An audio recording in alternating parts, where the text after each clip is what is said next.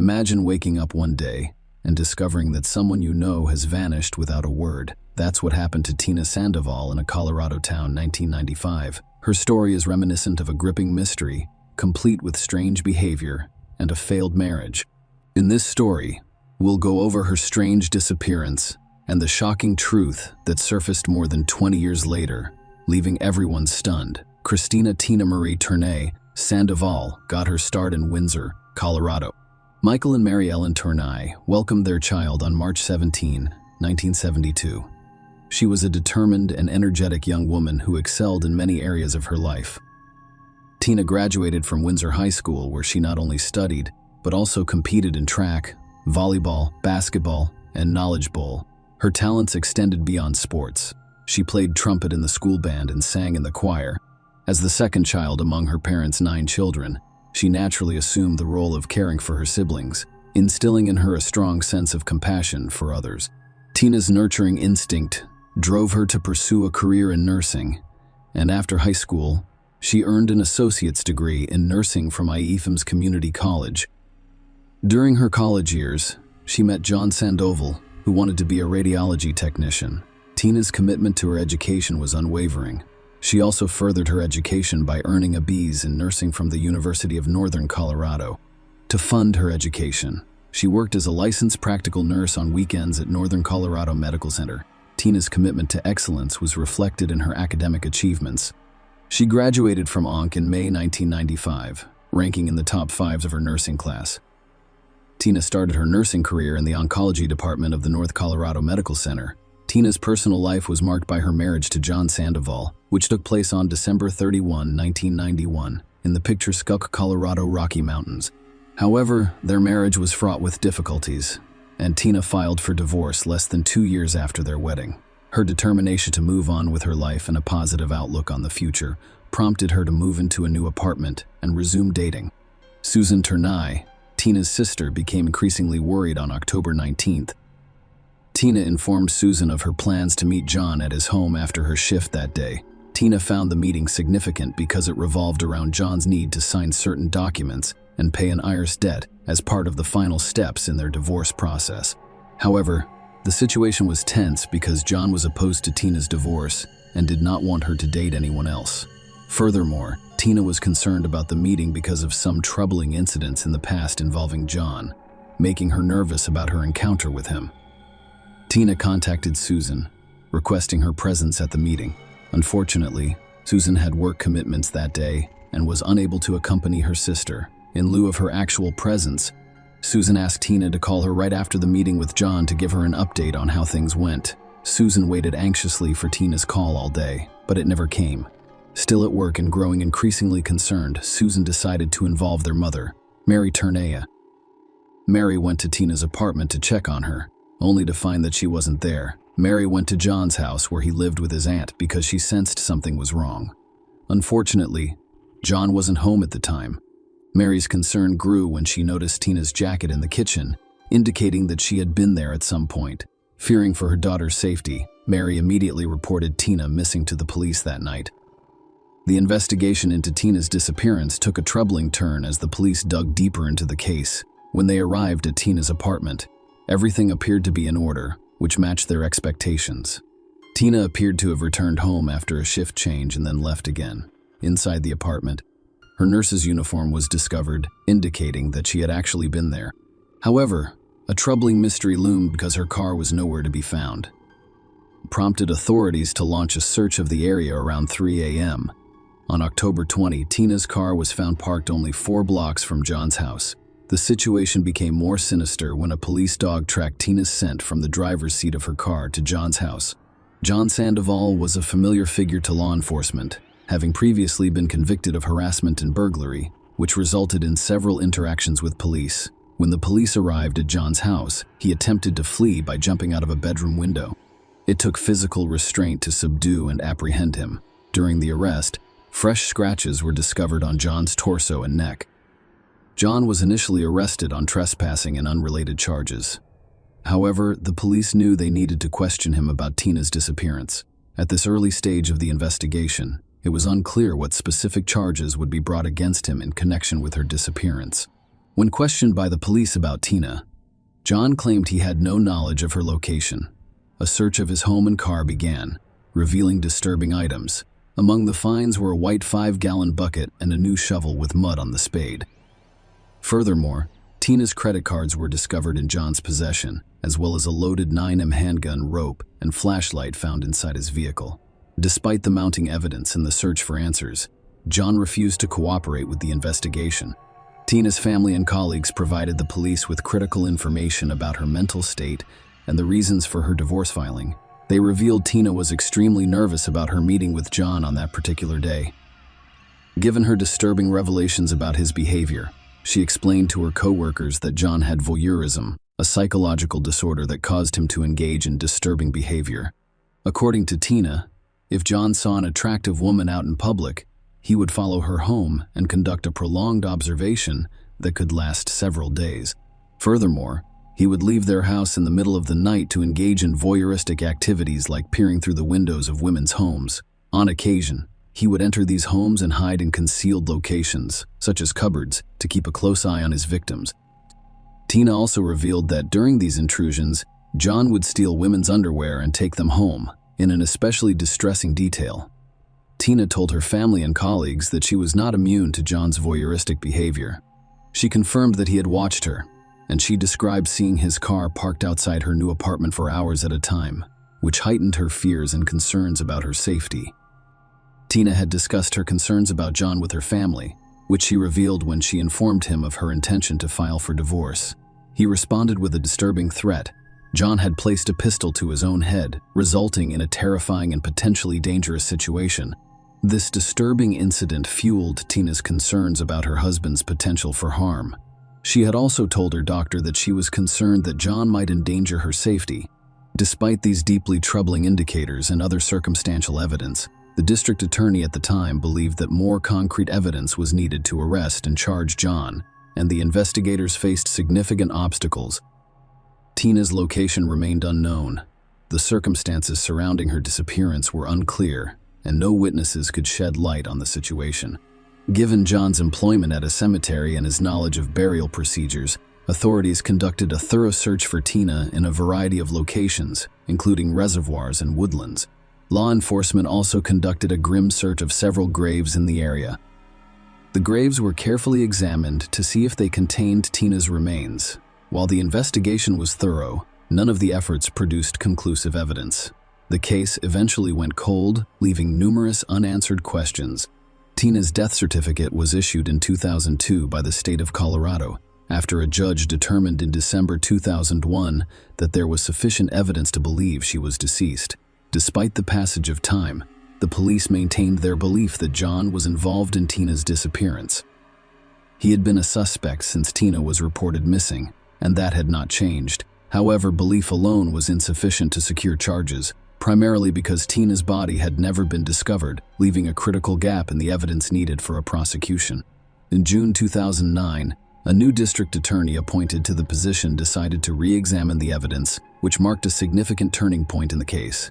Despite the absence of new evidence, he decided to charge John Sandoval with first-degree murder.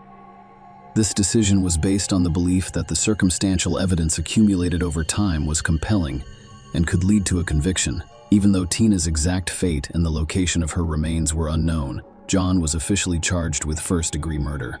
After being charged, John entered a plea of not guilty.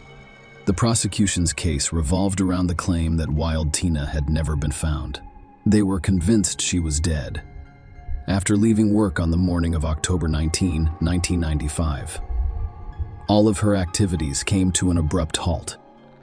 There had been no activity on her credit cards, bank account, nursing license, earnings, or Social Security since that date.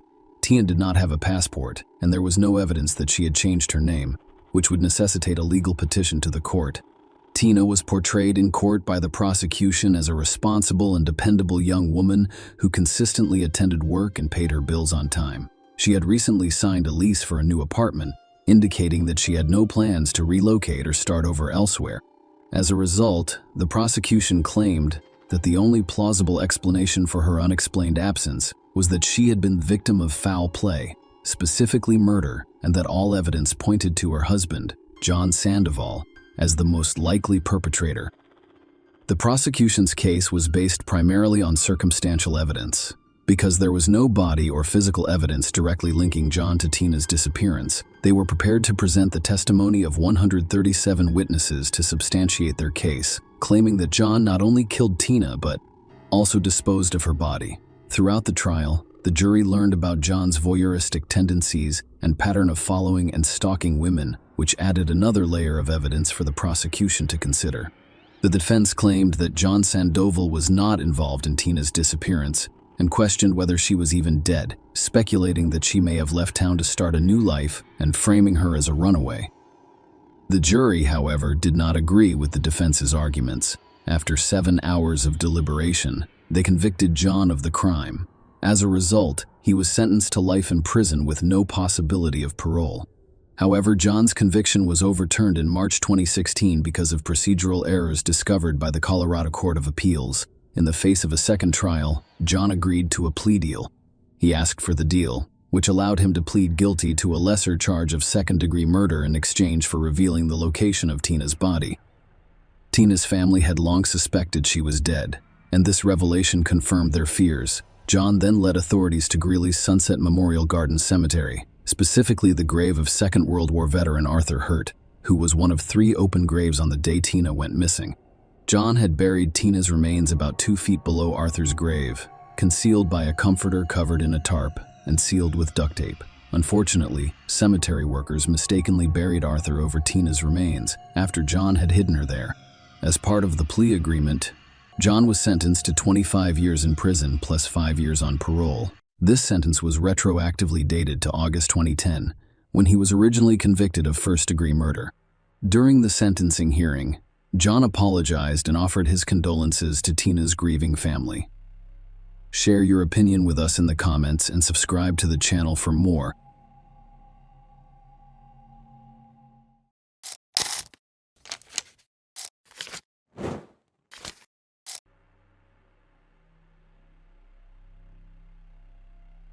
According to psychologists, teenagers typically commit crimes for 3 reasons: a desire to assert themselves and gain authority among their peers, an addiction to alcohol or illegal drugs, and, most importantly, a sense of impunity. Even for the most serious crimes, minors frequently face lenient sentences due to their young age. In our story today, a schoolgirl named Mackenzie Sharilla became the perpetrator of a terrible tragedy that claimed 2 lives at once. However, the girl did not feel remorse for her crime and stated during the trial that she could do almost anything to stay alive. However, she does not consider herself cool. Mackenzie repeatedly changed her testimony, blaming everything on a lapse in memory, and appeared to be confident until the very end that she would get away with it. But the judge's verdict literally stunned the young criminal and her mother, who was desperately defending her daughter. But let's get to the bottom of this. Who is Mackenzie Sharilla? Mackenzie Sharilla was born in August 2004 in the quiet town of Strongsville, Ohio. As the family's 3rd child, her parents, John Gorilla and Natalie Stevens, tried to raise their heirs with love and care, providing a good education and encouraging all endeavors.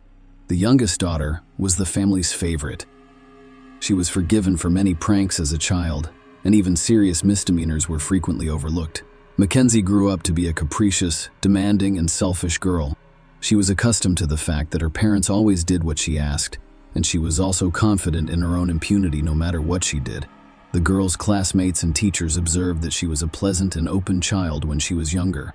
However, as she grew older, her character and behavior deteriorated. If something went wrong, she would throw a real tantrum, act impudently and impatiently, swear, and even get into a fight. Mackenzie did not consider anyone else's opinions except her own. Her words should always come last, and she prioritized her own interests above all else. The girl's personality deteriorated during adolescence, but her parents saw nothing wrong with this, believing that her daughter is in a transitional period and should be treated with understanding and patience. However, bad character was far from the worst of the issues. Mackenzie was addicted to alcohol during high school and occasionally dabbled in illegal drugs, but she got away with it. Often the girl's actions were reckless and posed a direct threat not only to herself, but also to those around her. Parents continued to ignore or refuse to acknowledge the obvious problem. Mackenzie, Like many of her peers, was an avid social media user who rarely took her smartphone out of her hand.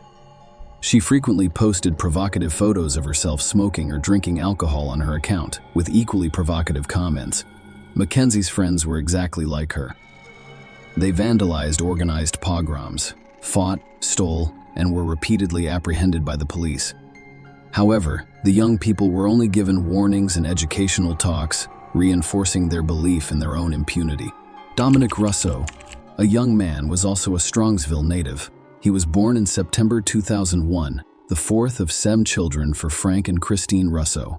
The boy grew up with 3 brothers and 3 sisters, with whom he was always very close. Dominic excelled in school, was an active participant in sports from a young age, and strived for a healthy lifestyle, despite having grown up in a large family. He and his brothers and sisters were not denied parental love, attention, or care. Frank and Christine were moderately strict with their children, while also encouraging their overall development. Dominic always had a lot of friends. He was accustomed to being the center of attention and became the heart of any business. The young man had a bright and attractive appearance, was trim and interesting, and he had many admirers from a young age. He tried to avoid fleeting romances, instead focusing on serious and promising relationships. Rousseau enrolled in a local university after graduating from high school, where he chose to specialize as a performing arts producer. He aspired to be a well-known music producer.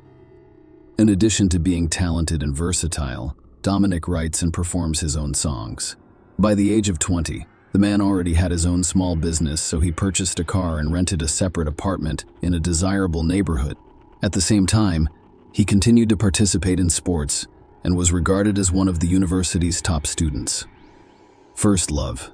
Dominic and Mackenzie first met as members of the graduating class. It happened at one of the parties in the company of mutual friends, and this unintentional encounter proved fatal for both of them. Young people were diametrically opposed, and opposites attract. Mackenzie was immediately drawn to a handsome, curly-haired young man with a strong musical background. He was very different from the guys she usually hung out with. He was well educated, polite, and interesting, and he could hold a conversation about anything. Mackenzie had a striking appearance and a slim figure. She dressed well and knew how to make a good impression. She used all of her charm to get the guy she like's attention, and she was successful fairly quickly. The couple began dating in the fall of 2021, and they almost immediately introduced the chosen one to their parents. But while Mackenzie's parents were overjoyed with her choice and thought Dominic was an excellent couple for their daughter, the guy's parents had mixed feelings about his passport. On the one hand, the girl appeared innocent and attempted to make a good impression on them. However, something in her immediately alerted Frank and Christine Russo, Cheryl's friends and family members. We are confident that Mackenzie fell in love for the first time in her life and sincerely hoped that the relationship with the chosen one would positively affect her character and behavior. Nobody could have predicted the tragedy that would bring this useful romance to an end. The couple began to appear everywhere together, holding hands and openly expressing their deep affection for each other. The relationship became widely known in the small town. Those who knew Mackenzie well genuinely felt sorry for her boyfriend, but the majority were simply happy for them. What was wrong with her? Dominic began to notice oddities in his girlfriend's behavior, such as her defiant antics and desire to make everyone around her do exactly what she wanted. At first, he didn't pay much attention to it, blaming it all on his youth and desire for attention. The young people planned their future together, including getting married as soon as Mackenzie turned 18. They also intend to leave their home province and work together to conquer a major city. Ideally, Dominic's time in New York would provide him with numerous opportunities to pursue a successful career in the music industry and fully demonstrate his talent. But as time passed, Mackenzie's behavior became increasingly alarming and sometimes even scared the guy she demanded from her boyfriend. But he only did what she asked, and if he didn't agree with her on something, she caused scandals, threw tantrums, and acted like a little capricious child. Dominic initially attempted to turn everything into a joke, but quickly realized that this is the true face of his chosen one. In public, she was still trying to hold on, but when she was alone with her boyfriend, he unleashed the full force of his emotions on him, sometimes even pounced on him with fists. Mackenzie's behavior became increasingly aggressive, and eventually, the young man decided he'd had enough. He suggested that she take a break from the relationship and sort out her feelings. However, when Mackenzie learned of this, he had a public fight in front of their mutual friends. She screamed, threatened dominance, said she would kill him if he left her, and threatened to burn down his house and destroy his car. However, she only increased his confidence that he was doing the right thing by ending this toxic and unsatisfactory relationship, obsessive stalking.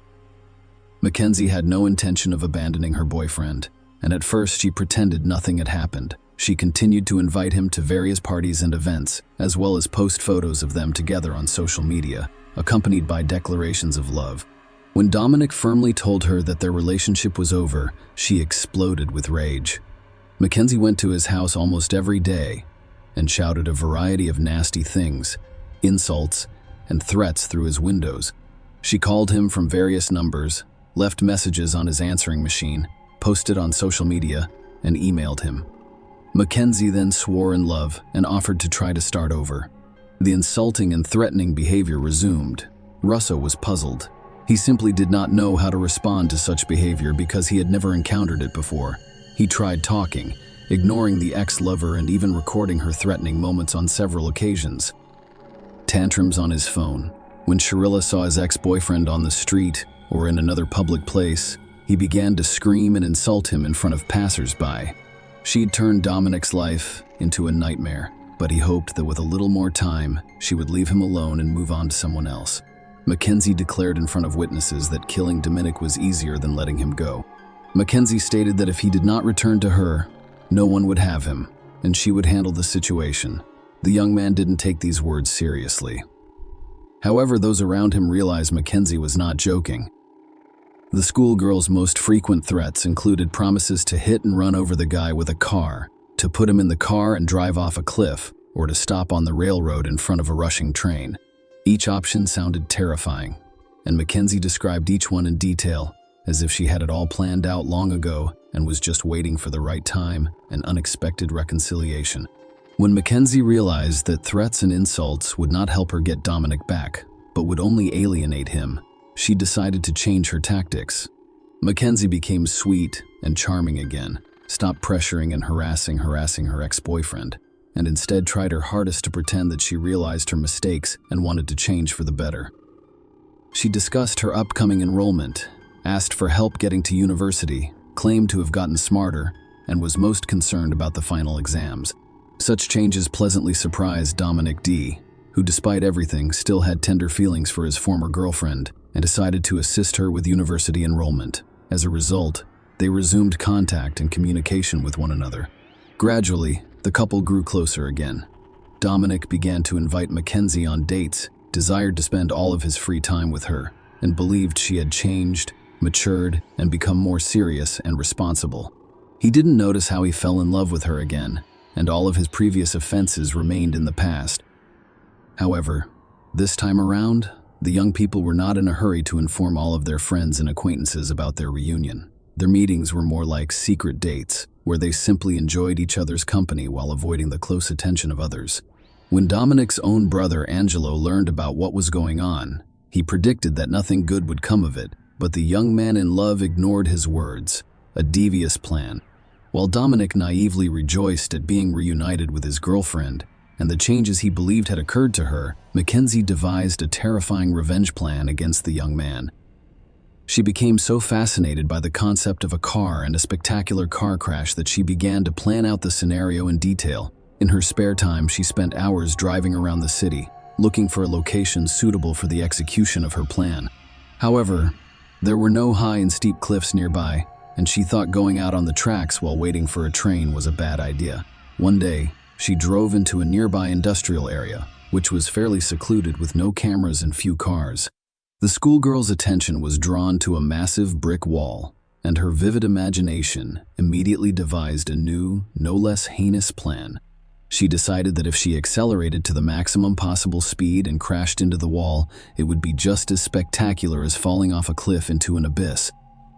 It should be noted that Mackenzie originally intended to die alongside her lover so that their story could be retold by the entire city. She even informed her best friend about it. But her friends simply did not believe in the seriousness of her intentions because Mackenzie had previously entertained such delusional ideas. but everything was limited to empty conversations, a disastrous execution of the plan, and an unintentional victim. At the end of July 2022, just a week before her 18th birthday, Mackenzie suggested to Dominic that they attend an upcoming party hosted by their mutual friends. It would be a good opportunity to have fun, unwind, and let everyone know that they were back together and loved each other dearly. The young man readily consented. He still didn't feel threatened by Mackenzie and trusted her sincerity and intentions. The event was scheduled for Saturday, July 30, and Dominic and Mackenzie appeared in the middle of the party, holding hands, drawing the attention of everyone present. They appeared happy, smiled, and openly expressed affection and feelings for one another. Friends were overjoyed with their reunion, remarking that they are a stunning and harmonious couple. The young people had a great time all evening and night, willingly being photographed and kissing in public without China's permission. But no one expected such a terrible tragedy to end this party. The couple drank a little, as did everyone else at the event, but Mackenzie secretly took a dose of illegal drugs for courage so as not to change his mind, and did not hit the brakes at the last minute. In the morning, Russo and Sharilla said their goodbyes and drove away, but then a friend of the guy, Ivan Flanagan, followed them and asked for a ride home. Mackenzie tried to object, claiming that they had their own plans, but Dominic saw nothing wrong with giving his friend a ride. Mackenzie agreed to sign Damien's death warrant because he did not want to fight, raise suspicions, or change plans. Despite her lover's objections, Mackenzie drove the car. Her boyfriend sat beside her in the passenger seat, and her friend sat behind him. The car started and slowly moved away from the party venue, embarking on its most recent journey.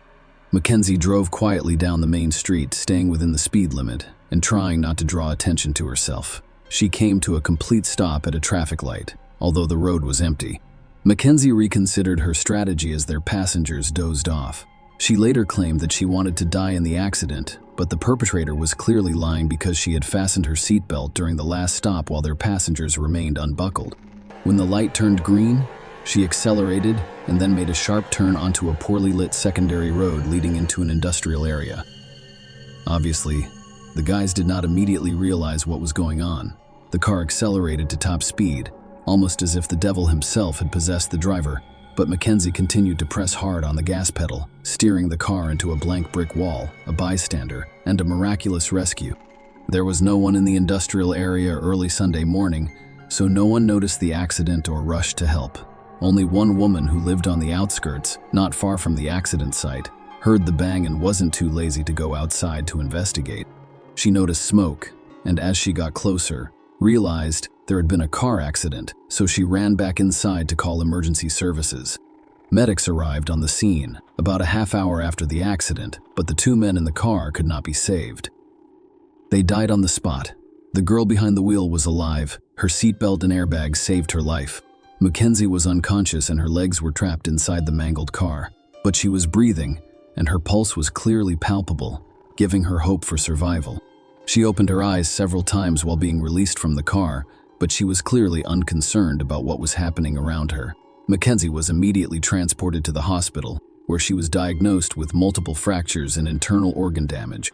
Blood tests revealed that she was under the influence of both alcohol and drugs. However, the doctor believes that is what kept her from dying of painful shock. While help was on its way, the investigation leads to a confession.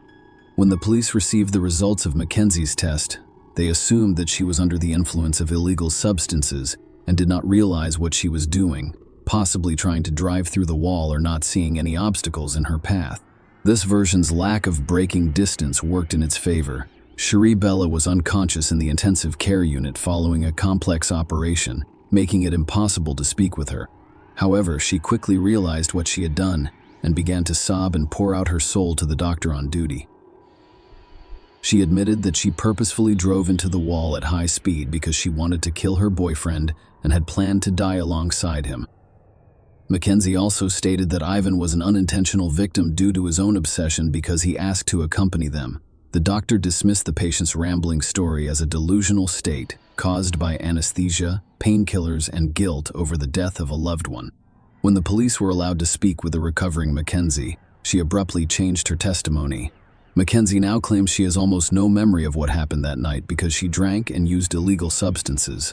According to the girl, She had a lapse in memory after getting behind the wheel, including how Ivan was in the vehicle. She has no idea. However, the facts indicated otherwise.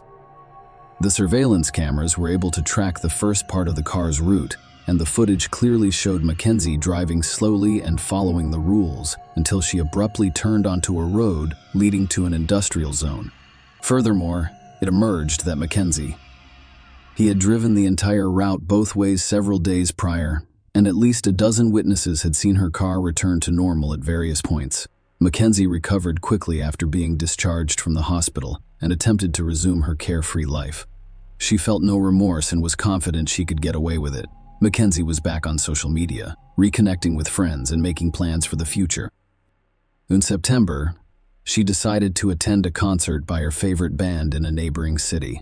Her legs' bones hadn't fully fused at the time, but that didn't stop her from performing on stage in a wheelchair.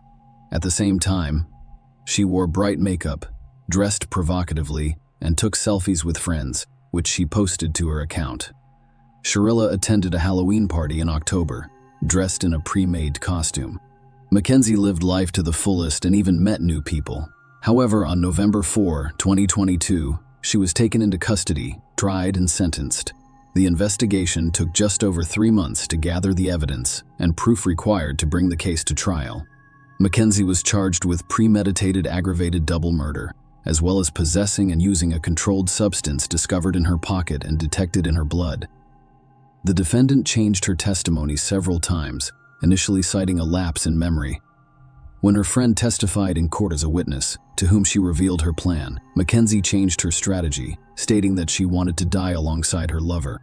Even here, inconsistencies were quickly discovered because he had previously fastened her with a seatbelt. On August 21, 2023, Sharilla was found guilty of all charges. However, an important detail was taken into account: the time of the crime.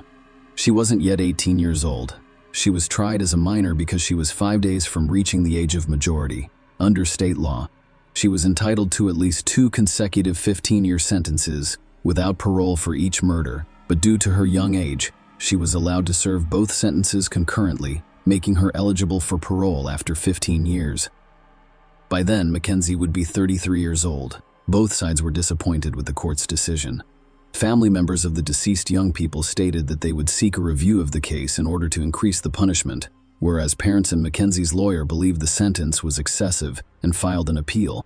However, the judge left the sentence unchanged, noting that he did not believe Sharilla would be released after 15 years in prison. The defendants, in his opinion, did not repent for the evil they had done and acted arrogantly and even insolently in court. But now she will have enough time to reflect on her heinous act. Share your opinion with us in the comments and subscribe to the channel for more.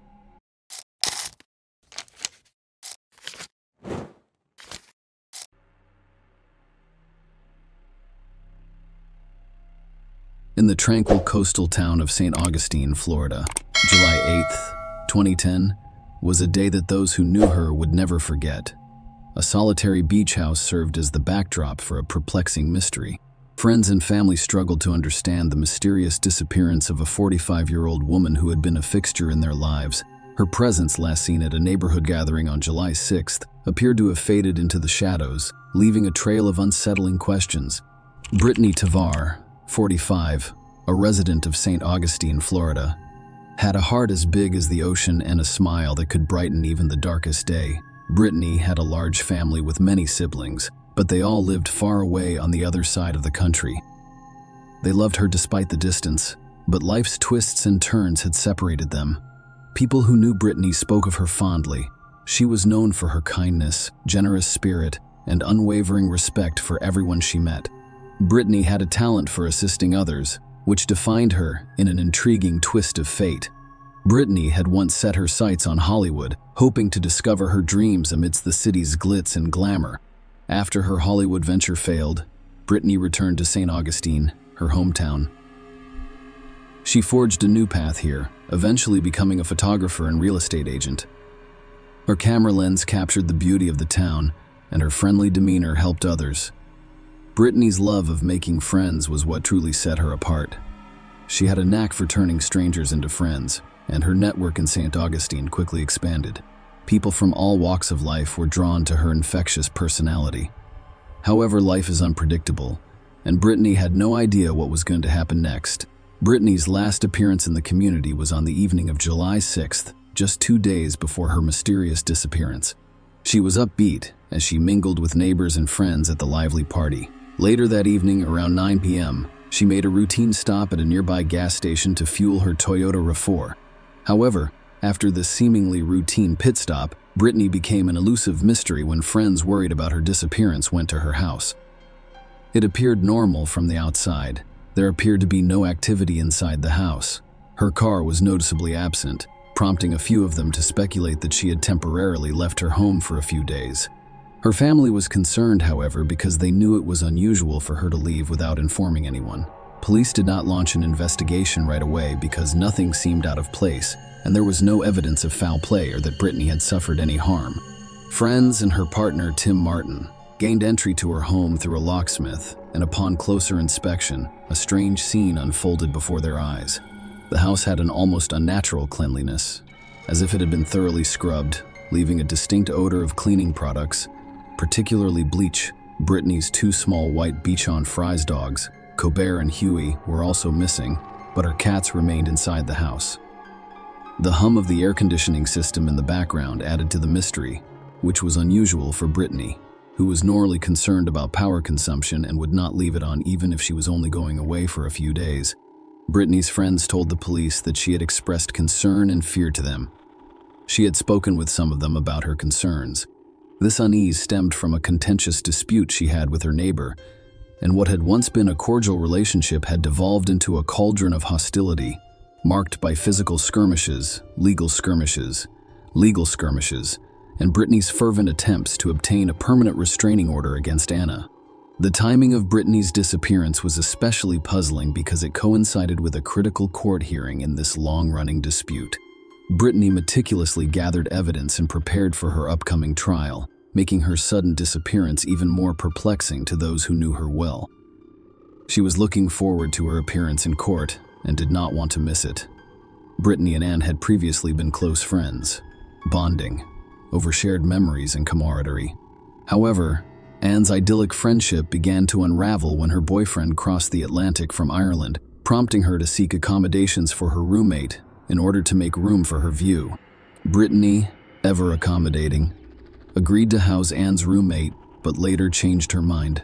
This abrupt reversal heightened tensions between Brittany and Anne, laying the groundwork for a contentious dispute. The conflict escalated to alarming proportions, culminating in a shocking physical altercation that resulted in Brittany's arrest on battery charges. Her once welcoming demeanor had changed to one of resolute determination to seek legal protection against Anne's perceived threats. Brittany carried a video camera with her at all times, documenting every interaction with Anne in order to gather irrefutable evidence for the impending court battle. Among these clashes, the day Brittany disappeared emerged as a watershed moment. She had long anticipated the day she would appear in court for the civil suit seeking a permanent restraining order against Anne. She had worked hard to gather evidence and prepare to present her case to her friends and family. The idea of Brittany willingly missing this critical hearing seemed implausible. While Anne naturally became a person of interest in the eyes of investigators, initial inquiries indicated she had a credible alibi. A few days after Brittany's last sighting, her 2 beloved dogs, Colbert and Huey, were discovered wandering separately in Hopkins, South Carolina, adding an unexpected twist to the case. In the midst of this neighborly feud, another aspect of Brittany's personality emerged. A compassionate spirit who had opened her home to at least 8 different homeless people over the years. Brittany welcomed them warmly, offering shelter in exchange for their assistance with various household tasks. Among them was Joseph Dean Roberts, a 26-year-old who had recently lived with Brittany. Brittany had only met Joseph a few weeks before her mysterious disappearance at a local Barnes & Noble bookstore. Despite their brief interactions, Joseph had shared his harrowing story with her. He had become homeless after losing his job at the Kangaroo gas station on St. Augustine Beach. Brittany, known for her boundless kindness, extended her hand and offered him a place to stay. Joseph's first impressions painted him as an unassuming average young man, which was confirmed by his friends. They saw no reason for concern, believing him to be a typical house guest. However, Joseph had a tragic backstory, telling Brittany's friends that he had lost his parents and that his living situation had become hostile, prompting him to seek refuge under her roof. Brittany went above and beyond when she moved in by purchasing a computer. They shared ambitions to start a web design business together, which reflected Brittany's adventurous spirit. The police, who were always eager to try new things, became increasingly interested in Joseph as they learned more about his relationship with Brittany and the events surrounding her disappearance. He was pulled over for speeding in Brittany's car in Evanston, Wyoming, the day after her disappearance.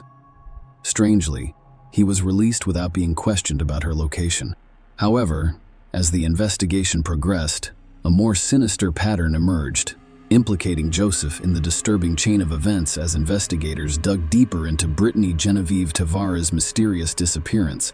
Joseph Dean Roberts emerged as a key figure in the unfolding mystery. His actions and connections to Brittany sparked suspicion, leaving a trail of questions that demanded answers. Joseph had become a person of interest for a variety of reasons. First and foremost, he was the last known person to be with Brittany on the evening of July 6th, just before her disappearance. Second, he'd been in possession of Brittany's car shortly after she went missing, which was a disturbing fact that could not be ignored. The circumstances surrounding his encounter with law enforcement in Evanston, Wyoming, were quite perplexing. On July 11th, he was pulled over for speeding while driving Brittany's car. Despite being alone and in possession of her vehicle, the police officer who stopped him made no connection to Brittany's disappearance and released him with a warning. Joseph's actions did not end at the traffic stop. Later that day, he was seen at a Walmart in Ontario, buying items that raised eyebrows. He acquired a tent, a black t-shirt, and tan cargo shorts. These unusual purchases fueled the growing suspicion of Joseph's involvement in Brittany's disappearance. The investigation took an alarming turn when it was discovered that Brittany's credit card was still being used, despite the fact that she had vanished without a trace. Authorities closely examined the credit card transactions and discovered a troubling pattern. Brittany's card had been used in multiple states, including North Carolina, Idaho, and Oregon. This financial trail painted a picture of someone taking advantage of Brittany's possessions, fueling fears that she was in serious danger. With mounting evidence and growing concerns about Joseph's potential involvement, authorities took a proactive approach and issued a public alert. The message was clear. Joseph Dean Roberts was a person of interest in Brittany's disappearance, and he should not be underestimated. Law enforcement warned that he could be armed and dangerous, prompting a nationwide search. The hope of finding Brittany alive persisted, but the details revealed a chilling and ominous picture. The search for Joseph Dean Roberts intensified, motivated by a desire for answers and justice in this haunting mystery. In the never-ending search for answers in Brittany, Genevieve Tavares' disappearance reached a watershed moment on October 12th, when Joseph Dean Roberts was arrested in Seattle for shoplifting. This seemingly unrelated incident would cast an ominous shadow over the ongoing investigation, eventually revealing the grim truth about Brittany's fate while Joseph was in custody. Florida authorities rushed to Seattle to question him about Brittany's disappearance. Their hope remained steadfast that Brittany was still alive and awaiting rescue. They had no idea that the chilling revelation that was about to unfold would put an end to that glimmer of hope.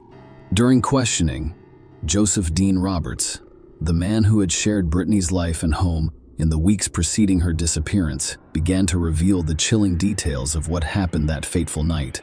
According to Joseph's confession, a heated argument broke out between him and Brittany on the night of July 6, 2010.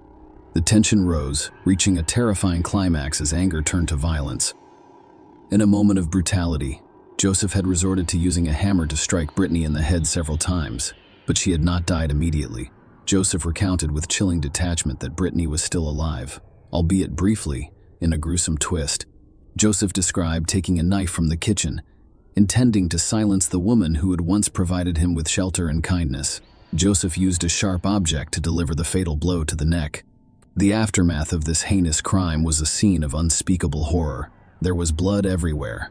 Joseph needed to act quickly to cover his tracks, so he used bleach and a slew of towels to remove the heinous evidence of his crime. The amount of blood was so large that it required 6 trash bags to contain the aftermath. In a chilling twist of fate, Joseph's original plan was to hide Brittany's lifeless body in the attic. However, he quickly realized that her remains were too heavy to carry up the stairs. Instead, he resorted to wrapping her lifeless body in sheets and garbage bags, leaving her tragically unrecognizable. Brittany's body was then placed in her own car. However, the question remained: why had Joseph chosen to accompany Brittany's beloved dogs on his sinister journey to conceal his heinous crime? Joseph's twisted logic came to light. He understood that leaving the dogs at Brittany's house would raise suspicions. He needed to buy time, diverting attention away from the atrocities he had committed. Brittany's life was ended. Joseph set out on a grim journey with her body hidden in her own car and her once loved pets by his side.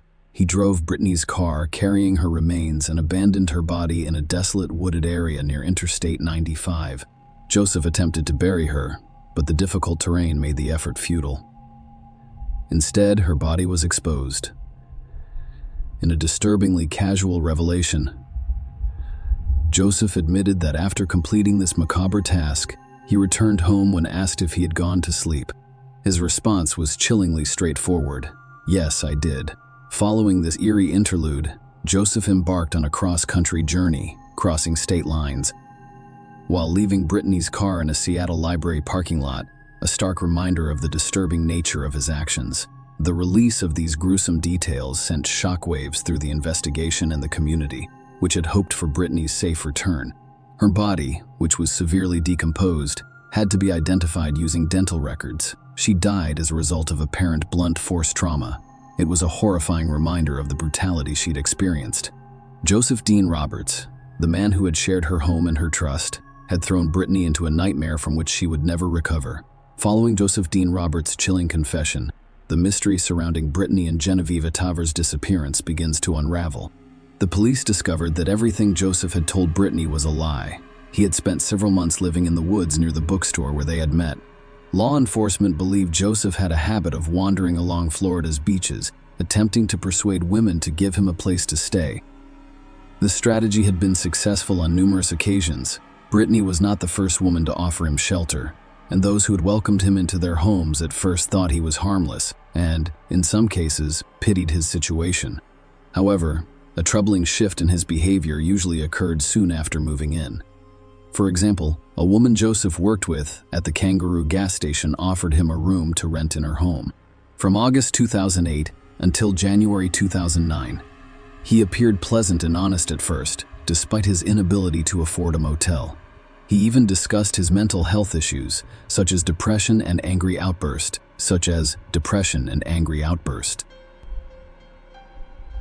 However, within a few weeks, his behavior deteriorated.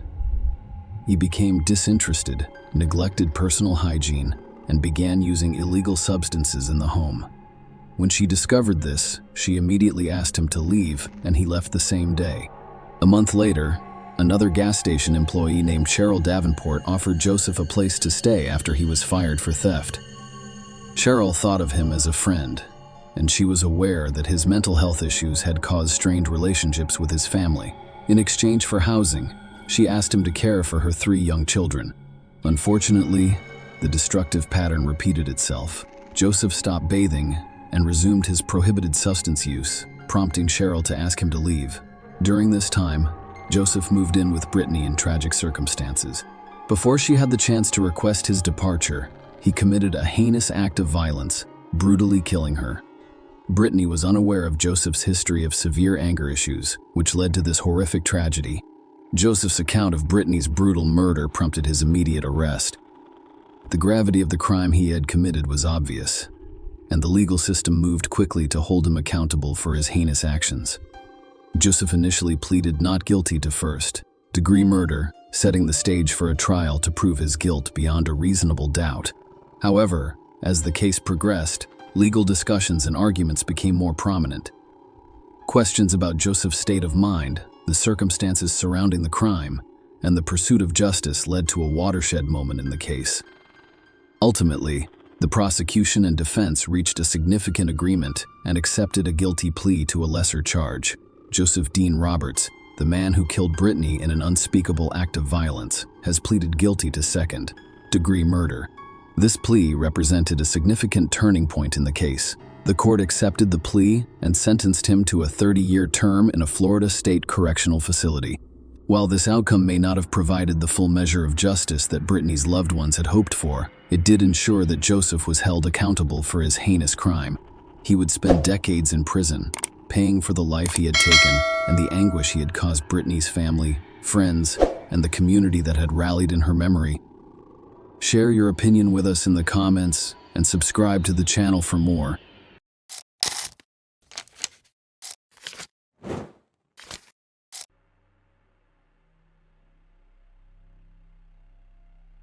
The case of Matthew Winkler reveals the secrets of a religious family. Sometimes the most horrific and unpredictable crimes are committed by seemingly perfect families. Of course, even in the most prosperous unit of society, a crisis can arise that goes unnoticed by others, but literally poisons the lives of all family members, eventually leading to tragedy.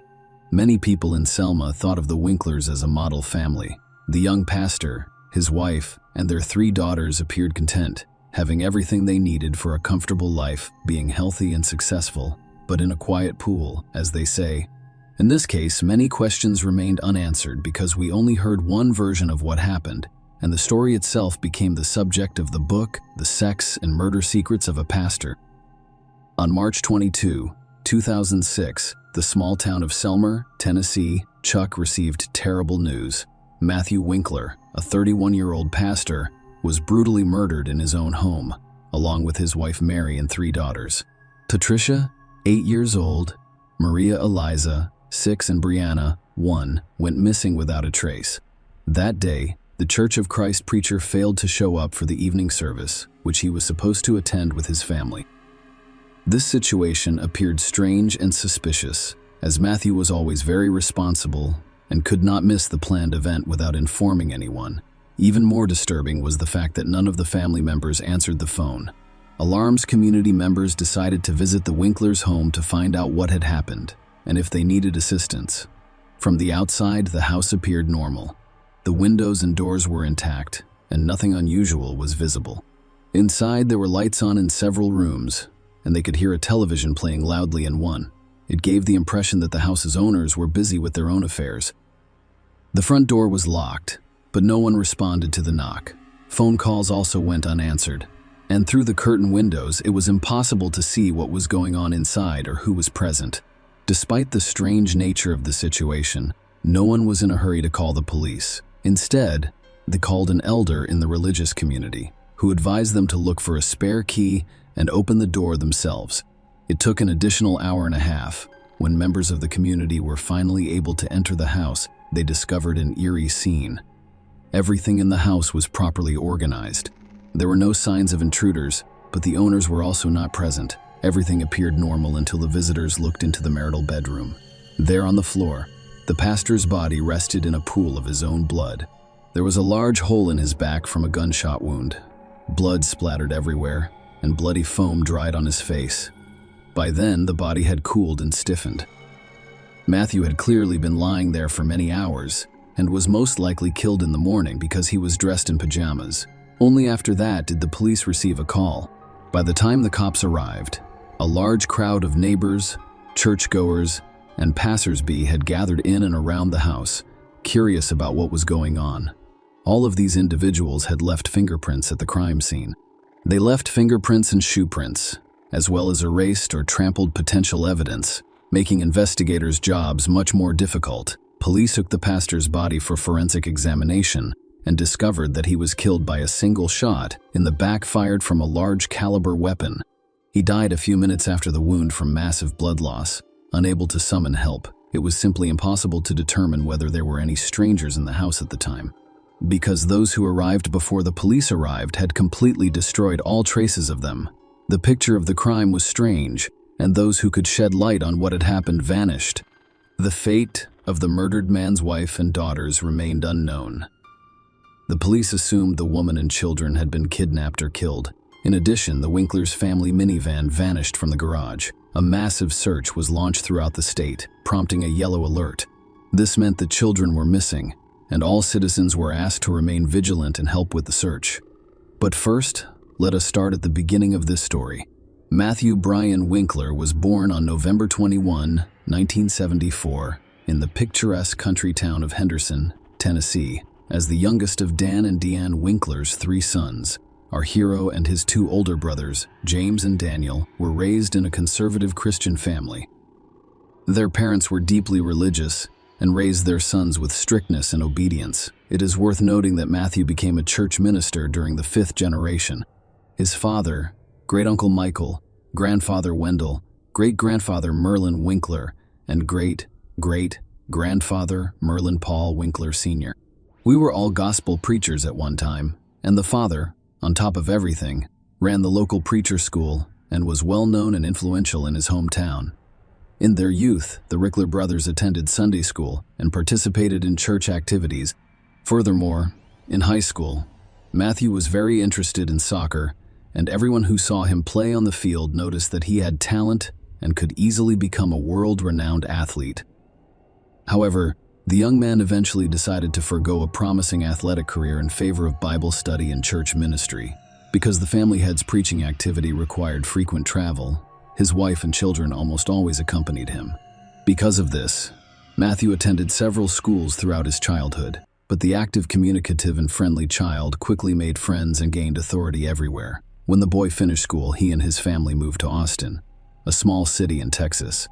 Matthew was a creative person with a magnetic personality, but he could not boast of any outstanding academic achievements. Following his high school graduation, he enrolled in and graduated from Freed-Hardeman College.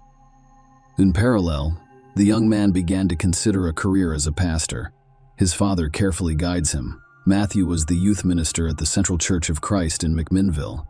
He was later appointed to preach at the 4th Street Church of Christ in Selmer, Tennessee. Mary Carol Winkler, maiden name Freeman, was born in December 1973 in Guides Township, Tennessee, as the oldest of her parents' 2 daughters. She was also raised in a highly religious family with strict guidelines. For many years, the family's head pastored the Christian church, where the girl attended Sunday school. Several years later, the family welcomed a second daughter, Patricia. Unfortunately, the girl was born prematurely and suffered from a variety of serious medical conditions, including cerebral palsy, encephalitis, epilepsy, and mental retardation. For many years, the parents refused to accept the child's disappointing diagnoses and worked tirelessly to treat her, even agreeing to experimental therapy. However, it did not result in any significant improvement. Mary adored her younger sister, always treating her with affection and doing her best to care for her. However, in 1987, when Patricia was 10 years old and bathing in the bathtub, her older sister was only a minute away, taking something from the bathing accessories, and at that very moment, the girl had another epileptic seizure. When Mary returned to the room, her sister had stopped breathing, and all attempts to resuscitate her had failed. For a 13-year-old girl, it was a huge shock and the first loss in her life. She blamed herself for the tragedy and was on the verge of a nervous breakdown. Teachers who saw the deplorable state of Mary sent her to the school psychologist, working with whom she helped, but her father, learning about what was happening, made a scandal and forbade his daughter to go to the sessions, saying that such problems are discussed only within the family. In reality, the girl never received genuine moral support from her parents. She tried to avoid any conflicts, and after her younger sister's tragic death, she became withdrawn because her father refused to let her seek help from a specialist. The trauma over the years has caused serious psychological issues. Following Patricia's death, the parents decided to adopt Charlotte, a little girl from a dysfunctional large family.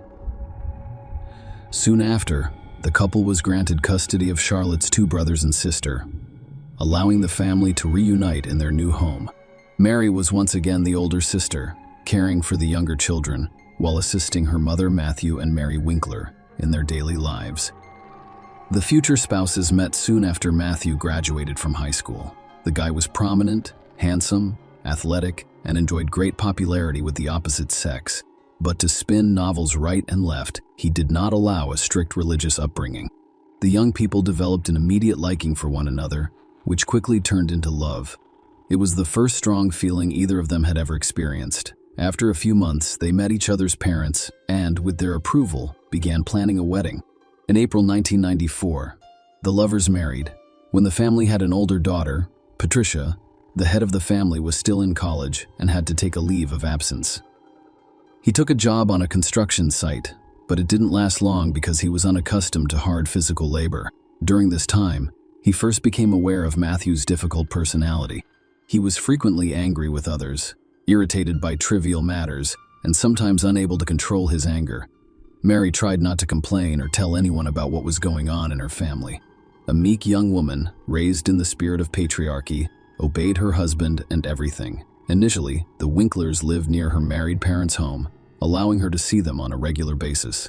Mrs. Freeman was soon diagnosed with cancer, which spread quickly and left her literally burned in just a few months. It was another shock for Mary, and she was now responsible for her underage siblings. Mary was pregnant again at the time, which complicated the situation even more. However, shortly after the birth of their second daughter, the family relocated to another city, where they purchased their own small home. After the move, Mary became completely absorbed in caring for the baby and almost stopped communicating with her father, as well as her younger brothers and sisters, who were overly demanding and required constant attention. In addition, the young mother developed severe postpartum depression. Everyone who was close to the Winkler family noticed some oddities in Mary's personality and behavior. The young woman was described as an introvert and even sociophobic. She didn't communicate with anyone. It was difficult for her to form new acquaintances, let alone friendships. He had mood swings, was prone to depression, and anything could bring her to tears. While Matthew was establishing his career as a pastor, his wife became increasingly distant. The situation became even more complicated when Mary became pregnant again, and she discovered a few months later that the fetus had died in her womb. Mary was shocked by the news, as she had been looking forward to the arrival of this child and had hoped to see the long-awaited 2 stripes on the pregnancy test. She could only do it 2 years later, and her happiness was limitless. This time, Mary kept her pregnancy hidden for a long time, as if she was afraid of something. She did so until her situation became clear. Everyone resumed discussing Mary's strange behavior and pathological reticence. Mrs. Winkler's strange behavior was linked not only to the severe psychological trauma she experienced as a child, but also to an extremely unhealthy environment within her own family, which exacerbated her already unstable nervous system. The head of the family was a man of authority and demanded unconditional obedience. Despite the fact that in public, the Winklers appeared to be an ideal married couple, with trust, mutual respect, and harmony. In reality, their neighbors have repeatedly heard the husband yell and snap at his wife for no obvious reason. Nobody could have imagined that a respected pastor would touch his wife, until one day Mary had a huge black eye. Despite the fact that she denied the fact of domestic violence and said that it was an accident. The city quickly spread rumors about a young preacher who brutally beats his children's mother. In addition, Matthew at some point developed an irresistible urge to experiment in bed. He offered his wife to diversify their intimate life with role-playing games, adult toys, and so on. But for Mary, brought up in strictness, with conservative views, such was unacceptable. She strongly restricted her husband in this, which infuriated him, and he repeatedly tried to get what he wanted by force. One day, after another abuse in bed, Mary called her only close friend in tears and complained to her about the situation. The friend, who promised to keep her secret, immediately blabbed about everything, which provoked a new wave of rumors and gossip about the unacceptable behavior of the clergyman. At that time, Matthew was up for promotion and aspired to be a local church leader, but he was rejected because of rapidly spreading unpleasant rumors about him.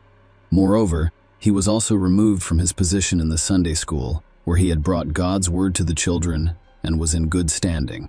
This was requested by the parents, who had also heard about the pastor's peculiar predilections. All this forced the family to leave their residence and move to another city, where they planned to start over.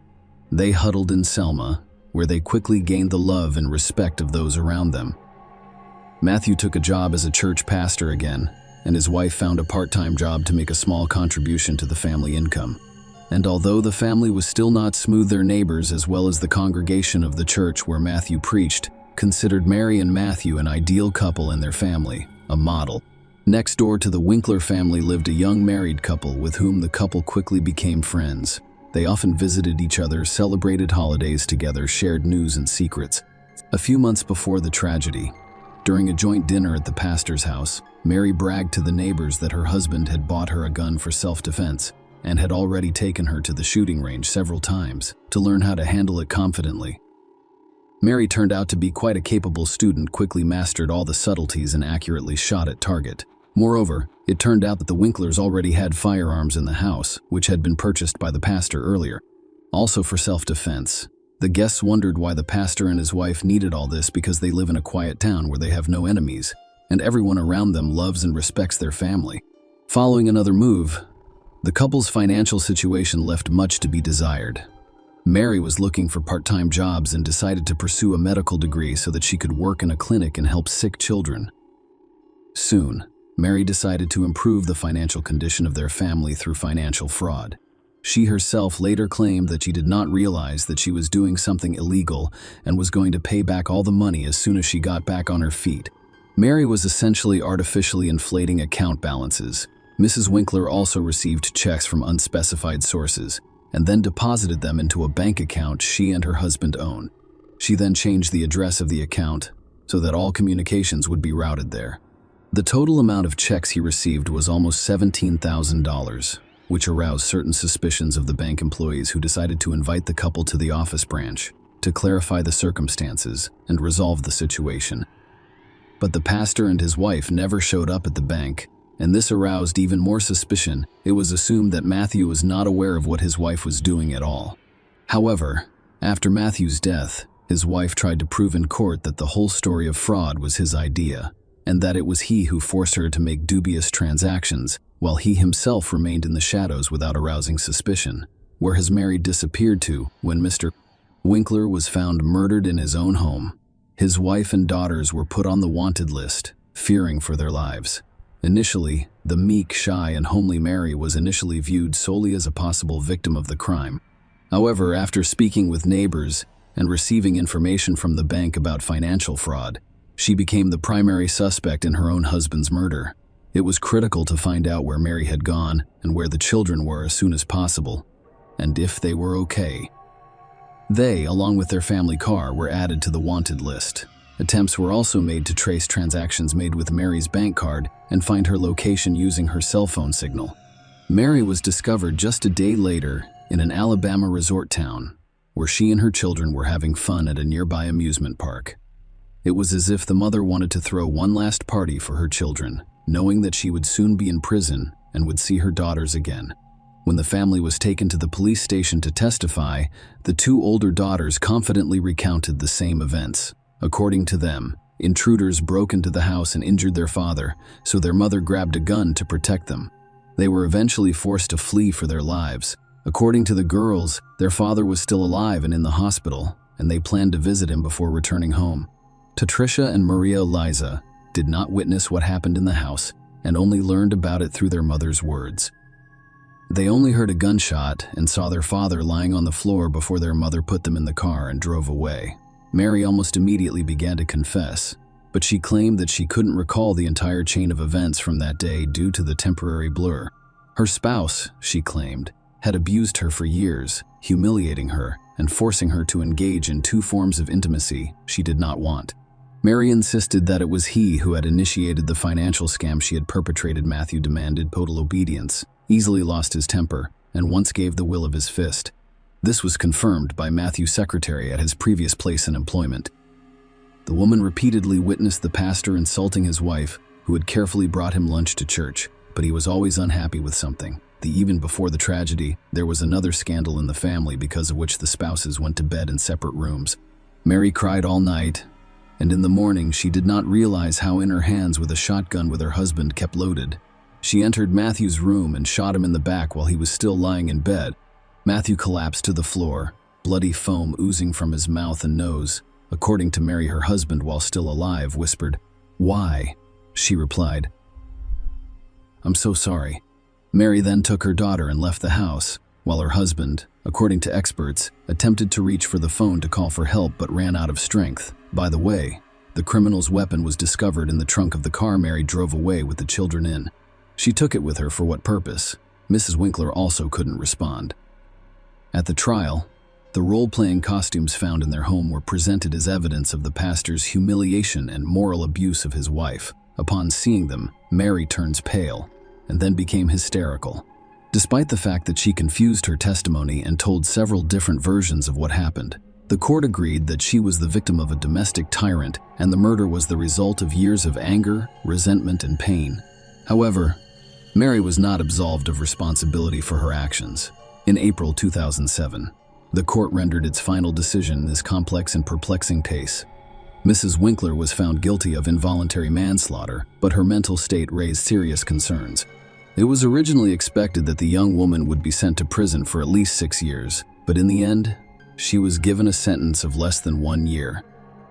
She spent 2 months of her sentence in a psychiatric hospital, where experts were determining whether she would be able to regain custody of her children upon release. Mary was given sole custody of her daughters in the summer of 2008, who'd been living with their paternal grandparents up until then. This situation deeply upset Matthew's parents. They believed that their daughter-in-law had deliberately killed their son and received little punishment for it, and now their granddaughters have full custody of her. However, all of their previous attempts to file appeals had failed. The fraud case never went to trial, the bank never filed formal charges, and the entire case was dropped. Share your opinion with us in the comments, and subscribe to the channel for more.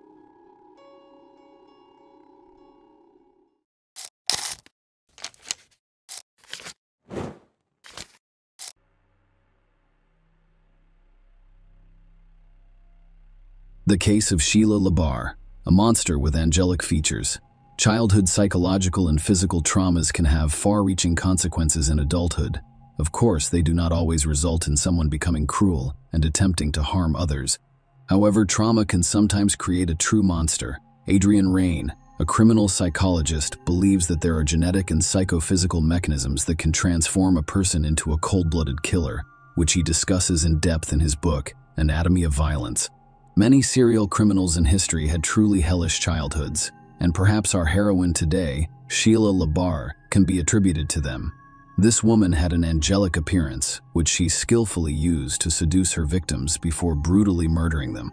Despite the fact that the court was only able to establish 2 of her crimes, criminologists are confident that there were many more. And now let us look at this difficult story from the beginning to see if Sheila LaBarre was born a monster or if she became one as a result of the cruelty she experienced as a child. Who is Sheila LaBarre? Sheila LaBarre was born on July 4, 1958, in the small country town of Fort Payne, Alabama. She was the youngest of her parents' 3 children, raised alongside her brother and sister Lynn. Her childhood was spent on a picturesque but rather secluded farm surrounded by cornfields. Lynn's older sibling remembered Sheila as an active, inquisitive, and open-minded girl with a creative streak. She enjoyed being the center of attention, had a pleasant voice, and had a cute appearance. So if her life had gone differently, she could have become a famous actress or singer.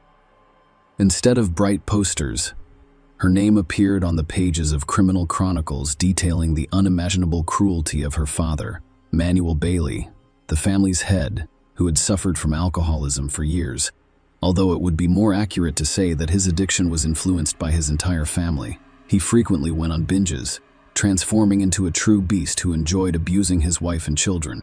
He insulted and humiliated them, beat them with whatever he could get his hands on, threw everyone out in the middle of the night in a downpour or frost, and locked himself inside the house. We are not allowing anyone inside. Mothers, daughters, and sons frequently had to spend the night in a barn or outdoors in the field. When Manuel became drunk again and began throwing dishes and other objects at his family members, the mother did her best to protect the children. However, one of the flower pots thrown by her husband struck her youngest daughter Sheila in the head. Sheila sustained a severe concussion and a permanent scar on her temple, which he painstakingly covered with her hair. However, the insults and beatings were not the worst thing the sisters had to go through in their parents' home. According to Sheila and Lynn's memories, Manuel forced them to become intimate from a young age. The mother may have been aware of what was going on, but the matter was never discussed. Despite the nightmare at home, Sheila did well enough in school. She wished to leave the farm as soon as possible and conquer the big city. The girl was very ambitious and determined. She aspired to be an actress or a pop singer since she was a child, and he had everything for this: charisma, a good appearance, and a beautiful voice. Adulthood. First marriage. Sheila left her parents' home when she was just 18 years old. But adulthood was not as enjoyable. She was not permitted to enter university with an average score, and she lacked the funds to relocate to major cities. Then she got a job as a maid at one of the hotels where her older sister was already working. It should be noted that Sheila had a slim build and an attractive appearance. She had large blue eyes, a charming smile, and thick, long hair. She was surrounded by men's attention, which she eventually learned to use to manipulate her suitors. In the late 1970s, LeBar Bailey met a man named Jonathan Baxter, and they began a romantic relationship. Jonathan was not yet 20 years old at the time, but he did have a young daughter from a previous relationship.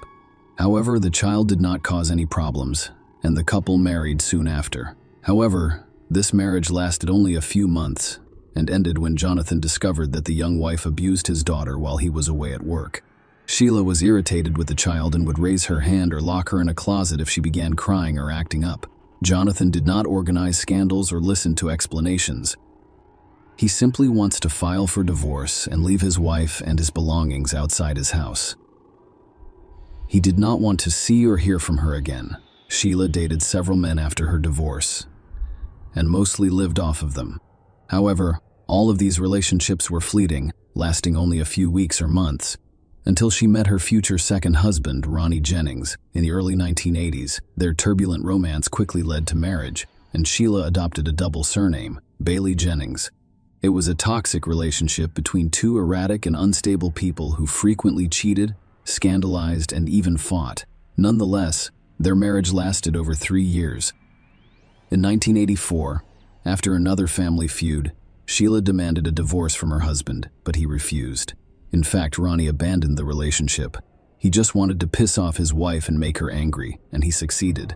Sheila became hysterical, consuming a large number of drugs in front of her husband while drinking heavily.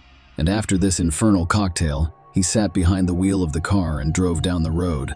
Sheila quickly lost consciousness under the influence of pills and alcohol, flew off the road, and collided with a tree at high speed.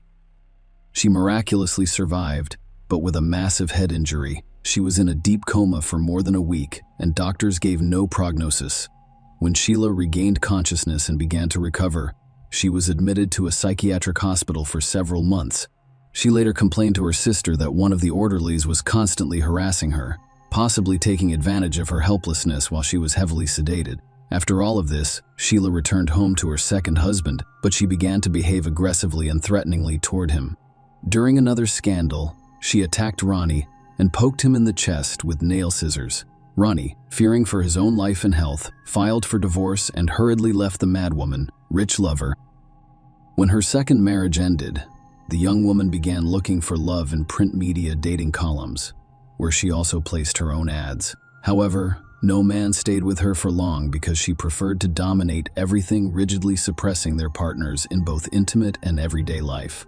Soon, a photo of an attractive girl in the dating section drew the attention of 60-year-old Wilfred, who built the bar. The man had already been married twice and had adult children and grandchildren from previous marriages. He was widowed a few years ago and has since lived alone on his large country ranch. Bill was a reasonably wealthy man. He owned a chiropractic office in Epping, New Hampshire, and raised horses on his ranch. At the same time, he was lonely and desired a strong, powerful woman. In fact, that's what he discovered. Sheila was drawn to her new acquaintance's wealth and decided that it would be the perfect union for her. To completely confuse Bill, she began sending him frank letters via postal mail, supplemented with her nude photos. The trap worked, and LeBar soon invited a lovely pen pal to his ranch. Their romance progressed rapidly. An elderly man is generous with expensive gifts for a young mistress who moved in with him in the summer of 1987. This greatly pleased the doctor, who now ventured out in public with a lovely companion who was half his age and fit for him as a daughter. Nonetheless, he did not intend to marry Sheila. Sheila, however, did not wait for a marriage proposal and changed her name to LeBar. Bill was surprised by the turn of events, but he did not object. Sheila began to meddle in her elderly lover's affairs, eventually taking control of his business, finances, and property disposition. Furthermore, Bill was getting older and could no longer meet a young woman's intimate needs. Then, according to Sheila, he allowed her to meet other men, whom she frequently brought to their home. One of Sheila's regular lovers in the mid-1990s was a Jamaican national named Wayne Ennis. He was much younger than Sheila and was originally hired as an au pair on the ranch. However, the young man with built consent, who was most likely pressured by Sheila, soon moved into the owner's home. Sheila and Wayne officially legalized their relationship in 1995, and the spouse considered him to be her only man from that point forward. But he quickly realized he was mistaken because his wife continued to meet with various men. Wayne wasn't pleased with this, and one day he jumped on Sheila and her next lover, causing them physical harm. Sheila, who had grown accustomed to being dominated, had no idea how to deal with her third husband, who got into a fight every time his arrival was announced. Eventually, she filed for divorce and requested a court order to prevent Elaine from approaching her, accusing him of violence and assault. Sheila's turbulent personal life was unaffected by another divorce, and she continued to meet with numerous lovers, changing them like gloves. True, her relationship was increasingly ending in lawsuits from men who accused Sheila of not only cruelty, but also threatening their lives and health. As a result, she intentionally hit one of her boyfriends with a car and nearly ran over him, while another nearly broke his head and scratched his face, leaving him permanently scarred. With age, Sheila became increasingly dangerous to others. He demanded obedience from all men and became enraged when they disobeyed. Bill Barr died from heart failure in 2000 when he was 74, although doctors and police officers did not see a criminal case in the death of an elderly man. His family believed Sheila had something to do with it. In their opinion, she had been slowly poisoning Bill for years, driving him into the light, despite the fact that Bill and Sheila were never legally married. Sheila, according to the will, became the sole heir to all of his property. The relatives attempted a legal challenge, but were unsuccessful. They remained convinced that the mistress coerced Bill into writing the wills he desired at House of Temptation. As previously stated, after Bill's death, Sheila gained complete control over all of his property. She no longer had to consider anyone's opinions. She could do whatever she pleased with the estate she had inherited. She herself described her home as a place of seduction and pleasure, with no inhibitions. She met men on the street, in bars, and on the internet, drew them to her, and then tried to keep them on the ranch for as long as possible. She wasn't concerned about their age, skin color, or physical appearance. She promised them earthly pleasures, but then attempted to suppress and subjugate them to her will. Sheila frequently tried to seduce couriers by meeting them naked and offering an alternative method of payment. But she didn't consider the fact that she was getting older and was no longer as attractive as he was. It got to the point where couriers refused to deliver to her address. Neighbors noticed that different men visited the Ranch La Barre on a regular basis, but some left the same day. Others were delayed, but only for a short period. What was going on in the house itself could only be guessed, as Michael Delage had also disappeared.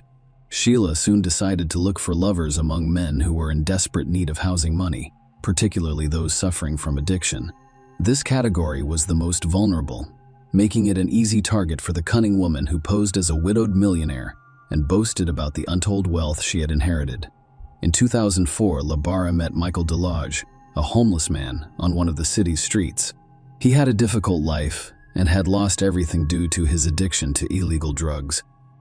His relatives attempted to send him to a rehabilitation clinic, but he fled and has been loitering ever since. Sheila liked Michael and invited him to her home, offering him shelter, food, and the necessary drugs in exchange for intimacy. Moving to the ranch, the man became completely reliant on his former mistress. He gave in to all of her demands, afraid of being on the street again. But Sheila quickly acquired the taste, and her desires became increasingly sophisticated. She bound, beat, and humiliated Michael, taking pleasure in it. He attempted to flee multiple times, walking dozens of miles and hiding in homeless shelters. However, he never went to the police because he was afraid they would not believe him. Meanwhile, Sheila tracked him down each time and returned him to the ranch. In desperation, he attempted to contact his family members and inform them that he was in trouble. His loved ones immediately reacted to the disturbing news, but it was too late. Michael Delage vanished in October 2005, leaving no trace. When his family contacted Sheila directly, she confirmed that she and Michael had split up. He had abandoned her, and his current location was unknown to her. Michael did not return to any of the places he had previously visited. Nobody who knew him had seen him, and there was no way to reach him. Contacting the police proved fruitless, and Labarra remained behind on suspicion, relying on Kenneth County. Sheila's tales of her exorbitant wealth were greatly exaggerated, and the house and automobile needed to be maintained, so she was forced to find work. Naturally, Sheila chose an occupation that suited her, becoming an operator of intimate phone services. Men were drawn in by her enchanting voice and offered to meet her in person. Among these men was Kenneth County, who was only 24 years old at the time they met. The young man had an attractive appearance and was friendly and open. However, he had a low IQ, which made him extremely gullible. This was precisely the type of guy Labarra was looking for. Kenny was extremely close to his mother, on whom he completely relied. But Sheila, with the help of clever manipulations, was able to break this connection and literally lower Kenny to herself. She gave him an unforgettable night of love and promised that it would be like this all the time. The young man decided he had met the woman of his dreams, informed his relatives, and moved into Sheila's house. But Sheila soon revealed her true face to the guy, having set up a real torture room for him, and each time intimacy turned into a brutal beating or worse. Kenny's skin was covered in bruises, abrasions, scratches, and burn marks. However, he was unable to leave the house of the mistress who had completely subjugated his will. Sheila forbade him from seeing or communicating with his loved ones, leaving his family to speculate about what was going on with Kenny.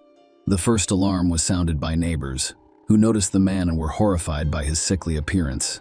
A few days before his disappearance, a local store clerk took a photo of the young man with her cell phone camera, which was later attached to the case file in court. Kenny's condition appears to be deplorable in the photograph. He was extremely thin, with large bruises under his eye and cheek, and his nose was most likely broken. Judging by the degree of healing, all of these injuries were inflicted at different times, implying that the man had been brutally beaten for a long time. The contents of his cart were equally alarming. He rolled 2 large canisters of fuel to the cash register, which later turned out to be his own cremation. The store employees were perplexed and even terrified by the man's appearance, so they decided to report him to the police for possible domestic violence. But this time, Sheila got away with it, and they were unable to charge her with anything. Kenny soon stopped contacting his family completely, and when his worried mother arrived at Lavazza's house, the owner became aggressive and advised her to leave Kenny alone. All subsequent attempts failed, prompting Kenneth County's family to file a missing persons report with the police, indicating that he was being held forcibly at the country ranch, which included a home crematorium and gruesome findings. When police arrived at Sheila's home, she claimed that the young man no longer lived with her and that Kenny had fled because his mother, whom he was allegedly terrified of, began paying frequent visits. Sheila provided an audio recording as evidence, in which she asked her lover if his own mother had attacked him, to which he quietly responded in the affirmative. It all seemed more than strange. The very next day, an officer visiting Sheila obtained a search warrant for the estate. Sheila had previously been on the police's radar, and her name had been linked to yet another mysterious boyfriend disappearance. However, Sheila had never been questioned, and her home and grounds had never been searched.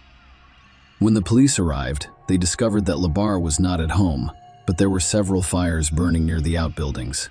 The fires appeared strange and were made of improvised materials such as a mattress, pieces of wooden furniture, hay, and so on. All were doused with a flammable mixture. One of the bonfires contained bones that clearly resembled human remains. The squad requested reinforcements in the form of forensic experts and reported on their findings. But that was only the tip of the iceberg in terms of what they discovered next. Poorly washed blood traces were found almost everywhere in the house. It was so much that it looked like there had been a real massacre. It turned out that the blood was from at least 3 different people.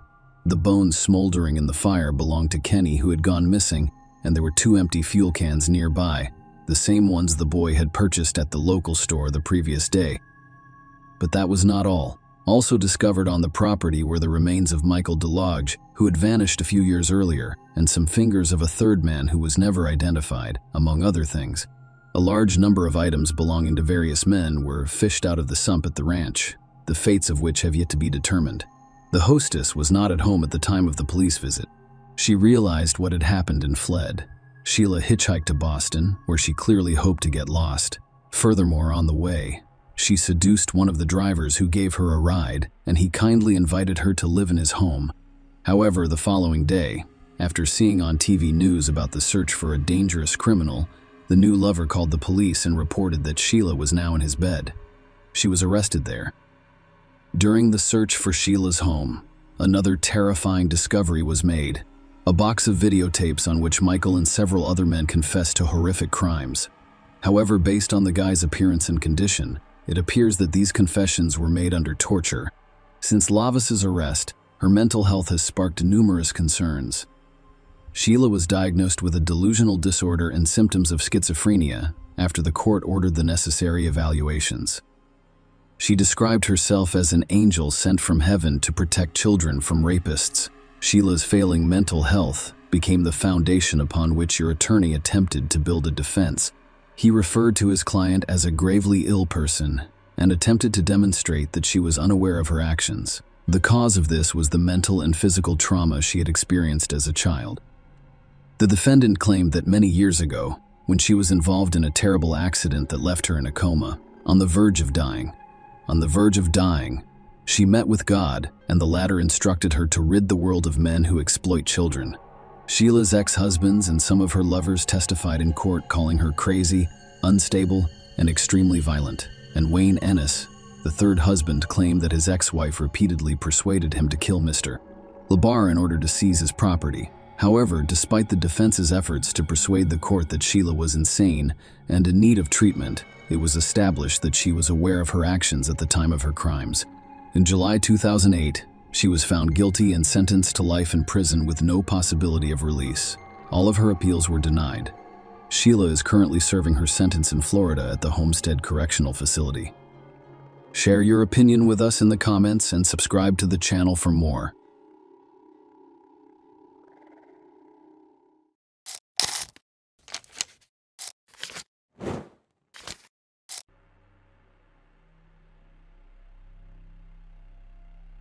On the evening of January 31, 2019, 21-year-old Libby Squire, a philosophy student at the University of Hull in East Yorkshire in England, reluctantly joined her friends for a night out at home.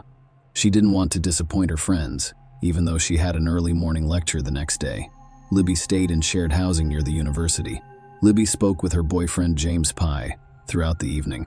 The last text message he received from her was at 10:30 p.m. The following day, February 1, James Libby's friends and family tried but failed to reach her. They went to her house only to find that she wasn't there. Law enforcement interviewed Libby's friends and discovered that she had not been with them when they left the club that night. According to her friends, Libby was turned away from the Welly nightclub in Hall because security suspected she was intoxicated. To ensure her safety, her friends called a cab to take her back to her Wellesley Avenue home. Following the investigation, police conducted a search of the area, which resulted in the discovery of Libby's house keys in a neighbor's garden. Authorities collected CCTV footage from the area and interviewed numerous witnesses. They determined that Libby had arrived home in the cab, but when she exited, she walked down the street without entering her house. Based on CCTV footage and witness statements, the police were pursuing a specific lead in Libby's disappearance, and they were confident they had identified the person responsible. Despite their knowledge of the individual involved, they had no idea where Libby was. 7 weeks after her disappearance, 26-year-old Powell Relowis discovered her body in the Humber Estuary, between Spurn Point and Grimsby, and was later arrested. He was questioned a few days after Libby was reported missing, but was released. Powell, originally from Poland, lived in North Yorkshire with his wife and 2 young children, and worked as a butcher for Caro Foods in Malt. He told police that he saw Libby crying in the street and offered to drive her home. He claimed to have dropped her off near some playing fields because she was ill. This was the last time he saw her. He told the cops, "I had nothing to hide. Just check the cameras." The police examined the surveillance footage and charged him with rape and murder. Powell pleaded not guilty to the charges against him. According to the prosecution, Libby arrived home that fateful night in a very vulnerable state. The weather was bitterly cold, and she found herself alone and intoxicated, having accidentally dropped her house keys in her neighbor's garden. The prosecutor emphasized to the court that Libby was most likely experiencing hypothermia and distress at the time. She was in tears after losing her house keys, and she kept falling to the ground while attempting to walk. Libby was confronted by several witnesses who saw her in distress that night. During the trial, jurors heard from several witnesses who saw or interacted with Libby after the cab dropped her off outside her home. The court was informed that a student named George Thompson saw Libby exit the cab and described how she fell flat on her face, remained on the ground for about 10 seconds, and struggled to walk, stumbling everywhere. Libby's neighboring students had a right, and Emma Hall Shaw encountered her after she exited the cab. They heard her crying and sobbing outside her house and invited her to come inside. However, Libby chose not to testify against Roland Jacobs, and Alan Jones revealed that they stopped their car on their way home from a darts match when they noticed Libby on the ground. They approached her, concerned about her well-being, and offered to help. Roland mentioned that Libby mumbled, making it difficult to understand her words. She once asked him to lie down with her, and when she asked for a hug, he refused, prompting her to use offensive language. Despite spending about 10 minutes attempting to help her, they felt powerless and eventually left. Lorna Allen described seeing Libby lying on the floor, crying and screaming near a bus stop just before midnight on January 31. Lorna described Libby as slurring her words, talking to herself and appearing very intoxicated. During the trial, the court was told that while Libby was wandering the streets in distress, Powell was driving around the area looking for an opportunity. The prosecution claimed that Powell saw Libby just after midnight. The jury was shown CCTV footage obtained by the police, which showed Powell's silver Vauxhall Astra driving around in circular patterns at times. The prosecution claimed Powell was driving around that night, looking for a victim to spy on and satisfy himself. The jury learned about Powell's history, which included several sexually motivated burglaries in the months preceding Libby's disappearance, during which he kept stolen items as trophies. When police arrested him for Libby's murder, they discovered underwear and intimate toys stolen from women. They discovered a bag in his car containing these items as well as photographs of young women. When questioned about the bag, Powell initially claimed ignorance, before admitting that he had forgotten about it and had no idea where it came from or how long it had been there. According to court testimony, in the year leading up to Libby's disappearance, Powell exposed himself to women in public and peered through windows. The jury was told that a female student had a terrifying experience when she saw a man's face peering through her window while she was dressing. The man's face was only inches from the window, which terrified her. She recognized this individual as having power. Another woman said she saw Powell at her window, observing her during an intimate moment with her boyfriend. When her housemates returned later that night, they discovered a used contraceptive hanging on the front door, along with women's underwear in the letterbox. Another victim discovered an unwrapped contraceptive and a pair of women's underwear alongside her child's toy. During the trial, forensic scientist Nikolai Taylor testified that Powell's DNA and bodily fluids were found on the woman's underwear. She told the jury that this finding implied intimate contact with the underwear, possibly indicating that Powell had worn them. According to the prosecution's evidence, Libby entered Powell's car after midnight and was driven to the Oak Road playing fields. While CCTV footage captured Libby getting into the car, no additional footage was available once she arrived at the playing fields. The prosecution claimed that Powell sexually assaulted Libby before either killing her or leaving her to die in the cold waters of the River Hall. They believe that Libby's body then drifted out to sea from that location. To bolster their claim that Libby was sexually assaulted on the playing fields, the prosecution summoned Sam and offered him as a witness. Sam, who lives near the playing fields, testified that he heard a woman's desperate screams coming from the direction of the river. According to court documents, a man was later seen emerging from the darkness and fleeing the scene. The prosecution claimed that the woman screaming was Libby and the man running away was Power. Notably, Libby was not seen on any additional CCTV footage after the playing fields. The prosecution also claimed that Powell had visible scratches on his face, which were inflicted by Libby while she fought for her life. The prosecution summarized their case, telling the jury that the evidence supported the conclusion that Libby was raped by a man whose sole motivation for coming into contact with her that night was to take her away from safety to a remote area well known to him and subject her to his uncontrollable sexual urges. The prosecution faces difficulties in ascertaining the exact cause of Libby's death. As emphasized during the trial, Dr. Matthew Lyle, the medical examiner, testified that the cause of Libby's death could not be determined conclusively. Her body had been submerged in water for nearly 2 months, making it impossible to tell whether she was still alive or dead when she entered the water due to decomposition. Notably, an obvious bruise was found on the inside of her right thigh. Further examination revealed lacerations inside her upper lip, indicating blunt trauma. Small hemorrhages were discovered around her mouth, which the court was told could indicate squeezing or compression of the neck or mouth cover. However, it was also stated that these lacerations could have occurred in the water or in life near the time of death. Dr. Lyle stated that there could have been additional injuries to her body, but we can't see them. The court heard testimony about 3 potential causes of death for Libby: hypothermia, drowning, and asphyxia. In terms of hypothermia, Dr. Lyle explained to the court that in a community setting, death by hypothermia can occur if an individual is inadequately clothed, their clothing becomes wet, or they consume alcohol.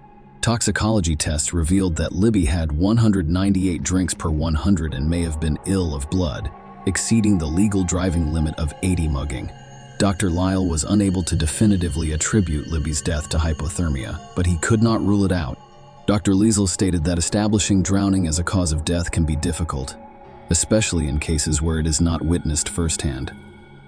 The classic signs of drowning include froth or foam coming from the mouth, well-expanded lungs that obscure the heart, and a crackly quality to the lungs.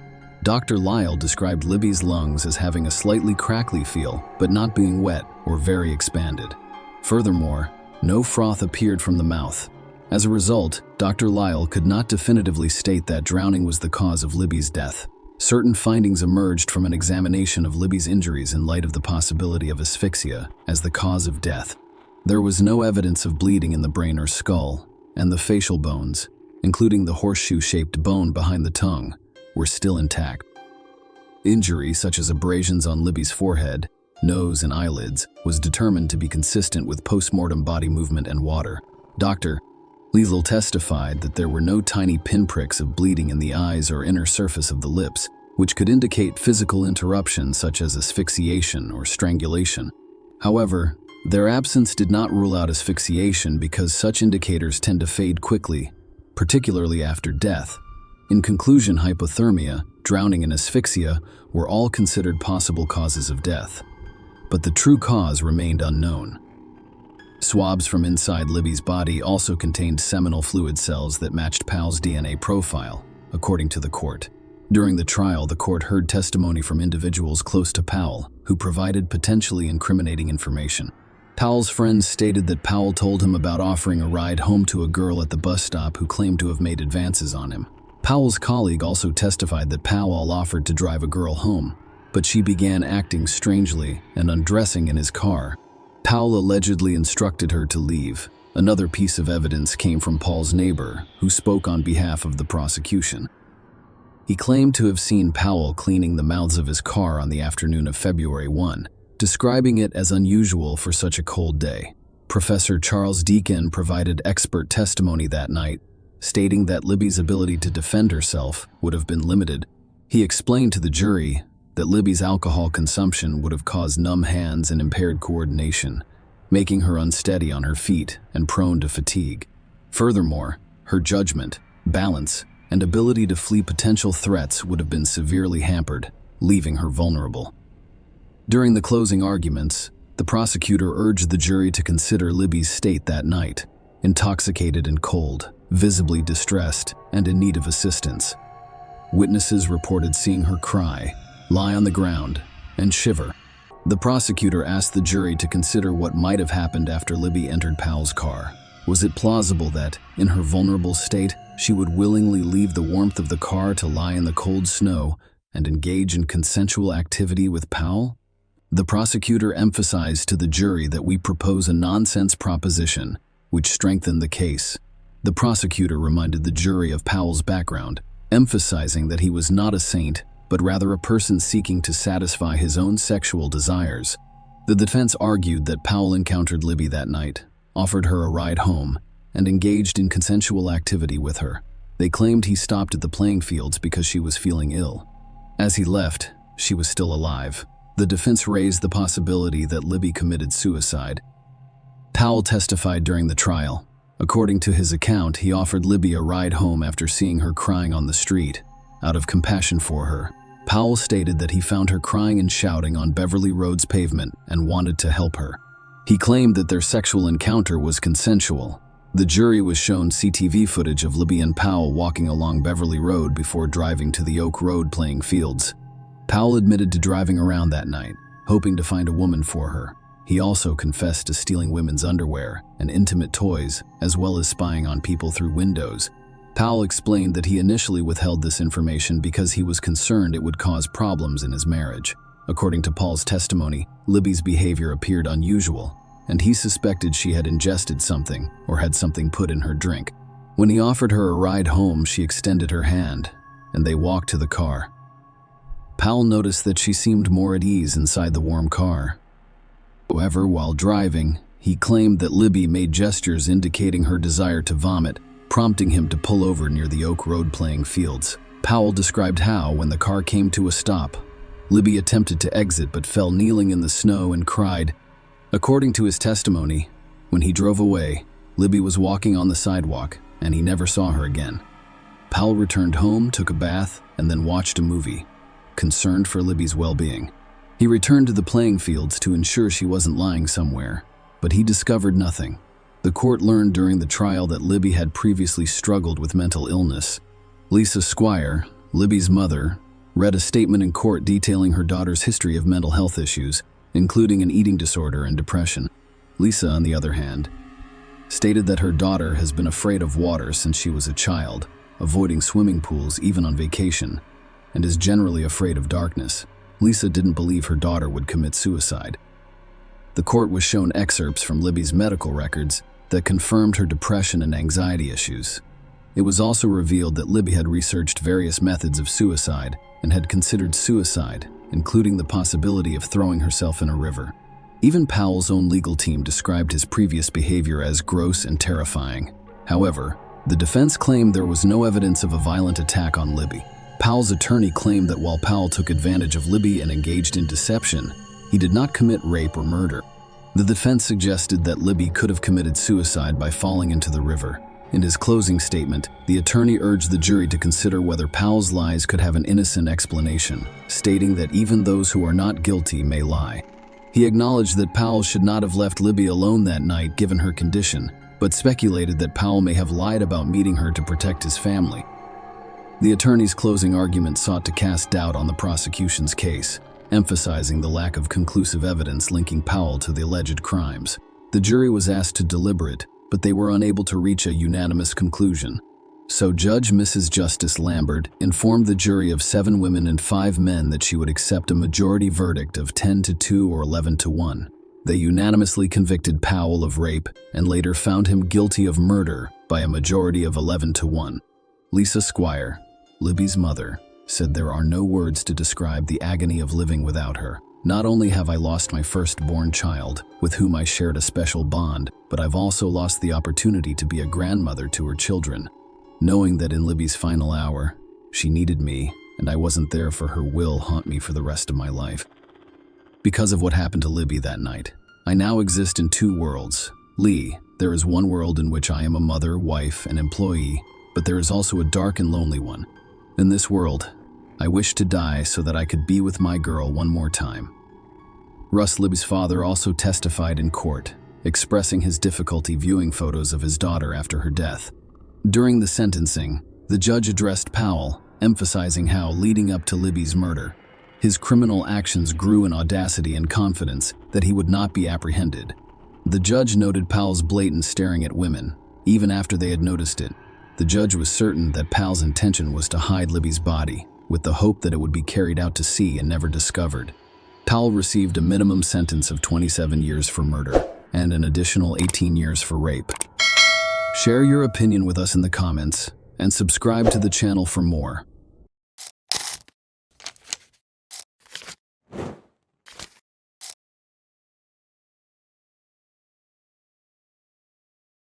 How often do you worry about your children's safety? Do you know where and who your children are now? Nowadays, every parent strives to maintain a unique connection with their child. Even if your child is an adult, your heart and mind remain with them. The story I want to tell you today is about the genuine bond between a parent and a child. Unfortunately, there are people on Earth who violate that bond. But more about that. The story is set in a small town called Pembroke in southwest Wales. It took place in the year 2021. That is, not much time has elapsed. On December 17, at around 4 a.m., the emergency services received a call from a terrified local resident. The woman discovered a woman's body and a mill pond, a 2-mile-long freshwater reservoir, near the town. After arriving on the scene, paramedics began resuscitation efforts. All signs pointed to the fact that the girl had recently been in the pond, and there was still a chance to save her. However, none of the attempts were successful. The doctors pronounced her dead. She was stripped to the waist and lying face down in the water. The possibility of an accident was almost immediately dismissed. Medical experts discovered strangulation marks on her neck, as well as scratches and bruises on her face and hands. That is, the girl reportedly resisted and tried her hardest to save herself. However, experts confirmed that the girl was strangled before being called and violently pushed into the pond. She had no personal items with her. The police discovered a dry lace top on the shore, indicating that it had been removed before the girl entered the water. The rest of the items were discovered with the assistance of a service dog, which tracked the trail and led the police to an alley 120 meters from where the body was discovered, where they discovered a jacket and a cell phone. The girl's identity had been established. She turned out to be 18-year-old Lily Sullivan, an innocent child for her mother. But, in the eyes of men, a young, blossoming, beautiful young girl was about to begin her independent life. Lily was the only and most welcome child for her mother. Sullivan, who had previously miscarried 14 times, giving birth to a healthy baby was a miraculous event. They shared a unique bond, a trusting relationship. The mother admitted that she had already accepted the fact that she would never have children, and when Lily was born, she was overjoyed. Her daughter taught her about the true purpose and meaning of life. Lily and her family lived in Pembroke suburbs. Friends and acquaintances described her as a cheerful, sweet girl, a true friend who would always come to the rescue with words and actions. She always saw the good in people, but only in herself, and she was harshly criticized. Lily was a great artist. She was a creative person who was critical of her own work. She also drew tattoo sketches, enjoyed bright makeup, and volunteered for a variety of charities. She was always eager to help others. Lily grew up to be an excellent person. At 17, she began her first year of college, and despite her creative work, Lily began working part-time in the evenings at a supermarket, despite being the only and favorite child. She turned 18 in early December. In the eyes of society, she was a beautiful, self-sufficient young girl who had reached the age of independence, the time when relationships with guys who enjoy going out to party usually begins. After reaching the age of majority, Lily began attending parties at clubs and pubs with her friends.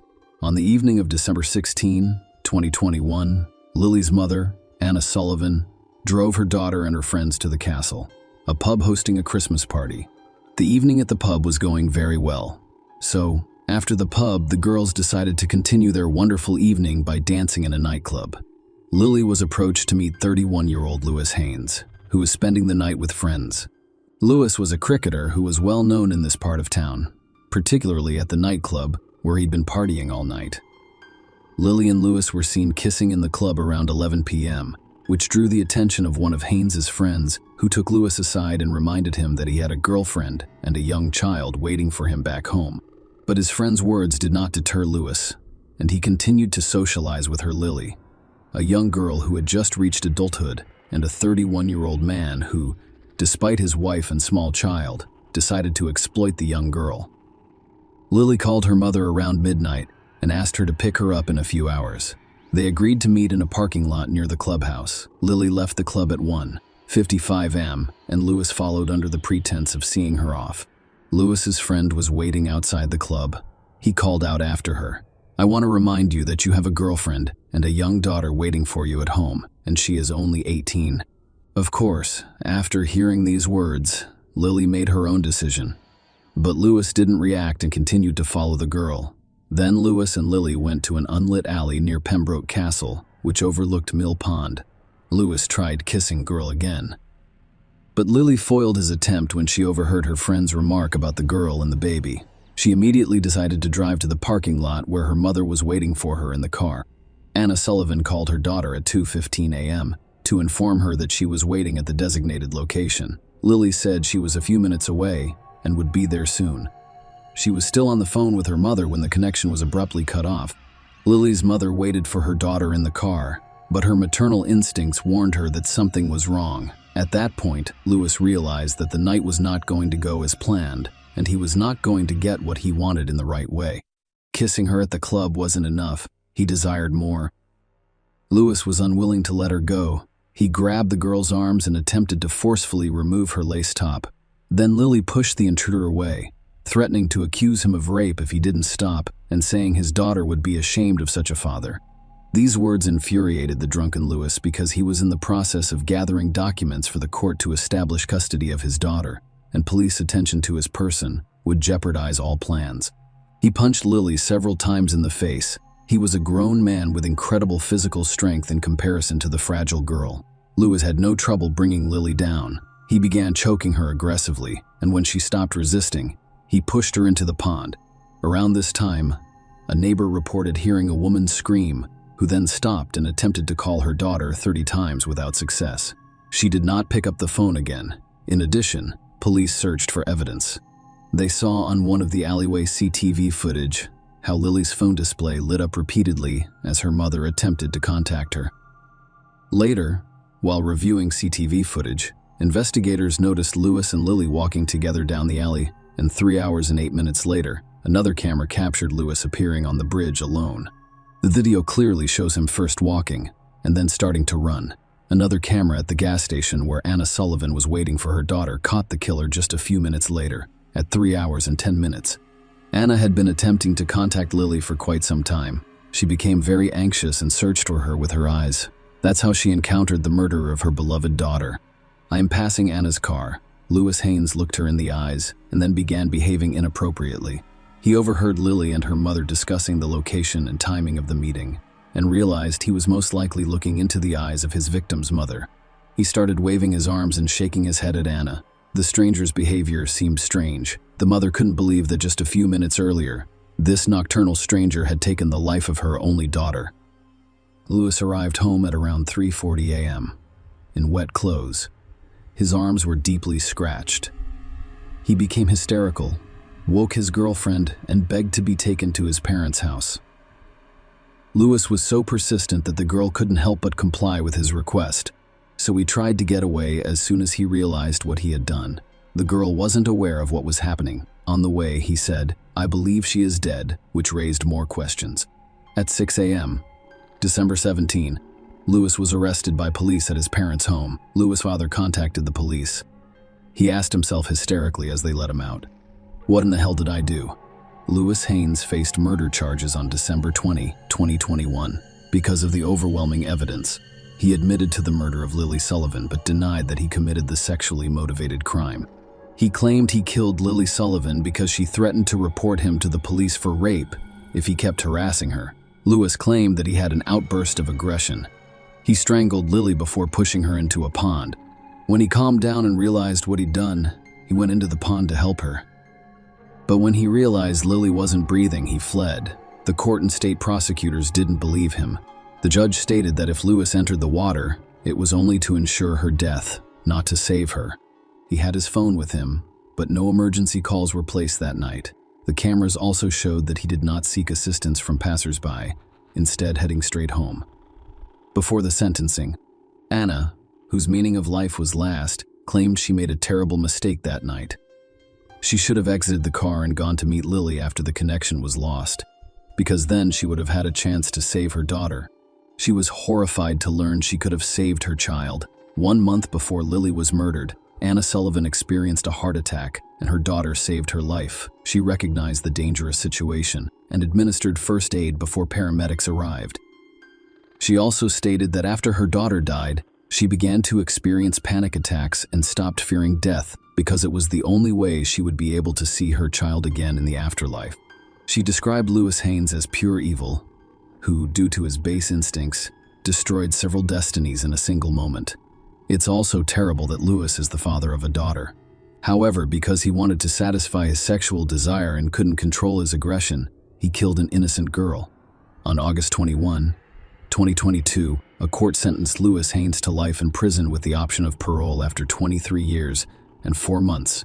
So in 2044, the murderer could be free again. Unfortunately, this story confirms our fears. We live in the 21st century where we already have phones for fast communication, the internet, and other technologies and applications designed to keep users safe. But even that did not help Lily save herself. Such crimes occur on a daily basis in our world, and they almost always end tragically. Share your opinion with us in the comments and subscribe to the channel for more.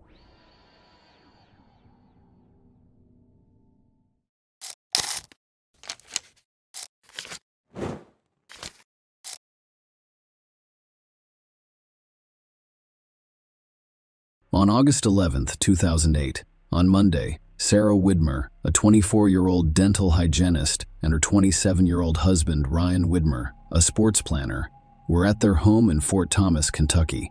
Sarah had just finished her shift at a dental office, and Ryan had finished his day as well. The couple, who met through mutual friends and quickly became inseparable, spent a quiet evening together. Their relationship had progressed from a blind date at a pub to purchasing a home, marrying, and being in the midst of newlywed bliss after only 4 months of marriage, as they looked forward to their future, which included plans for a Costa Rica honeymoon and a Cancun vacation. The most exciting anticipation revolved around the prospect of getting a new puppy, which they were actively pursuing together. On August 11, Ryan and Sarah Widmer watched TV while eating leftover hamburgers, corn on the cob, and cheesy potatoes. According to Ryan, they began with some of Sarah's favorite shows before moving on to a football game. Sarah then decided to take a bath in the master bedroom bathroom. Ryan recalled that she asked him to check the doors before accompanying her upstairs. He remembered her walking upstairs. After they had both said, "I love you." She walks on her tiptoes, as she frequently did, at 10:49 p.m. That night, Ryan dialed 911. The call lasted 7 minutes. He told the 911 dispatcher that his wife had fallen asleep in the bathtub at their home in Morrow, Ohio. Ryan informed the dispatcher that my wife had fallen asleep in the bathtub. I believe I was downstairs. I just came up here and she was face down in the bathtub. Ryan told the dispatcher that he had been watching TV downstairs and went upstairs to find Sarah lying face down in the bathtub. He mentioned that she frequently fell asleep in the bathtub. Ryan followed the dispatcher's instructions and removed Sarah from the bathtub before being guided through CPR. During this time, he temporarily put the phone down to empty the tub and lift Sarah, which took approximately 29 seconds. Within 6 minutes of receiving the 911 call, police found Sarah naked on the bedroom floor. Her body felt warm and dry, but her hair was wet. While performing CPR, the police noticed a pinkish-white, frothy discharge coming from Sarah's mouth and nose, indicating drowning. When paramedics arrived, they made 2 unsuccessful attempts to intubate Sarah in her bedroom. 2 more attempts were made in the ambulance during the 10-minute ride to the hospital.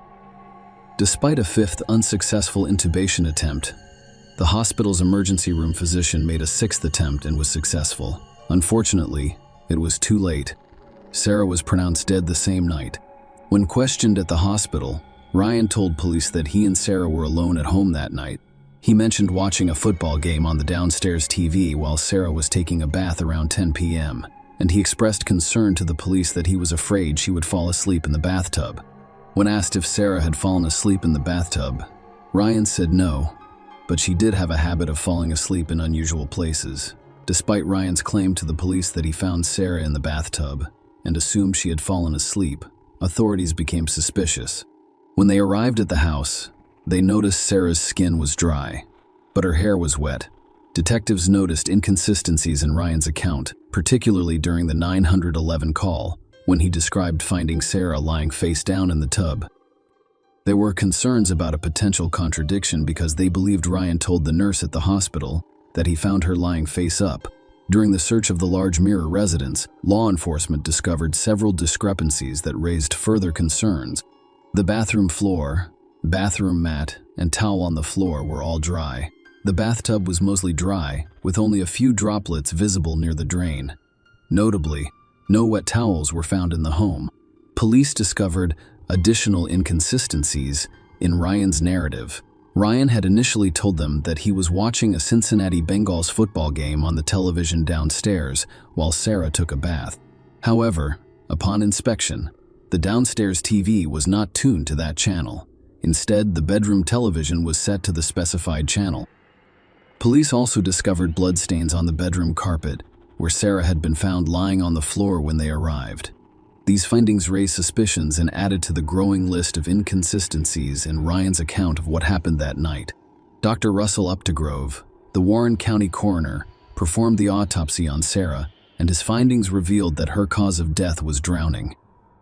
Notably, several physical injuries were documented during the examination, including faint bruising on the right side of her forehead, a specific hemorrhage on the inner surface of her eyelid, bruising on the left side of her neck, a contusion on the back of her neck, a contusion on the back of her neck, and an abrasion on her left armpit, and bruising and lacerations on her upper lip. Sarah had deep muscle hemorrhaging in the front of her neck, as well as scalp contusions. Dr. Updegrove determined that Sarah's death was the result of a homicide.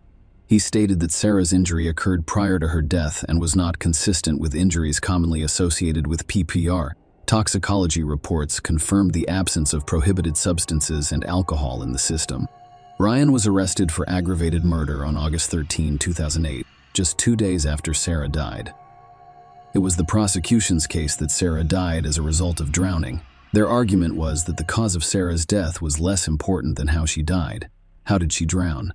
The prosecution claimed that the 911 call, the crime scene, and Sarah's injuries all pointed to Ryan as the perpetrator of her death. Their argument revolved around the claim that he had forcibly held her underwater, causing her to drown in the bathtub.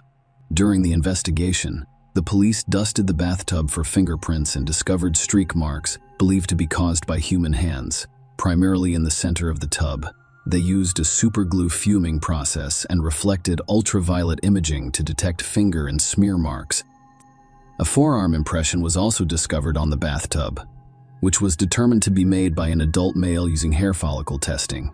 However, the exact timing of the impression could not be determined. The prosecution also claimed that the lack of wetness inside the bathroom was incompatible with the scenario Ryan described. If Sarah had drowned and Ryan had pulled her out of the bathtub, the floor and other bathroom items would have been soaked. They emphasized to the jury that Sarah's body was dry when police arrived minutes after Ryan called 911. The prosecution cited details from the 911 call, claiming that Ryan had revealed too much information and was orchestrating the call, implying premeditation. The prosecution told the jury that a violent confrontation took place in the Widmer home that fateful night. Although the reasons for it were unknown, they brought in an expert witness who testified that it was extremely unlikely to fall asleep and drown in a bathtub without the use of prohibited substances or alcohol. According to this testimony, the sensation of water on the face or the activation of the gag reflex would usually wake up an individual, and if that didn't work, a drop in oxygen levels would do the trick. The prosecution called on Coroner Updegrove, who performed Sarah's autopsy, to provide his expert opinion on the events of that night. He testified that a plausible explanation for Sarah's dry body and wet hair would be that her head was pushed over the edge of a bathtub, toilet, or sink. This act could have occurred either forwards or backwards in running water, or submerged in full water. The prosecution's central claim was that Ryan purposefully held Sarah's head underwater until she drowned, and they argued that he should be found guilty of her murder. In response, the defense argued that there was insufficient evidence to back up Ryan's claim of killing Sarah. They emphasized the couple's apparent love and argued that Ryan had no discernible motive to harm Sarah. According to the defense, those who knew Ryan had never seen him angry or raising his voice. Friends of the couple attested to their happiness and shared the belief that they were planning a bright future together. To bolster their case, the defense performed their own autopsy, presumably to challenge or provide an alternative viewpoint to the findings presented by the prosecution's witnesses, particularly Coroner Updegrove. Dr. Werner Spitz, who had been retained by the defense, conducted a second autopsy on August 15, 2008, 2 days after the first. Although he agreed with the conclusion that Sarah's cause of death was drowning, Dr. Spitz expressed a different opinion on the manner of death, saying he would have ruled it undetermined. He saw several injuries on her neck, arms near the crease of her elbow, upper lip, nape of her neck, scalp, a tear in her liver, and neck hemorrhaging. Dr. Spitz was unable to definitively determine whether these injuries were the result of CPR. As a result, he stated that he would not consider her death a homicide. The defense contended that if there had been a violent altercation, as the prosecution claimed, there would have been evidence of it. Notably, Ryan and Sarah's nails were found to be unbroken or chipped without any injuries. The defense also brought attention to the presence of female DNA found under Sarah's fingernails, with no match identified. They contended that Sarah's injuries were most likely the result of the extended CPR and multiple intubation attempts performed that night, both inside the house and in the ambulance parked outside the house during transportation to the hospital. And in the hospital itself, the defense posited the theory that something medical, such as a seizure or cardiac ailment, could have been the underlying cause of Sarah's death. They also explained the seemingly contradictory evidence of Sarah's dry body and wet hair, claiming that skin dries more quickly than hair. In the first trial, the jury found Ryan not guilty of aggravated murder, but convicted him of murder. A few months later, however, a new trial was ordered in response to the defense's concerns. It was discovered that some jurors had conducted their own tests on how long it took them to dry after taking a bath, potentially influencing their interpretation of the evidence. Ryan's second trial was in May 2010. However, the jury was unable to reach a decision, prompting the declaration of a mistrial. Ryan's third trial began in January 2011, with additional evidence being introduced into the legal proceedings. The defense sought to establish a case that Sarah had an undisclosed cardiovascular or neurological condition that caused her to lose consciousness and drown in the bathtub. To back up this claim, they presented testimony from several medical experts who suggested the possibility of such an underlying medical issue. However, the state countered these claims by bringing in their own medical experts to challenge and refute the defense's assertions. Sarah's co-workers' testimony revealed more about her health and daily routine. They described Sarah sleeping in her car before starting work in the mornings and going out to rest during her lunch breaks. Colleagues also revealed that she suffered from allergies and had headaches and stomach pains. On at least one occasion, her headaches were severe enough to cause blurred vision, forcing her to retreat to a dark room until the symptoms passed. Dr. Benjamin Mesmer, a dentist at Sarah's practice, took the stand and testified that he was present when she died. He recalled her complaining of a headache and stomachache that day. Sarah's friend's testimony painted a picture of her tendency to fall asleep in unexpected places, such as during a game or in the middle of group discussions. One of her friends suspected she had narcolepsy, a sleep disorder characterized by excessive sleepiness, sleep paralysis, hallucinations, and in some cases, cataplexy.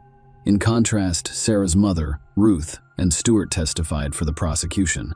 She stated that she had never noticed anything unusual about her daughter's sleeping habits. Sarah, however, did experience headaches. Ruth believed they were the result of sinus problems. According to Ruth's testimony, she spoke with Sarah on the day she died as she was leaving work, and Sarah made no mention of having a headache. Ruth stated that there was no family history of seizures, heart disease, or cardiac problems. Sarah had a heart murmur and a cleft palate as a baby, but a physical examination report from June 2008 made no mention of the heart murmur's continued presence. Furthermore, there was no mention of a cardiac condition, neurological defect, or disease in the report. Jennifer Cruz's testimony provided an important and potentially damaging account. According to her statements, she contacted Ryan while he was in prison after seeing a Dateline episode about his case. She claimed that on October 26, 2009, at 11:06, Ryan called her and confessed to Sarah's murder. Jennifer testified that Ryan stated, "I did it. I did it. I did it. I killed Sarah. I did it." Jennifer testified that Ryan had a heated argument with Sarah in their living room about his alleged infidelity, drinking, smoking, and pornography. The argument allegedly escalated upstairs, where Sarah informed Ryan that their marriage had ended. According to Jennifer, the confrontation became physical, with Ryan allegedly saying, "Nobody ever leaves me, and I mean nobody." Jennifer's testimony took a darker turn as she described Ryan's alleged admission to violence. Ryan admitted to punching Sarah in the chest during their confrontation. which caused her to fall backward and hit her head. Ryan claimed to have blacked out, and when he awoke, he discovered Sarah on the floor, unresponsive and not breathing, with wet hair. Furthermore, Jennifer claimed that during the 911 call, Ryan only pretended to perform CPR because he knew Sarah was already dead, rendering resuscitation futile. Despite this shocking revelation, Jennifer continued to communicate with Ryan following their initial discussion. Ryan did not report the incriminating conversation to the police until after her second trial was declared a mistrial. In response to Jennifer's testimony, the defense attempted to undermine her credibility. They presented evidence of her previous prescription drug addiction and misdemeanor theft convictions, attempting to cast doubt on the veracity of her statements and motivations.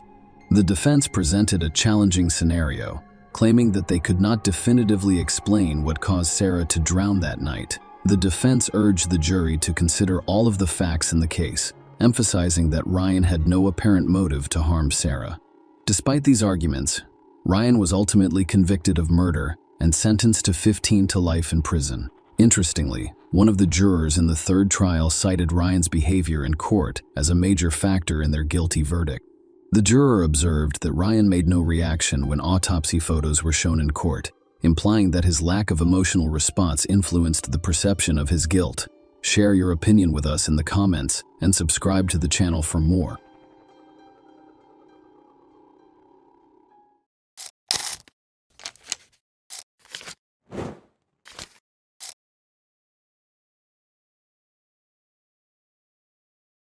The mysterious disappearance of Maya Millety. In January 2021, the city of Chula Vista, California, had not been quiet for days. During lunch, office workers discussed city news. By late afternoon, they had consolidated what they'd heard over a family meal. Have you heard that? They stated that a young woman, a mother of 3, had mysteriously vanished, and each of them gave their own version of what had happened, but none of them wanted to be in her shoes personally. Maya Millety, a 40-year-old Filipino-American woman, disappeared from her own home on January 7, 2021. Outdoor surveillance cameras captured my return home. Outdoor surveillance cameras captured my return home around 5 p.m. Following that, the woman was not seen again. The relatives of the missing woman, who were knocked down, stunned by grief, distributed leaflets with Maya's photos and hung posters throughout the city. Their concerns were understandable. My eldest daughter's birthday was on January 10, and she would never, ever miss out on this holiday. According to the woman's relatives, they all spoke in the same voice. She last contacted him on January 7 at 8:15 p.m. Dozens of volunteers and police officers searched for Maya Millety. They searched the wooded area, nearby neighborhoods, the creek, and an abandoned golf course, but found nothing. Larry Millety, the missing woman's husband, never participated in the search for her. Furthermore, after some time, he severed all ties with her relatives. For a long time, the police assumed that Maya had left her husband after another argument. However, when she left the house, she may have been caught on the neighbor's CCTV camera, so she either stayed in the house, climbed out the window, or left in another way. What could be the reason for such strange behavior on the part of a man? Maya, who stood out from the crowd due to her unusual beauty, most likely had a lot of admirers and possibly more than one affair. It is possible that she lost her feelings for her husband without informing anyone. She ran away from him, but not alone. Perhaps this is why he was angry and did not take action. Larry claimed that I believed she was still alive because she voluntarily left our home at least twice in 2020. Without saying goodbye to myself or our 3 children, we prayed for her safety and well-being. God blessed Amadable Alonzo with 6 children. Maya was born 5th. The girl was born in May. Her parents gave her the name May. She was successful everywhere. The girl's determined nature aided her in this endeavor. Thus, it is an elementary school. Following her family's immigration, she was among the top 5 students in her class. In March 1995, the girl enrolled in Redford High School in Honolulu, Hawaii, and began to express herself. She actively participated in a variety of school and extracurricular activities, with a particular emphasis on drama club and dance lessons. After graduating from high school with honors at the age of 17, Maya got a job at McDonald's, where she met her future husband, Larry Millett, and they developed a relationship. When Maya turned 19, they married. At the same time, the girl enrolled at the University of Hawaii at Manila, a land-grant state research university. Life was boiling for the youth. While Maya was attending university, her husband Larry was training in the Navy in Virginia. The couple eventually decided to relocate to Chula Vista, California. Maya continued her studies at the University of San Diego because she did not want to stop. After graduating with honors, she became a civilian contract specialist for the United States Navy. Where are the strange noises coming from? What are my thoughts? Am I already going crazy? And are they unreal? The phrases "I love you," "love me" echoed slightly throughout the house. They kept the young woman awake all day and night, haunting her in various locations throughout the house. My family did not stop looking. They immediately hired a private investigator to focus the attention of those who cared. The family repeatedly asked the public to assist them in their search for her. On February 5, 2021, the Chula Vista Police Department and the Millett family held a briefing to encourage as many people as possible to search for her. Soon after, skeletal remains of Maya Millett were discovered in Orange County. However, this was not the case. It was later claimed that the remains belonged to a man. It was later discovered that the remains were actually animal bones. Good Morning America covered Maya's disappearance on April 6, 2021. The missing person case sparked national attention in April 2021. My sister appeared on Dr. Phil's talk show to discuss the situation, and Maya took everything very seriously. Despite coming from a large family, she had a strong attachment to children. She was in no hurry to get them. She did not want to give birth until she and Mary had a consistent, stable, and high income. That is the American dream. After all, they had to give their children the best possible future in order to make it happen. They had to work extremely hard and diligently. The right moment arrived in 2010. Then my son Larry had a daughter, Laura. A year later, Milani, her second daughter, was born. In 2016, Maya was an excellent mother to her heir son Lazarus, Tristan. She dedicated all of her free time to her children, giving them her all. She attended all of their school events and accompanied them in her SUV. Some women's children become the center of their universe, intelligent, indulgent, and caring. Maya was one of these women. By the end of 2020, the couple's relationship was strained. Larry assumed Maya had a lover. Her husband's jealousy knew no bounds, and while she could previously tolerate these attacks, she could no longer. Later, the DA's office reported that Maya had warned Larry about his anger. Police say Maya texted a friend just 2 days before his disappearance to end their marriage. I informed him that I was filing for divorce, whether he liked it or not. She claimed that I was no longer trying to make peace for the sake of the children. Larry frantically controlled his wife's every move. The jealousy was turning into complete paranoia. Larry could visit her office at any time to ensure that Maya was not alone with another man. Larry was also irritated by the fact that there were so many men on his wife's team. Larry once had the audacity to email my former boss, Derek Soft, and request that a male colleague be transferred to another division. He followed her around the clock and even got the kids involved in their arguments. Larry once hid a child's cell phone in his wife's car to track her movements. Larry became increasingly violent. He nearly strangled Maya after the couple separated, but not for long.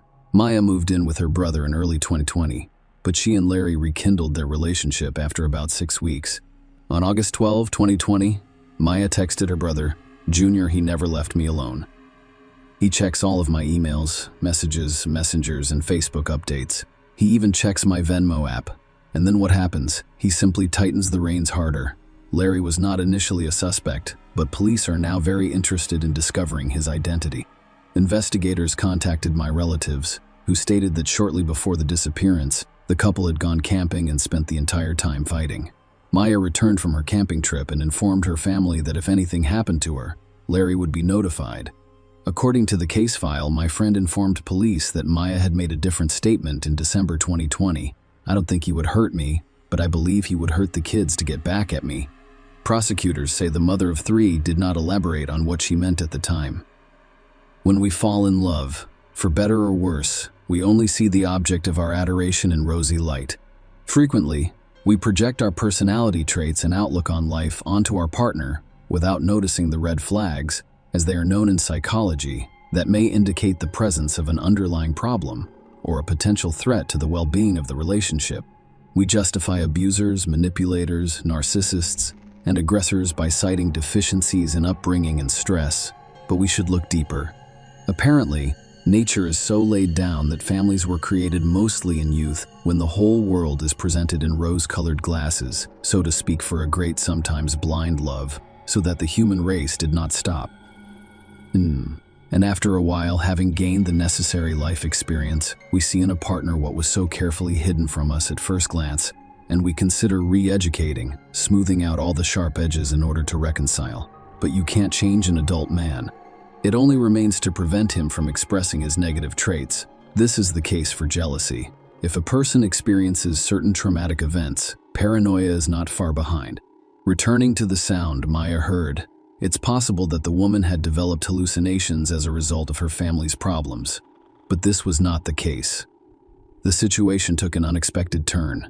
Maya remained sane, which is not the case with Larry. A police detective named Lorenzo Ruiz told the public the story of Larry's internet search, releasing screenshots of queries such as subconscious wife training and subconsciously training your wife to give pleasure. Larry began to exert influence over my subconscious mind after we were unable to reach an amicable agreement. By installing various devices throughout the house that produce this sound, Maya discovered Larry's cutting ruse. According to Matthew Grindley, an investigator for the San Diego County District Attorney's Office in late 2020, Maya sent Larry messages demanding that he stop playing audio messages that harm people's mental health. This is a type of influence that causes a person to take specific actions. Maya heard the sounds every day. My sister-in-law, Genesis Tab Alonzo, later told investigators that Larry had independently recorded all of these words and confessed to Genesis about it.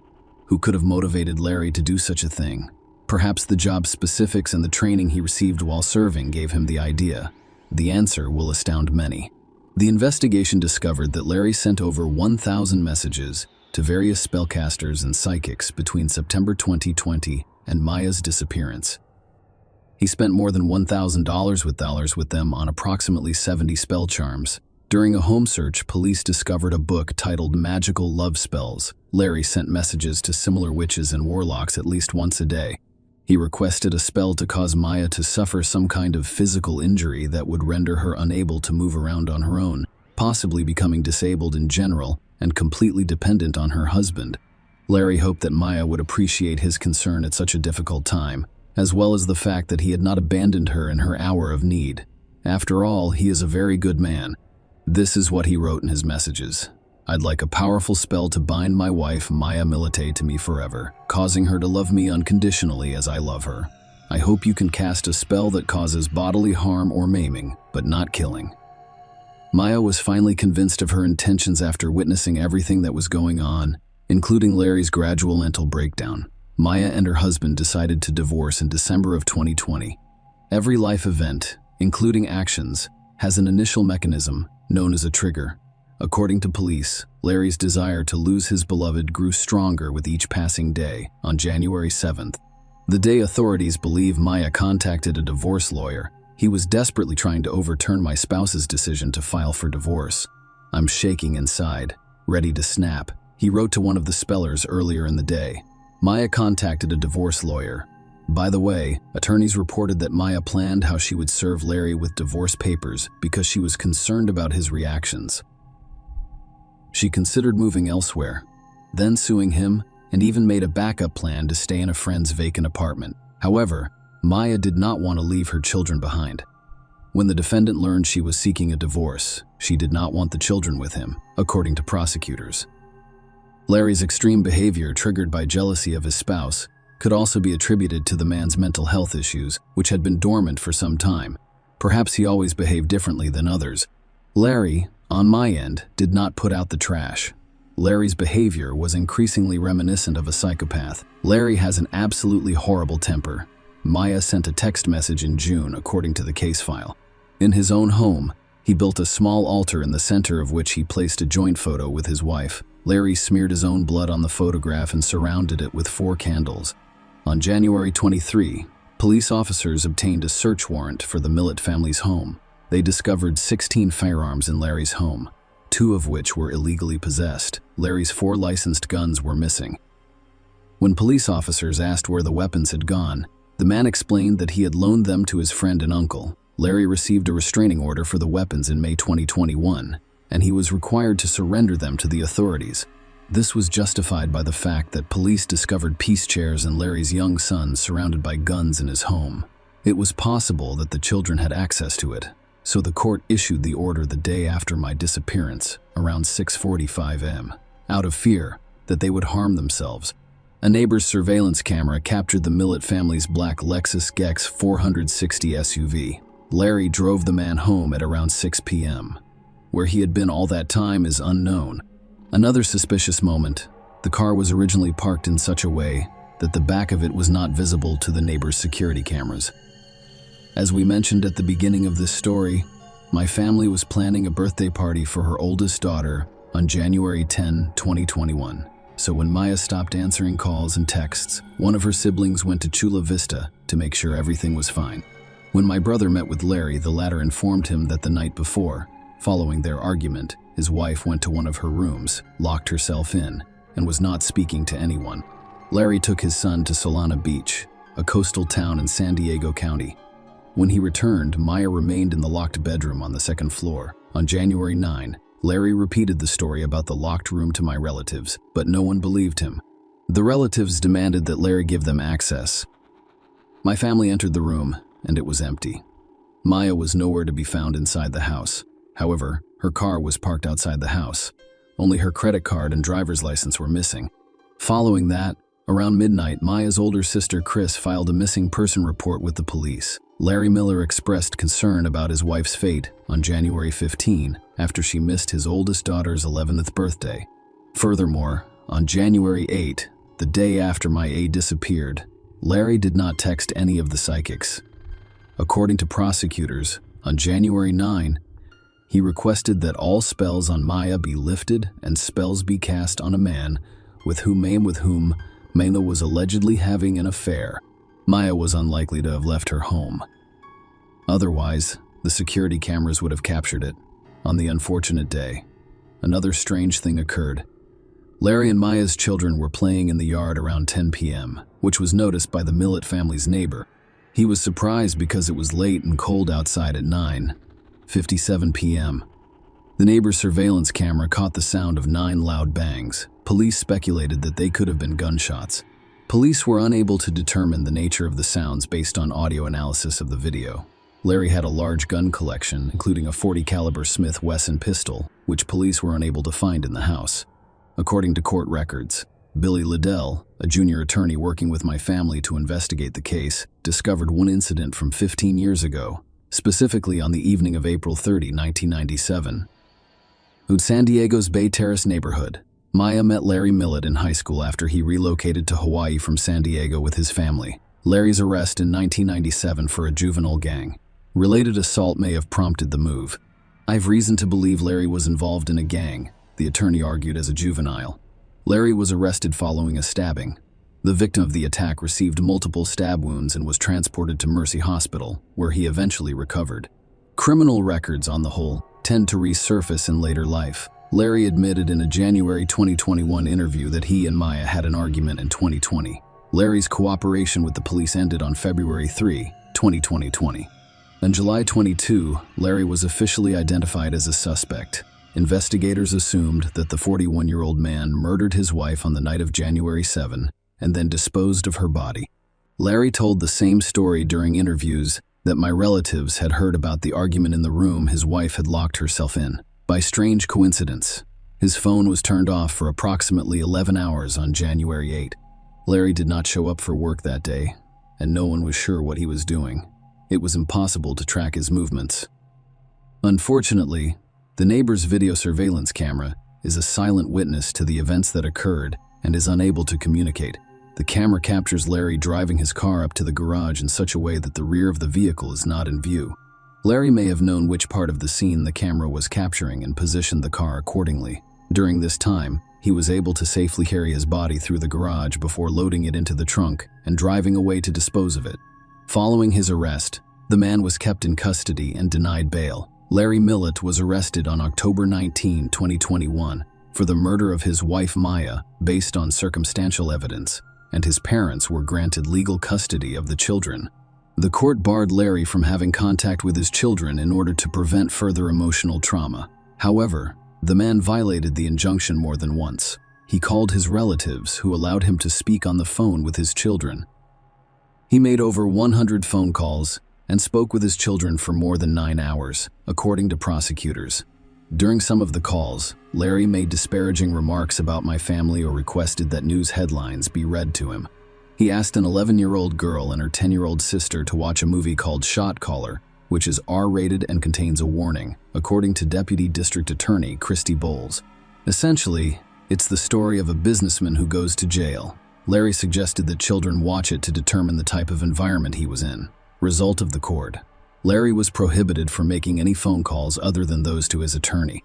However, Larry was granted permission to communicate in writing with his children as early as October 2022. He was still prohibited from communicating with them via personal visits or the telephone. To ensure that the children continued to attend their current Chula Vista schools, they were given custody to their paternal grandparents on October 19, 2021. My sister also sought custody of her nephew but was denied. My family was allowed to visit the children, but they still wanted to seek full custody of them in court. The judge directed Larry Millett's parents to facilitate maternal visitation with the family and work to obtain mental health services for the minors. When visiting the children, relatives are not permitted to discuss any details of ongoing criminal or probate cases with them. In fairness, the children were left in the care of the parents of their mother's alleged killer, in a town where everything reminds them of the tragedy. Perhaps the court should have sided with my sister and granted her custody. Larry's lawyer filed an appeal in June 2022, claiming the man lacked the mental capacity to stand trial. However, after a psychiatric evaluation, Larry Millett was found competent. It is unlikely that an insane man would have been aware of his actions in cleaning up his tracks. When Larry's seized cell phone was examined, all of the text messages he sent to his wife were found to have been deleted. When asked where the correspondence had gone, Larry explained that he just wanted to free up space on his phone. That's an unusual response, because the messages don't take up much space on the device. During trial, it was discovered that Larry had taken a large sum of money from his bank account. Larry may have been planning his escape with the money in hand. Perhaps he simply wanted to relocate to another city and begin a new life with his children after being charged with murdering his wife and possessing illegal weapons. Larry Millett's trial is set to take place in 2024. However, the trial has been postponed and rescheduled several times.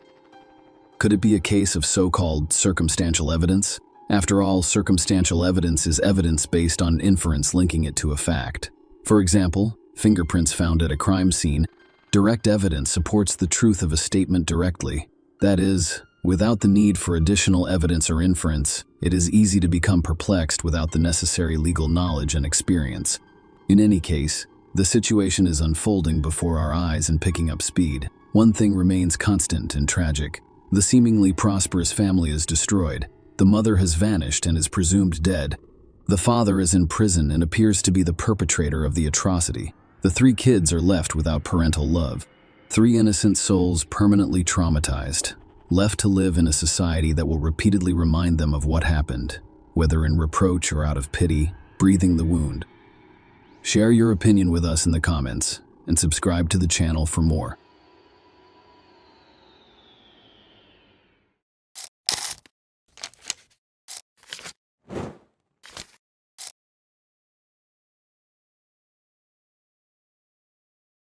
On August 2, 2015, 39-year-old Jason Corbett was sleeping peacefully at home in Wahlberg, Davidson County, North Carolina, USA.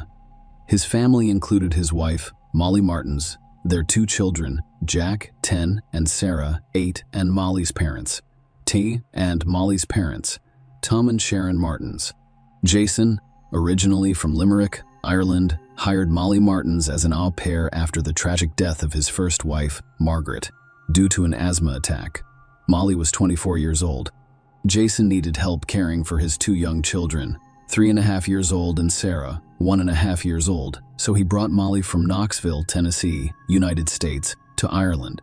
Jason and Molly gradually developed a romantic relationship. Jason's job as plant manager for an international packaging company required the family, including Jack and Sarah, to relocate to Davidson County, North Carolina, in 2011. The same year, Jason and Molly got married. The court beds appeared to have a fulfilling life in North Carolina. Jason focused on his job at the packaging plant, while Molly took on the responsibility of caring for the children and enjoyed coaching a children's swimming team. At 3 a.m., on August 2, Tom, Molly's father, called 911. He informed the operator that my daughter's husband, my son-in-law, had gotten into an argument with my daughter. I intervened, and I believe he's in bad shape. We need assistance. He's bleeding profusely, and I may have killed him. A paramedic team was dispatched to the scene, and the emergency dispatcher instructed Tom and Molly to perform CPR until they arrived. Unfortunately, there was nothing that could help Jason. He died of multiple blows to the head. Tom and Molly were transported to the police station in separate patrol cars. Molly described what happened that night at their house. Sarah, 8, approached her in her husband's bedroom door around 3 a.m. She was experiencing nightmares again. Molly went up to her room to comfort her. When Molly returned, Jason was furious at being woken up. After that, the couple got into a fight, and Jason attacked Molly and started choking her. Tom heard the screams and noises. He walked into their bedroom with a baseball bat in his hand. Tom, 65, confirmed his daughter's statement while sitting in another interview room. When he awoke to screams upstairs, he told his wife to stay in the room and decided to investigate what was happening. He heard Jason threaten to kill his daughter, so Tom brought a metal bat for protection.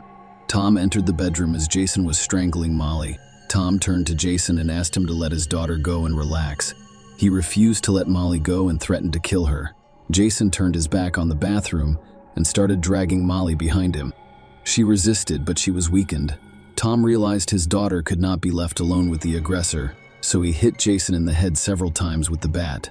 However, Jason was able to knock Tom to the ground and take away the bat.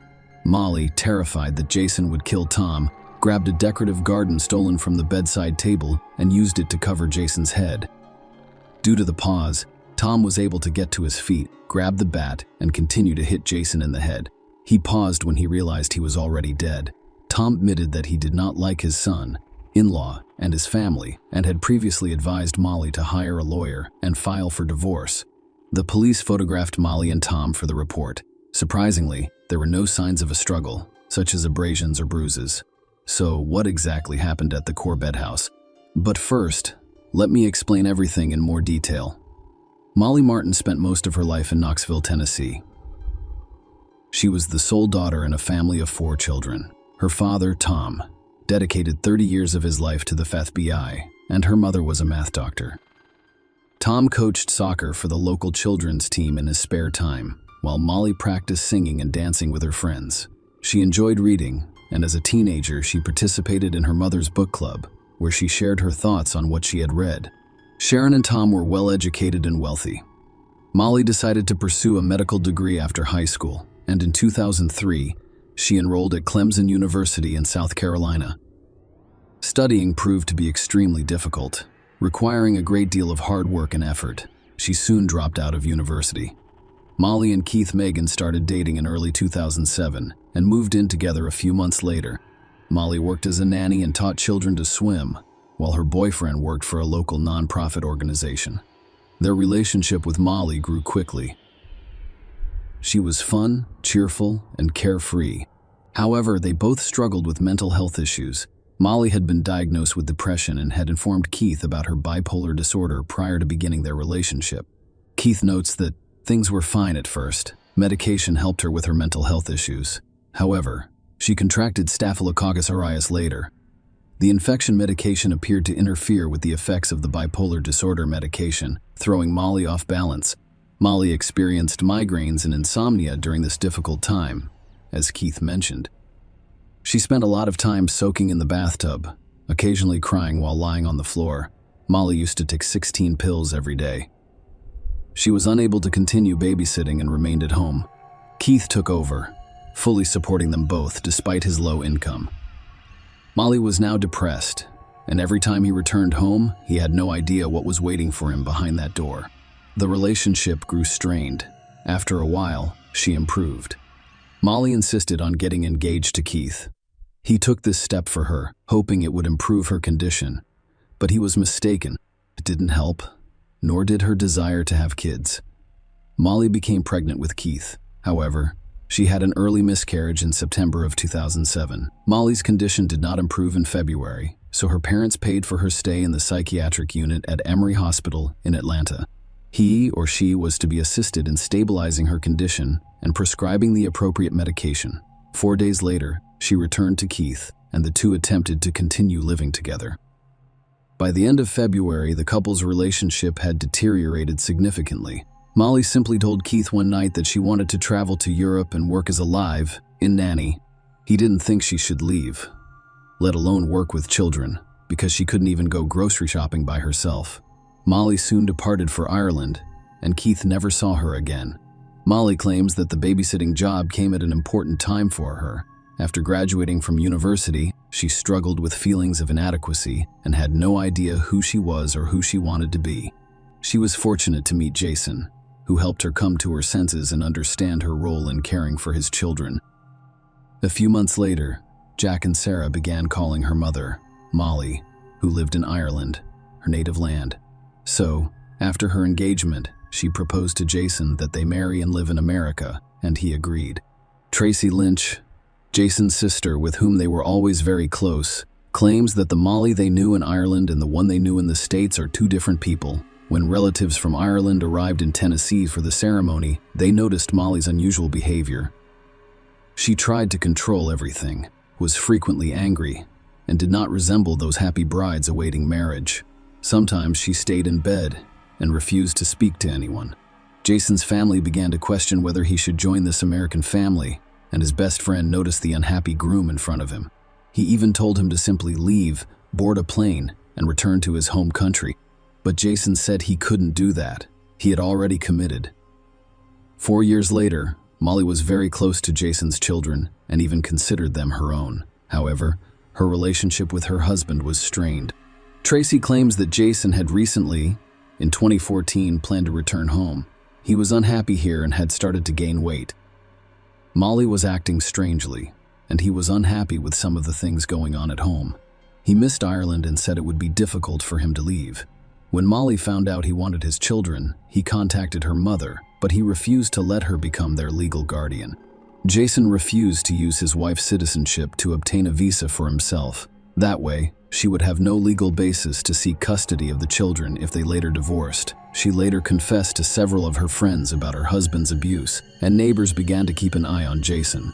Molly's statements were not supported by any visible evidence. According to numerous testimonies, there were no abrasions, bruises, or other injuries, and she did not appear to be a victim of abusive behavior, nor was she withdrawn or haggard. She didn't seem afraid of him. Jason, on the other hand, did not fit the description of a tyrant. He was personable, outgoing, and generous. The courtbed's closest neighbor reported that Molly had said things that did not fit the big picture he was aware of, and were most likely false.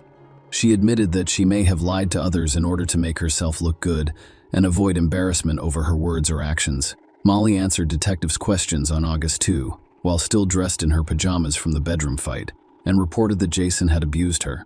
She had been to the hospital several times, but never explained how she sustained the injuries. Her husband was abusive, both verbally and emotionally, according to her. He occasionally sincerely apologized to her. Their relationship appeared to be on track to improve. However, the abuse continued, and each time the situation worsened. Despite this, her love for Sarah and Jack prevented her from abandoning him. Molly added that she had never told anyone about her husband's abuse, because the children were not hers, and they were not US citizens. Jason could have taken them away from her years ago, fearing that no one would believe his abuse. Molly began using hidden recording devices at the advice of her attorney, and she claims that many of the recordings she collected have been destroyed or lost, but those that remain have been turned over to prosecutors. For example, in the recording, Jason comes home late in December 2013. He finds the door locked and rings the bell several times. She opens it in 39 seconds and apologizes. "You never intended to do anything, did you?" he asks angrily and mocks her. Molly begs. Multiple smacking sounds can be heard, and she starts to whimper. "I absolutely despise you." She comes to a halt quietly just before the recording stops. She claims Jason had a key but was too drunk to open the door. And, as was often the case in their home, the rage would build up until whatever was going on was completely my fault. 4 days after their father died, 10-year-old Jack and 8-year-old Sarah were interviewed twice by state officials. The interview was conducted by a licensed social worker. The children described their father's aggressive behavior, ongoing marital problems, and allegations of verbal, emotional, and physical abuse.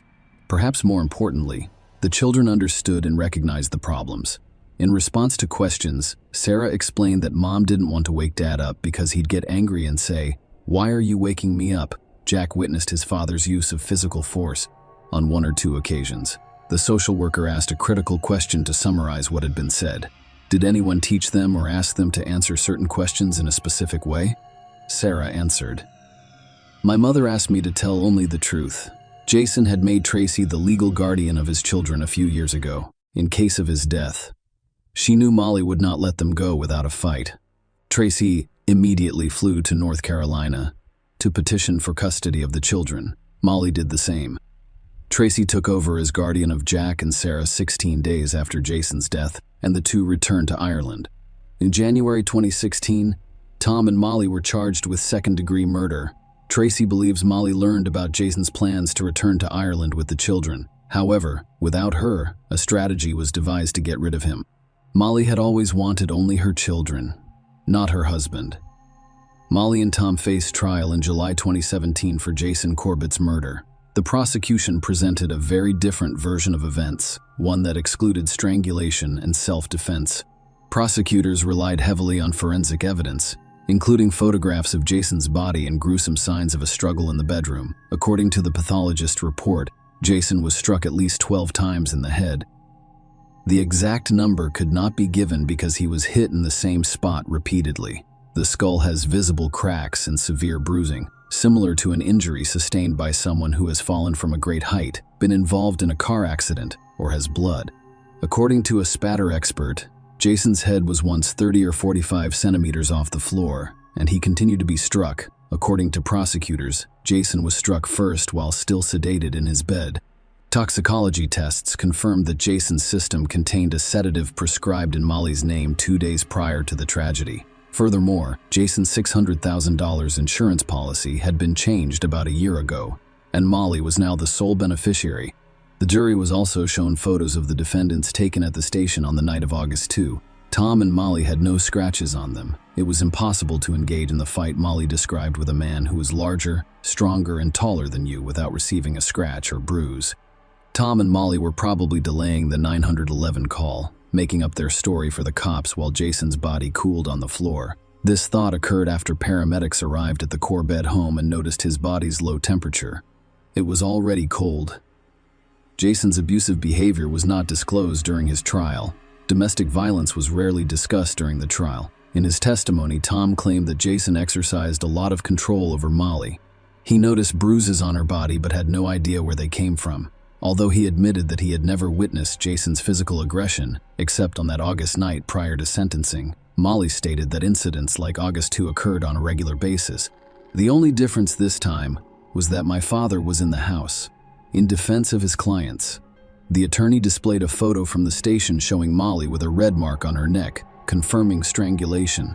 Jason had a routine physical exam 2 weeks prior to the incident, and the doctor stated that he had been stressed recently. He complained about uncontrollable fits of unreasonable rage. The autopsy revealed marks on Jason's left arm, indicating that he was defending himself, but none on his right arm, which he allegedly used to hold Molly by the neck.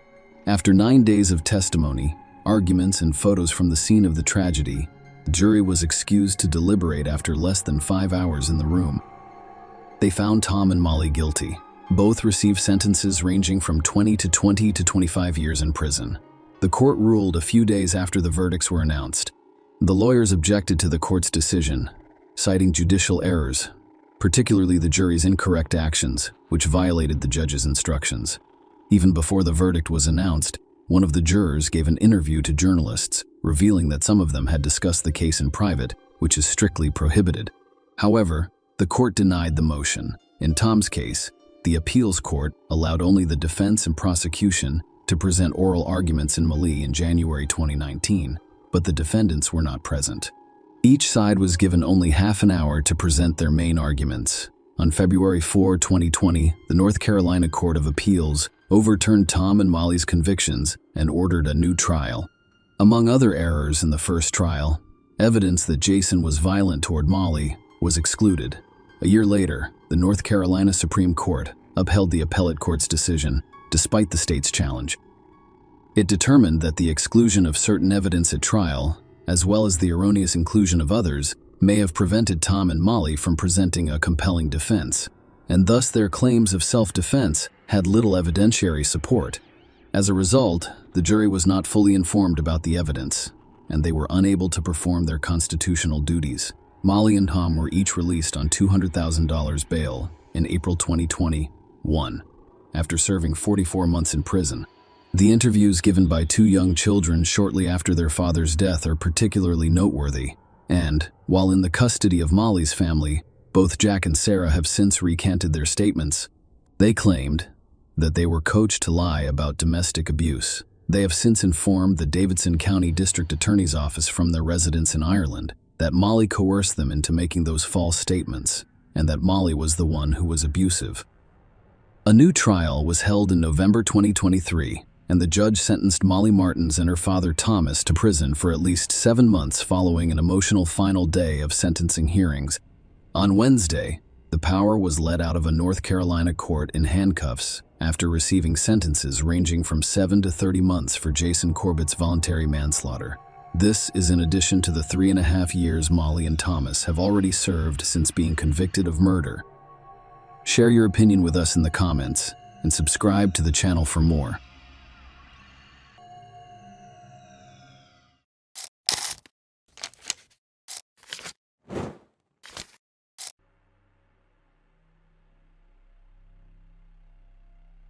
An unthinkable event occurred on a summer day in the heart of Borough Park, a close-knit community in Brooklyn, New York, sending shockwaves far beyond its boundaries. It was a day when the rhythms of daily life in this small community were disrupted, leaving its residents to deal with fear, uncertainty, and an overwhelming sense of tragedy. On that hot summer day, July 11, 2011, the sun hung low in the sky over Borough Park in Brooklyn, a neighborhood rich in Hasidic Jewish traditions. It was a typical day, complete with the laughter of children playing in the streets and the soothing hum of a close-knit community going about its business. No one expected this ordinary day to take such a heartbreaking turn. Yehuda Kletsky, also known as Libby, was born on July 29, 2002, to Nachmen and Saint Forster Kletsky. He was the third of 6 children and the only son of a Hasidic boy in our family. Within their close-knit community, family ties were sacred, and the Libby Kletskys were revered as the embodiment of their dreams and traditions. As the school day came to a close, the young leader felt a surge of excitement. He begged his parents for permission to walk home from day camp on his own, a small step towards independence for the 8-year-old. The move was marked by his parents' trust and support, as they had spent the previous day training with him on the route. His mother, Saint, waited at a predetermined location a few blocks away at the intersection of 50B Street and 13D Avenue, eagerly anticipating the arrival of her beloved fun. Little did she know that a seemingly insignificant misturn would set off a chain of events that would change their lives forever. Gretzky set off on his solo journey, a backpack slung over his small sleeves and a rush of adrenaline coursing through him. But fate had different plans. Walking down familiar streets, he missed a critical turn that would have taken him safely home. He found himself going in the wrong direction, unintentionally triggering a chain of events that would leave an indelible mark on history. The disappearance of young Libby Kletsky has shocked the Borough Park community in Brooklyn. It was a neighborhood where families knew each other, children played on the same streets as their parents, and everyone trusted one another. When Levy vanished, the collective emptiness was palpable. The community rallied. At precisely 6:14 p.m., A pleading mother called the Brooklyn South Shomrim Volunteer Citizen Patrol on that fateful evening. The urgency in her voice reflected her growing concern that her 8-year-old son was in trouble. Brooklyn and South Summering have previously handled missing child cases, but this time was different.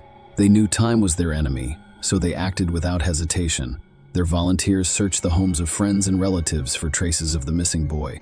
By 8:30 a.m., it quickly became clear that this was not a typical case. The showman made an important decision to contact the New York Police Department.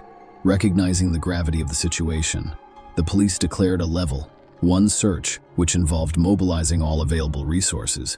Police used canine units to sniff out suspects, mounted officers to navigate busy streets, and helicopters to survey the area from above.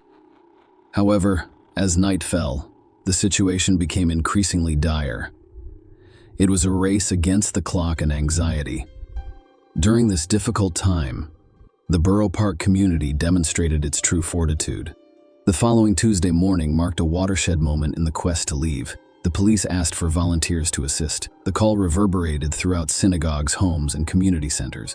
Reaching far beyond Borough Park, 5,000 Orthodox Jewish volunteers responded to the call from both the local community and remote areas of the tri-state region. Their dedication and unwavering commitment to finding young Levi was admirable. They began searching block by block, roaming the streets with unbridled enthusiasm. The outstanding unity demonstrated by the community it crossed cultural boundaries, with Bangladeshis from nearby Kensington joining the search and providing assistance during the crisis. It was a powerful demonstration of the shared humanity that brings people together, regardless of their backgrounds. State Assemblyman Dov Kind played an important role in the search. He promised a $5,000 reward for any information that led to Libby's safe return. People desperate to reunite a missing child rallied around the incentives, eventually raising the reward to a whopping $100,000. During the search operation, Yaakov Herman, the Leaf teacher, took on the task of canvassing the surrounding area. He and his son carefully reviewed CCTV footage from shops and offices along Levy's route. Levi walks past locksmiths on the rim of 44th Street and 15th Avenue before continuing along 44th Street to 17D Avenue. However, the most important footage shows Levi on 18D Avenue. He spoke briefly with a man who would soon become the central character in this heartbreaking story. This stranger, who crossed the street and entered the dentist's office, unintentionally determined the fate of young BB. When the man left the dentist's office, we followed him as he appeared to get into his car. Everyone who saw the footage was taken aback by the inexplicable nature of the encounter. Our days turned into days, and the police's hard work and the community's tireless efforts were about to yield results. After carefully reviewing CCTV footage, the police gained a significant advantage. They knew Levy had met the man outside the dentist's office on Edit Avenue. The police located the dentist, who notified his secretary. He gave them the name and address of the suspect who arrived that day to pay the bill. This was the first step in identifying both the man and the footage. Late in the evening, at around midnight on Tuesday, police made another breakthrough. They quickly identified the vehicle in the surveillance video as a gold 1990 Honda Accord. This was a crucial discovery, but what came next was even scarier. About 45 minutes later, 2 volunteers looking for the missing boy in Kensington discovered the same gold Honda Accord. They quickly jotted down the license plate number of this car. With this critical information in hand, the police drove to the address listed on the car. Police arrived at the suspect's Kensington apartment around 2 a.m. On Wednesday, when officers arrived, they discovered the door open, a foreboding sign of what lay ahead. In the apartment, they were met with a terrible scene. When the man who lived there, Levi Aaron, was asked where the missing boy was, he allegedly nodded towards the kitchen. It was a frightening gesture that sent shivers down the veteran officer's spine. When they entered the kitchen, they were met with a scene that would haunt their dreams for years to come. Kitchen knives and stone towels were discovered in the bags, indicating a terrible act. The legs of young Libby Klasky were discovered in the freezer. The shock and horror that overtook the officers at that point are indescribable. Levi Aaron, the man seen leaving in the surveillance footage, was apprehended by police at 2:40 a.m. On that fateful Wednesday, Levi Aaron was a man from Brooklyn, New York. He grew up in the city as an Orthodox. His father worked at D&H Photo, a Hasidic-owned store, Unfortunately, his mother died about 5 or 6 years before these events. Levi lived in his parents' apartment in the Kensington neighborhood. He had gotten married twice. Unfortunately, both marriages ended in divorce. Levi worked as a clerk at a hardware supply company in Brooklyn. People who worked with him described him as a quiet and socially awkward individual. At the age of 9, he was hit by a car while riding his bike. This injury caused problems, and some believe it contributed to his severe sinusitis and unusual behavior as he grew older. Surprisingly, Levi had no previous criminal record. However, in January 2007, he was served with an order of protection, which is typically issued when there are concerns about someone's behavior. He also received a fine for failing to wear his seatbelt and a speeding ticket. Levi Aaron, the man accused of Levi Koleski's heinous crime, claims he encountered Levi when the boy asked for directions and arrived. Levi wanted to go to the bookstore, but Aaron suggested they attend a wedding in Monson, New York. Instead, they returned later in the evening, around 11:20 p.m. Aaron initially intended to return Levi to his family the following day. When Aaron saw posters about missing children and realized that people were looking for Levi, he became panicked.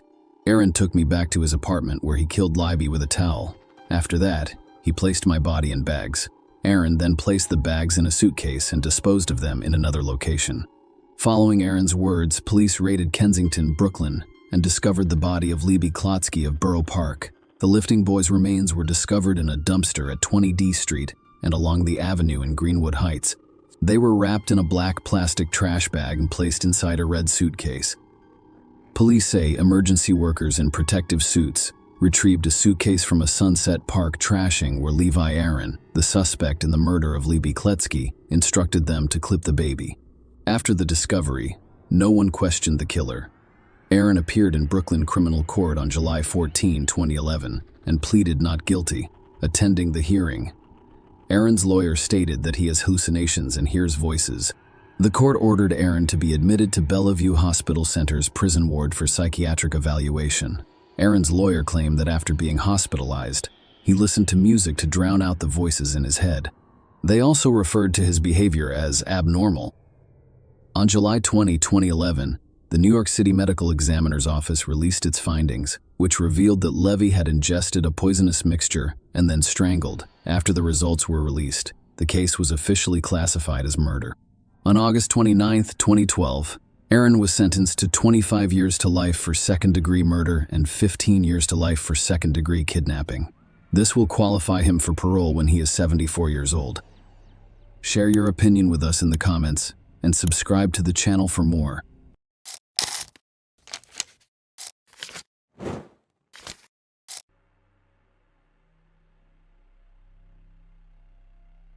As you begin to investigate the Leslie Palacio case, it's impossible not to be puzzled and disappointed that justice hasn't yet been served. Despite the fact that the police have all of the evidence and know who the killer is, he remains at large. Today's story highlights the difficulty of investigating crime when suspects are outside the jurisdiction, and victims can only hope that the perpetrators are apprehended and brought to justice. The morning of the 29th brought anxiety to the home of Australia Philosophia, mother of 5 beautiful daughters. Taylor, her eldest daughter, came down to the kitchen and reported that the bed in Leslie's room remained untouched. Her belongings were gone, and it was clear she had not spent the night at home. One of the sisters joked that it must have been a good night at the club. Leslie had probably spent the night at Eric's. In fact, everyone became alarmed because Leslie had never done this before. Kyla kept looking at her phone during breakfast, expecting Leslie to text her soon. Leslie remained silent despite the passage of time. By noon, it had stopped appearing normal. By late afternoon, the reseller had decided to go to Eric's house on her own to find out where her daughter had gone. When the Palacio family arrived, they noticed Eric's mother and sister actively removing furniture and other items from the house. Obviously, taking furniture out of the house is normal, but the situation in Mrs. Ibarra's crying face gave Rosella a strange feeling. Something wasn't right here. When asked where Leslie was and why Eric's phone was unavailable, Eric's mother and sister pretended they were unaware that the couple had spent the evening together. Ursula clarified whether Leslie had slept over at their house that night, citing her daughter's messages indicating her intention to visit Eric. After receiving a negative response, Leslie's family realized how serious the situation was. Fears became reality, and the family took immediate action. The older sister, realizing that Leslie could not have vanished so easily, began calling local hospitals and searching the internet for reports of accidents in the previous 24 hours. However, both the search and attempts to contact Eric were unsuccessful. He had either turned off his phone or it had died. Kayla couldn't even hear her voicemail. With Sally, I had no choice but to contact the police. The following day, August 30, Leslie was officially reported missing. Leslie Palacio was born on May 5, 1998, and the move marked the beginning of an intense fight for justice. In Las Vegas, Nevada, USA, her short but full life was filled with love and care for her family. The girl was always open and friendly, and she brought joy to any company. She valued everyone she met in her life, and they reciprocated. Leslie wished to connect her life with medicine. After graduating from high school, she enrolled in Las Vegas Medical College at 20 West 20. She was already confidently pursuing her dream of becoming a phlebotomist and working part-time as a laboratory technician, combining theoretical knowledge and practical skills. Leslie proved herself to be a gifted student. Her academic achievements were commendable. She had a natural ability to absorb new information and was always eager to expand her knowledge. That is why the girl chose to work part-time as a laboratory assistant. Leslie unexpectedly realized she had found her calling and quickly became an integral part of the team. Colleagues thought the student was not only a responsible and professional lab technician, but also a warm-hearted person. The girl's responsibilities included conducting various analyses and tests. However, Leslie saw this work as much more than just a way to fulfill her duties. She saw her calling in making patients test, taking experiences as comfortable as possible. Her caring and patience fostered a sense of trust. Even those who were concerned about the procedure felt at ease in her presence. When the youngest of the nurses asked if Leslie was afraid of having her hands pierced all the time, she laughed and replied that she now had the superpower to poke people. Vital, a young optimist, already has evidence in her every action. Leslie, by all accounts, had the potential to become a highly sought-after and valuable specialist in the field of medical laboratory diagnostics. And she would have, if things hadn't turned out so dramatically. Leslie has always helped and cared for others since she was a child. Rosella Palacio, the second of 5 daughters, took on the role of mother when she worked as a hotel cleaner. Rosella recalled her daughter kicking her out of the kitchen when she attempted to cook dinner after cleaning more than 15 hotel rooms in one shift. Take some rest.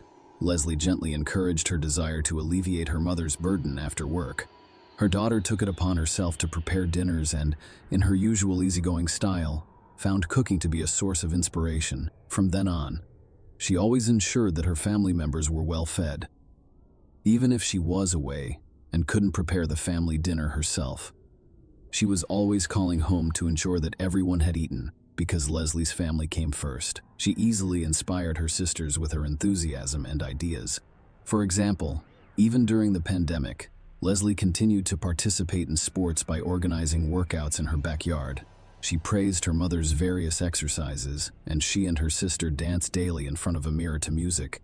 Her love of experimenting with hair color and image led to a joint business plan with her older sister to open a boutique. The sisters started designing and sewing dresses at home in their own distinctive style. When the coronavirus pandemic struck, Rosella was laid off due to downsizing. Leslie suggested that her mother start her own small cleaning business and assured her that she would gladly assist her with the cleanings in her spare time from work and school. "Mom will be fine soon, as you can see," she assured Alia. At a family council, they came up with the name Palacio Cleaning Service. Leslie went missing around that time. Her dreams were just beginning to come true when their family firm received its first contract. However, on August 29, 2020, all of the Palacio family's plans and dreams came crashing down. Leslie finished the lab assistant program at the end of August 2020, and the family firm received a large order, so she decided it was time to unwind from the stresses and worries with an evening of dancing and fun. The pandemic-related restrictions were gradually lifted, and Las Vegas began to come alive. Unfortunately, none of Leslie's friends wanted to keep her company. People were beginning to let go of their fears and resume their normal lives. They were still nervous and anxious about being in a closed space with so many people.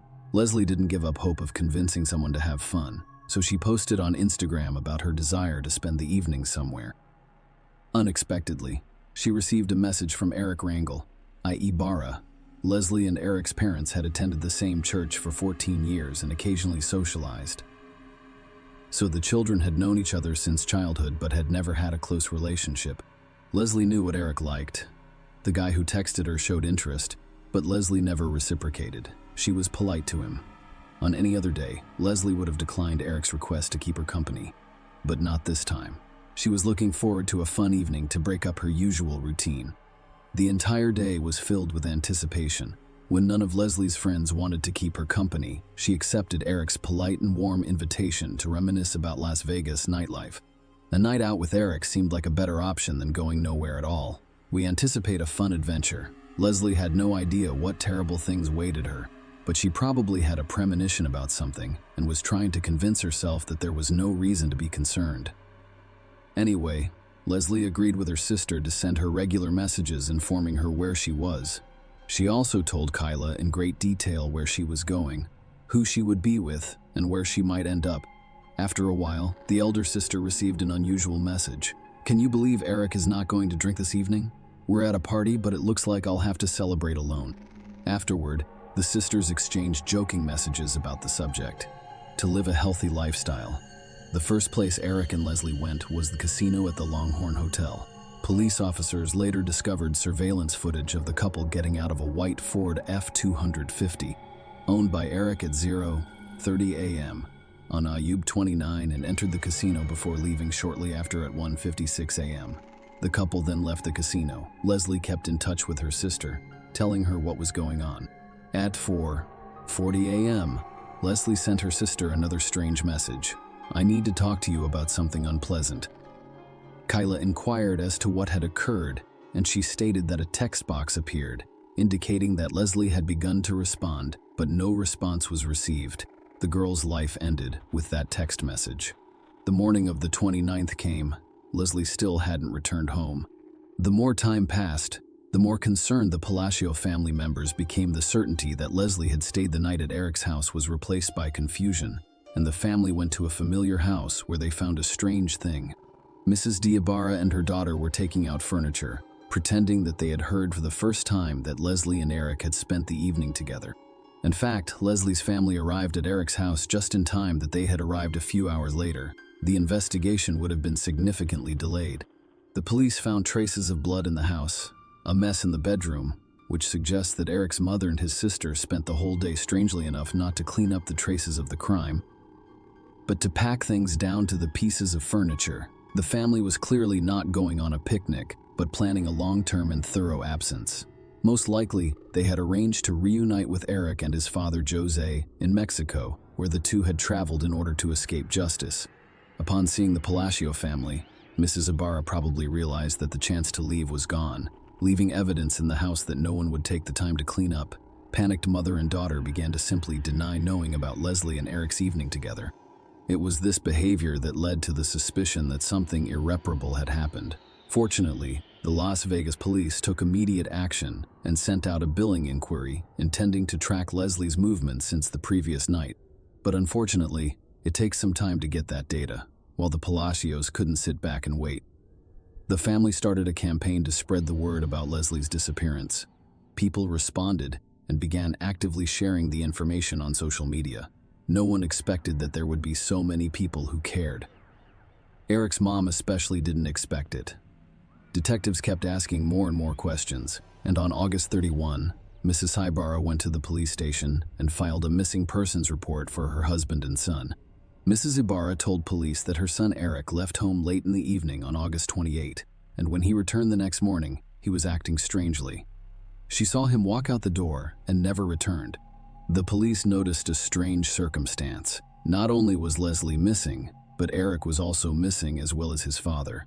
Based on this, an investigation into the triple disappearance began with the Las Vegas police involved. Detectives turned to the residents of the neighborhood with the hope of finding surveillance cameras that recorded something important. Luck smiled. It was discovered that just across the street from Joe's borrower's home, there were surveillance cameras. In addition to the CTV footage, police obtained billing data that allowed them to track Leslie's movements in the early morning hours. Of the 29 detectives found that the couple went to the casino and afterward to a grill bar, which they reached around 02:15 am accidentally or not. Leslie's cell phone was left at the bar, and the records show that Leslie left the establishment around 5:50 am, which is quite early in the morning at 06:05 am. Neighborhood cameras captured Eric's car pulling up to the family home. The nature of his assistance to Leslie and getting out of the car and on the way to the house clearly indicated that the girl was heavily intoxicated at 07:25 am. Eric and his father Jose are seen carrying Leslie's body out of the house, wrapped in a sheet and placing it in the trunk of the car. Eric then drives away while Jose hoses down the door driveway to their house. These actions clearly indicated that Eric and Jose were not missing, but were fugitives from justice. After police saw the footage, a search warrant was obtained for a borrower's home. As a result, detectives uncovered a lot of additional evidence showing that Leslie had not left the house voluntarily. The house had been cleaned with cleaning products in an unsuccessful attempt. Latex gloves and trash bags were also found. But the most important piece of evidence was the discovery in Eric's room. Traces of blood were found on the floor and on Eric's bed, an obvious sign of assault. And without DNA testing, it was clear to investigators that the blood belonged to Leslie. From that point on, Leslie Palacio was no longer missing, and investigators focused their efforts on finding her body. Eric and Jose were reported missing. As investigators searched diligently for suspects, the shaken Palacio family made efforts as well. Rosselli asked members of the church community to help search for her daughter's body as search volunteers. Flyers and posters with Leslie's photo and images of Eric and Josie appeared on social media, newspapers, and street poles. The philosophy of families asking the public to intervene and help them find these two men involved in the girl's death was the message on each flyer. The first major breakthrough in the investigation came when a license plate reader spotted Eric's car just 6 miles from his home around 10 am. I'll get to 29. He was heading back to his home just 4 hours after Leslie's alleged murder. The information uncovered made investigators realize that the location where Eric may have hidden the body was within a 4-hour drive of his home on the Nevada-Arizona border, or the Charleston Peak side, which is a huge area, so detectives were desperate for any additional information that could help them determine a more precise location.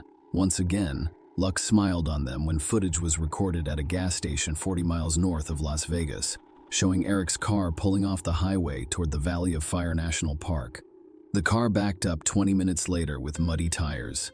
The find narrowed the search and pointed to the possible location of the body within 20 miles of the gas station. The mud on the tires suggested that Eric had driven off the road at some point. Detectives began searching the area.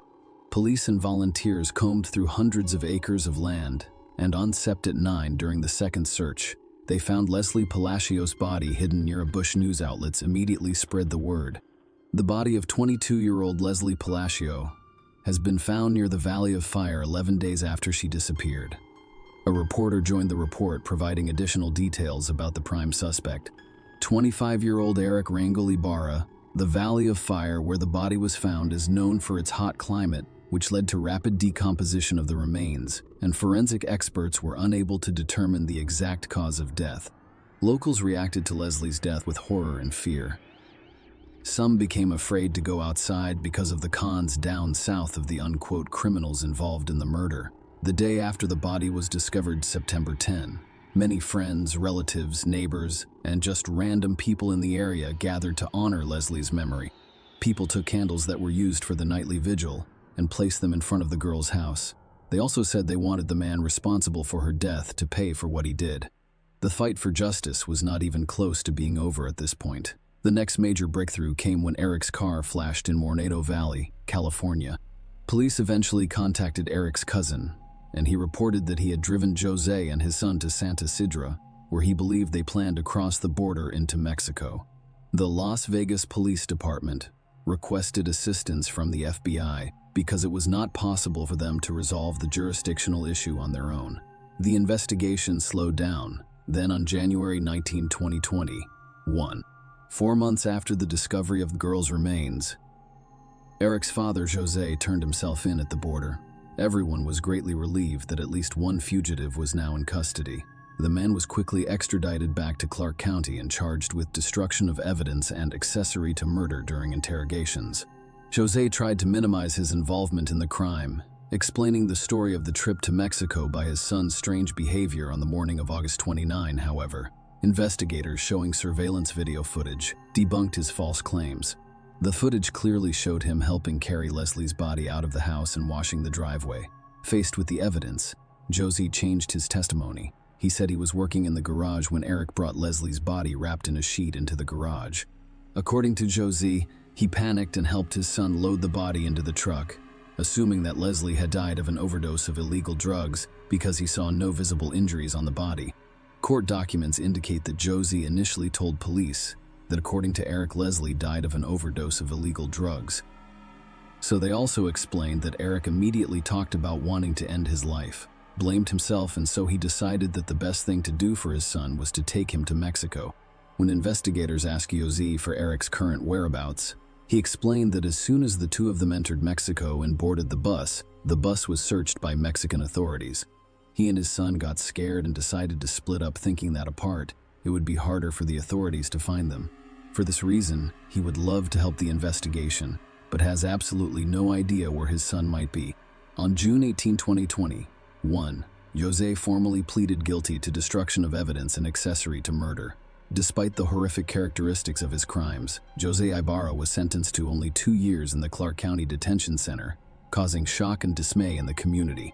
The Palacio family was shocked and outraged by Jose's lenient sentence, which they felt was unjust. During the chaos, Jose Ibarra joined the court proceedings virtually, while Leslie's family and friends were present in person. They urged the judge to impose a harsher sentence, arguing that 2 years was not enough for an accessory to murder who helped dispose of the body and hid the perpetrator. Jose Ibarra pleaded guilty and tried to apologize to Palacio's family, saying his love for his son outweighed him. He expressed regret for his actions. However, Leslie's family did not accept his apology and did not consider it sincere to date. Eric's whereabouts are unknown, and he continues to live freely in Mexico. Jose was released to Ophelia Marketing on April 28, 2020. An attorney and Palacio family representative commented as follows: "I'm absolutely furious. This is clearly unfair. Not only is the primary suspect not in custody, the person involved in the cover-up of the murder is now back in custody after serving 8 months and 15 days over the last 3 years. The family philosophy has never received adequate recognition. Leslie's story demonstrates flaws in the justice system and raises concerns about fairness in dealing with serious crimes. The family philosophy is determined to fight to change Nevada's laws because they believe that whoever was involved in the murder should face a prison sentence of more than 2 years. They hope that the perpetrator will be found and prosecuted in the United States, where he will be charged and punished appropriately." Ophelia Market Eon is directly contacting those who may know Eric's whereabouts in Mexico. In every media interview, she advocates for the Palacios family to receive some measure of justice. Share your opinion with us in the comments and subscribe to the channel for more.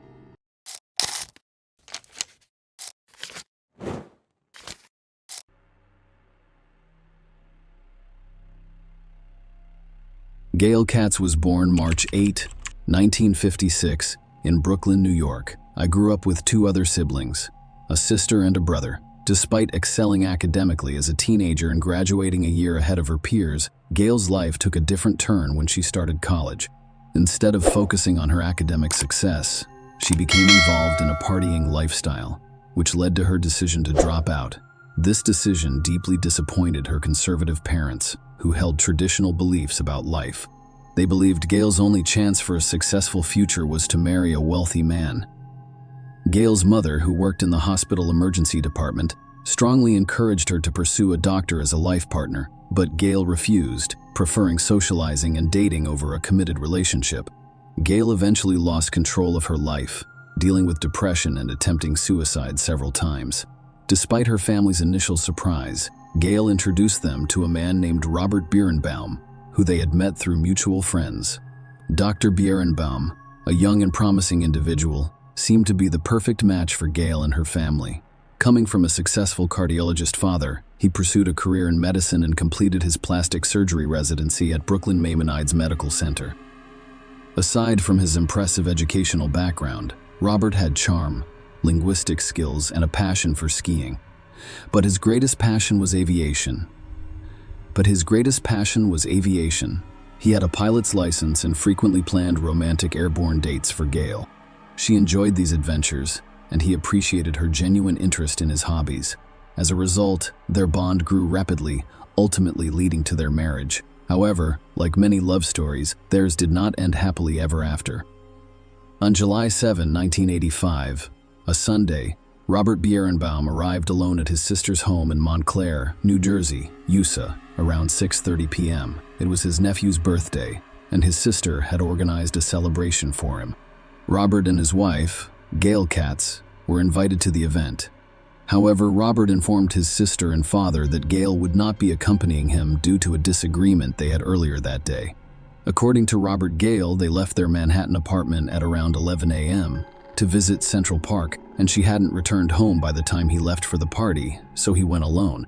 On his way home from the celebration, Robert stopped at the home of his friend, Dr. Scott Barron.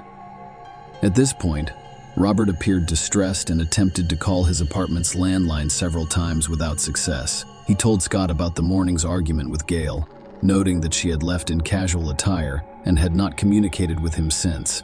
When Robert returned to his Manhattan apartment, he found Gail missing. He contacted her former psychology teacher, Dr. Yvette Face, to talk about the argument. Robert informed Yvette that Gail had left earlier that day to sunbathe at Central Park. Yvette advised him to contact the police and inquire with the apartment complex's doorman about Gail's whereabouts, which Robert agreed to do. The following evening, July 8, at 9 p.m., Robert contacted Detective Virgilio Dalsauce for the first time. He informed the detective that Gail had left the apartment at 11 a.m. He had last spoken with her the day before and had not heard from her since. Robert explained that he waited for Gail at their apartment until 5:30 p.m., but she did not return, so he left for his nephew's party at his sister's house. Robert was the last known person to see Gail. The detective urged him to provide as many details as possible to help find her. Robert mentioned to the detective that Gail had previously attempted suicide. He also expressed concern to friends that Gail may have harmed herself, citing information from her therapist, Dr. Sybil Baran, who allegedly informed him of Gail's suicidal tendencies. The search for Gail began, but the police encountered significant challenges due to a lack of solid leads. Despite their efforts to obtain additional information from Robert, he did not respond to their repeated messages until July 10 days after she was reported missing. During his conversation with Detective O'Malley, Robert inquired about the status of the investigation and agreed to meet 3 days later to go over the details of the last time he saw Gail. As time passed, police became increasingly concerned that Robert was withholding critical information. Several incidents concerned them, including an encounter on July 14 when some of Gail's friends, including Marian S.R., were actively looking for her and distributing missing person posters. During this conversation, Robert mentioned to Marianne that he thought Gail was on a week-long shopping spree at Bloomingdale's, which raised red flags for investigators. On another occasion, he made an odd remark to Gail's mother about the cats becoming ill and the need to clean the rug. They found it peculiar. The details he recounted about the events of July 7 differed depending on whom he spoke with. Interestingly, he did not notify the police about the argument he had with Gail on Sunday morning before her departure at 11 a.m., despite telling his family and some friends. Instead, he told the police that the argument occurred the night before she went missing, citing financial issues as the reason. He claimed that they reconciled afterward.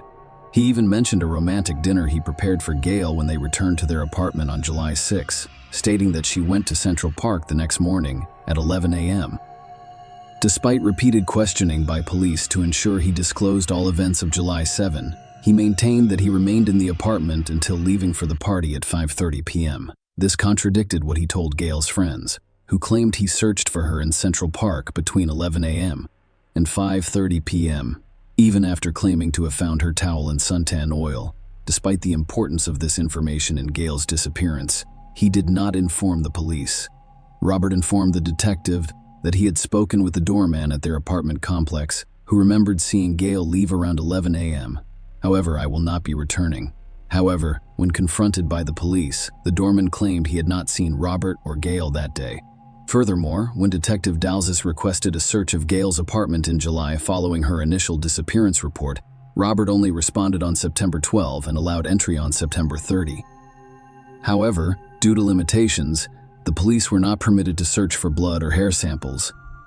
As suspicions grew about Robert's possible involvement in Gail's disappearance, police investigated their marriage and discovered a far from perfect relationship, described as toxic by acquaintances. The relationship was not always turbulent. They met in the early 1980s while Gail was a college student and Robert was a surgical resident in Manhattan. Robert initially went to great lengths to impress Gail, demonstrating his skills as a pilot and his fluency in multiple languages, which appeared romantic.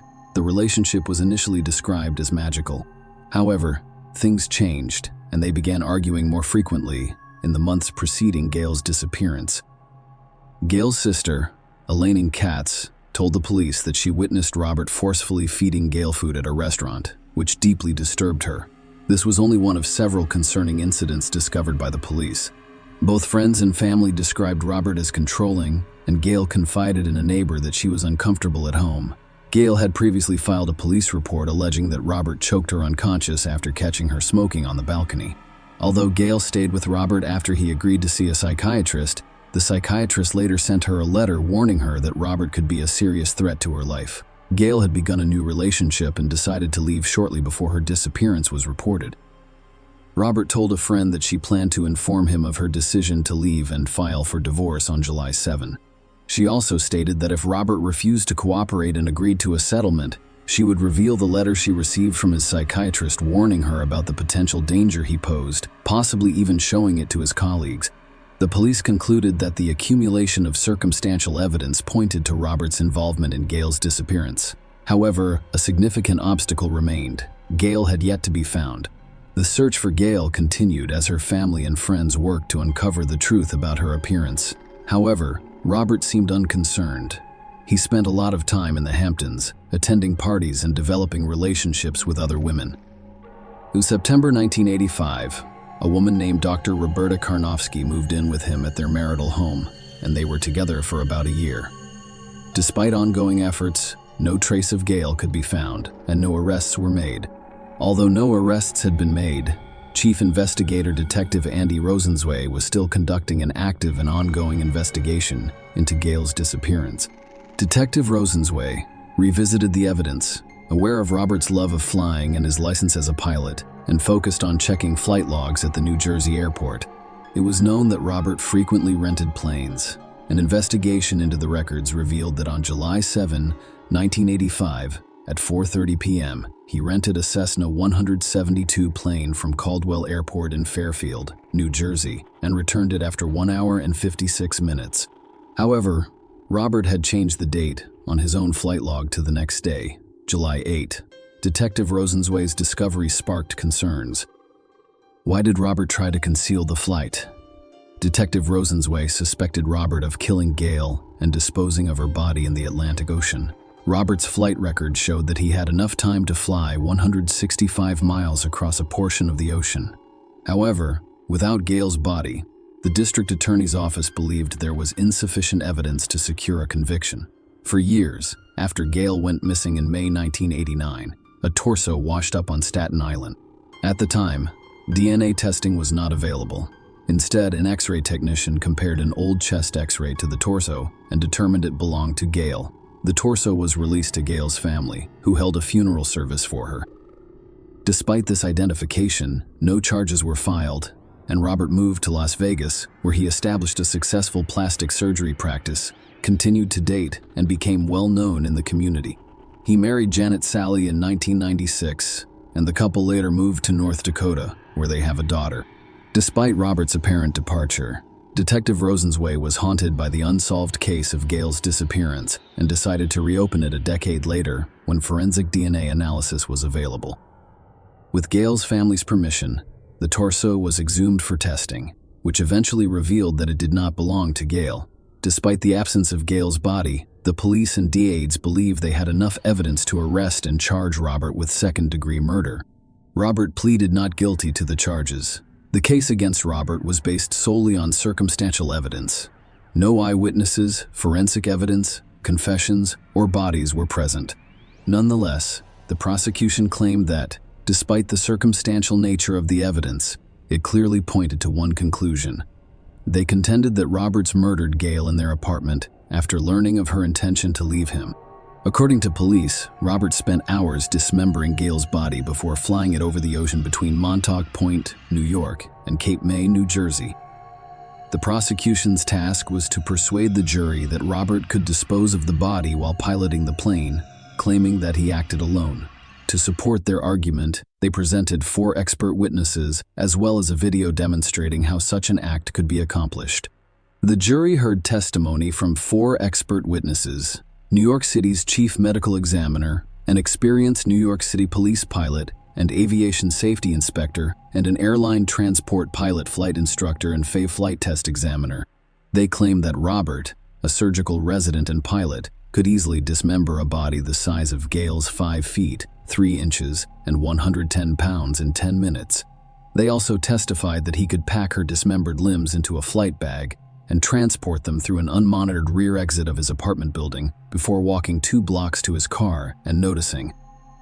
The experts also stated that Robert could load the flight bag onto the Cessna 172 plane without being detected and fly it over the Atlantic Ocean to dispose of the Scales' remains. They noticed that the rented plane was relatively simple to operate. The prosecution presented evidence of motive to the jury, revealing Gail's affair and desire to leave Robert. She had made plans, borrowed money, and was determined to leave on July 7. The court learned that Robert did not notify anyone, including his family, of his flying activities on that day. The altered flight log was presented as evidence that he flew the next day. However, the court was informed of the tumultuous nature of Robert and Gail's relationship, including allegations of domestic violence.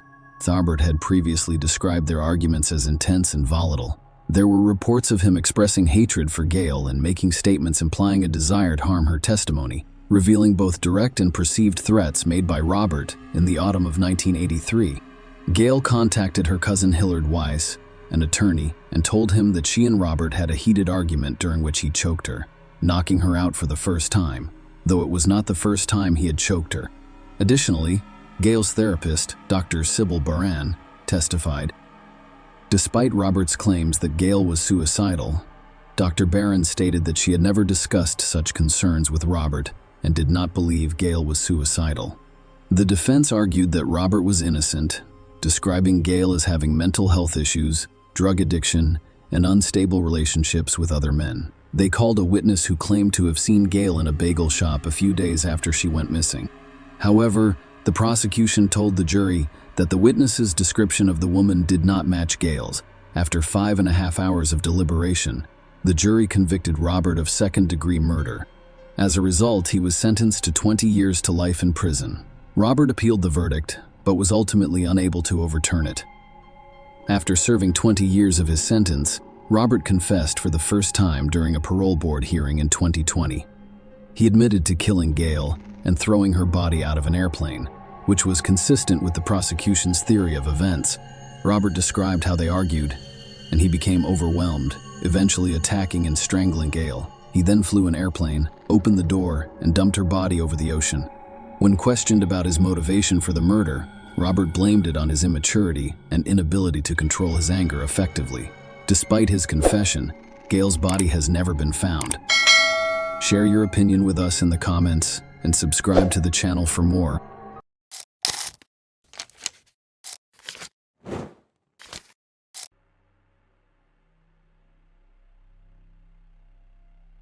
Michelle Marie Summers was born in 1957 as the daughter of Milton and Helen Summers. Michelle grew up in Concord, California, where she played the violin, acted, cheered, and was the homecoming queen, excelling academically with straight A's. Michelle was also a devoted follower of the Church of Jesus Christ of Latter-day Saints. Her diverse experiences included being an exchange student in Switzerland, pursuing a modeling career, and winning the title of Miss Concord in 1976. On April 11, 2007, Michelle McNeil, a 50-year-old Pleasant Grove, Utah USA resident, was recovering at home from surgery. Michelle's daughter, Alexis Summers, initially cared for her after she was released from the hospital, but her husband, Dr. Martin McNeil, eventually took over her care. Michelle and Martin met at an event for young Mormon singles, and they married when Michelle was only 21 years old. They are still married nearly 3 decades later.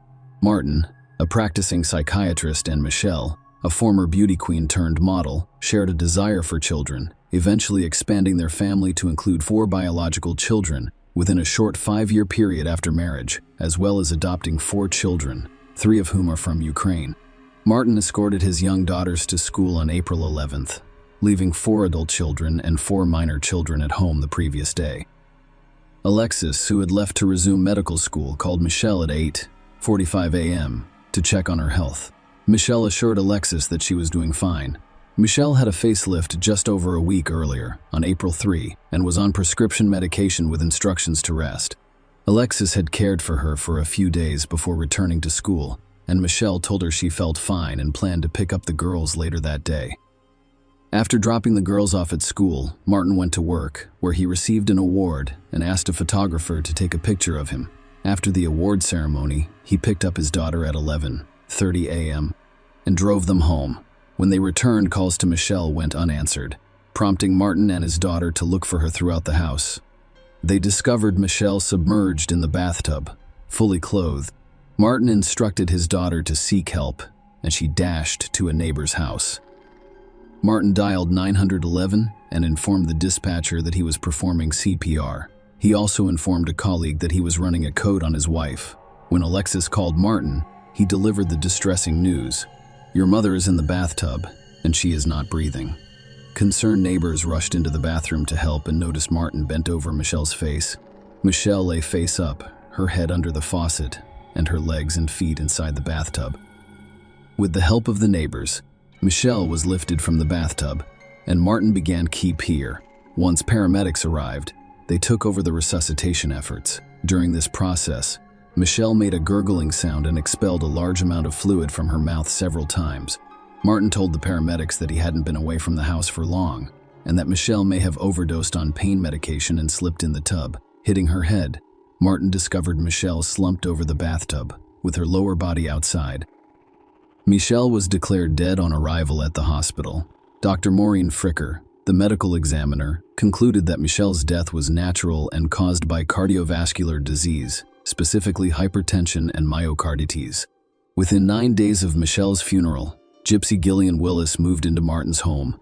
Martin initially told his children that he had hired her as a nanny to look after the remaining 4 young children at home.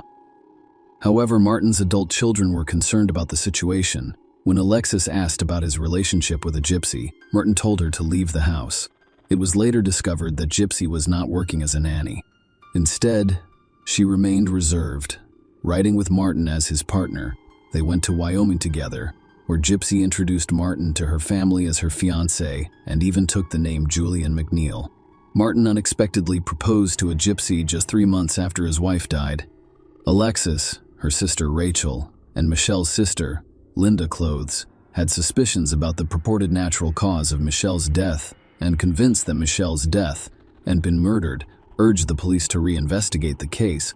Reaching out to various Utah newspapers, the governor's office, and authorities requires persistent efforts, which eventually leads to Michelle's case being reopened.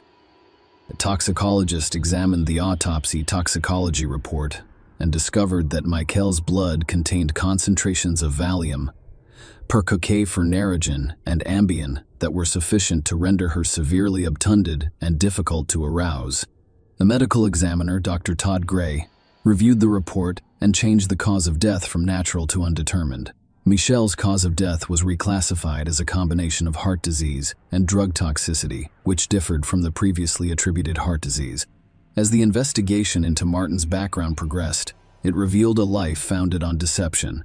Martin committed fraud in his 20s, writing forged checks to fund his lavish lifestyle.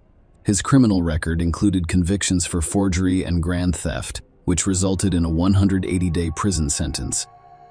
Following his release, Martin enrolled in medical school using 2 falsified transcripts. He had submitted someone else's transcript during the application process. Furthermore, police discovered that Martin had falsely claimed to be schizophrenic in order to get a discharge from the military. Following his discharge, he received $3,000 per month from Veterans Affairs for more than 3 decades, and the police looked into the case further. Following Michelle's death, Martin attempted to arrange the adoption of the 3 children they had adopted from Ukraine. To facilitate this, He devised a deceptive plan involving one of his daughters, 16-year-old Giselle McNeil, disguised as a summer vacation. He sent Giselle back to you. During her absence, Martin and Gypsy assumed her identity. Gypsy obtained a fraudulent social security number, Idaho cards, and birth certificate, and the two went to court, successfully changing Giselle's birth date by 20 years. Martin and Gypsy were convicted of identity theft and other federal charges, and both pleaded guilty to state fraud charges after Martin served 3 years in prison. He was later charged with murder, first-degree felony, and obstruction of justice, second-degree felony, and obstruction of justice, second-degree felony. The prosecution claimed Martin committed premeditated murder against his wife. They claimed that he coerced Michelle into getting a facelift as part of a meticulously planned murder. According to the prosecution, Martin persuaded the surgeon who performed the facelift to prescribe specific medications required to carry out the crime. Martin allegedly drugged Michelle after her cosmetic surgery and then drowned her in their bathtub. The prosecution claimed Martin's motive was a desire to be with his mistress, a gypsy. The court learned that Martin actively encouraged Michelle to have a facelift despite her lack of prior interest in the procedure. Martin's behavior changed dramatically when he turned 50. According to testimony, including a renewed commitment to exercise, weight loss, and tanning salon visits. Michelle, concerned about a potential affair, questioned him about his sudden obsession with his appearance. Martin responded by suggesting that she focus on her appearance and consider a facelift. Michelle confided in her daughter Alexis in March 2007, fearing that Martin was having an affair. Michelle investigated Martin's phone records and discovered a frequently dialed number, raising suspicions of infidelity. When she confronted him, Martin dismissed her concerns as baseless. In an attempt to divert her attention, he offered to pay for Michelle's facelift and suggested they go on a 2-week cruise afterwards. Contrary to Martin's claims, the prosecution claimed that he had been having an affair since November 2005. Gypsy Willis, the woman he later claimed to have met only after Michelle's funeral, where he purportedly hired her as the children's nanny. The two met online first, and Gypsy confirmed that she was aware of Martin's marital status. The prosecution claims that Martin began plotting Michelle's murder months before her death in order to facilitate his relationship with a gypsy. They claimed he feigned illness to establish an alibi, making it appear unlikely that he would physically attack his wife. Martin discussed conflicting health concerns with various people who walked with a limp and used a cane. At church, he told the congregation that he had cancer and had less than a year to live. Meanwhile, he told colleagues a variety of stories about his health, ranging from peripheral neuropathy in his toe to cancer in his big toe and neurological problems similar to Mrs. The prosecution then detailed Michelle's surgery and the events that followed, emphasizing that it was Martin's post-death actions that raised serious concerns in the case. In March 2007, Martin set up meetings with a plastic surgeon for Michelle, who actively participated in the consultations and appointments. Despite her nervousness, Michelle agreed to have the surgery. Martin accompanied Michelle to a visit with a primary care physician prior to the procedure to ensure her safety. During this visit, Michelle's primary care physician discussed her high blood pressure and suggested postponing the surgery. Despite this advice, Martin and Michelle went to see the surgeon for a preoperative evaluation, accompanied by Alexis. Before the appointment, Alexis noticed Martin jotting down medications he wished the doctor would prescribe. On her way to the appointment, Michelle expressed her desire to postpone the surgery in order to better manage her blood pressure. Martin, incensed by the suggestion, retorted, "If you don't have the surgery, you won't get it." Typically after a facelift, a pain reliever, antibiotic, sleeping medication, anti-inflammatory, and eye ointment have all been prescribed. Martin, on the other hand, asked the surgeon for more and stronger medications, such as oxycodone, a stronger pain reliever, liquid Lortab, a larger dose of Finnegan and Valium, and an anti-anxiety medication. The surgeon agreed to Michelle's requests, but cautioned her to take each pill separately and not all at once. Michelle had the surgery 2 days later, despite the fact that it was supposed to take only 1 day. She expressed a desire to stay overnight at the hospital. Martin, however, expressed his displeasure and insisted that she return home. The surgeon intervened and insisted Michelle stay overnight. She was finally allowed to return home the next day. When Michelle returned home, Alexis noticed that she appeared overly sedated. When she inquired about it, Martin explained that he may have given too much medication. Alexis, concerned for her mother's well-being, offered to take charge of Michelle's medication. Michelle herself told Alexis that Martin had given her too much medication, causing her to vomit, to prevent potential medication overuse.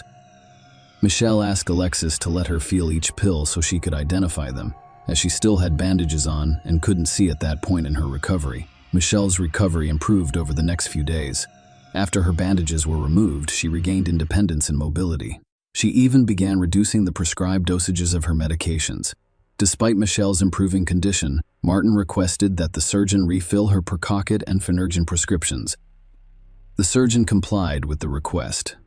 Alexis returned to school, confident that Michelle was recovering well and capable of managing on her own. Unfortunately, Michelle was discovered dead the following day.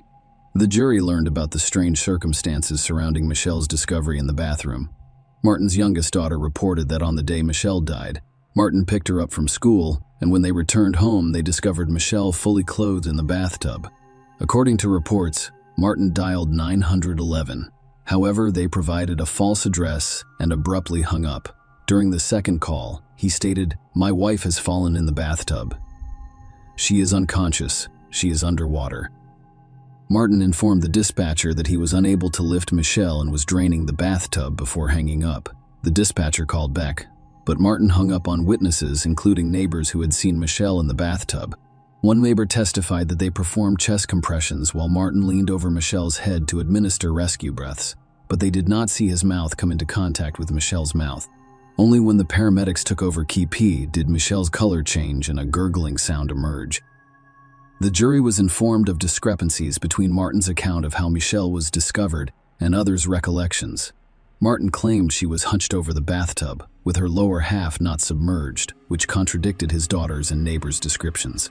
Furthermore, the emergency room doctor found no injuries on Michelle consistent with a fall into the bathtub. Alexis returns home after learning about Michelle's death. She discovered that Michelle's medication, as well as the hospital bed and blankets, had gone missing. In the garage, Alexis discovered a pile of wet towels, clothing, and the bathroom rug. Martin's son Damien and his girlfriend Eileen returned to the house following Michelle's death. Martin asked Eileen to flush Michelle's pills down the toilet. Eileen testified that she complied and observed that some of the pill bottles were nearly empty. Contrary to Martin's claim of blood everywhere, she found no blood in the bathroom. The court heard that on the day Michelle died, Martin communicated extensively with the gypsy, speaking twice on the phone and exchanging 30 text messages. During the trial, the prosecution presented a cardiologist who testified that Michelle's heart inflammation was mild and did not pose a significant risk of cardiac death. In addition, a forensic pathology expert testified that there was no evidence of myocarditis, calling into question the initial cause of death determination. Instead, the experts hypothesized that drowning was the cause of death, citing 5 key points. First, during CPR, Michelle regurgitated large amounts of water, indicating that she had swallowed it. Second, water was found in Michelle's airway, indicating that she had inhaled a large amount of water. Third, Michelle's lungs weighed twice as much as typical lungs. The fourth fluid was discovered in Michelle's lung chambers. Fifth, Michelle's blood demonstrated a significant dilution of the phenomenon associated with inhaling water, which then enters blood vessels and circulates throughout the body. During the trial, the prosecution presented testimony from 5 jailhouse informants, one of whom claimed to have seen a television show about Martin while in prison and informed him about it, initially hesitant to go into detail. According to the inmate, Martin later admitted to giving Michelle sleeping pills and oxycodone. He then allegedly admitted to placing her in the bathtub and holding her head underwater for a short period of time. Another inmate inquired about Michelle's fate, to which Martin allegedly replied that the bitch drowned.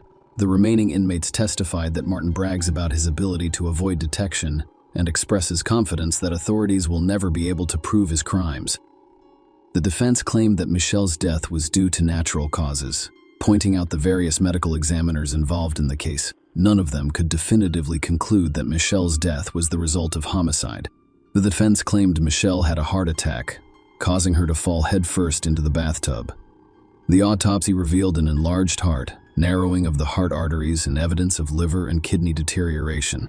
Despite the defense's argument, more than 6 years after Michelle's death on September 19, 2014, McNeil was sentenced to a minimum of 15 years to life in prison for first-degree murder, plus an additional term of 1 to 15 years for obstruction of justice. In contrast, Gypsy was not charged with murder. While some members of Michelle's family suspected her involvement, the Gypsy insisted that she had no knowledge of any plans to harm Michelle. Martin appealed his conviction. And finally, McNeil, 61, committed suicide in prison on April 9, 2017. He is now 2.5 years into his sentence. He was discovered dead in an outside yard near the prison's greenhouse. According to a report from the Unified Police Department, McNeil killed himself with a hose and a natural gas line that served as fuel for a greenhouse heater. Michelle's case could have been closed if her family had not been so persistent. Despite the challenges of reopening the case, they refused to give up until the truth was revealed.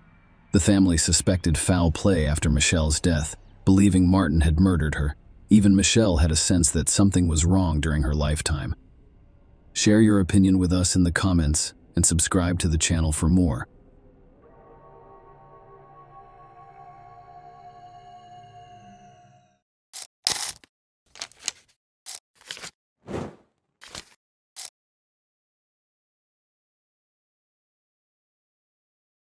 The case of Jennifer Sabina. Why would a loving husband mutilate his wife? Many of us have heard about the severe psychological condition known as post-traumatic stress disorder, PTSD, but few have considered what lies behind those 3 words.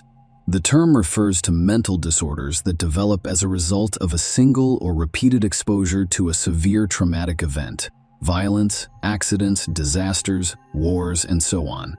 This type of disorder is frequently found in military personnel who have been involved in combat and witnessed the deaths of others over an extended period of time. Even after returning home, they have difficulty adjusting to civilian life.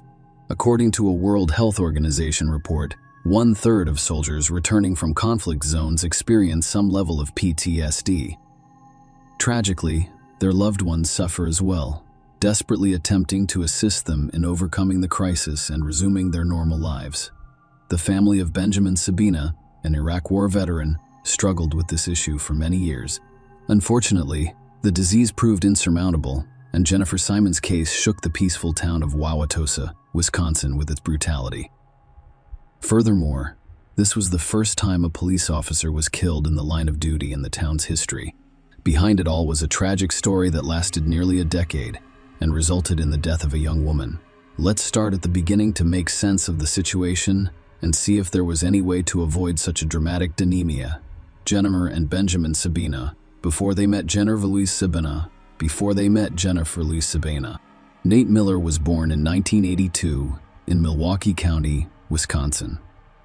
She was the oldest of 2 children in her family and grew up with her younger brother Jacob, with whom she maintained a close relationship. When Jennifer started school, her parents decided to split up and file for divorce, after which her father moved to another state and stopped being involved in his children's lives. Her mother worked hard to provide for the children, but Jennifer was always her primary helper and supporter. She kept the house in order, cooked meals, and looked after her younger brother, while their mother worked tirelessly. Jennifer excelled in school and aspired to a career in law enforcement. Benjamin J. Sabina, also a Milwaukee native, was Jennifer's age and went to the same school. Despite the coincidence, they did not know each other personally. After graduating from high school, Benjamin joined the United States Marine Corps and served 2 tours in Iraq. He was honorably discharged in 2005 after suffering a severe concussion and numerous injuries to his body and limbs, which is how the couple met. While serving in Iraq, Benjamin signed up for Facebook, a new and rapidly growing social networking site. He searched for his hometown and came across the profile of Jennifer, a charming, smiling girl. After looking up her information, he discovered that they had attended the same high school, but he could not remember her. After some thought, Sabina decided to approach the attractive girl. He greeted her, informed her that he was currently serving in Iraq with the Marine Corps, and asked how she was doing. Jennifer did not respond immediately, but did write briefly that she was doing well. It was clear that she was not eager to communicate with a stranger. But the young man was not perplexed. Benjamin began writing to her every day, even when she did not respond. Gradually, he drew the beauty's attention, and they began to talk casually about various topics, remembering the school where they wanted to study together and trying to figure out why they hadn't met before. A mutual liking developed between them, and they even began planning a reunion when Benjamin could return home. Jennifer had graduated from the police academy, had received specialized training, and had successfully passed all of her exams before becoming a police officer in her hometown of Wauwatosa, Milwaukee County, Wisconsin. It had been her dream job since high school, and she was extremely proud of it. Jennifer expressed her joy to a pen pal who sincerely congratulated her on her accomplishment, severe injury, and return home. Benjamin was expected to return home in November 2005. However, in February of that year, he and several of his comrades were targeted by mortar fire. Almost all of Benjamin's comrades were killed that day, and he miraculously survived, albeit severely wounded. His kneecap was almost shattered. His left arm was nearly severed by shrapnel and held together by a few tendons and a piece of skin, and he sustained shrapnel wounds to his chest and head, as well as a severe concussion. The Marine was transported to a military hospital, where he was carefully picked up piece by piece, and, once his condition stabilized, he was transferred to Germany for treatment and rehabilitation. His arm was saved. Although it had lost sensation and function, his knee was in far worse shape. Doctors were skeptical that Benjamin would be able to regain his footing. During this time, Jennifer, with whom he communicated on a daily basis, was extremely supportive and encouraging. She stated that she was constantly praying for his recovery, expecting a miracle and hoping for the best. The miracle occurred and Sabina gradually began to recover, eventually learning to walk. A few months later, the demobilized Marine was transferred to California, where his military unit was stationed. After completing the necessary paperwork, he returned to his hometown of Wauwatosa as a combat veteran, and among the disabled veterans were his parents and Jennifer, with whom he had grown close through correspondence. We were waiting for him. By then, Benjamin had resumed his rehabilitation program, which was producing positive results. The muscles in his damaged limbs recovered and strengthened, and he began to exercise, eventually being able to use his left arm normally and, contrary to the doctor's predictions, beginning to walk and run. When they first met Jennifer, they realized they didn't want to park for a day. The couple spent all of their time together discussing everything in the world, and it appeared that they had known each other their entire lives. A passionate romance blossomed between the two young people. Jennifer saw her lover as a hero, surrounded him with care, and supported him in everything. Benjamin was extremely grateful to her for this. And at the end of 2005, he offered to make her his lawful wife, which she gladly accepted. They registered their marriage right away and married on New Year's Eve of 2006. Severe post-traumatic stress disorder. The young man's time spent in war zones left him with not only scars, but also deep psychological trauma. Benjamin suffered from complex post-traumatic stress disorder, PTSD, which included all of the typical symptoms such as nightmares, increased anxiety, psychotic experiences known as flashbacks, depression, and suicidal ideation. For the former Marine, any loud noises, popping fireworks, or even the sound of a passing airplane could trigger memories of his horrific experiences. He regularly underwent therapy and worked with specialists, and there were times when the disorder receded so much that his loved ones assumed he had returned to normal life. But this was a false impression. According to Benjamin's own account, during the war, he witnessed the deaths of at least 50 of his comrades, many of whom were close to him, and their loss caused him personal grief. Jennifer and Ben went to church together, and the man sought help for his psychological problems. A variety of therapeutic approaches, both medical and spiritual, proved effective. Recovery seemed imminent, but some symptoms appeared to have become chronic. Jennifer and Benjamin were still young, full of optimism and plans. They decided to postpone having children until his condition had stabilized. The couple believed they had their entire lives ahead of them, and that there was still time for everything. However, 7 years after the wedding, Benjamin's condition had not improved. He continued to suffer from nightmares, panic attacks, and suicidal ideation. Furthermore, due to his injuries and disorders, the former Marine was not only forced to end his military career, but he was also unable to obtain another prestigious and promising position. Warning signs emerged in 2012, 7 years into rehab, when Benjamin's progress began to deteriorate rapidly.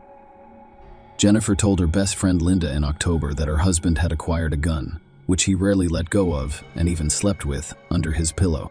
He would frequently wake up at night with nightmares, screaming, grabbing the gun, unable to recognize his surroundings, and feeling as if he was still at war, surrounded by enemies. At times like this, his wife would do her best to calm him down and return him to reality.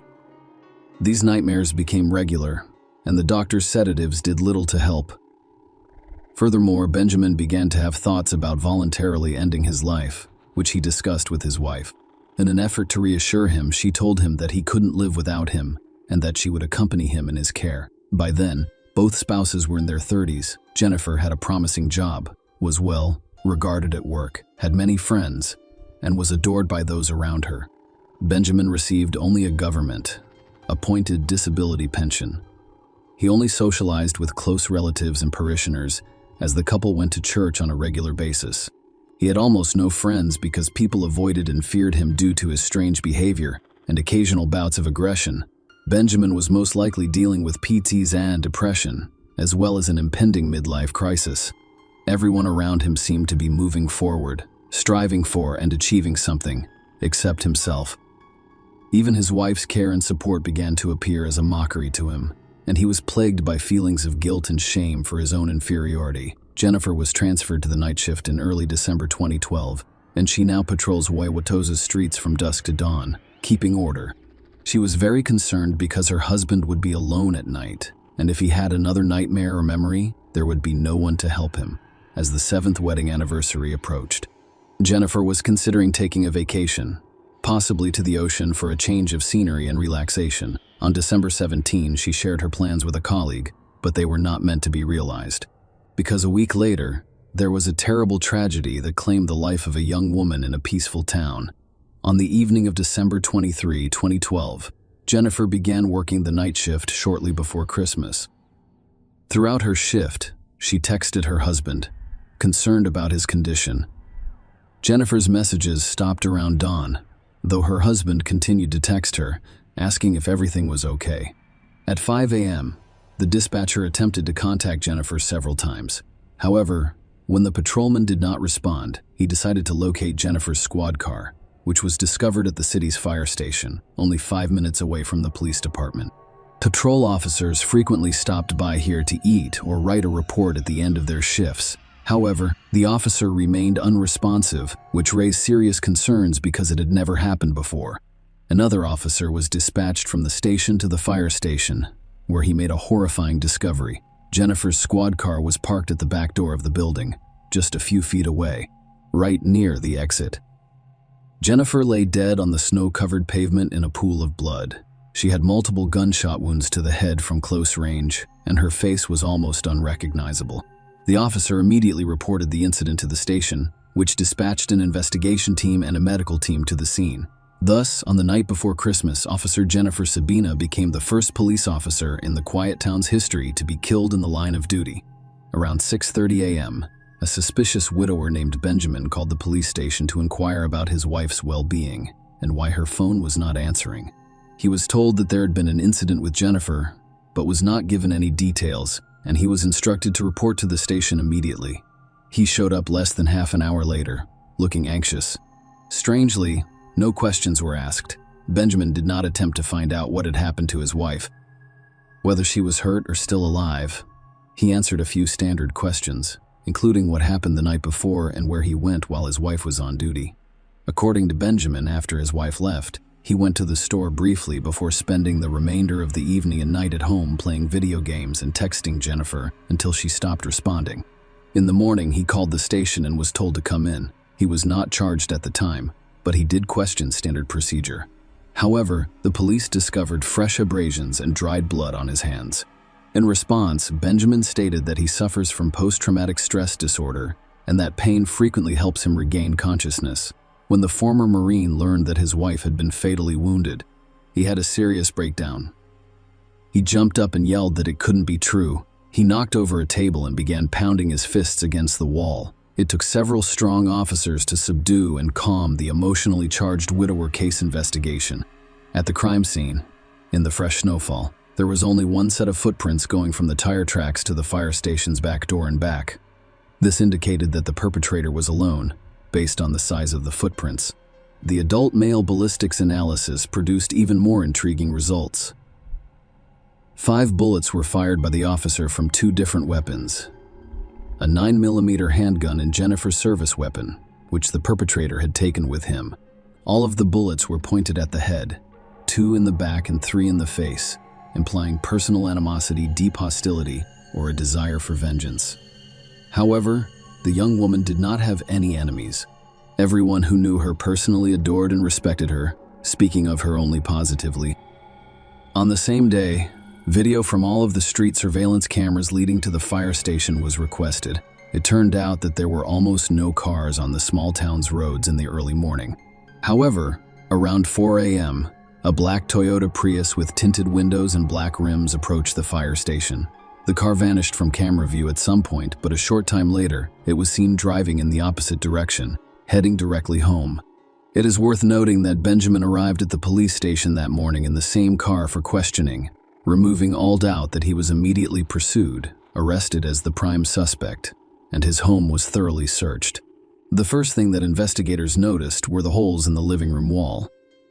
The drywall had been punctured, apparently by fifth, and bloodstains were visible around the edges.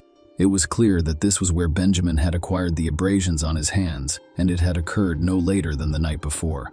The couple left messages for each other on the refrigerator door using colorful sticky notes. Jennifer's notes exuded love and care, whereas her husband's were either dry in one word or so insincere that they read like quotes from romance novels. A shell casing from a 9mm pistol was discovered in one of the dresser drawers, and the weapon was soon discovered in the bedroom, on the side of her husband's bed. The police spent a long time looking for Jennifer's stolen service weapon, but it was eventually discovered in a ventilation duct under the ceiling. Forensics confirmed that it was the same weapon used to shoot Jennifer Benjamin's version. After his arrest, Benjamin initially stuck to his original statement, claiming that he had not left the house and denying any involvement in his wife's death, insisting that he loved her and could not have hurt her. However, when confronted with irrefutable evidence of his guilt, he began to sob and testify. He revealed that he had suffered from various forms of post-traumatic stress disorder for years after returning from the war zone. He was unable to be helped by his wife's love and care, his church, or experienced doctors. He recently began to consider voluntarily ending his life, which he shared with his wife. She continued to discourage him, claiming that she couldn't live without him and would follow him. It is claimed that Ben chose to dispose of his lover out of mercy. He reasoned that they were both religious individuals, and if Jennifer committed suicide, it would be a serious sin, condemning her soul to eternal punishment. So he decided to spare his beloved from eternal agony and bear the entire burden by ending her life and then his own.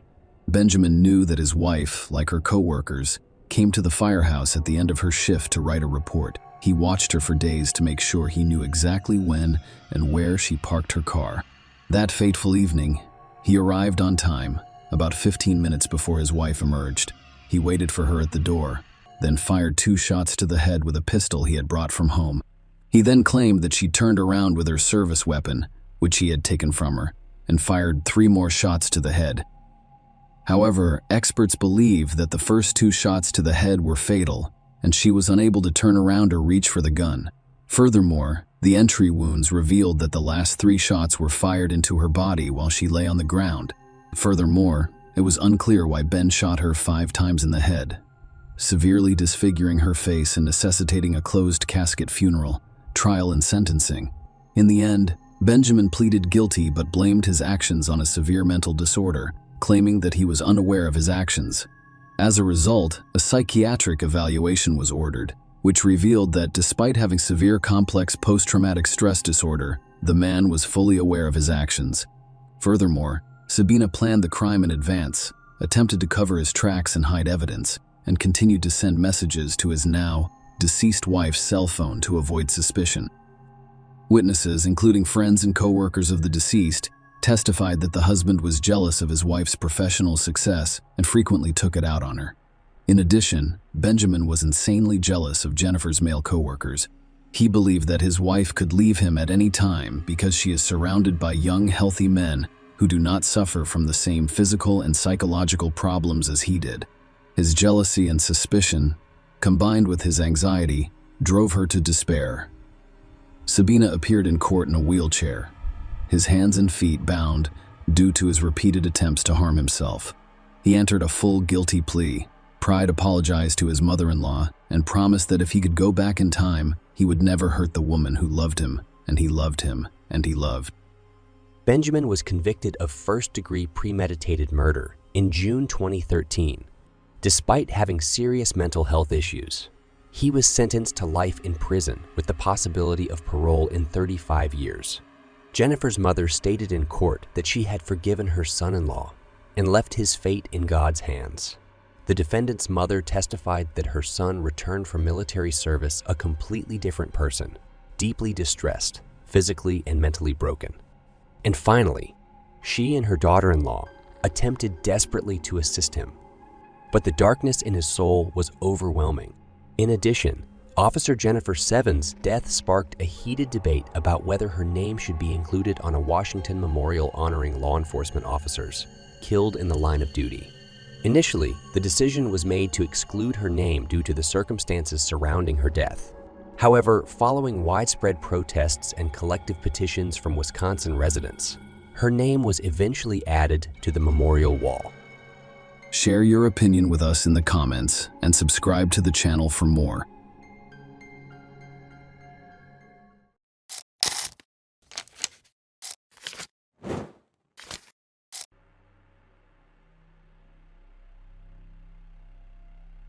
The Beverly Liggett case exemplifies madness by inheritance when a favorite son becomes an executioner. Unfortunately, genetics is inextricably linked to a wide range of inheritable diseases. These include some mental illnesses. However, an existing predisposition is only a risk and probability, not a guarantee that the child will inherit this or that disease. Naturally, every parent hopes that his children will inherit only the best, and that diseases will avoid offspring. Many experts believe that there are no specific genes for the transmission of mental illness, meaning that no single gene is necessary or sufficient to cause the disease. Nonetheless, mental illness is often passed down through families. This is precisely the issue confronting our heroine today, Beverly Liggett, who sincerely believed that her children would be unaffected by such a condition. And while Beverly, his daughter, grew up to be a perfectly healthy and balanced woman, the son appears to have suffered a double blow, which he blamed solely on his mother. It should be noted that this man's intelligence was unaffected by his mental disorder. On the contrary, Beverly Liggett was very clever and calculating, which makes his atrocities even more sickeningly creepy. Beverly Liggett was born on October 1, 1956, in Colorado's capital, the picturesque city of Denver. She was raised with her older brother Stephen and sister Martha in a typical family of Barbara and Edwin Liggett, who spent their entire lives in their hometown, rarely leaving its borders. Beverly attended a local college after graduating from high school, but was unable to attend university for a variety of reasons, including her health and drug use. The girl worked as a salesperson but married at the age of 26 and had 2 children.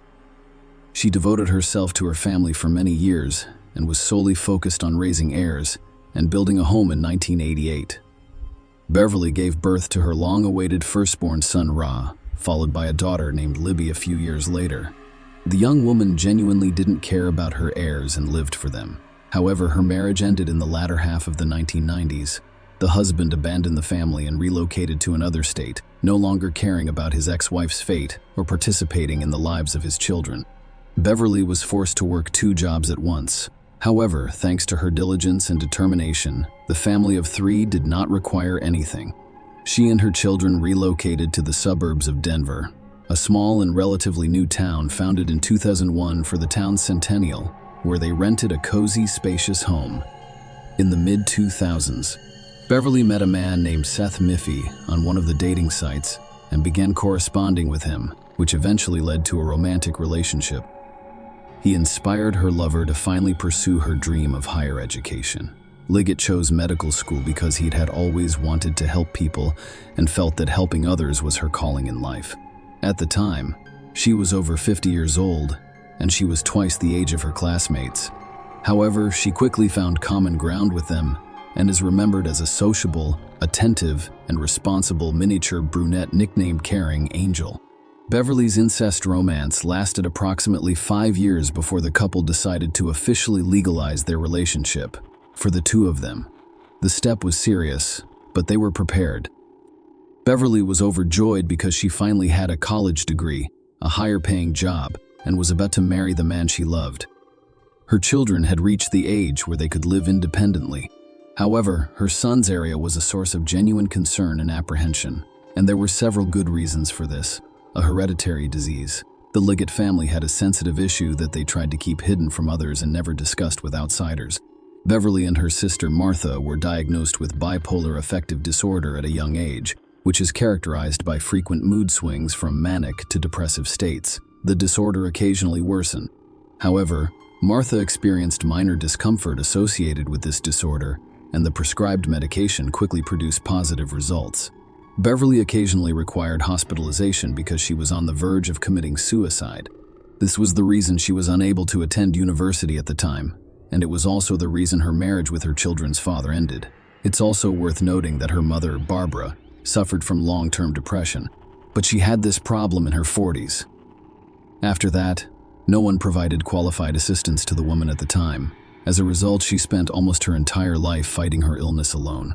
Beverly was certain that the mental disorder in their family was passed down exclusively through the female line, because the disease manifested itself in her mother, herself, and her sister, while her brother, Stephen, remained completely normal. In this regard, Beverly feared for the health of her daughter, Libby, but just the daughter of the disease bypassed, hitting with redoubled force on Ra, the special child from early childhood area with a rather strange withdrawn boy prone to tantrums at the age of 5. He was diagnosed with autism, and later a whole host of other mental disorders and abnormalities were added. He could withdraw into himself and completely abstract from what was going on around him. But Sue, he was particularly fond of chemistry and physics. The boy solved complex problems quickly, performing the majority of his calculations mentally. His intelligence was above average, but his social and communication skills were virtually non-existent. Flatmates avoided or mocked the strange and unsociable Pierre. Ari had no friends, was uninterested in learning about the world around him, and was aggressive and violent, resulting in animal cruelty and attacks on other children. The boy was repeatedly hospitalized and given medication to treat his condition. However, at home, he frequently stopped taking the prescribed medication and quickly returned to his previous state. His parents attempted to persuade him to take the necessary medications, but as he grew older, it became more difficult for him to ask or speak calmly, and he always got his way with tantrums. The boy could isolate himself and not speak to anyone for weeks, but he could talk for hours to himself or to an imaginary interlocutor. When things get bad, he became dangerous to others, and his relatives occasionally insisted on his mandatory hospitalization as a dangerous teenager. As a teenager, I learned that his mother and grandmother also had mental health issues, and his mother had to be hospitalized on occasion. During that time, Barry despised his mother and blamed her for all of his problems. He believed she had given him a disease that was ruining his life.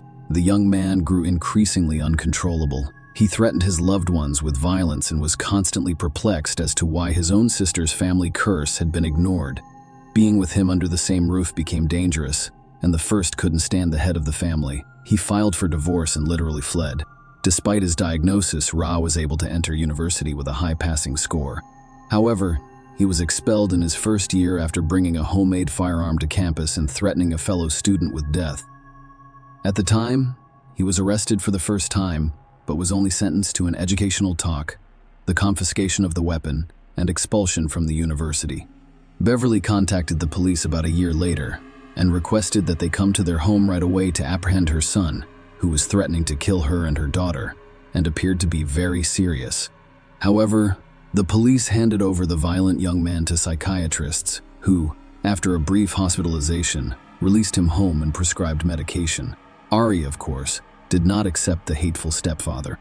Ari was 18 years old when Beverly met and started dating Seth. The couple quickly decided to live together, but Ari immediately took his mother's new chosen one in the bayonet. He tried everything he could to get him out of the house, including threats, scandals, and even fights. The appearance of another man in the house, which his mother perceived as a personal insult and betrayal, prompted him to do his best to support his beloved. He looked for a specialist who could assist the young man in paying for his clinic treatments, but the more he tried, the longer he despised him. The thought of this man becoming his stepfather and a member of their family, combined with his fear and depression, makes him aggressive and dangerous. That Missy repeatedly told his wife that her son was old enough to live independently. He could study or work normally if he took his medication correctly. Beverly Leggett was well aware of this, but she loved her son and could not abandon or take him mount, so she continued to endanger her own life through her obsession with guns. The young man's hobbies evolved over time, becoming increasingly bizarre, sophisticated, and dangerous.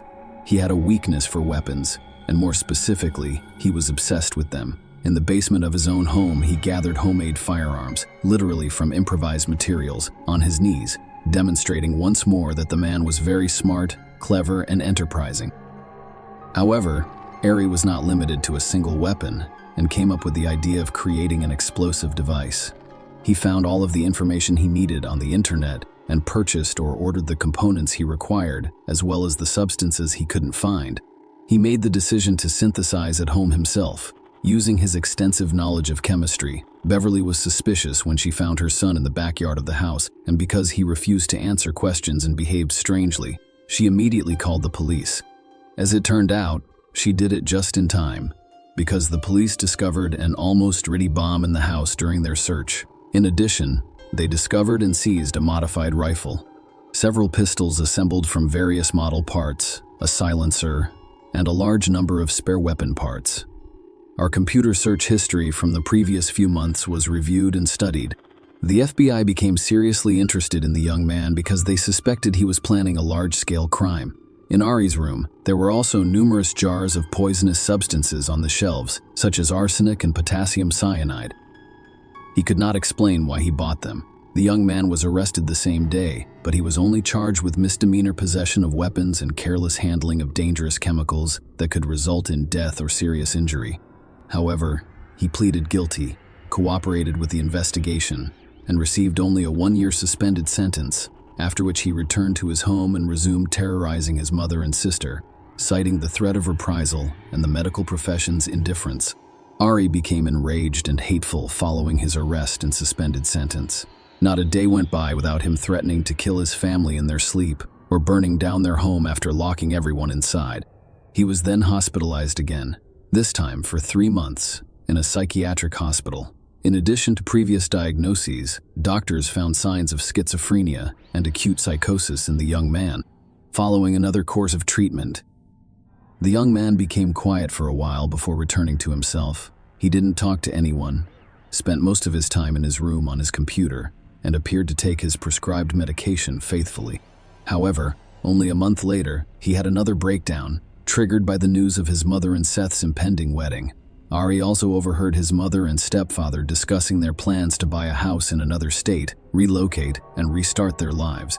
Libby's sister had already moved out with her boyfriend, leaving Ari on his own. The 25-year-old man was upset about it. The young man went completely crazy.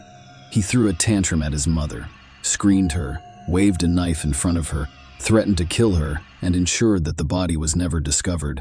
Beverly immediately called the psychiatric hospital, told them everything, and asked for her son to be forcibly hospitalized again. But the attending physician dismissed her request, believing that there was no reason to do so and that the previous course of treatment had yielded positive results. So he did not believe that Ari posed a threat to others. Beverly had one last conversation with Seth that evening, who was working in another city and couldn't get to her right away. Beverly Hill's mystery disappearance occurred on October 14, 2012, less than 2 weeks after the woman celebrated her 56th birthday. She failed to report for hospital duty that day, which had never happened before. Colleagues were the first to sound the alarm after failing to call his lover and receiving no response to his numerous messages. Sat dialed Libby's number to find out when she last spoke with her mother. As it turned out, Libby had been attempting to call her unsuccessfully since the morning. He called the house phone and was horrified by what he heard. Ari picked up the phone and unsuccessfully attempted to imitate his mother's voice. pretending to be her and claiming that she was fine. Seth immediately called the cops and asked them to send a unit to their house as soon as possible. When the police arrived, they discovered that no one was home and that there was no reason to break in at that time. Therefore, the only attempts made that day were to trace Beverly's phone signal and check her bank card activity. Beverly's car had also gone missing, prompting a statewide manhunt, and it was the vehicle that led to a lead just 2 days later when a patrol officer saw it in a Denver suburb and decided to check the paperwork to see if it was the right car. A creepy discovery in the boot. Even before checking the license plate number to ensure it belonged to the missing woman, the police officer noticed something strange about the car. When the last outs were gone, the police officer approached the driver and requested identification. The driver was a young man whose long hair partially obscured his face. He was visibly nervous, and when asked to show his documents again, he simply pushed the gas pedal to the floor, accelerated, and sped down the road at full speed. The police officer began pursuing the fugitive and radioed for assistance. But only a few minutes later, while attempting to make a sharp turn at high speed, the car skidded, veered off the road, and struck a tree. The driver was wearing a seatbelt, and the airbags deployed, leaving him unharmed as he attempted to flee, but was thrown to the ground by police officers as soon as he exited the car. Upon inspecting the vehicle, the police discovered several large sealed plastic containers in the vehicle's boot, which they opened with shock and horror. Inside were fragments of a dismembered female body covered in a strange-smelling murky liquid, the interrogation and the carrogation, and the killer's attempts to avoid responsibility. When Ari was brought to the station for questioning, he revealed that he had schizophrenia, autism, psychosis, and bipolar affective disorder, which his psychiatrist confirmed. He also stated that due to his diagnosis, he was unable to distinguish between right and wrong, and thus had no idea what he was doing. He then inquired about whether he would be tried if his diagnoses were confirmed, and what punishment he would face if he refused to plead guilty. During interrogations, he would refer to himself as a god or claim to be possessed by demons and needed an extra fist. At times, his speech became incoherent, as if he was talking to an invisible interlocutor while completely ignoring the police. The psychiatric examination confirmed that the accused suffers from a variety of mental disorders. However, it has been demonstrated that he is capable of providing an account of his actions. During the interrogations, the psychiatrist who observed the man's behavior concluded that even when he was talking to himself, he listened carefully to what was said to him and what questions were asked. This was evident in his reactions, clarifications, and abrupt mood swings. Ari's main motivation for displaying his insanity in such a vivid and demonstrative manner was to avoid severe punishment and minimize his responsibility before the law. He was clever and intelligent enough to attempt to confuse the investigation and persuade others of his insanity, the investigation, and the unexpected results of the search. Despite the fact that everyone knew he had committed a terrible crime from the start, his guilt had to be proven. This required hard evidence. It was decided to begin with a search of their family home, where, as expected, the murder occurred. The police discovered washed-up traces of blood on the kitchen floor, corridor, and bathroom. A bloody hacksaw was found in the dishwasher, which the young man had apparently used to cut up his mother's body. The bathtub, with its jagged edges, served as the setting for this heinous act. Beverly was poisoned with potassium cyanide, according to the expert examination, and her body was dismembered with a hacksaw before being packed into a container. Vials containing the aforementioned poisonous substance were discovered in the kitchen of Ari's room, as well as in the basement of the house, where the man had a sort of chemical laboratory. In addition, under the bed in his bedroom was the corpse of Beverly's favorite cat, which had also been poisoned. This implied that the perpetrator had practiced on the animal before killing the mother. Remember the strange liquid in which the dismembered body's fragments were placed. As it turned out, it had a special chemical composition that can accelerate the process of tissue decomposition. The killers had already found the recipe on the internet and decided to literally dissolve the corpse and hide the bones in the mountains so that they would never be discovered. Based on all of the evidence found, the following picture of the massacre emerged. On the eve of the tragedy, Ari had a heated conversation with his mother, threatening to kill her again. He was so convincing, but Beverly, terrified for her life, called her son. The psychiatrist, with a request to immediately hospitalize him. However, the specialist ignored the request, believing that his patient posed no threat to others. In the evening, after testing the poison on a cat, the young man poisoned his mother, took her body to the bathroom, and began cutting it up with a hacksaw. It's still unclear how he got his mother to take potassium cyanide. It probably took me all night to finish the gruesome job, because when Sass called the house phone in the morning, the perpetrator was still in the house. Aries and carelessly cleaned up the blood stuffed into the saw into the dishwasher and packed the body into several chemical-filled containers. He placed the containers in the boot of his mother's car, which he used to leave the house. The following events are already known to you. When this version was presented to the defendant, backed up by hard evidence, he began to justify himself and change his testimony. He claimed that his mother committed suicide by voluntarily ingesting the poison, and that he only discovered her lifeless body. According to the guy, he was terrified of being left without a source of income because he did not work and lived at her expense. He then decided to dispose of the body so that she could be considered missing. According to his plan, he would continue to live in the house and use the deceased's bank cards and accounts. The young man's story sounded crazy, and no one doubted that he was mentally ill, but it was also clear that he had meticulously planned the crime in advance. It was not a temporary insanity, a state of affect, or an outburst of rage. He had carefully planned each step and carried it out. Arias's possession of chemicals that accelerated the decomposition of the body, which he had purchased in advance, was one of the most compelling evidence that the crime was premeditated. Furthermore, according to his search history, he thoroughly researched them months before the crime, trial, and sentence. As I previously stated, the psychiatric examination confirmed our diagnoses. However, experts concluded unequivocally that he was aware of his actions and had carefully planned the massacre of his mother. He continued to insist on his insanity, despite realizing that it was pointless to pretend to be insane. The trial was held in November of that year, a month and a half after the crime that shocked the entire state.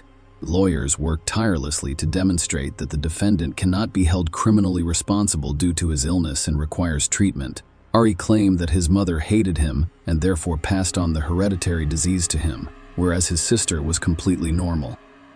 He also described himself as a victim of crazy Beverly and blamed all of his problems on his parents. Seth testified in court, saying that his late lover and he were both afraid of Ari because they didn't know what to expect from him. He was extremely cruel to others, exhibited sadistic tendencies, and refused to take prescribed medication to control outbursts of aggression. He also stated that Beverly's fear for her son had evolved into her fear of her own son. The court convicted every Liggett of first-degree premeditated murder and sentenced him to life in prison without the possibility of parole. The jury unanimously concluded that his actions were cold-blooded and calculated. The 26-year-old defendant listened to his verdict in silence, his head down and seemingly unconcerned. Following the trial, Libby Liggett admitted that she believed her brother was completely guilty of what he had done. However, she noted that the tragedy could have been avoided if the specialists to whom the family repeatedly turned for assistance had performed their duties and responded to the alarming messages in a timely manner. Beverly, as of today, Ari Liggett is serving his life sentence in a Colorado state prison. All of his attempts to appeal and challenge the court's decision have been unsuccessful. Share your opinion with us in the comments and subscribe to the channel for more.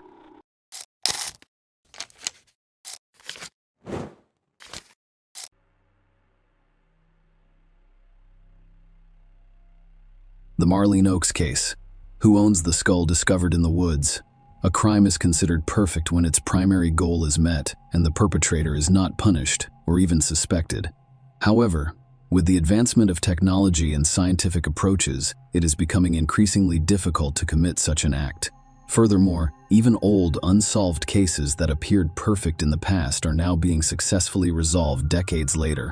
In 1980, an auto mechanic named William Bill Major believed he had committed the perfect crime that could never be solved. Hardly a man could have predicted that more than 2 decades later, he would still have to face trial and receive a well-deserved sentence.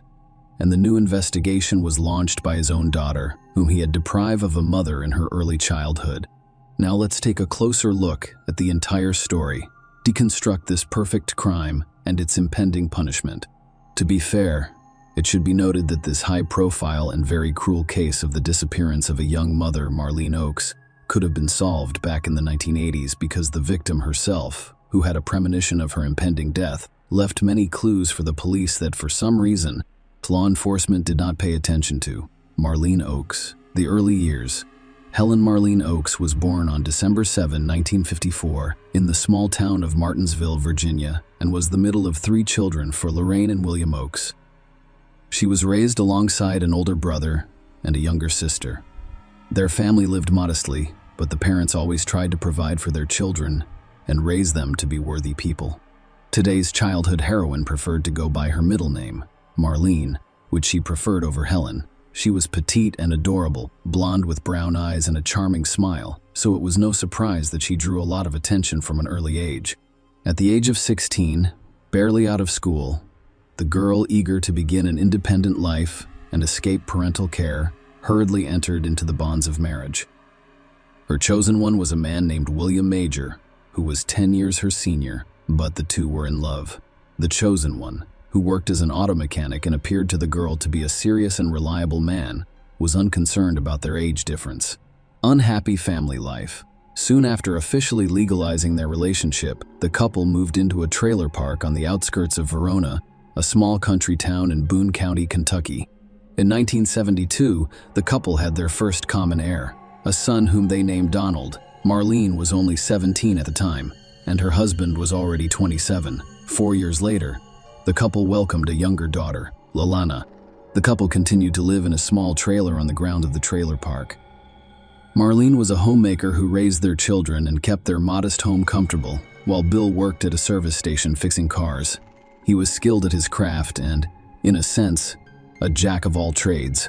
He had every opportunity to build a successful career and start his own business.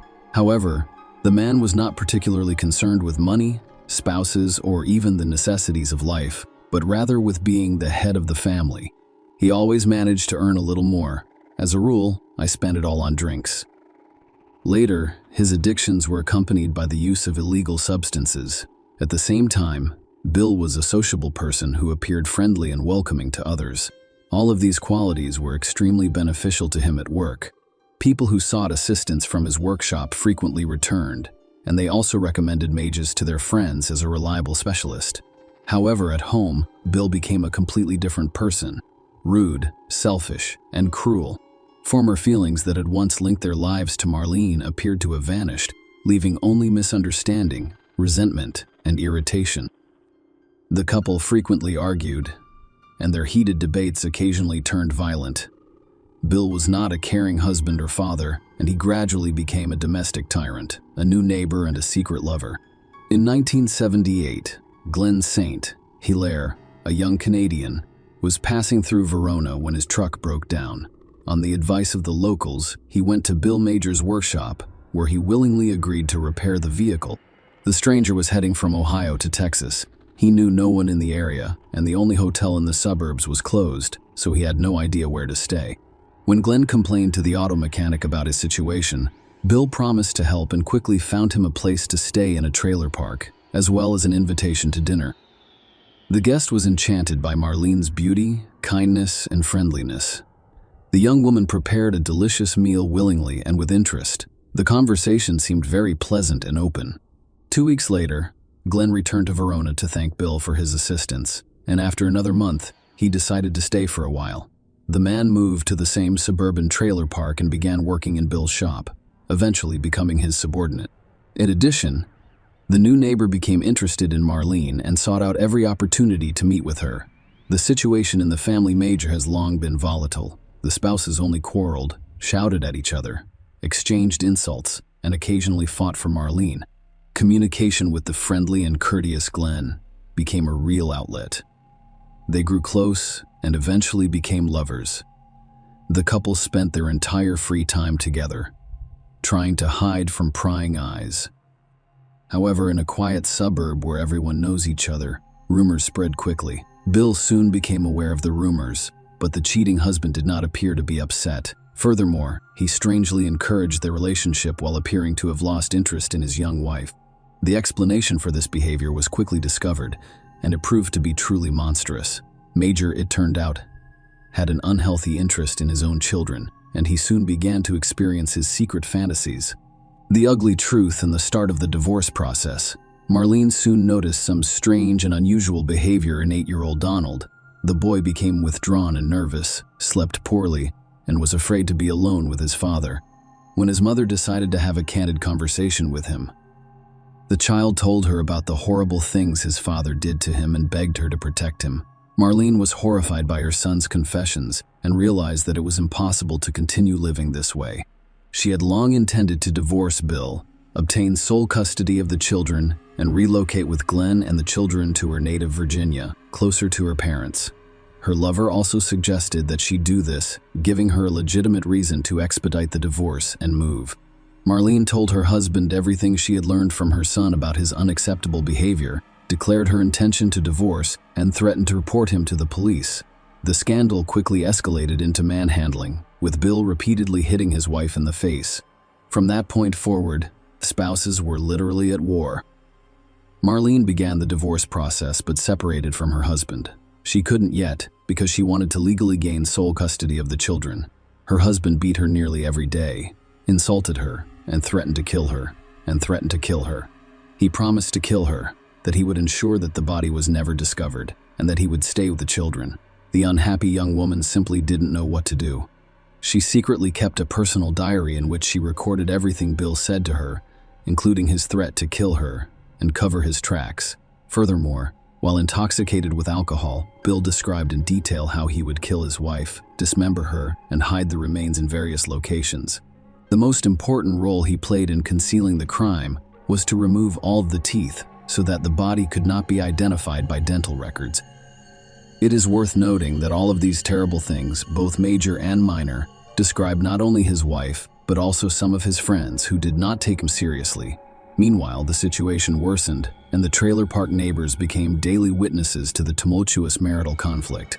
Marlene flees, leaving behind no children or lover. Everyone was aware that Marlene had filed for divorce and was planning to relocate to another state with Glenn and their children. Nobody judged Marlene. Everyone was aware of the difficult and unhealthy situation in her family. However, relatives and neighbors expected everything to be resolved in a peaceful and civilized manner. On October 11, 1980, around noon, the spouses were once again outraged, but things quickly calmed down. Towards nightfall, an agitated and angry Bill led the children to one of the nearby trailers and knocked. He explained that his wife had fled with her lover, leaving his son and daughter behind, and asked him to watch the children until tomorrow while he searched for Marlene and brought her home. The neighbors agreed to shelter the children for the night, and they assumed the young woman had fled with Glenn, but they couldn't understand how a loving and caring mother could abandon her adored children. What was everyone's reaction when Glenn walked out of his trailer in the morning? And when asked about the escape, he simply stared at those around him, incomprehensibly. He had not seen his beloved since yesterday and was unaware that she had disappeared somewhere. Then Glenn went to Bill to clarify the situation, but the enraged husband only yelled that his wife had found another lover and lost her mind. Glenn, on the other hand, did not believe his words because he knew for certain that no other man was at Marlene's side and she would never abandon the children. A day later, Major went to the police, where he reported his wife's disappearance and gave his version of events. He also stated that their family car had vanished, lending credence to the runaway theory. However, the police found the entire story strange. They got the impression that Bill was making it up as he went along, occasionally contradicting himself and confusing himself with simple clarifying questions. Look for the missing woman. Interrogation of witnesses. The police decided to begin their investigation into this case by surveying the couple's neighbors and relatives, as well as researching the circumstances surrounding the young woman's disappearance. All agreed on the difficult relationship between the spouses, but claimed that Marlene would never have abandoned Donald and Lelena because she loved them more than life. There were also those who heard Bill's creepy stories about murdering his wife and disposing of her body. This resulted in the man's arrest and interrogation, but he claimed it was just drunken chatter and that he had no intention of harming his spouse. The next oddity was that a search of the house turned up the missing woman's passport, wallet with cash, driver's license, and all of her personal belongings. It appeared that she had just gotten into a car and left without her belongings, money, or documents. But where are you going? Marlene's relatives were unable to respond to this question, but her sister mentioned during their last disturbing phone conversation that Oakes was afraid for her life and kept a diary in which she recorded everything that happened to her. The detectives were eager to learn more about the diary, but when they searched the trailer, they discovered nothing similar. A few days later, Glenn arrived at the police station with the diary. He explained that Marlene had left him notes to keep in case something happened to her or she vanished without a trace. When the woman went missing, he waited a few days before taking the notebook to the station, realizing she was unlikely to return. The pages contained some truly horrific entries, such as beatings, humiliation, and threats. There was also a detailed account of how Bill promised to kill his wife. Marlene also mentioned the husband's unhealthy interest in children. In this regard, it was decided to speak with Marlene's son, but he provided no useful information, did not answer any questions, and simply asked to be allowed to go home. For some reason, the detectives ignored the fact that the boy was scared and unable to answer questions truthfully. Donald's father had interviewed him beforehand, and he was afraid to say anything unnecessary for fear of angering his parents. They chose not to traumatize 4-year-old Lalana and did not question her. For the next few weeks, police officers searched the neighborhood for any leads or clues. Marlene and her car were wanted across the state, but both appeared to have vanished. There was no reason to think she was dead or murdered. The investigation has come to a dead end. The move appears to be an escape, despite the fact that relatives and neighbors testified against Bill, and the man himself was repeatedly summoned for questioning. No reason for his arrest was ever found. No body or conclusive evidence that Marlene had been seriously injured was discovered, and she remained missing. Major began quickly selling off his property, explaining that he was moving closer to his parents because it was difficult for him to manage 2 children following his wife's escape. Among other things, he sold his weapons, which included a rifle, a shotgun, and several pistols. His strange behavior resembled an ordinary escape for the children, rather than a preparation for moving. Bill kept telling them that their mother never loved them and therefore abandoned them. He claimed that Marlene was an alcoholic and that she had numerous lovers who were more important to her than her family. Bill worked hard to turn his son and daughter against their own mother, attempting to make them despise the person they loved the most. It should be noted that he did quite well because Donald and Lalana were still young and blindly trusted their father. Soon, Bill and his children relocated to Rhode Island, where his parents lived. They bought a trailer and settled there for many years. However, with Marlene's disappearance, Donald and Lalana's lives began to spiral downward. Their father brutally beat them, abused them, humiliated them, and did even worse things. Initially, these tortures were primarily directed toward Donald. However, as Lalana grew older, the bitter fate did not spare her. About a year later, the man met a new lover named Pauline and began living together, but they were unable to legally marry because the Major was still married to the missing Marlene. Nonetheless, the couple had a child together, and for a while the family lived a quiet life until one day. Pauline did not see what Bill was doing with his own son. She immediately went to the police and told them everything, then left with her child. Bill was eventually arrested, and his children went to live with their maternal grandparents in Virginia. A grisly discovery in the woods. Around a year and a half after Marlene's mysterious disappearance, a hunter discovered a terrifying sight in a wooded area near a Verona trailer park. He noticed that his dog had begun digging in the ground, revealing what appeared to be a fragment of a human skull. The man immediately reported it to police, and the arriving experts confirmed his suspicions. It was indeed a severely damaged skull.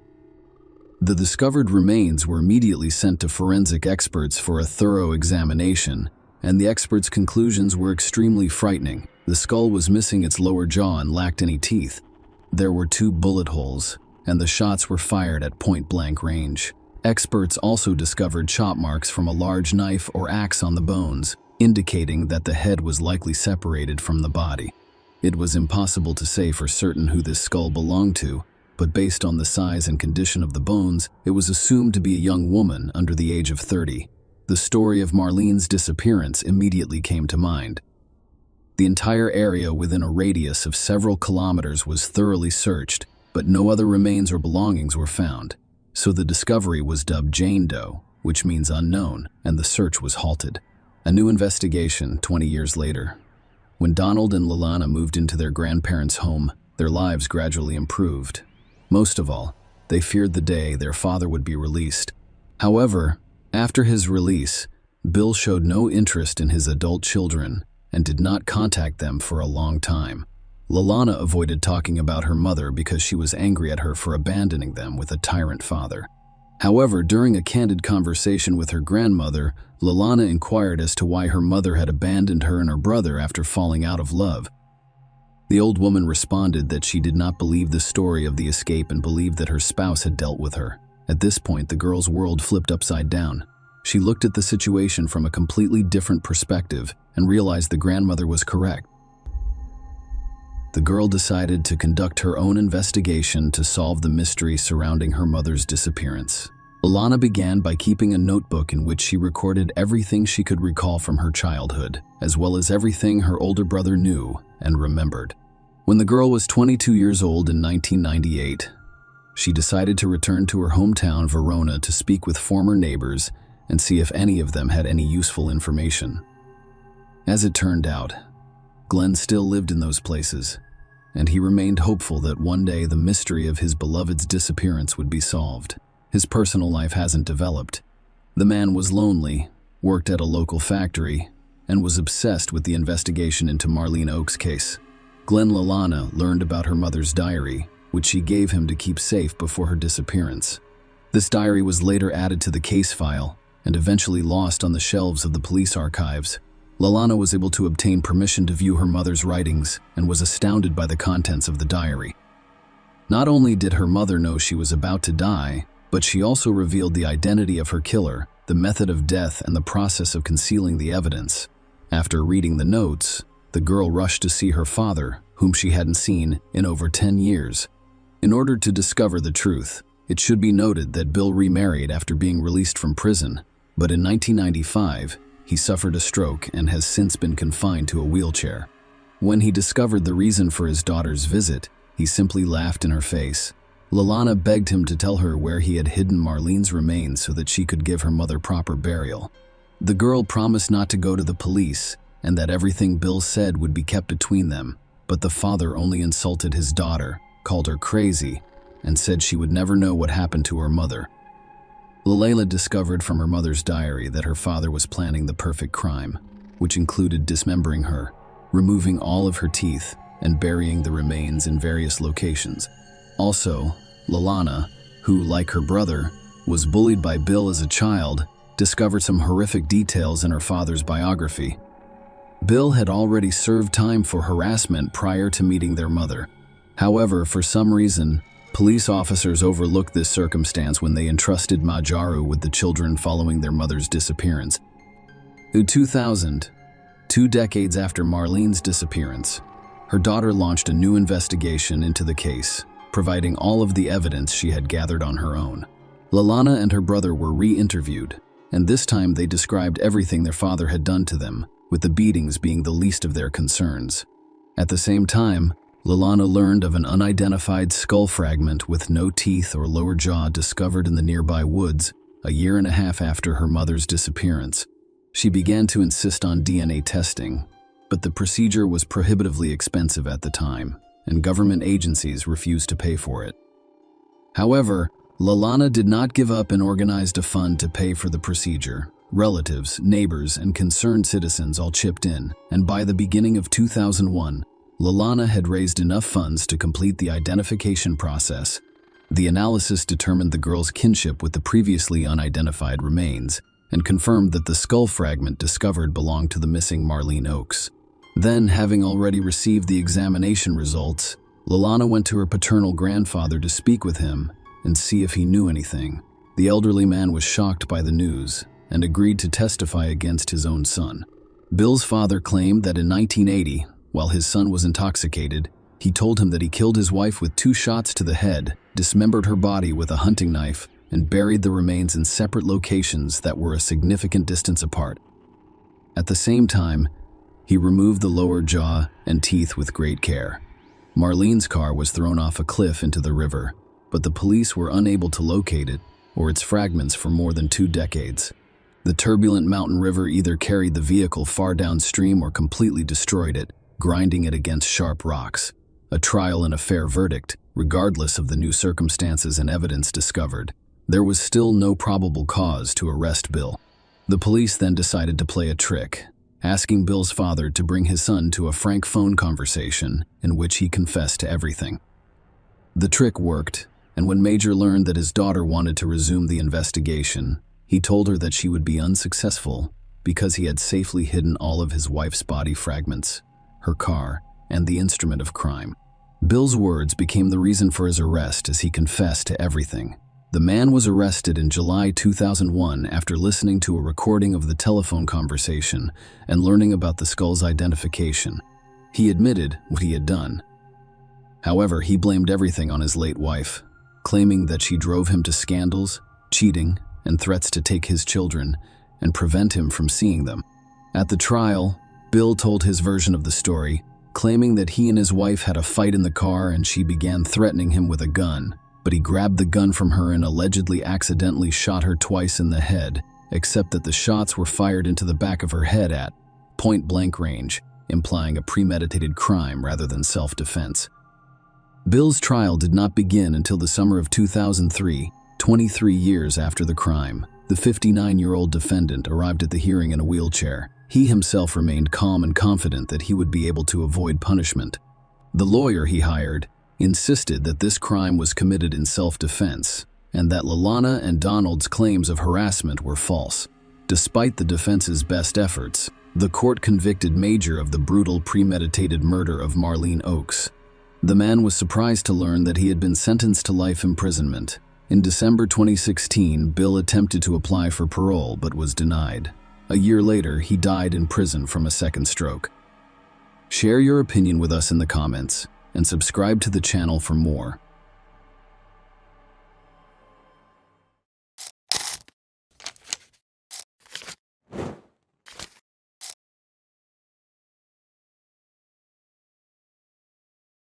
On a Saturday evening in December 2019, a horrific event took place in the peaceful town of Arklow, Ireland, leaving the community stunned. Nadine Lott, a young beautician and mother, was the target of a brutal attack that changed everything.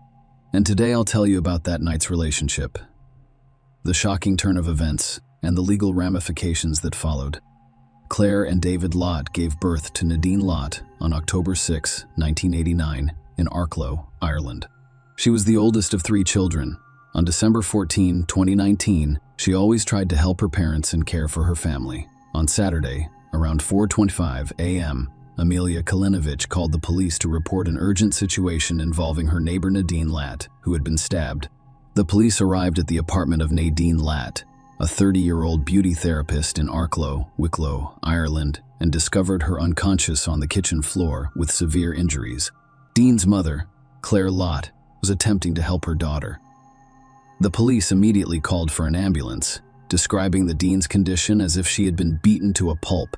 Amelia Kulinovic told the police that she rushed to Nadine's apartment after hearing screams. Upon entering, she noticed Dean's ex-partner, Daniel Murtaugh, hunching over her and delivering violent blows while growling. Amelia described Murtaugh as being consumed by rage and resembling a wild animal.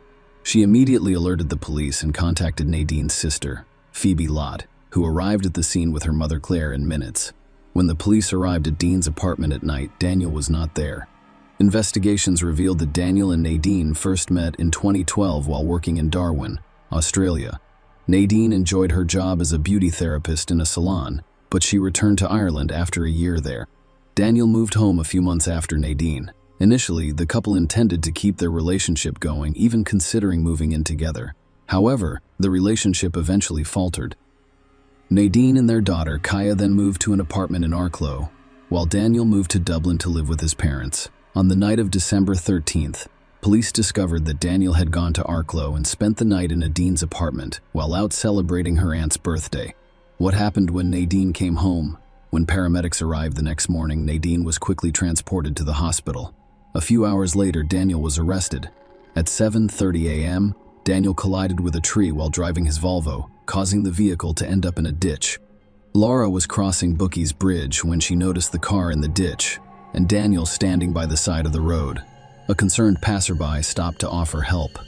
Daniel confessed to him that he had murdered my wife because she was with a friend. Daniel was then taken to the police station for questioning, and as the interview progressed, some harrowing details about the violence perpetrated on Nadine emerged. When initially questioned by police about Nadine's condition, Daniel claimed he had no recollection due to intoxication. He initially claimed that he had slapped her following a confrontation sparked by his drinking and smoking in her apartment. However, after further questioning, he admitted to delivering 5 or 6 forceful slabs, acknowledging that some were applied with significant force. Dean's injuries were too severe to be attributed solely to a few slaps. The police persisted with the questioning. Daniel, a trained boxer, then admitted to repeatedly pounding and punching Nadine. He continued saying, "I knew she was with Aladdin Arklow, and I was just trying to get it out of her." When asked about the apparent lack of damage to his hands, Daniel explained that his knuckles had been conditioned over years of boxing. Despite his shock and fear at seeing blood coming from Nadine's nose and lips, he insisted that she was still alive as he left the apartment. Nadine sustained a stab wound on the right side of her neck. When questioned about the knife found near her, Daniel claimed it was simply a butter knife he had used the night before to cut up a burger and a battered sausage. When asked about the location of the assault, Daniel stated that everything happened in the living room. However, when the police discovered Nadine in the kitchen, he speculated that she must have walked into the kitchen on her own after he left and possibly collapsed there. The police responded by informing Daniel about apparent drag marks leading into the kitchen. Despite this evidence, Daniel maintained that he had only assaulted Nadine in the living room, which contradicted the physical evidence at the scene. When the police asked him what he used to attack Nadine, he initially stated that he used his fists. Daniel then told police he beat her with a tire pump charger and a wire wrapped around his knuckles. Daniel also admitted that he may have used a cigarette charger in a hammer motion. He denied using the mirror found in the Dean's apartment. When police entered the apartment, they found broken glass in the living room, hallway, and kitchen. Part of the mirror's frame was discovered in the kitchen. In his final police interview, Daniel described waking up on the sofa to the sound of Nadine screaming and shouting. "I slapped her, and she returned to the ground beside the cabinet. Standing over her, he began pounding her, only realizing the gravity of the situation when he noticed the blood." Daniel claimed he never intended to harm Nadine, expressing his love for her and asserting that it was reciprocated. He told the police that if he wanted to kill Nadine, she'd be gone. Tragically, 3 days after the assault, Nadine succumbed to her severe injuries, never regaining consciousness, and died in the hospital. Daniel was subsequently charged with murder. Daniel pleaded not guilty to murder, but admitted guilt to manslaughter. He acknowledged that he was solely responsible for Nadine's death. He argued that he lacked the necessary intent to be charged with murder. Daniel contended that the use of illegal substances and alcohol on the night in question played a critical role in the tragic assault on Nadine. The jury's central question was whether Daniel intended to kill or seriously harm Nadine. At the start of the trial, Daniel's attorney admitted that he had unlawfully taken Nadine's life and that he alone was responsible for the injury she sustained. The judge instructed the jury that murder is a crime of specific intent, which occurs when one person unlawfully kills another with the intent to cause death or serious injury. Despite admitting guilt to manslaughter and accepting responsibility for unlawfully causing the Dean's death, Daniel claimed that he lacked the necessary mental state. During the acts, he used the defense of intoxication. The judge explained to the jury that intoxication could be used as a defense for crimes with specific intent, potentially reducing a murder charge to manslaughter. The prosecution claimed that this case clearly constituted murder. According to their argument, Nadine was attacked violently and repeatedly in her own home by a man she knew. The prosecution claimed her ex-partner beat and stabbed her out of jealous rage. During the court proceedings, it was revealed that in the weeks preceding Dean's death, the nature of their messages indicated Daniel's desire for a relationship, despite Nadine's clear reluctance. Despite not being in a relationship, Daniel consistently referred to Nadine as his girlfriend and future wife. The prosecutor emphasized this point to the jury, claiming it was coming from his head. Check out the WhatsApp app exchanges. They are unambiguous and unequivocal. She makes it clear that she has no further desire to interact with him on that level, simply because they fell for each other in Australia. He somehow believed he had the right to control her life and decide who she would date. The court learned that just under 2 weeks before her death, Nadine explicitly messaged Daniel, warning him not to threaten her and emphasizing that nothing will ever happen between us again. I'd like to make that clear. These messages served as proof of Nadine's unequivocal position on their relationship in court. Amila gave testimony about Daniel's condition when she saw him assault Nadine. She described how he had his hands around Nadine's neck and shoulder. His mother, Claire Nadine, also testified, expressing shock at the sight of her own daughter. When Claire arrived, Nadine was unconscious but making gurgling and gasping noises. Claire sat beside her, assuring her that they could handle the situation. Despite administering CPR, Dean's injuries were so severe that it seemed like their efforts were futile. The court also heard that a police officer drove the ambulance to the hospital, allowing the paramedics to care for Nadine during the journey. One of the paramedics, Ian Clark, testified that the call haunted him throughout his career. He described the scene inside Nadine's apartment as if a bulldozer had ripped through it, with broken furniture strewn about. He described it as one of the most horrific scenes he had ever witnessed, leaving his uniform covered in blood as he departed. Nadine was rushed to the hospital's emergency department, and a nurse testified in court that she was unconscious when she arrived. The nurse described Nadine's condition, pointing out that her head appeared disproportionately large in comparison to her small body, most likely due to significant swelling around her face. Nadine was admitted to the intensive care unit after receiving her initial treatment. Nurse Leah Grant, who works in the IQ, testified in court describing Dean's shocking knee injuries. Leah stated that Nadine was unrecognizable. She emphasized the gravity of the situation by describing an incident in which the Dean's mother brought in a photograph of her. Leah's colleagues couldn't identify the person in the picture, so she pointed to Nadine and said, "That's her." The woman in the hospital bed bore no resemblance to Nadine in the photograph due to the severity of her injuries. Leah testified that the severity of Dean's injuries made it impossible to examine her pupils, particularly her right eye, which was so swollen that it could not be opened. Nadine received 42 units of blood in the first 24 hours of her hospital stay. They informed the jury that Nadine's hair contained numerous shards of reflective glass, and her nose continued to bleed profusely. The prosecution shocked the court by revealing that the Dean had 64 distinct injuries on his body that could not be explained by medical intervention. Dr. Linda Mulligan, the chief state pathologist, testified about Nadine's injuries. Dr. Mulligan stated that Nadine's death was caused by hypoxic ischemic encephalopathy, which resulted from cardiac arrests caused by severe head and neck injuries. These injuries included a stab wound on the right side of the neck, an incised wound on the left side of the neck, and severe blunt force trauma to the head. Dr. Mulligan clarified that the blunt force injuries were consistent with being caused by hands, fists, or feet, but the use of a blunt weapon could not be ruled out. The examination revealed a fracture of the hyoid bone and bruising around the neck area, indicating that force had been applied to Nadine's neck. Nadine's injuries also included an incised wound on the left side of her neck that ran from the left earlobe to the left side of her neck, Dean also had a stab wound on the right side of his knee. The 5-centimeter depth of the stab wound indicated that a knife was used on a knife-shaped object. The court was informed of Nadine's additional injuries, which included nasal bone fractures, lower jaw fractures, and blood oozing from both nostrils. Blunt force trauma caused bruising around the right eye and side of the head, severe swelling, lacerations around the left eye, and polarization of the left-sided facial muscles. Nadine's brain showed diffuse swelling, limited expansion, nerve cell damage, and brainstem discoloration. Dr. Mulligan summarized her findings and concluded that the injuries were the result of a sustained assault with both blunt and sharp force trauma. Dr. Stephen Clifford, a forensic scientist, testified that the amount of blood splatter found in the kitchen indicated a sustained assault.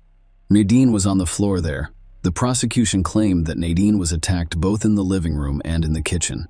The defense claimed that the violent incident that resulted in the bloodbath would not have occurred if Daniel had not been under the influence of alcohol and illegal drugs in court. Daniel claimed that he and Nadine had reconciled several times since their return from Australia and were together when she died. Daniel stated that they had been in a relationship for several weeks and planned to tell their families about it during Christmas. Daniel admitted to using substances in the hours before the incident. He claimed that his brutal and violent attack on Nadine was motivated by his substance abuse. In the closing arguments, the prosecutor urged the jury to find Daniel guilty of murder, emphasizing the apparent clear intent demonstrated by his actions. On the other hand, the defense urged the jury to focus on the intent aspect, presenting it as the case's central battleground. They asked the jury to consider the degree of intoxication on the night of the incident as a mitigating factor.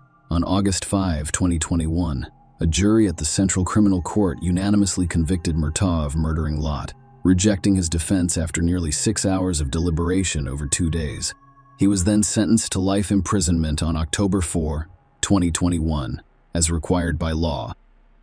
Claire Light delivered a victim impact statement during the sentencing, describing how the Latz family has been haunted by Nadine's terror, fear, and panic during the prolonged and evil attack that fateful night. She emphasized that the family is now dealing with traumatic counseling rather than hobbies, experiences, night terrors, and sleepless nights, and that life is being replaced with mere existence. Murtaugh also had 9 prior convictions, one for threatening and abusive behavior in 2011, which was revealed during the sentencing hearing. Nadine's funeral service was held on December 22 at St. Mary and Peter's Church in Arklow. Nearly 1,000 people attended the church ceremony, and hundreds more gathered outside afterward. She was laid to rest at St. Gabriel Cemetery. Share your opinion with us in the comments and subscribe to the channel for more.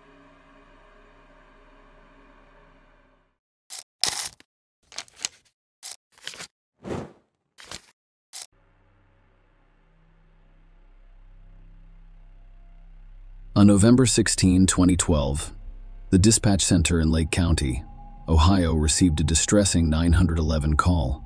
The caller, a highly agitated adolescent girl, struggled to communicate due to her distress. It soon became clear that she was reporting that her older sister was attacking their mother. Law enforcement officers quickly arrived at the residence, where they encountered the frantic caller. She explained that her older sister, Sabrina Zunich, 18, had stabbed their mother. When they arrived, Sabrina emerged from the house, clutching a bloodied knife. The police demanded that she drop the weapon, and she complied. They were met with a gruesome scene inside the house. Lisa Marie McIntosh was born on May 20, 1971. Lisa, the daughter of William and Rita McIntosh, was a single mother who had a daughter from a previous relationship. She married Kevin Noefel in 2006, and he has a son from a previous relationship. The couple had their daughter in 2009. Lisa, a social worker with the Department of Children and Family Services who specialized in child abuse cases, had a strong desire to help others. Demonstrating their dedication to assisting children, Kevin and Lisa have decided to become foster parents. Lisa's friend commented that when she had foster children, she treated them as if they were her own. She made a point of going above and beyond as a parent. Sabrina Zunich, 16, moved into their home in the summer of 2011. Sabrina Zunich was born on October 27, 1994, somewhere near Cleveland, Ohio. Her upbringing was difficult, as both of her parents struggled with alcohol and substance abuse, resulting in a highly unstable home environment. Sabrina's early experiences were marred by her parents' criminal troubles, and even as a baby she was exposed to substances like vodka in her bottle to induce sleep. These circumstances aided Sabrina's development of behavioral and mental health issues such as ADHD, oppositional defiance disorder, bipolar disorder, anxiety, and depression. Sabrina went to live with her grandmother after being removed from her parents' custody. Unfortunately, her grandmother's declining health coincided with Sabrina's adolescence, and her rebellious behavior became difficult for her grandmother to deal with. Sabrina entered the foster care system at the age of 14, living in a variety of homes and group settings before being placed with Lisa and Kevin Noefel. Sabrina made significant progress in changing her life in 2011, thanks to Kevin and Lisa's care. She began attending school on a regular basis, excelled academically, and aspired to be a massage therapist. Sabrina has seamlessly integrated into the family, making positive connections with the 2 girls and actively participating in school. Sabrina chose to stay with Lisa and Kevin to complete her education after turning 18 and becoming eligible to leave foster care, expressing her happiness in their home. Nonetheless, a tragic question arises.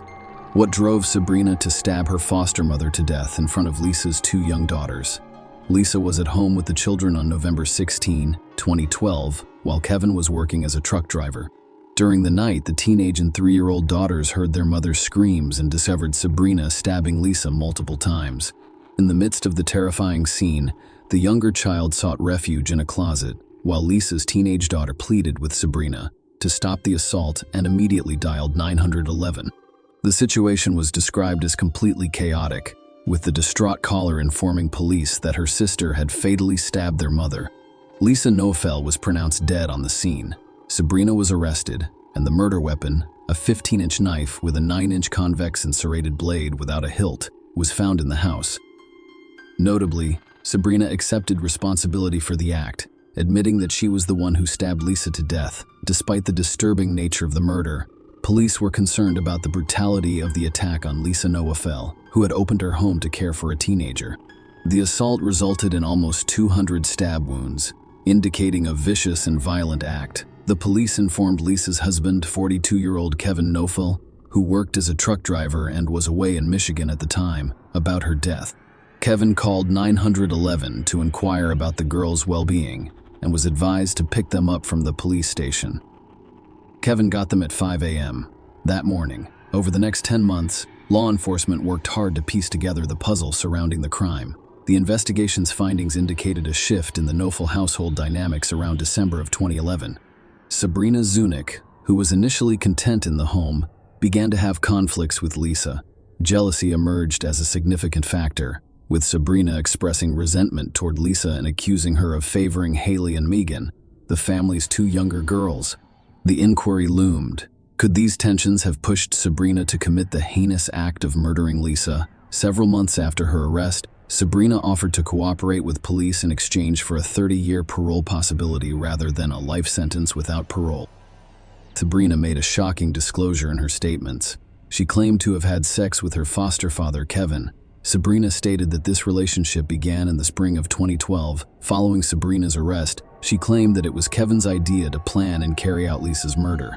Kevin Nofel was facing charges for the murder of his wife, Lisa. He was charged with conspiracy to commit aggravated murder, complicity in aggravated murder, and 6 counts of sexual battery.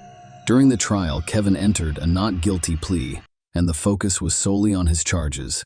Sabrina, who had previously pleaded guilty, agreed to testify for the prosecution against Kevin. The prosecution argued that, while Sabrina was the one who physically stabbed Lisa to death, Kevin was aware of and involved in the murder.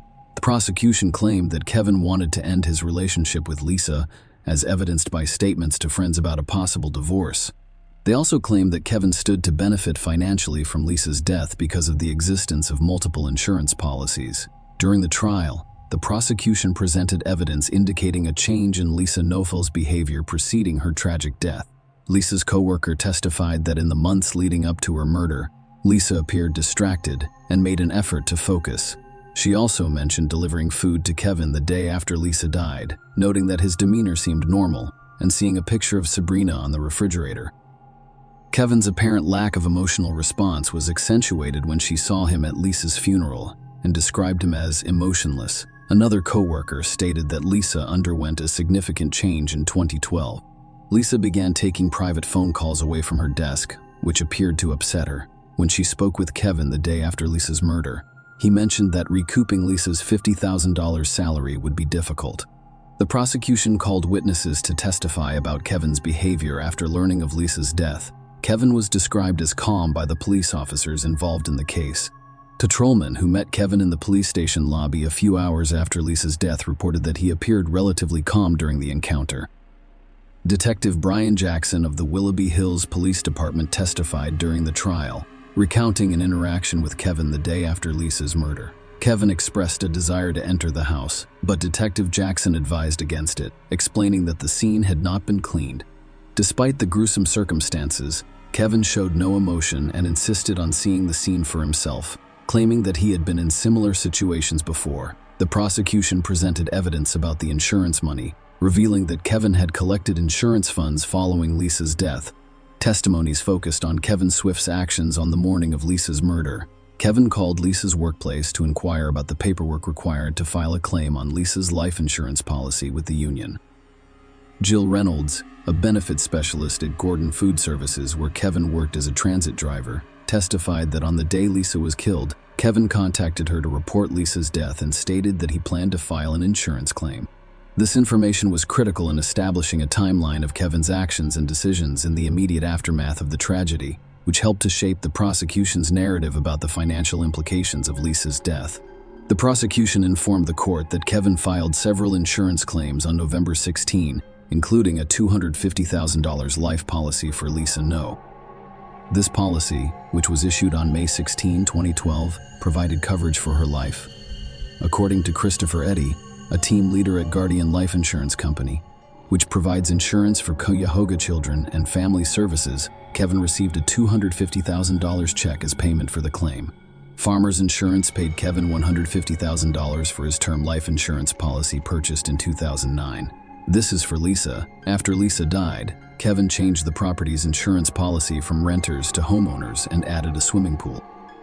Kevin also purchased auto insurance for a 2013 Cruze, a 2011 Malibu, and 2 campers, using the funds not only to pay off his mortgage, but also to buy new cars and a home in Florida, as well as funding flying lessons. Lisa owned nearly $800,000. The prosecution called Sabrina as a witness in life insurance policies, which Kevin collected throughout the trial, and she testified that her relationship with her foster father Kevin began in the spring of 2012. Sabrina testified in court that Kevin typically drove her to Willoughby South High School and that they engaged in sexual activities during these rides. She claimed that Kevin explained that he couldn't divorce Lisa because of concerns about sharing custody of Haley. According to Sabrina, the idea of killing Lisa started as a small thought. Kevin would occasionally text her, expressing his dislike for Lisa and suggesting that once Lisa was gone, they could buy their own home and live together, and Sabrina could attend college while acting as the children's mother. Sabrina told the court that she approached her friend Autumn Pavlik in early October to find someone to kill her foster mother. Autumn testified, asking me if I could get her a hitman. She declared that they were getting a divorce and that she was worth more dead than alive. However, Sabrina eventually decided to handle the situation herself. She testified that on November 15, 2012, Kevin drove her to school but started crying after parking. Sabrina claimed that Kevin revealed that they had a heated argument with Lisa the night before and that he would consider suicide if Lisa wasn't dead. Sabrina told the court that I was scared for him because I had fallen in love with him. Sabrina responded by assuring Kevin that she would take responsibility for killing Lisa, and Lisa died less than 24 hours later. The prosecution called Dr. Joseph Andrew Philo, a forensic pathologist at the Cuyahoga County Medical Examiner's Office, to testify about Lisa's severe injuries. Lisa's autopsy was overseen by Dr. Philo. According to Dr. Philo's testimony, Lisa died as a result of a mandible jaw injury that penetrated deeply enough to sever the carotid artery connecting the brain. Another lethal wound was discovered in her breast, which penetrated and collapsed the underlying lung. Dr. Philo described several cuts on Lisa's body as intricate and complex, implying that either the knife was twisted upon entry or the body was in a twisting motion. One of Lisa's fingers and one thumb were almost severed. Lisa's body also showed signs of defensive wounds. Dr. Philo concluded that the death was caused by at least 178 stab and incised wounds to the head, neck, torso, and extremities, along with musculoskeletal, vascular, and visceral injuries. The brutality of the assault was highlighted by the fact that the knife used had bent as a result of the extreme violence inflicted during the attack. The defense argued that Kevin was not guilty and that Sabrina bore sole responsibility for Lisa's death.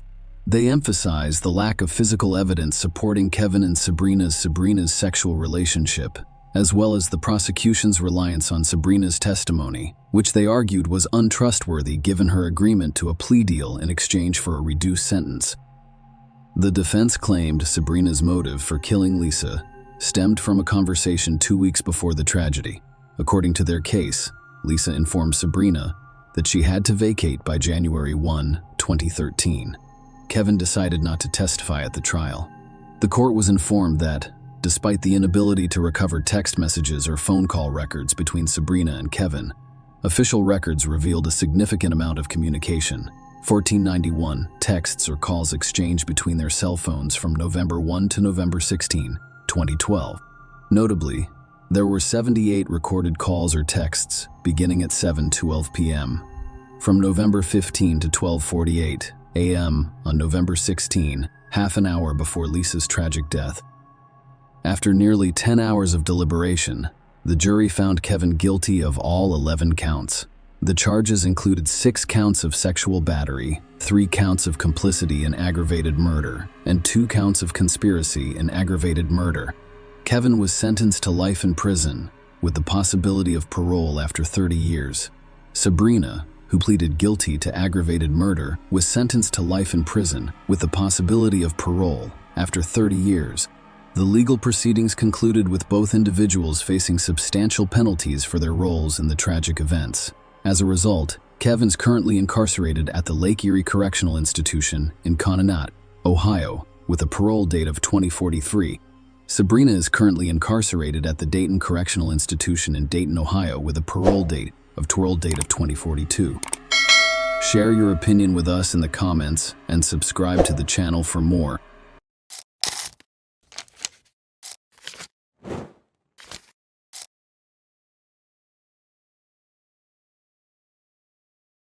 On Friday, June 9, 2017, Yingjing Zhang, a 26-year-old from Nanping, China, was on his way to meet with the manager of an apartment complex to inspect a prospective residence.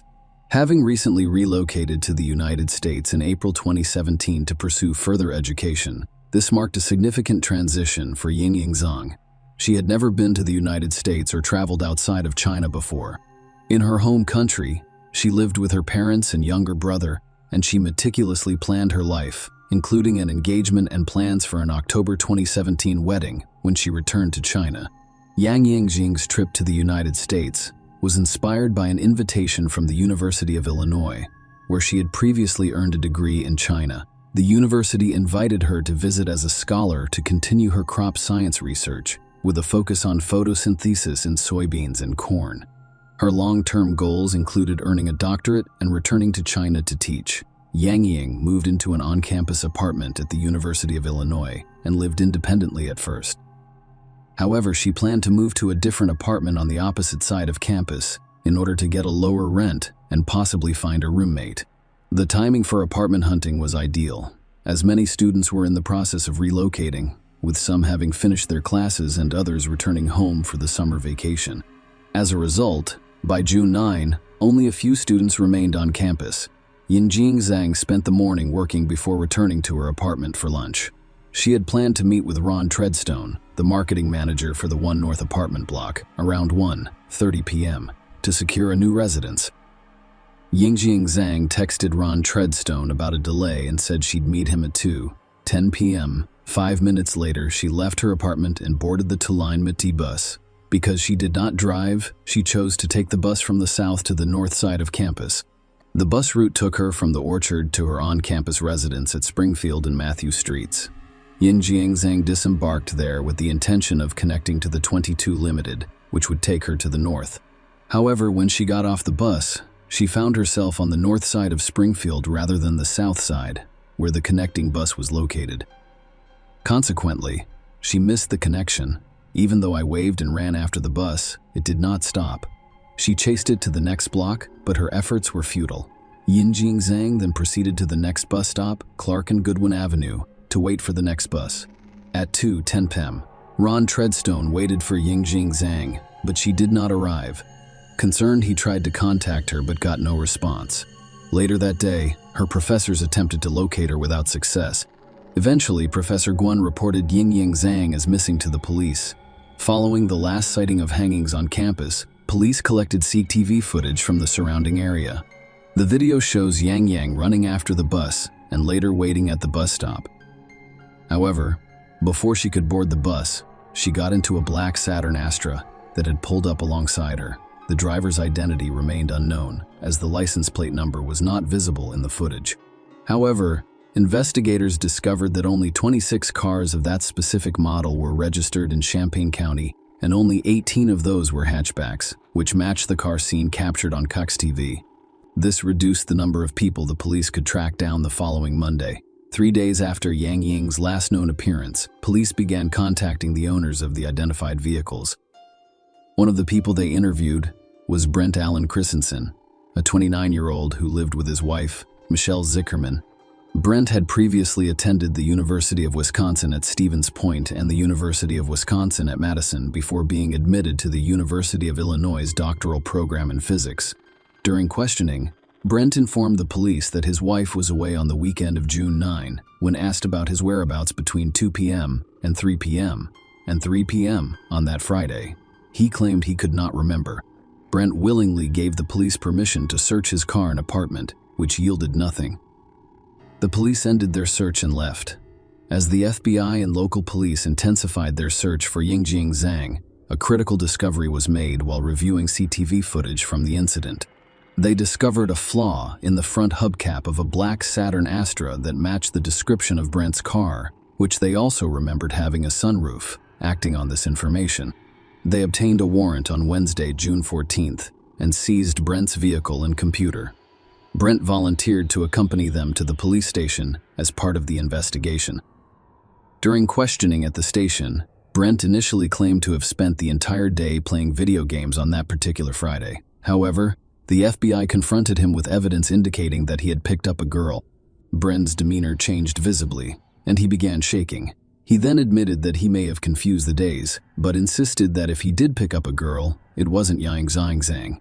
According to Brent, the girl he gave a ride to appeared distressed, spoke in broken English, and asked for transportation to a location a few blocks north of where they were.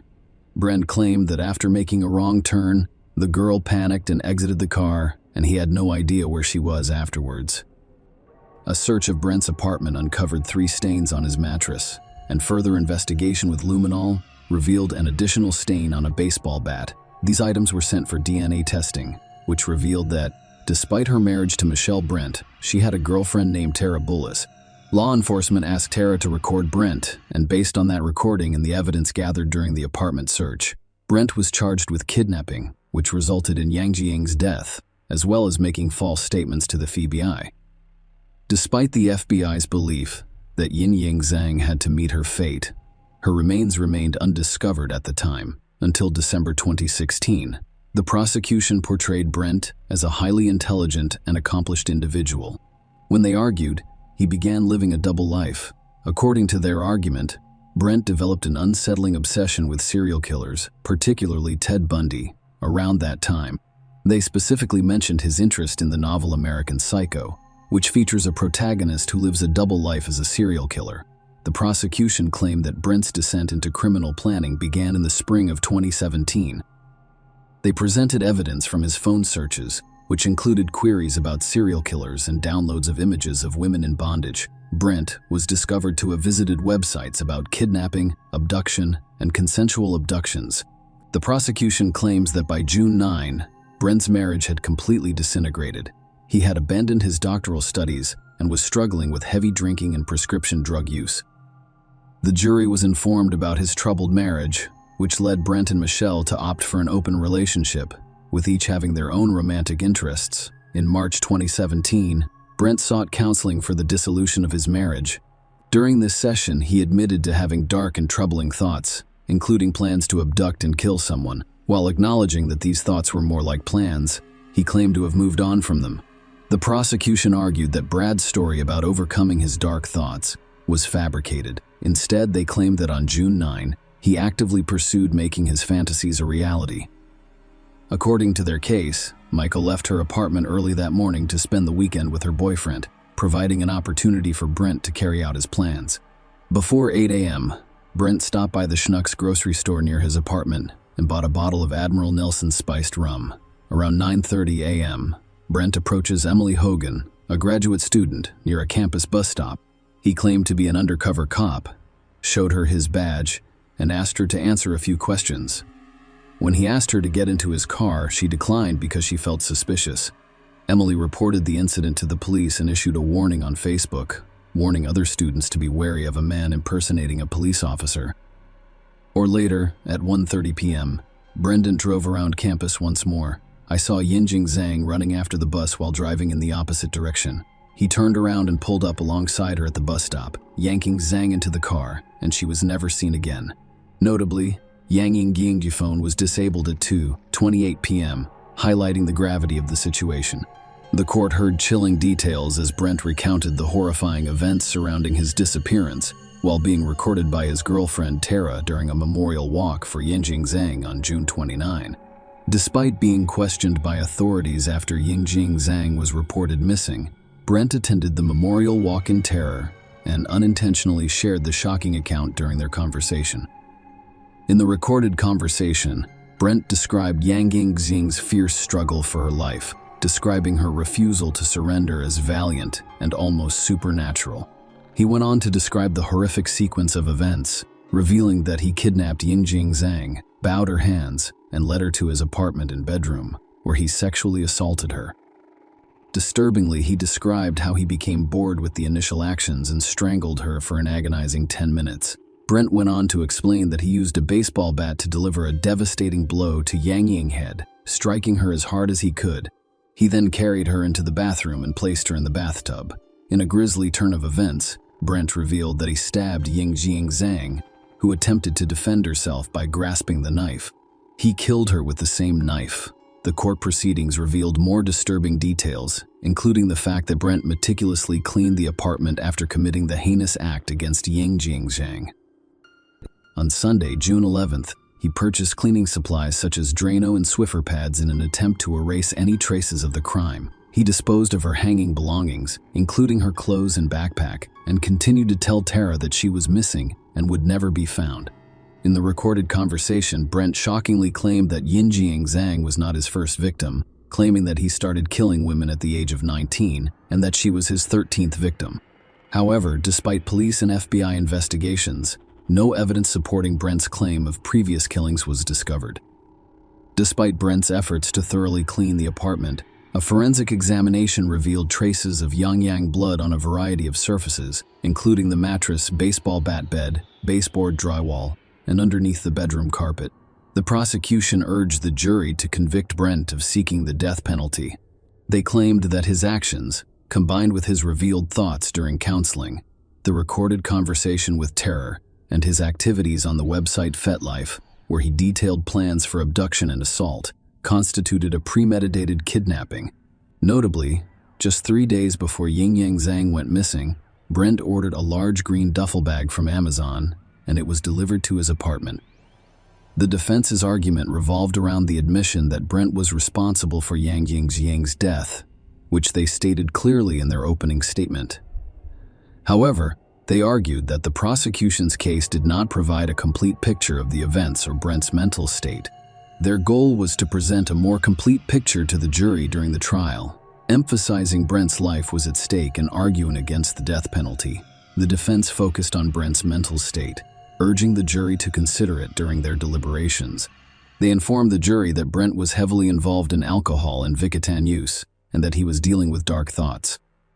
They emphasized his academic decline, which ranged from receiving top grades in the first 3 semesters of university to failing all subjects in the 4th. His personal life was in disarray, with his beloved wife Michelle filing for divorce after meeting someone else, Ryan Vela. During the trial, the defense revealed that Michelle was Brent's only confidant when they moved to Champaign. They revealed that Michelle had given Brent an ultimatum to stop drinking or face her departure. In response, Brent sought counseling right away, motivated by the prospect of losing his wife. During the counseling sessions, he admitted that alcohol and prohibited substances had a negative impact on his life, leading to negative thoughts about himself and others. The defense also mentioned Brent's participation in a counseling session on March 30, which resulted in a referral to a local addiction treatment center. During the trial, Brent's family and friends described him as a highly intelligent individual with a bright future. However, over the course of a few months, his life changed dramatically, and he frequently expressed feelings of failure. The defense emphasized his mental health issues. Although the mental illness defense was eventually dropped before the trial began, the defense made a passionate appeal to the jury, imploring them to recognize that the Yang Ying murder, while unquestionably horrific, was only one tragic incident in Brent's otherwise bright and promising life. They asked the jury to spare his life. Although the jury convicted Brent of kidnapping and making false statements to the FBI, they were unable to reach a unanimous decision on the death penalty. As a result, he was sentenced to life in federal prison with no possibility of parole. The Yinjiang family was deeply distressed by the circumstances surrounding the trial. Not only did they deal with the disappearance of their only daughter, who was brutally assaulted, raped, and murdered away from home, but the agony continued as her remains remained undiscovered. Her mother, Liang Yai, confronted Brent at a pre-trial hearing, demanding that he reveal what he had done to her daughter. However, Brent refused to share any information. Liang Yai found the emotional weight of the situation to be overwhelming, and she was unable to attend the trial on a regular basis. Following Brent's sentencing, as the family stood outside the court, Liang Yai struggled to stand unaided and needed assistance from a relative. The brutality inflicted on her daughter and their family had a huge toll, and the grief was palpable. All the Yinjiang family wanted was to find her and bring her back to China. In November 2018, Brent admitted to putting hanging dismembered bodies in 3 garbage bags and dumping them in the dumpster outside his apartment. Unfortunately, the dumpster's contents were collected and transported to a landfill in Vermilion County. The sheer scale of the search makes it highly unlikely that her remains will ever be discovered. The area is approximately 50 yards wide and has at least 30 feet of garbage. Share your opinion with us in the comments and subscribe to the channel for more.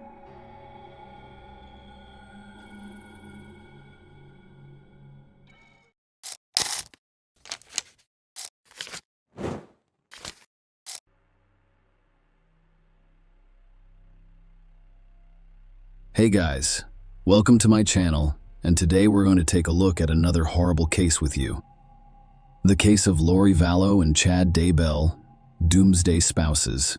Religiously motivated crimes are common in criminal practice. According to statistics, religious fanatics kill over 100,000 people each year around the world. Frequently, these victims do not share the fanatics' traditional beliefs. The case of Lori Vallow and Chad Daybell, a deranged couple, shocked the world a few years ago and has yet to be resolved. This story has been covered by media outlets in multiple countries, shocking and perplexing people. It's a story about corrupt passion, belief in one's own superiority, greed, and a complete lack of moral principles. This couple harmed 5 members of their own families, 2 of them children. The legal proceedings against the so-called spouses from hell are still ongoing.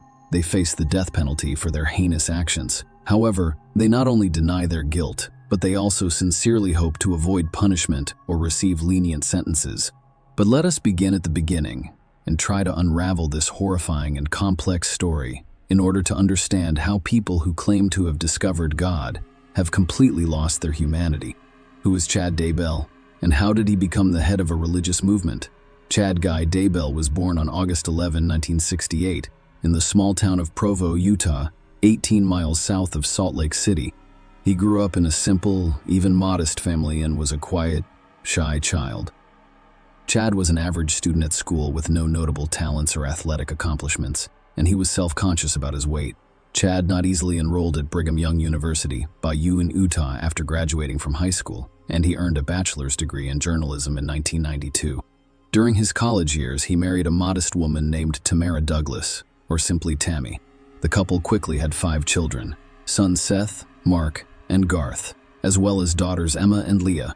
After finishing his studies, the young father worked as an editor for a local daily newspaper. However, due to the family's constant financial difficulties, he also worked as a night watchman at a small church and a gravedigger at the cemetery next door. Tammy did not work outside the home and was solely responsible for household chores and raising their children, so the family struggled to get by. Chad decided to use his journalism background to write his own religious-themed book. His debut work, published in 1999, resembled a collection of religious stories or religious-themed fantasy. Surprisingly, the book was a success, and he made a good living from it. Chad immediately left his jobs at the cemetery and the newspaper to pursue his writing career. A year and a half later, he released a book called 1 Foot in the Grave. This was a popular science book in which he described his experiences as a gravedigger and discussed death, the afterlife, and soul reincarnations. Daybell founded Spring Creek Books in 2004, through which he self-published his works. These works discussed his beliefs regarding the impending end of the world, Judgment Day, and other topics. According to some, Chad's religious beliefs have become increasingly extreme over time. Chad Daybell has written dozens of fiction and popular science books with religious themes. He began giving podcasts, audio, and video lectures to help people prepare for Christ's second coming. Chad referred to himself as an apocalyptic writer and claimed to be able to see into the future, hearing voices of the dead deliver prophecies intended solely for him. Lori Ryan Vallow Nicox was born on June 26, 1973, in the beautiful city of Loma Linda, California. She grew up in a big family, with 2 older brothers and 3 sisters. Her parents, Denise and Barry Cox, worked tirelessly to provide for their numerous children from a young age. Lori was especially close to her brother Alex, with whom she had a trustworthy relationship. He always stood up for and protected his younger sister. Lori developed into a true beauty with many admirers, as well as an attractive, charismatic blonde with a slim figure and a captivating smile. She enjoyed being the center of attention and was an outgoing and adventurous person. Lori married Nelson Yanis, her high school sweetheart, in the spring of 1992 when she was 18 years old. However, the young couple quickly realized they had rushed into marriage and were unprepared for family life, resulting in the dissolution of their marriage in less than a year. They did not have children together. Lori remarried in the fall of 1995 to a man named William LaJoya. A year later, the couple welcomed a son, Colby, but their marriage ended in 1998. Only 2 years later, the boy remained in his mother's custody. Lori married Joseph Anthony Ryan for the 3rd time in early 2001, and he officially adopted her son from her previous marriage. A year later, the couple had their daughter, Tylee, but this marriage, too, ended in 2005. Notably, shortly after her divorce from Joseph, an incident occurred when her ex-husband arrived to see the children. He was assaulted by Lori's brother Alex, who claimed in court that he was defending his sister's honor after Ryan insulted her. As a result, Cox was sentenced to a fine and a short-term prison marriage with Charles Vallow. Lori met Charles Anthony Vallow shortly after divorcing her 3rd husband, and the two married in February 2006. He was 17 years her senior, but their age difference was not an issue. Charles had been married before and had 2 teenage sons from previous relationships, Zachary and Nicholas. The couple initially lived in Nevada with Lori's children from previous marriages, with Charles and his sons visiting on holidays and weekends. Charles owned a small business that provided a steady income for his family. Lori, who had not pursued further education, did not work, and her husband never approached her about it. Charles' grandnephew, Joshua Jackson, or simply JJ Vallow, was officially adopted by the couple in 2014. JJ had autism and needed expensive therapy, which a relative could provide. Toward the end of 2014, the family decided to relocate to the Hawaiian Islands, specifically the island of Kauai. By this point, Colby and Charles' older children were adults living independently, so the Vallows relocated to the island as a group of 4. Lori, Charles, Tylee, and JJ settled in a popular tourist area and decided to open their own beach bar that served fresh juices, smoothies, refreshing drinks, and non-alcoholic cocktails. Despite their best efforts, the availability of raw materials and Charles' experience in trade, the business failed quickly due to fierce competition. Lori developed an interest in religious literature around this time, and she was particularly drawn to Chad Daybell's Standing in Holy Places series of books. She became fascinated by the occult writer's ideas and became almost obsessed with them. She bought all of his works and read them every day. Lori Vallow and Chad Daybell met. In 2016, the family was forced to leave Hawaii and relocate to the mainland. They settled in Arizona, and while Charles worked hard to provide for the family, his wife Lori became increasingly involved in religion, drifting away from reality. Lori and her close friend Melanie went to a neighboring town for an event called Preparing People for the Second Coming of Christ, which was led by Chad Daybell. Lori, a devoted fan and follower, jumped at the chance to meet him in person. Lori sat in the front row, her gaze fixated on Chad. He also noticed the attractive blonde, and when the writer and religious speaker decided to personally interact with his followers, Lori, as expected, stayed behind. She hung on his every word and asked to touch his hand. After that, Daybell looked into her eyes and revealed that they had been husband and wife in 7 previous incarnations. Chad and Lori exchanged contact information. And started communicating every day. Lori's husband went to Nevada for work a few weeks later. so she invited the preacher to a gathering at her home. That day, about a dozen people gathered at the Vallows house to discuss God's judgment day and the second coming. Lori and Chad also agreed to work together to prepare people for the dreadful judgment. The pair began producing podcasts about the event, as well as leading sermons and writing articles. Lori became increasingly detached and hatched from reality and her family, but Charles did not notice the change. He expected it to be a passing fad. It was too late when he realized how far things had progressed. Lori soon began discussing dark spirits and zombies, telling family and friends that God had chosen her for a special mission. Part of this mission entails eliminating the spirits of darkness, demons, and all evil. Charles' attempts to bring his wife back to reality failed, and she began to see him as one of the evil entities that needed to be destroyed. Charles Vallows' tragic end by the end of 2018, Lori and Charles Vallows' marriage was about to collapse. Lori changed all of the locks in their shared home in February 2019, while Charles was away on business for a week. When Charles returned, he found himself locked out of his own home, his personal car, and the family truck missing, and a significant amount of $35,000 had been withdrawn from his account. Charles loudly called out for his wife and attempted to enter the house. Lori stormed outside, hurling threats and curses. She screamed that her husband's soul had long died and that his body had been possessed by a demon, repeatedly saying, "I don't know who you are or what you've done to my husband." Without hesitation, Charles went to the police station and reported Lori for theft and interference with his home and children. He expressed concerns about Lori's threats of physical harm against him, which resulted in the issuance of a protective order prohibiting her from approaching him. The statements made by Charles that evening were recorded in accordance with standard procedure.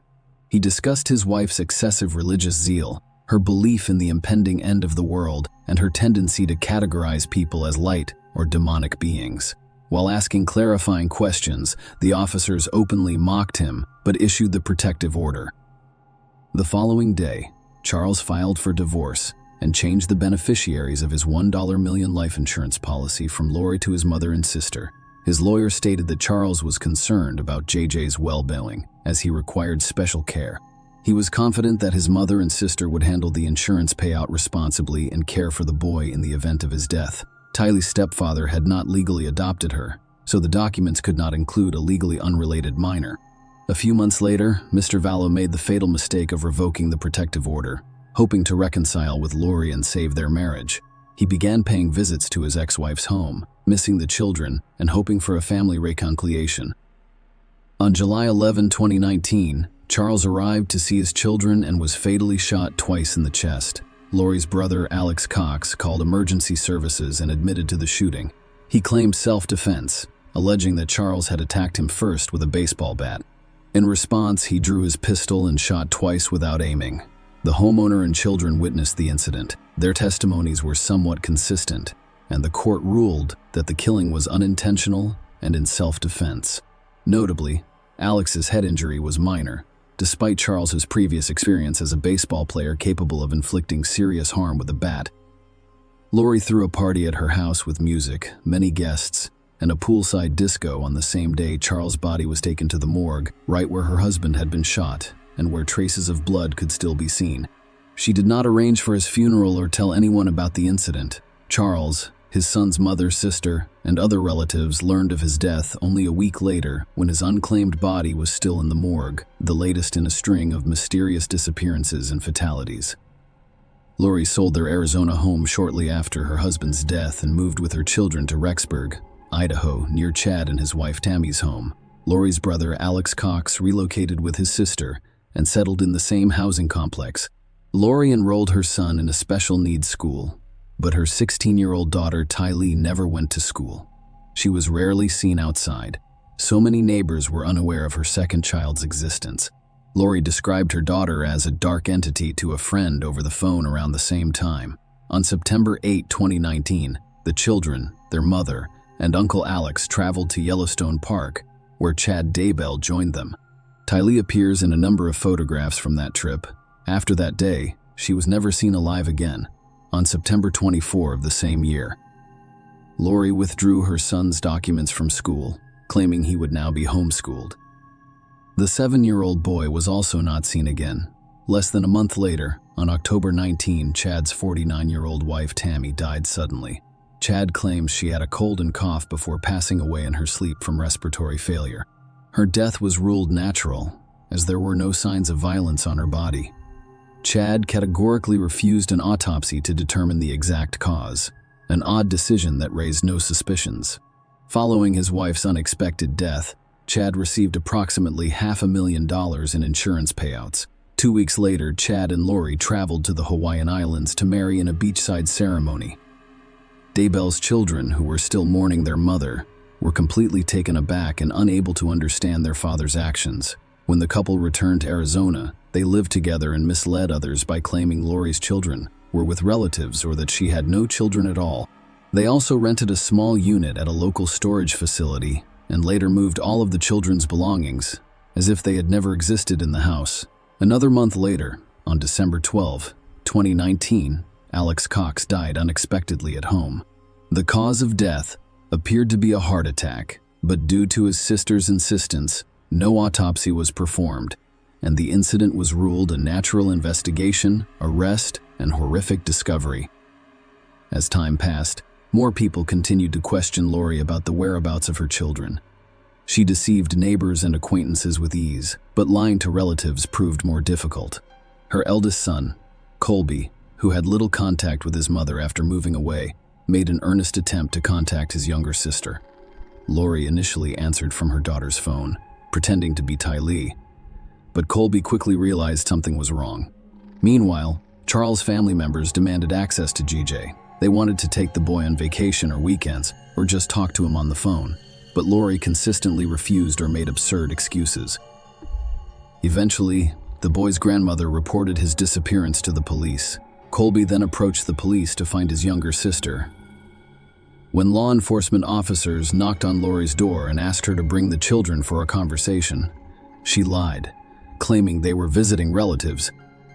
This information was proven false, and the police returned to her home.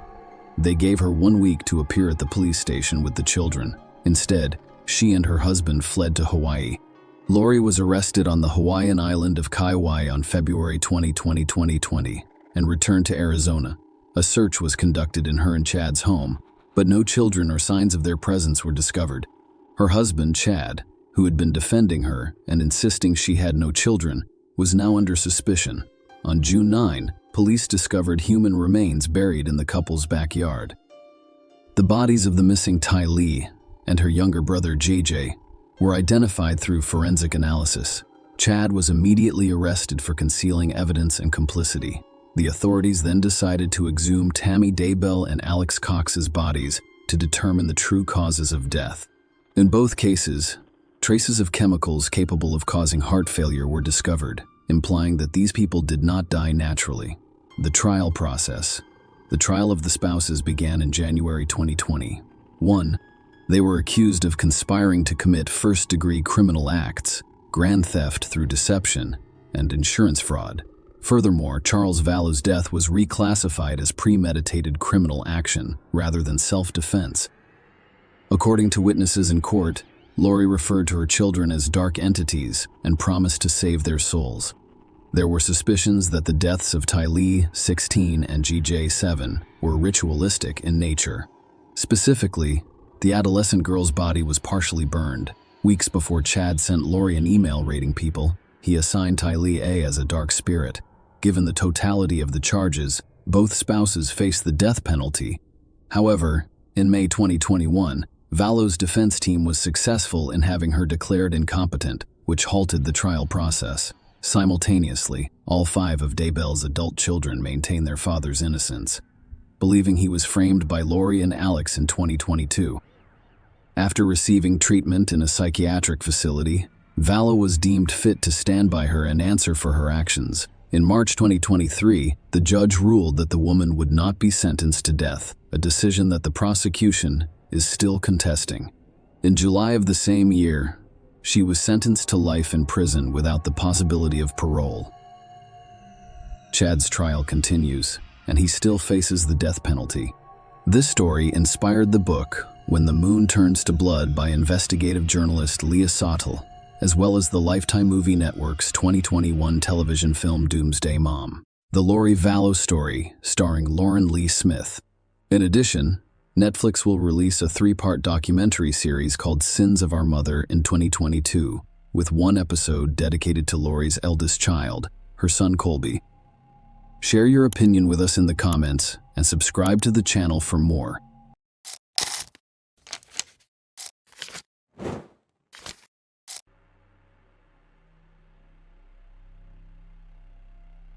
Blessy Gonenko, a 56-year-old woman, finished her workday on Saturday, May 24, 2014, and was on her way home. She lived in North Shore, Auckland, New Zealand with her husband of 30 years, Antonio Goding. Their relationship can be traced back to their childhood in Cebu City, Philippines, where they both attended the same school. They dated, married, and raised 3 children, B, Vincent, and John. In 2004, the family of 5 moved to New Zealand. Blessy grew to love Auckland because it allowed her to indulge in her favorite activities, such as exploration, walking, and discovering new places. She worked at a job she enjoyed and had formed strong bonds with local friends. The Godinko family embraced life in Auckland, as evidenced by their shared experiences and joys. Just a few days before May 20, Blessy spent her birthday with her children, having lunch at a pub in Green Hive and a family dinner at Urban Turbine in Wynyard Quarter. Unfortunately, Antonio was unable to join them because he was on a work trip abroad. Returning on June 15, Blessy could not wait to see him again. They were a close-knit family who were happiest when they were together. On May 24th, Blessy Godinko completed her work at Tower Insurance at 7 p.m. Despite her regular working hours until 5 p.m., she willingly took on a few extra hours of overtime without prearranged transportation because her coworker, Bahula Shah, who usually gave her a ride, had left earlier. Blessy chose to take the Birkenhead Transport 973 bus from Lower Albert Street to Birkdale Road. The bus stop was about 700 meters from her house, and the short walk should have taken her only 5 minutes. However, Blessing was unable to arrive at her destination that evening. Blessy's daughter noticed her absence when she returned home from work at 3:15 a.m. The following day, concerned B contacted her 2 brothers to inquire about their mother's whereabouts, but both were unaware. At 6 a.m., I used my iPhone app to find Blessy's phone on a grass verge in Salisbury Road, just 100 yards from their house. Blessy's shoes and the Tupperware container she used for her daily lunch at work were also found near the verge. When the police arrived, they initially suspected a hit and run. The scattered nature of Blessing's belongings on the verge raised the possibility that she had been struck by a vehicle and was now disoriented and lost. However, it became clear that something more sinister had occurred. A young girl living on the same street reported hearing the woman's scream at the time. Blessy alighted from the bus closest to her home. Witnesses saw a BMW overtake the bus carrying Blessy, prompting police to investigate 28-year-old Tony Douglas Robertson. When questioned, Robertson claimed ignorance of Blessy and the events surrounding her disappearance. Notably, the police were already familiar with Robertson, who had previously been convicted of sex offenses and abductions. He had been released from prison 5 months prior and was subject to an extended supervision order that included 24-hour GPS tracking. Robertson's movements were tracked using the ankle bracelet GPS tracking device, which revealed his presence on the street where Blessings vanished around the same time. Investigations also revealed that he spent time on May 24th at Eskale Cemetery before returning the next day. This prompted the police to conduct a search of the cemetery, where Blessy's body was discovered 2 days later with the help of a police dog. Her remains were hidden under pine scrub surrounded by foliage and debris and wrapped in a sheet. Tragically, Blessy had been raped and fatally stabbed. Following the discovery, police arrested Tony Robertson and charged him with rape and murder. Despite the evidence, he pleaded not guilty. The prosecution claimed that Tony, a stranger to Blessy, saw her walking home as he drove down Birkdale Street. According to their case, he intentionally struck her with his vehicle, causing her leg to break into pieces. Tony allegedly picked up Blessy, put her in the back of his car, and drove to his Birkdale apartment shortly before 8 p.m. to avoid setting off any alarms, impose a curfew. The witness testimony is intended to support this narrative. One witness stated that they saw Blessy alight from the bus at Brookdale and walk away quickly. They also saw a white sedan-like vehicle overtake the bus and speed down Salesbar Road. The court heard from an 11-year-old girl who lived on Salisbury Road. She stated that, on the night of May 24, while cooking dumplings with her sister, she heard the sound of a car and a high-pitched scream around 7:30 p.m. Her testimony described how she was driving up the hill from Eskdale when it came to a stop. Then I heard a high-pitched scream from a lady, followed by silence. The girl went on to say that the car then drove off towards Brookdale Road. Inside the courtroom, the prosecution claimed that when Tony returned to his apartment, he parked his car in the garage beneath it and proceeded to commit heinous acts against Blessy. According to their case, Tony raped Blessy, strangled her, and brutally stabbed her in a frenzied and violent manner before striking her in the throat. The prosecution also claimed that early the next morning, Tony wrapped Blessy's lifeless body in a bedsheet, placed it back in his car, and drove to Eskdale Cemetery to bury her. They speculated that the timing was deliberate, allowing Tony to avoid violating his curfew. A forensic scientist testified that luminol testing conducted in the area where Blessy's body was discovered revealed a bloody path, indicating that a blood-stained object was most likely dragged through the grass. The evidence suggested that Blessy's body had been transported through different parts of the cemetery before being placed on the ground and dragged to the spot where it was discovered. Dr. Carl Y. Grin, a pathologist, presented details about the injuries in court. He testified that Blessy had multiple deep stab wounds, one of which was so violent that it embedded links from her necklace. Dr. A. Grin also stated that when Blessy was stabbed in the throat, her windpipe was damaged. He emphasized that all of Blessy's injuries occurred while she was alive, as evidenced by the blood in her lungs. Pathologist Dr. Carl Walgren testified that Blessy suffered numerous injuries, making it difficult to pinpoint a single cause of death. He suggested that her death was caused by a combination of factors, including strangling, blunt force trauma from being hit by a car, stab wounds, and incised wounds. Dr. Walgren expressed difficulty attributing death to a single injury, but believed that the stabbing hastened her death. Blessy was found to have suffered a variety of blunt force trauma injuries, including broken ribs, legs, teeth, and abrasions consistent with postmortem dragging. Dr. Walgren proposed that Blessy was strangled first to subdue her, followed by stabbings and incised wounds. Evidence of manual strangulation was found, including bruising on her neck, a fractured thyroid, and broken capillaries in her eyes. According to Dr. Y, a Grin Blessing could have survived being hit by a car with prompt medical attention. However, she sustained additional injuries, including sharp force injuries that resulted in significant bleeding. When asked about defensive wounds, Dr. Wagner stated that there did not appear to be any explanation to the jury that such an absence is not uncommon in cases where the victim succumbs to violence. Dr. Walgren also informed the court that DNA tests on Blessy's body revealed the presence of Tony's seminal fluid. This testimony provided critical forensic evidence for the prosecution's case. The court was informed that Tony, who was wearing a GPS anklet at the time, had visited Eskdale Cemetery hours before the murder. The prosecution claimed that Tony was scouting for a location to hide a body, which indicated premeditation. They claimed that he planned the murder in advance, choosing the burial site before deciding on his victim. The DP's data also revealed Tony returning to the cemetery early the following morning, leading the prosecution to believe he dumped Blessy's body at that time. Crown Prosecutor Michael Walker emphasized the significance of these visits, claiming that they demonstrated the defendant's intent to kill someone and that the trip to the cemetery was to determine where to dispose of the body. The court heard that blood was found in Tony's car, and a knife and some of Blessy's belongings were discovered buried in the back of his property. The knife contained traces of Blessy's blood. Tony's BMW was damaged, and evidence of this was presented in court. Detective Constable Shane Page testified that the vehicle had recently sustained damage. The majority of the rear passenger seatbelt was missing. When I dismantled the seatbelt as the anchorage point, I discovered that about a meter, or 940 mm, was missing. It'd been cut. The detective also testified about additional damage inside Tony's car, such as cuts and scratches on the leather seats in the back. He discovered a significant amount of replaced foam in the back seat, as well as blood on the passenger seat and in the trunk. The auto glazier told the court that, on May 26, He was summoned to Tony's home to repair a broken BMW windshield. He found it strange that the windscreen had already been removed from the car, and he discovered blood inside. When asked about the cause of the damage, Tony claimed it occurred while he was joking with friends. According to Tony, a friend slipped on the bonnet and crashed through the window. A sergeant from the serious crash unit testified that he thought Blesi was intentionally struck.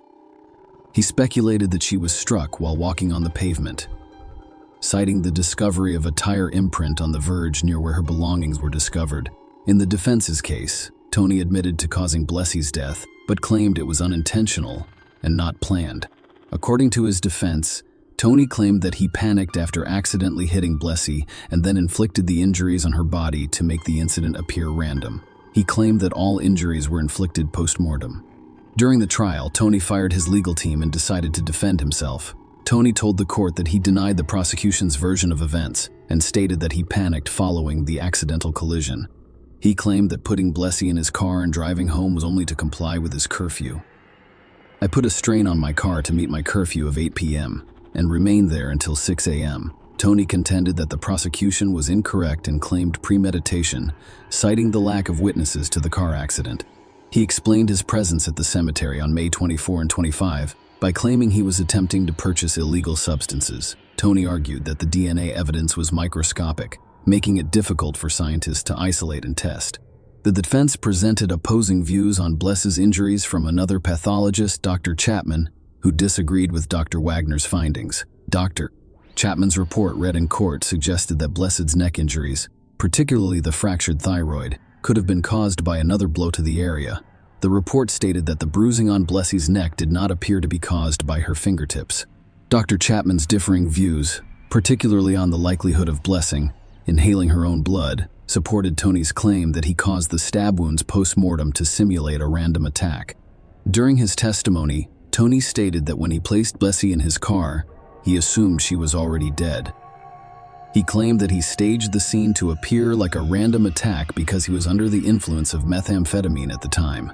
Tony also denied the rape allegations, claiming that the DNA evidence found on Blesi's body, specifically his seminal fluid, was contaminated and caused by police malpractice. However, the jury rejected Tony's version of events and found him guilty of rape and murder. Tony was sentenced to life in prison, with a 24-year minimum non-parole period and preventive detention for the rape. In New Zealand, preventive detention is an open-ended jail term that can be extended indefinitely or recalled at any time. Tony appealed the verdict, claiming that Blesi's death was an accident and that the jury should have been given the option of convicting him of manslaughter. The appeal was denied, and a subsequent Supreme Court attempt was also unsuccessful, as it was determined that Tony had not presented any evidence during the trial to suggest that a charge of manslaughter could be considered. He was denied further leave to appeal Tony's criminal history, which was revealed after his sentencing, providing a stark context for his actions. Tony was granted name suppression during the trial, which concealed his previous convictions for child sexual offenses. The details of his criminal history were kept from the jury. In 2005, when Tony was only 18, he committed a heinous crime. Tonga kidnapped and molested a 5-year-old girl. Local officers suspected Tony's involvement and tracked him down with the girl, where they discovered the distressing scene with the child's pants down. Tony was convicted of 7 charges, including indecent assault and attempting to abduct 2 other children. He was sentenced to 8 years in prison for these offenses.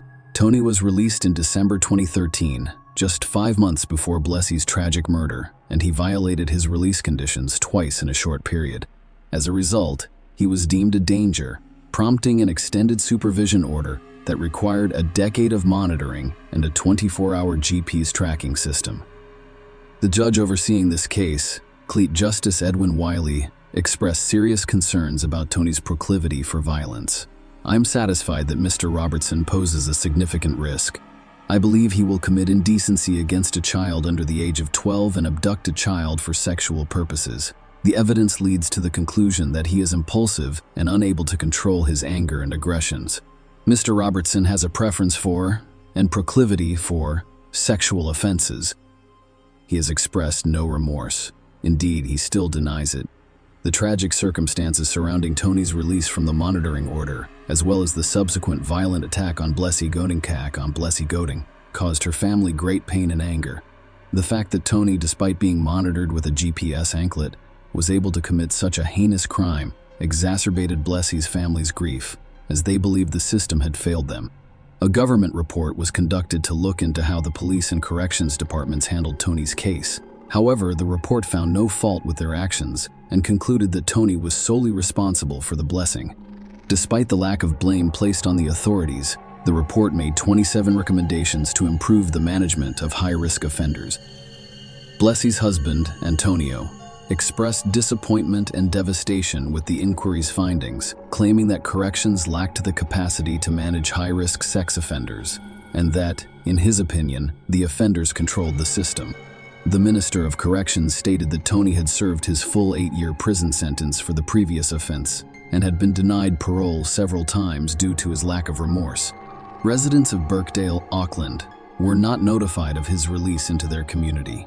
In a statement released by New Zealand police, Antonio expressed his family's profound loss. "Blessie is the light of our home, and without her, we would be lost in the dark. Right now, we're just trying to pretend everything is fine.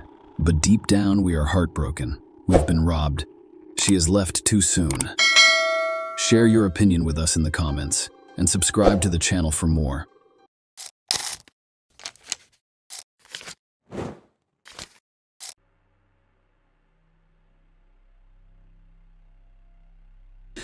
On Tuesday, January 14, 2014, just before noon, law enforcement officers were dispatched to a residence in Frisco, Texas, USA, to conduct a welfare check on Anna Moses, a 43-year-old woman living independently. Her boyfriend, Michael Stodnick, expressed concern when he couldn't reach her. They were scheduled to meet for a date the night before, but when Michael arrived at Anna's house at 7:30 p.m., it was dark, or the lights were turned off, and her car was not in the driveway. This was unusual because Anna usually left her car in the driveway except for inclement weather when she parked it in the garage. Michael rang the doorbell, called, and texted, but received no response. Following his initial attempt to contact Anna, Michael drove to a nearby Starbucks and waited 15 minutes. He returned to Anna's house and found no apparent change, so he decided to go home. The next morning, Michael tried again to reach Anna via text messages and phone calls, but received no response. Concerned, he contacted some of her friends, who also reported not hearing from her at 9 a.m. On the morning of January 14, Michael returned to Anna's house and discovered that her trash bins were still at the front, and packages remained unopened on her doorstep. Despite having a house key, Michael refrained from entering because he was unfamiliar with the alarm code. The situation indicated that Anna had not returned home from work on the 13th. Michael contacted the police and requested a welfare check after becoming concerned about Anna's well-being. The police advised him to contact the University of Texas at Dallas Police, which was Anna's last known location. Anna worked as a statistical analyst in the UDA's strategy department and had worked all day on January 13th. Michael went to the campus and spoke with the police, but they did not appear concerned. They only took Anna's disappearance seriously after her boss reported her missing. His boss also informed them that she had not been at work on the morning of January 14. Following this report, a 911 call was placed, prompting the police to arrive, but as residents, nothing seemed out of place. There was no evidence of forced entry. They contacted Anna's son, Igor, who had a key and met them at the house. The alarm was disarmed at 12 or 5 p.m. According to the alarm log, for the first time since January 13 morning, the question remained, where was Anna? The police searched several rooms and found Anna's lifeless body in the garage, where she had been fatally shot. Despite her death, she remained dressed in her coat and scarf. Surprisingly, nothing seemed to be missing other than her car. Her purse containing money was discovered next to her, and mail was scattered around her. Notably, an empty Taco Bell sack with a quesadilla wrapper was on the ground nearby. Anna had 7 gunshot wounds distributed as follows: 1 in the neck, 2 in the chest, 3 in the back, and 1 that did not break the skin, with the bullet lodged in her clothing. She also had abrasions on her left hand and a minor abrasion on her right hand, which could be the result of a fall or defensive wounds. Surprisingly, the police discovered 11 cartridge cases in the garage, which contradicted the initial count of 7. Interestingly, there were no bullet holes in the garage. This led the police to suspect that the crime scene had been staged to give the appearance of a robbery. Notably, no fingerprints were found on the patio door or the interior garage door. The police believe Anna was murdered on the evening of January 13 as she returned home from her job at the University of Texas at Dallas. The crucial question remains: who is responsible for Anna's murder? The investigation into Anna's death generated more questions than answers. Originally from Russia, she moved to the United States after meeting Robert Moses. Their union led to marriage, and Robert was formally adopted by his son Igor.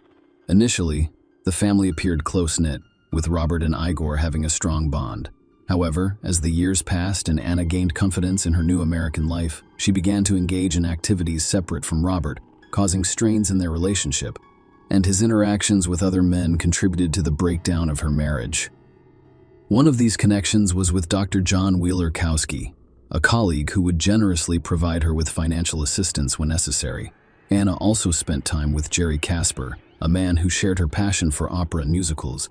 Jerry was so taken with Anna that he dedicated books of poetry to her. Despite this, he claimed there was nothing romantic between him and Anna because he was married. During their investigation, the police spoke with one of Anna's friends, Dr. Jacques, a Christian who worked at the University of Texas at Dallas. Dr. Christian described an incident that occurred on December 15, 2012, between Anna and her ex-husband Robert.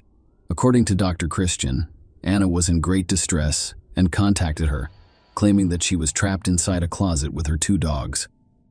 The police were called, but the incident was reported as an error. Dr. Christian stated that Anna appeared genuinely afraid of Robert, recalling an encounter in which Anna was visibly shaken and expressed concern that he would kill me tonight. Anna and Robert finalized their divorce in March 2013.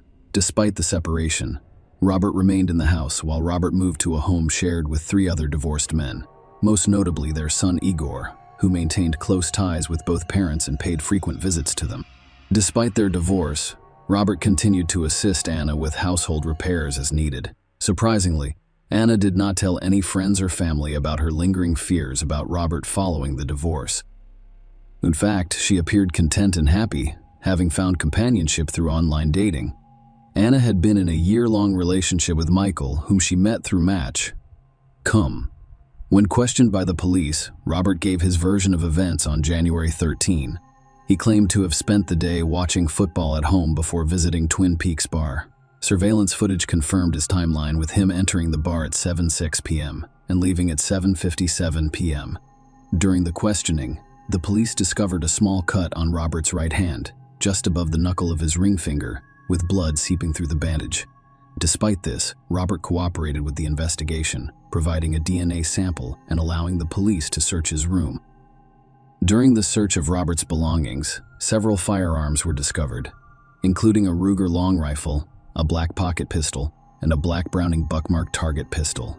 However, extensive testing eliminated these firearms as the murder weapon. The day after Anna's body was discovered, her car was found a few blocks away from her home. Upon inspection, the police discovered blood on the driver's seat, as well as muddy footprints on the car's hood and on top of the vehicle. Inside the car, a Red Bull can on the backseat passenger side and a cigarette butt on the floorboard raised suspicions because Anna was not known to smoke or drink energy drinks. The police believed that the blood found in the car was consistent with the type of injury on Robert's right hand. Subsequent DNA testing revealed that the blood in Anna's car matched Robert's DNA sample. When asked about the blood, Robert initially claimed ignorance, saying he couldn't think of a reason for its presence. He later admitted to being in Anna's car on January 28, 2015, explaining that he was fixing a broken water pipe in the garage at the time. Following these findings, Robert was charged with murder. The prosecution built its case on the assertion that Robert was the only person with the motive, means, and opportunity to commit Anna's murder, claiming that everything pointed to him. It points to nowhere else. Their disagreements revolved around the belief that Robert murdered Anna for personal financial gain. The court learned of this on January 13. Anna left for work at 8:23 a.m., as she usually does, and setting the house alarm before she leaves. She spent the day at work, with a tea break around 2 p.m. Alongside Dr. Wheeler-Kowski, Anna finished her workday at 5 p.m., her usual departure time. At 5:02 p.m., video surveillance captured her walking into the parking garage at work. At 5:07 p.m., Anna drove away from the garage, stopping at a Taco Bell drive, through to buy a chicken course, Delia. Crucially, surveillance near an elementary school near Anna's house captured a car resembling Anna's passing by at 5:44 p.m. This begs the question, if Anna drove home, was someone waiting for her inside the garage? The prosecution's case was heavily based on establishing the timing of Anna's death, which the police claimed occurred between 5:50 p.m. and 5:50 p.m. and 5:55 p.m. Testimonies in court included statements from people who live on the street where Anna's car was discovered. Stephen Brockway testified that on January 14, around 1 p.m., at 1:40 p.m., he and a friend were moving a trailer and there were no cars parked nearby. He returned around 3 p.m. and noticed an SUV parked there. Another neighbor reported seeing a blue Chevrolet truck on the street around 5 p.m. and 6 p.m. Based on this information, the police concluded that Anna's car was most likely left there after 6 p.m. On January 14, it was revealed in court that the police had interviewed the other men in Anna's life. Specifically, Michael and Jerry. Both men willingly provided DNA samples for investigation, but Michael denied possessing any firearms. Jerry, on the other hand, admitted to owning a 9mm Glock and a 2-point target pistol. Although the police did not recover these weapons, the court learned from toll records that Jerry left his Arlington workplace around 5:18 p.m. on January 13 and exited the Renner Road toll booth at 6 p.m. This information, when combined with the police's belief about Anna's death time, suggested that Jerry was not in a position to be responsible for the crime at the time it occurred. These details were presented to the court in order to rule out any other possible suspects. The court was informed that Dr. Wheeler-Kowski had been excluded as a suspect based on toll records confirming he was in Garland Robert on his way home at 5:47 p.m. Furthermore, the type of firearm he owned, a .40 caliber Glock, did not match the gun used to kill Anna. DNA testing of the Red Bull can and cigarette butt found in Anna's car revealed that the DNA belonged to an unknown male. Despite entering the profile into the combined DNA index system, there were no matches. The prosecution emphasized the financial motive, claiming that Robert stood to benefit financially from Anna's death. A review of his financial records revealed that several credit cards were nearly maxed out. During police interviews, Robert allegedly expressed a strong interest in Anna's finances. Michael informed the police that shortly after Anna's death, Robert inquired about her financial situation and approached Anna's mother to inquire about the location of Anna's jewelry. Dr. Christian testified that she overheard Robert saying that it would be beneficial if he lived in Anna's house to avoid the cost of maintaining 2 homes. Tatiana Heber, another Anna friend, described Robert as a businessman who was interested in Anna's bank accounts, passwords, and other documents. The court learned that Frank Shuvra, Anna's independent executor, advised Igor to set up a trust, but Robert told him to deposit the money in a bank account. Instead, Igor was named the beneficiary of Anna's $750,000 life insurance policy. On February 4, 2015, Anna's estate deposited $25,000 into Robert and Igor's joint bank account. Igor claimed that the money was used to pay off the car he was driving, which Robert had previously owned and had since transferred to Igor. The proceeds were also used to pay off Anna's mortgage. The defense claimed that in their focus on Robert, the police failed to thoroughly investigate other men in Anna's life. They stated that the items discovered in Anna's car, as well as the footprints, did not match Robert's DNA, and that the weapon used to murder Anna had yet to be found. In Robert's defense, it was argued that he was not financially impacted by Anna's death. Robert claimed that his move into Anna's house was solely to assist Igor, who was the beneficiary of his life insurance. Igor supported this claim, testifying that Robert's decision to move in was his own, motivated by a desire for assistance in managing bills and household responsibilities. The trial revealed that Anna took excellent care of Igor, doing everything for him, so it was not uncommon for him to seek assistance with bill payment. Igor testified about the blood stain discovered in Anna's car, claiming that it had been there for years and was not a new or fresh stain. The defense also questioned the accuracy of the time of death. The medical examiner stated during the trial that Anna's stomach contents had been nearly completely digested. The defense argued that if she had eaten the quesadilla and died before 6 p.m., there would have been more identifiable food remnants in her stomach. This raises the possibility that she was murdered later, providing an alibi for Robert and some of Anna's other male acquaintances. Despite the defense's arguments, a Collin County jury found Robert Arthur Moses guilty of first-degree murder of his ex-wife Anna over finances in their relationship in late 2016, sentencing him to life in prison after more than 8 hours of deliberation. In court, prosecutors referred to the then 64-year-old as a calculating killer, claiming that Anna, 43, was targeted and ambushed at the time she died. She was shot in her prime, and no one should ever fear him again. Following his conviction, he filed an appeal to challenge the court's decision. Robert's appeal focused on a lack of evidence, claiming that the conviction was based solely on conjecture and speculation. The appeal centered on specific pieces of evidence, including the chicken quesadilla from Taco Bell and the unexplained large sum of money in Anna's savings account at the time of her death. Concerning the chicken quest idea, the appeal focused on Dr. Williams' testimony, which challenged the established time of Anna's death. Dr. Rohor acknowledged that if Anna had eaten a chicken quesadilla on her way home at 5:45 p.m., it is reasonable to expect the stomach contents to be partially digested after being shot 10 minutes later. However, he testified that he could not recognize any type of food in Anna's stomach contents, casting doubt on the timeline's accuracy. The appeal argued that the uncertainty about the digestion of the chicken quesadilla calls into question the accuracy of Anna's time of death, implying that she was killed after 7 p.m. Is true, this assertion would provide an alibi for Robert, who was reportedly at the Twin Peaks bar at the time. Furthermore, the appeal highlighted Anna's substantial savings account, emphasizing the significant increase in funds over a 23-month period, despite the fact that her spending records showed she spent the majority of her income. The appeal faulted the police for failing to investigate the source of the funds. However, the state appeals court rejected Robert's arguments regarding the quesadilla. The court stated that no one knew what happened to it, or if Anna consumed it. Regarding Anna's savings, the court noted that prosecutors brought it up during the trial, claiming that some of the money came from a former romantic interest who wanted to help Anna. Despite the appeal, the court upheld Robert's conviction, and he is still incarcerated. The rejection of the appeal upholds the previous judgment and preserves the trial outcome. Share your opinion with us in the comments and subscribe to the channel for more.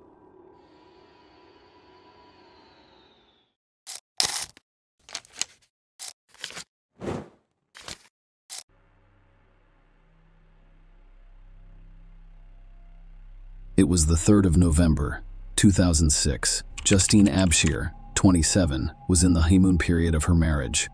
As a newlywed, she had much to look forward to. Justine wanted to have children. Justine adored her husband of just 5 months, Eric Abshir, who had 2 children from a previous relationship. They met in 1999 while both working at Lowe's home improvement store. Justine was a cashier, and Eric was her manager. She was only 20 years old. He was 26 and informed her that he had 2 young daughters. Following Eric's military service in the Marines, they married, and he started his own hauling business driving a dump truck. Justine also found a suitable position as a kindergarten teacher at Emerald Hill Elementary in Culpeper, VA. Justine went to work on November 3, but her colleagues noticed something was wrong. They noticed her seemingly swollen eyes and assumed she was crying. Justine, on the other hand, assured them that her condition was the result of allergies. Later that day, while pursuing her master's degree at UVA, she ran into her classmates again.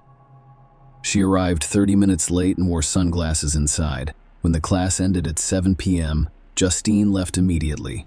Her coworkers had no idea that it would be the last time they saw her. A distressing 911 call was received at 1:57 a.m. from Taylorsville Road in Barboursville, Virginia, reporting a hit and run. When the police arrived, they found Eric in a state of hysteria, cradling his lifeless wife, Justine, in the middle of the road. Unfortunately, Justine had died as a result of a car accident. Eric told the police that Justine called him at 1:19 a.m. to report a car breakdown and request assistance. She was approximately 5 miles from their home. Eric jumped on his motorcycle and rushed to the location she specified, only to find her lying on the road. Eric sat with Justine, covering her with his jacket, before setting out to find help. He approached several nearby houses and knocked on doors, hoping to find help. At 1:57 a.m., One of the homeowners called 911. Eric later admitted to the police that he had his cell phone in his pocket, but he hadn't realized it at the time, while on paper. Initially, the scene appeared to be a hit-and-run case. That viewpoint shifted very quickly. The police investigation revealed a lack of typical evidence related to a hidden run on Taylorsville Road in Barbersville, Virginia. Despite her severe injuries, Justine and her clothing showed no broken glass, skid marks, tire marks, debris, or blood. This absence led authorities to suspect that her death was not the result of a random collision, but rather of a deliberate act. The situation becomes even more complicated. Despite Eric's claims of mechanical problems, the police discovered that Justine's car was in good working order with no defects. This inconsistency raised questions about the veracity of Eric's account. Justine was very close to her parents, Haiti and Stephen Swartz, as well as her sister, Lauren Swartz, and they were devastated when Eric's brother called to tell them that Justine had died. Their shock and devastation turned into confusion. They knew Justine well. She was afraid of the darkness. She was even described as afraid of her own shadow, so they couldn't understand why she would choose to drive alone at night. The perplexity grew when her body was discovered 600 feet away from her car, which contained her purse, coat, and keys. This raised questions about why she would leave these belongings and walk away from the vehicle, especially after calling Eric to come and pick her up. Only 2 days after Justine's memorial service, an important revelation occurred. Heidi, Justine's mother, entered a restaurant and burst into tears. Sensing Heidi's distress, a compassionate restaurant employee offered to help, prompting Heidi to tell the heartbreaking story of Justine, the kindergarten teacher who was killed by a car. To Heidi's surprise, the woman revealed an astonishing fact. Justine had not died in a hit and run. She had been murdered, and her husband, Eric, was the primary suspect. It turned out that some people believe Eric was involved in Justine's death. When questioned by the police, Eric gave a detailed account of the evening, claiming that everything was normal. According to him, Justine returned home after 7 p.m., and he arrived shortly thereafter. He mentioned being with Justine for a while before getting a call from Martha Jefferson Hospital, where his ailing mother was. The call brought the distressing news of his mother's deteriorating health. Eric told the police that he returned to the hospital and remained there until 11:30 p.m. He did not return home immediately. Instead, he went to their storage unit on Route 33 in Rockfordville and stored his motorcycle. Eric left his car in the storage unit, took out his motorcycle, and went riding. He told the cops he wanted to clear his mind. According to Eric's account, he returned home around 12:30 a.m. when Justine was awake and ready to talk. However, an argument arose between them when Justine wanted to discuss his mother's health, which Eric was hesitant to discuss. He informed the cops that he felt the need for solitude. In response, Justine allegedly said, "Well, maybe I need to be alone too." According to Eric, Justine left and drove away in her 2002 Ford Mustang. Eric told the cops he was unconcerned because he expected Justine to return and was casually watching television. His next contact with Justine came at 1:19 a.m. when she called him and was angry. She explained that her car had broken down and asked him to pick her up, specifying the exact location. He stated that it took him approximately 10-15 minutes to leave the house after receiving Justine's call, as he needed to put on his shoes, grab his jacket, keys, and helmet. Eric stated that he found her between 1:39 a.m. 1:44 a.m. The police found Eric's account suspicious, especially given the crime scene and Justine's injuries. This prompted them to conduct a thorough investigation into the events surrounding Justine's death. It will take 4 years, but the police will eventually have enough evidence to charge Eric. He was charged with first-degree murder of his wife. The prosecution claimed that Eric committed the murder with the intent to end his marriage and for financial gain. The court was informed that Justine had undergone a significant transformation in the months preceding the November incident. She stopped meeting with friends, ignored calls, and even turned down a friend's housewarming gift of flowers, citing Eric's ban on accepting gifts.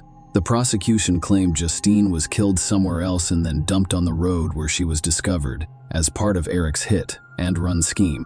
Their argument was that this was done to secure a $1.05 million insurance payout. According to the prosecution, Justine's injuries contradicted the theory of a vehicular collision. She suffered 113 blunt trauma injuries, including several broken bones, lacerated organs, and 23 head wounds. Surprisingly, there was little blood at the scene. The prosecution presented testimony from 2 medical examiners that called into question the notion that Justine died as a result of being hit by a car while standing on the road. Instead, they claimed that she was brutally assaulted, strangled, and then run over after death. Dr. Todd Loka-Civic, who conducted Justine's autopsy, testified that his findings were consistent with manual strangulation. He discovered deep tissue bruising in the neck muscles and hemorrhages in the eye and lip. He testified that Justine had sustained numerous severe internal injuries. Some wounds did not bleed, indicating that they occurred after Justine's death. He reported finding less than half of the blood he expected in her chest and abdominal cavities. The second medical examiner pointed out that the average female body contains 5 liters of blood, but Justine had less than 1 liter. This inconsistency, according to the prosecution, contradicted the scarcity of blood found on the road, supporting their claim that she was killed somewhere else.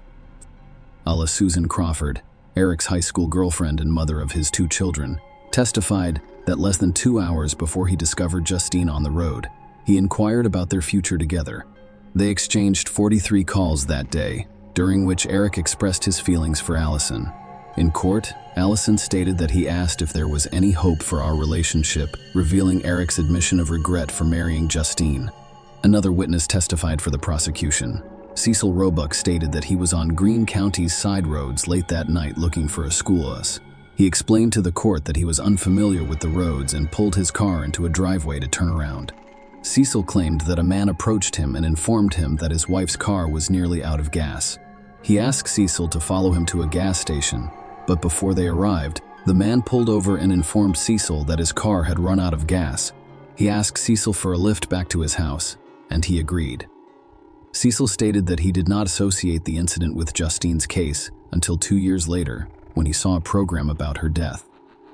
He told the court that he thought the man was Eric and that he had helped him stage the hit and run, albeit unbeknownst to him at the time. The court was made aware of Eric's financial difficulties during the proceedings. Justine's father, Steve Swartz, testified in court and revealed that his daughter was the couple's primary credit holder, and at the time of her death, they owed $85,000. The insurance claims adjuster has testified about several policies with Eric as the beneficiary. Less than a fortnight after Justine's death, Eric filed an uninsured motorist claim that, if approved, would have awarded him $100,000, with the possibility of an additional $1.05 million if the commercial aspect was approved. Notably, Justine's name appeared on the insurance for one of the dumpster trucks. In 2009, Eric filed for bankruptcy and received $330,000 to pay off his outstanding debts. This financial backdrop enriched the court's understanding of the case. During the trial, some evidence was presented in the absence of the jury, including allegations about an affair Eric allegedly had a month before his wedding and 3 days after Justine's death. Furthermore, it was suggested that he had explicit photos of a woman, but destroyed them to avoid negative perceptions. The prosecution claimed that Eric's cell phone records contradicted his claim of being at Martha Jefferson Hospital, claiming that he was actually at home during critical periods. This, according to the prosecution, gave him enough time to commit the crime. They told the jury that 2 periods late in the evening and into the following morning were particularly important, beginning at 10:04 p.m. until 11:20, 3 p.m., until 11:23 p.m., and from 12:08 a.m. When a call came in from Justine's phone at 1:19 a.m., the cell phone records showed that he was at home, not in the hospital. The prosecution emphasized to the jury that Eric used his phone 157 times on the day of the incident, making his claim of only realizing it was in his pocket after discovering Justine's body highly implausible. Furthermore, the prosecution highlighted Eric's background as a Marine with key PR and first aid training, claiming that despite this training, he made no attempt to assist Justine. The prosecution revealed a compelling and unsettling detail. Eric had a derogatory nickname for Justine, calling her Thing. The defense maintained that Justine's death was the result of a hit-and-run accident. They maintained that Eric's alibi was credible, claiming that he was at Martha Jefferson Hospital until 11:30 p.m., visiting his mother, and then went to a storage unit to get his motorcycle. The defense argued that the prosecution's timeline did not allow Eric enough time to kill Justine and stage a hit and run in support of their claim of a happy marriage. The defense presented Eric's brother as a witness who had lived with the couple for some time. He testified to the genuine happiness in Eric and Justine's relationship, emphasizing his positive interactions with Justine to refute the prosecution's claim. The defense challenges the credibility of witness Cecil. They suspected he was motivated by a $50,000 reward for information offered by Justine's parents, as well as a desire to receive favorable treatment in relation to 2 felony fraud charges he was facing over a $10,000 debt. The defense sought to undermine Cecil's credibility as a witness, questioning his motives and potential bias. Despite the defense's efforts to challenge the case, including claims about the medical examiner's alleged failure to perform a specific procedure, the jury ultimately found Eric guilty of first-degree murder. The decision was made using the evidence presented at trial, which included the prosecution's arguments about the nature of Justine's injuries, the timeline of events, and Eric's actions. Eric was sentenced to life in prison after being found guilty of the charges. During Eric's sentencing hearing, the court heard moving victim impact statements, including one from Justine's sister, Lauren. Lauren stated that for the 7 years preceding her death by Eric, I watched my sister's life deteriorate. She became quiet, withdrawn, poor, scared, and a victim of domestic violence, all of which I witnessed firsthand. In retrospect, I feel like I witnessed her death. Lauren's testimony at the sentencing hearing painted a distressing picture of Eric and Justine's relationship. She claimed that she saw Eric physically shove Justine before they married. Justine also confided in her about several other instances of abuse. Justine's family and friends noticed a shift in her personality in the months leading up to November 28th. Justine had always been kind, loving, and friendly, and while she retained those qualities, she stopped meeting with friends and colleagues for social occasions. She was withdrawn and silent, a shell of her former self. The testimony also revealed that Justine, driven by a sense of worthlessness, went to great lengths to please Eric. Even on their wedding day, there were signs of discord. Eric was distant, preferring to go out on his motorcycle alone. Justine missed several wedding-related activities, including lunch, and spent the second night alone in the hotel. Notably, Eric's violent past came to light during the hearing. He had previously been charged with malicious wounding and was under a protective order from the mother of his 2 children. Eric claimed that this was the result of a verbal disagreement that escalated into a physical altercation, in which she attacked him and hit him in the face with a remote control. Through self-defense, he claimed to have grabbed her shirt and throat. Throughout the 4 years that police investigated the case, Justine's family fought tirelessly to ensure that justice was served. Her father, Steve Swartz, stated that in addition to wanting Justine's case resolved, he sincerely hopes that no one else is hurt before that occurs. Share your opinion with us in the comments and subscribe to the channel for more.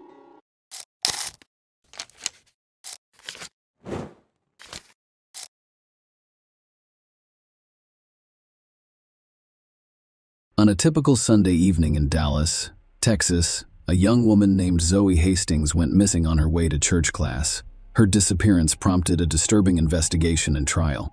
Zoe Hastings was born on November 21, 1996, to Jim and Cheryl Hastings.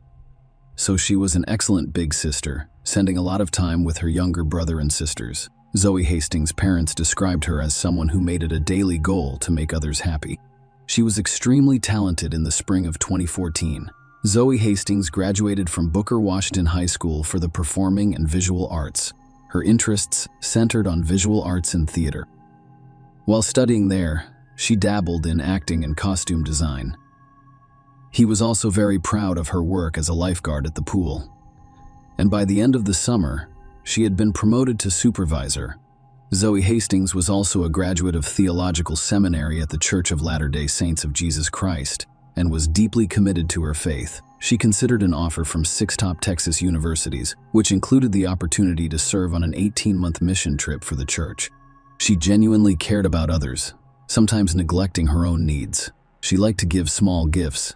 Zoe Hastings aspired to be a doctor and to assist people in gaining theoretical knowledge by watching documentaries and surgical videos. On that fateful Sunday, October 11, 2015, Zoe Hastings set out to attend a Bible study class at the Church of Jesus Christ of Latter-day Saints in Dallas, Texas.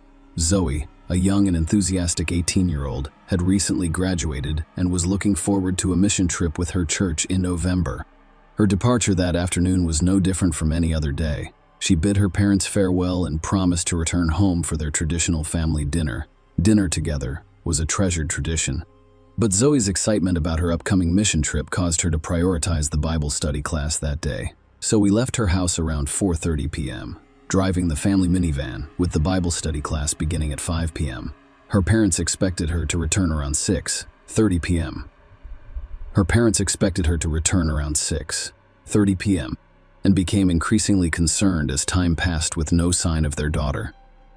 Not only was her absence unusual, but she also missed the 5 p.m. Bible study class, which added to their concern. They are anxious. Jim and Cheryl attempted to contact Zoe Hastings via text messages and numerous phone calls. However, their efforts were met with silence. They contacted friends in the hopes of finding out where she was, but none of them could provide any information. To make matters worse, the Hastings family discovered that Zoe Hastings did not show up for the Bible study class. As the hours passed and there was no sign of Zoe, her parents decided to contact the police at 10 p.m. However, by midnight, the authorities had not responded to their call. Fearing for their daughter's safety, they took action and filed a missing persons report while continuing their search. The breakthrough came in the early hours of Monday morning when Zoe's parents discovered she needed to find My iPhone app, which was installed on her phone. They used this tool to track her phone's location, which led them to a nearby creek only a 5-minute drive from their house. They rushed to the scene full of urgency. They found a scene of chaos and concern. Police, paramedics, and flashing lights surrounded the area, which was cordoned off with police tape. Zoe Hastings' minivan was discovered in a precarious and alarming position, nose down in the creek bed, nearly vertically submerged in water. The tragic events that occurred on that fateful Sunday evening and early Monday morning shed light on a disturbing series of incidents. The chain of events began when Kurt Rem, a concerned member of the public, was walking his dog near Easton Road and Lippett Avenue. He came across a man who approached him urgently, reporting a car crash involving a young girl in the creek. The stranger, visibly shaken, asked Kurt to join him in investigating the scene. Together, they went down to the creek, and the man informed Kurt that the girl would later identify Kurt, immediately dialed 911 after Zoe Hastings tragically died, fearing the worst. However, the mysterious man who had initially alerted him fled the scene before police arrived. Upon their arrival, the police discovered Zoe Hastings' lifeless body. She lay face down in a pool of blood about 10 to 20 feet from the driver's door of the minivan. The initial assumption that her death was caused by the crash was quickly dispelled when police discovered that she died as a result of homicidal violence. The horrific nature of the crime became clear as details emerged. Zoe's clothing had been disturbed. Her dress had pulled up above her waist, and her underwear had rolled down to her mid-thighs, indicating sexual assault. Zoe had several deep cuts on her neck. Throughout their investigation, the police thoroughly searched the area for evidence. All of the minivan doors except the driver's door were locked. They discovered a blood-covered knife at the top of the embankment, which they suspected was used to inflict Zoe's fatal wounds on her neck. So his phone, which has location services, provided a timeline for the investigation. It showed that her phone had been at the creek since 5 p.m. She remained there from Sunday evening until Monday morning, when her body was discovered. As the investigation progressed, it was discovered that after leaving her house, Zoe Hastings stopped briefly at a Walgreens on Garland Road to return a Redbox movie on her way to the Bible study. The Walgreens was so close to her house that she could see it from the parking lot. She returned the movie at 4:42 p.m. However, authorities wanted to know what happened after that and why she didn't show up for the 5 p.m. Bible study. As the investigation into Zoe Hastings' tragic death continued, 2 key witnesses came forward. The witnesses said they saw a woman near a minivan in the parking lot outside the Walgreens store. One of the witnesses described seeing an African-American man approach the woman quickly. To their surprise, both people entered the minivan with the man behind the wheel. The second witness stated that the man appeared to be holding something in his hand during the encounter. After exchanging words with the woman, They both quickly entered the minivan, which drove away from the scene. The discovery of DNA on the knife found in the creek sparked a breakthrough in the case. The DNA evidence was linked to a man whose genetic profile had already been recorded in the law enforcement database. This individual was identified as Antonio Cochran. Antonio vehemently denied being involved in Zoe's murder. Nonetheless, based on DNA evidence and witness statements, he was charged with capital murder. The charges were based on the belief that Zoe's murder occurred during a kidnapping or attempted kidnapping. The prevailing theory among law enforcement was that Zoe's abduction and subsequent murder were random, with no prior relationship between her and Antonio. When Antonio Coltrane's trial began, he pleaded not guilty. The prosecution's case centered on the theory that Zoe Hastings was kidnapped from the Walgreens parking lot while returning a red box movie just across the street from her house on that fateful Sunday afternoon. This theory was supported by the testimony of two key witnesses who appeared in court to give their versions of events. The first witness, Lester Lee Clark, identified himself as a tattoo artist who worked near the intersection of Garland Road and PV Road in East Dallas. He testified at around 4:45 p.m. As he approached the Walgreens, he noticed a woman, presumably Zoe, near the red box kiosk. She appeared to be returning or retrieving a movie as she entered her minivan. A short, heavy-set African-American male quickly approached her and grabbed the car door, sparking an animated but brief conversation between the two that lasted no more than 5 seconds. Lester stated that he couldn't hear what they were saying, but he did notice that the woman at the driver's side door had moved to the passenger side. The man got into the minivan and quickly drove away. The second witness, Gary Whitman, was homeless at the time and stated that he was across the street from the Walgreens around 4:04 p.m. On Sunday afternoon, he described a stout, heavy-set African-American man who stood about 5 feet, 8 or 9 inches tall, and walked aggressively but discreetly. He thought the man was trying not to draw attention to himself. Gary reported that the man approached the woman in a minivan in the Walgreens parking lot from behind as she attempted to enter it. He claimed that the man extended his arms to block her path and appeared to pull something from his pocket. Although he couldn't see the exact object, Gary saw both people get into the minivan, with the man taking the wheel and driving away.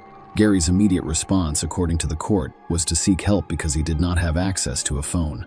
He approached an employee at a nearby convenience store and asked them to dial 911. The court heard testimony from several researchers who carried out the tests. Gloria John Dimmick, a mitochondrial DNA analyst, told the court that several hairs were discovered at the scene. While mitochondrial DNA does not provide a unique identifier, it can be used to exclude people. According to the analysis, the hair found on Zoe's left arm could belong to Antonio Cochran. There was more evidence against the defendant. Copeland's DNA was discovered on the handle of a knife, which had been covered in Zoe's blood. The prosecution claimed that after abducting Zoe Hastings from the parking lot, Cochran drove her to a creek, where he raped and killed her cell tower. Data confirms that Cochran's cell phone pinged on Sunday, near the location where Zoe's body was discovered. Prior to Zoe's abduction, Cochran sent several text messages to various people. At 1:48 a.m., the first text message was sent to Gillis Pina Cochran's neighbor, Antonio, who stated that he intended to leave the house he and Gillis rented together. At 2 p.m., he messaged his ex-girlfriend, Angie Simon, informing her that Raina, who had been like a mother to him, had died the day before. He also messaged someone named Mimi at 2:25 p.m. and 3:19 p.m., telling her that he had been crying, drinking alcohol, and driving aimlessly around town. At 4:34 p.m., Antonio's cell phone communicated with a specific transceiver on a Dallas radio tower, which covered the Walgreens store. Antonio sent another text message from his smartphone. This time, it was addressed to Frank Torres, Gillis Pina's brother. "I really need you, brother. I'm not sure what's wrong with me, Frank. A lot has happened. I need you, brother." Antonio, according to the court, began working as a checker at a Fiesta Mart grocery store just 2 days before Zoe's murder. He was supposed to work the day after Zoe died, but he did not show up for his shift. The prosecutor also informed the judge that a detailed search history was conducted on Cocker's cell phone between October 13 and October 23. He searched for local and crime news 32 times, 5 of which were about Zoe's death. Prior to that, Antonio had shown little interest in crime stories, having only opened the news once in the previous month with a report on local gang crimes. The defense presented a compelling case, attempting to cast doubt on the prosecution's claim that Antonio Cochran was responsible for Zoe Hastings' murder. They questioned the DNA evidence's validity, as well as the witnesses' reliability. Paul Johnson, Antonio's defense attorney, stated that, at the time of Zoe's murder, Antonio was assisting a friend in presenting an alibi that placed him in a different location. He challenged the testimony of two key witnesses who claimed to have witnessed Zoe's abduction. Lester's timeline and description of the man involved were called into question, raising concerns about the veracity of his story. The defense also questioned the credibility of the second witness, Gary, who had a criminal record and a history of illegal substance use. Paul Johnson questioned how Gary could have witnessed the events from across the street and suggested that his testimony might be suspect. Despite the potential consequences for himself, Gary insisted that he had come forward to do the right thing and was later apprehended due to an active arrest warrant. The defense's challenge included the DNA evidence. They acknowledged that Antonio's DNA was discovered on the knife handle, but proposed an alternative explanation. They speculated that his DNA could have been on the knife from a previous occasion, possibly while working at a local movie theater and coming into contact with it. Furthermore, the absence of fingerprints on or inside the minivan called into question the witnesses' claims that Antonio grabbed the door during the alleged abduction. The defense also pointed out that the medical examiner found no evidence of sexual assault and that Antonio was not charged with sexual assault, implying that this information was used to incite the jury. Finally, Paul Johnson urged the jury to find Antonio not guilty, emphasizing the importance of making a decision based on the evidence presented, rather than reacting to popular sentiment. He encouraged the jury to do what they thought was right. The prosecution disagreed and urged the jury to find Antonio guilty. The jury deliberated for nearly 23 hours over several days. During this time, they requested additional information and clarification from the judge on 3 specific issues, including a photo of the Walgreens store, mitochondrial DNA, and the timeline of police interviews with the 2 witnesses. Ultimately, the jury convicted Antonio of the lesser offense of murder, rather than capital murder.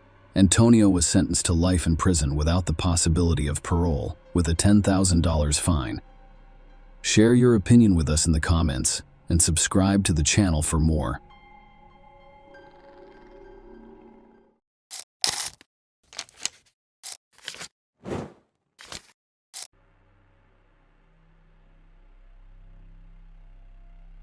On Wednesday, September 14, 2016, a fire broke out early in the morning at Acorn Woods near Grapevine Lake in Texas, United States. Firefighters successfully extinguished the fire, and during their investigation, they discovered what appeared to be a melted child's paddling pool with a charred body. The individual's gender could not be determined at that point. A subsequent fingerprint analysis identified the deceased as Jackie Vandergriff, a 24-year-old licensed esthetician studying nutrition at Texas Woman's University in Denton. Because she had not been reported missing, law enforcement believes she died shortly after her last known sighting. Jackie was last seen on September 13, one night before her charred body was discovered. That evening, she went to 2 bars in Denton, Fry Street Public House and Shots and Crafts. Jackie had been mutilated as well as burned. She'd been dismembered. The need to apprehend the perpetrators of such brutality was paramount. Following numerous tips about a man seen near the fire, law enforcement obtained footage of Jackie on the night of September 13. The footage showed her interacting with a man. Further investigation revealed that this man had given his business card to one of the women in the bar that night, claiming to be a fitness instructor and offering his services as a personal trainer. His name was given as Charles Bryant. Jackie and Charles had only met on the night of September 13 through a chance encounter. According to police, Jackie had gone to the bar with the intention of looking for work and meeting someone from Tinder that night, but she changed her plans. While at the bar, she conversed with the bartender and Charles, a 31-year-old man. They eventually joined a group of women and spent time together. Jackie's friends described her as sociable, frequently interacting with people she met on a night out. Charles had been at the Fry Street Public House since around 7 p.m. That evening, he had been with friends earlier, but he was alone in the bar when Jackie arrived around 8 p.m. She asked the bartender about job opportunities and lingered for a while, speaking with both him and Charles. The footage obtained by the police from inside the bar suggested that Jackie was having a good time. Surprisingly, just 45 minutes after her arrival, she tweeted, "I'm glad I decided to leave Tinder and walk to a bar." Jackie, the bartender, and Charles left the original bar around 9 p.m. and went to another nearby establishment. At the next bar, they met a group of women who stayed for about 45 minutes. As inclement weather, including heavy rain, set in, the patrons began making their way home. Jackie then left the bar with Charles and went to the store. This was Jackie's final appearance alive. Charles Bryant had a troubled past, which Jackie was unaware of on that fateful night. In the weeks before their meeting, Charles had been arrested 3 times. His only reason for being in the Denton area was Caitlin Mathis, his ex-girlfriend. Despite living 20 miles away in Hazlet, Charles's ex Caitlin had recently moved to Denton to attend the University of North Texas and was living on campus. Caitlin had taken legal action, filing a restraining order against him. Caitlin ended the toxic relationship in August 2016, just a few months before the tragic events unfolded, citing Charles' manipulative behavior and narcissism. Even after Caitlin ended their relationship and relocated to Denton, Charles continued to disrupt her life. Police stopped him on campus, resulting in a ban. After yielding, he kept attempting to communicate with Caitlin. Despite the campus ban, he showed up at the restaurant where she worked on August 31 and at Caitlin's door on September 6. Caitlin refrained from answering, fearing for her safety, and immediately contacted the police. Charles left flowers and a letter on her doorstep, prompting authorities to arrest him for trespassing. Charles posted a bond shortly after being arrested, which secured his release. Almost immediately, he contacted Caitlin via a newly created email address, writing, "Here I am, heartbroken, and with a criminal record for bringing the girl I love flowers." In response to these concerning developments, Caitlin obtained an emergency protective order to protect herself from further harassment and potential harm. Despite previous stalking arrests, Charles continued to attempt to contact Caitlin after another stalking arrest. He was released on bond 2 days later. On September 13th, a week after his most recent release, Charles returned to Denton, specifically to the Frey Street public house, which Caitlin frequented. Although law enforcement was aware of Charles and Caitlin's troubled history, there was insufficient evidence linking him to Jackie's murder. While it was determined that he was with Jackie on the night of her death, more evidence was required. The opportunity to question him arose shortly after Jackie's body was discovered, when Charles attempted to contact Caitlin again, violating the restraining order. He was brought in for questioning on September 18, 2016. In the case of Jackie's death, the police had already gathered surveillance footage, interviewed people who were present at the bars, and tracked Charles' movements. Their investigation revealed that on September 14 at 4:41 a.m., Charles went to Walmart and bought a shovel. In addition, a children's paddling pool was discovered missing from his backyard, adding to the concerns surrounding the investigation. When questioned by the police, Charles initially claimed that he had only seen Jackie at the bar. However, as the detective presented a comprehensive and chronological overview of the evidence, it became clear that Charles understood he couldn't deny being with Jackie that night. Eventually, he admitted that Jackie died accidentally while they were together during a consensual but unconventional sexual encounter. Charles told the detective that after they left the bar, Jackie asked him to choke his car with a zip tie. Despite having a zip tie in his vehicle, the police questioned his story, leading to charges of murder and tampering with or fabricating physical evidence against him. The prosecution claimed that Charles and Jackie met that night, went to a second bar, and then returned to his home. During the trial, the medical examiner informed the jury that tests on Jackie's remains found no evidence of sexual assault. The prosecution claimed Jackie's death was not the result of a sexual encounter, but rather of a brutal assault that included strangulation with a zip tie, dismemberment with a knife, and subsequent incineration. According to the prosecution's narrative presented to the jury, the evidence would show that Charles and Jackie met at a bar on September 13th and left together in his car with no one else present. The prosecution emphasized that various pieces of evidence, such as items discovered in DNA testing, would confirm Jackie's presence inside Charles' home. The jury was shown surveillance footage from the bars, and testimonies from bar patrons and employees corroborated the claim that Charles and Jackie were together. The footage showed them leaving the bar at 9:46 p.m., getting into Charles' car and remaining in the parking lot for another 30 minutes before leaving. Subsequent surveillance footage from a dented gas station showed Jackie inside Charles' car at 10:30 p.m., the last confirmed sighting of her alive. Furthermore, Jackie's phone activity indicated a connection to a cell tower in Hazlet, Texas, at approximately 1:30 a.m. on September 14th, as well as the area surrounding Charles' residence. The jury learned that Jackie was carrying a Texas Woman's University bag at the bar, and a matching two bag was discovered at Charles' home. A hair-covered zip tie was also discovered in the trash can outside his home. Notably, in Charles' backyard, there was a blue children's paddling pool similar to the one found burned. A circular barren spot near the pool hinted at the presence of another pool. Police discovered a knife inside Charles' home, which they believe was used in Jackie's stabbing and dismemberment, as well as a stun gun in his car. Both items were officially recorded as evidence. During the court proceedings, the medical examiner stated that Jackie died as a result of homicidal violence. It was noted that there was no soot in her airways, indicating that she had died. Ceased before her body was set ablaze. The medical examiner also testified that Jackie's hyoid bone had fractures as a result of upper neck force. A forensic anthropologist explained to the court that the hyoid bone is a U-shaped bone deep in the throat that acts as an anchor for the tongue. The forensic anthropologist testified that Jackie had a broken hyoid bone and fractured ribs. The injuries were found to be more likely to occur near the time of death and were not related to dismemberment. The anthropologist determined that the hyoid bone injury was consistent with strangulation, as it required direct pressure, which is typically caused by manual strangulation or the use of ligatures. However, because Jackie's soft tissue burned during the fire, it was impossible to say definitively whether the fracture was caused manually or by a ligature. The expert agreed that a zip tie could result in such an injury. Furthermore, Jackie sustained a head injury from blunt force trauma that was ruled unlikely to be post-mortem due to significant hemorrhaging stab wounds on her body that appeared unrelated to the dismemberment procedure. And the state's expert claimed that the wounds appeared to have been inflicted while Jackie was still alive, the expert explained.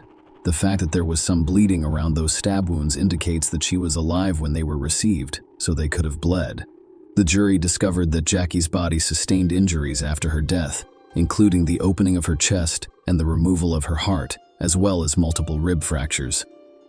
A DNA profile extracted from the zip tie, stun gun, and knife made it nearly impossible that the sample came from anyone other than Jackie.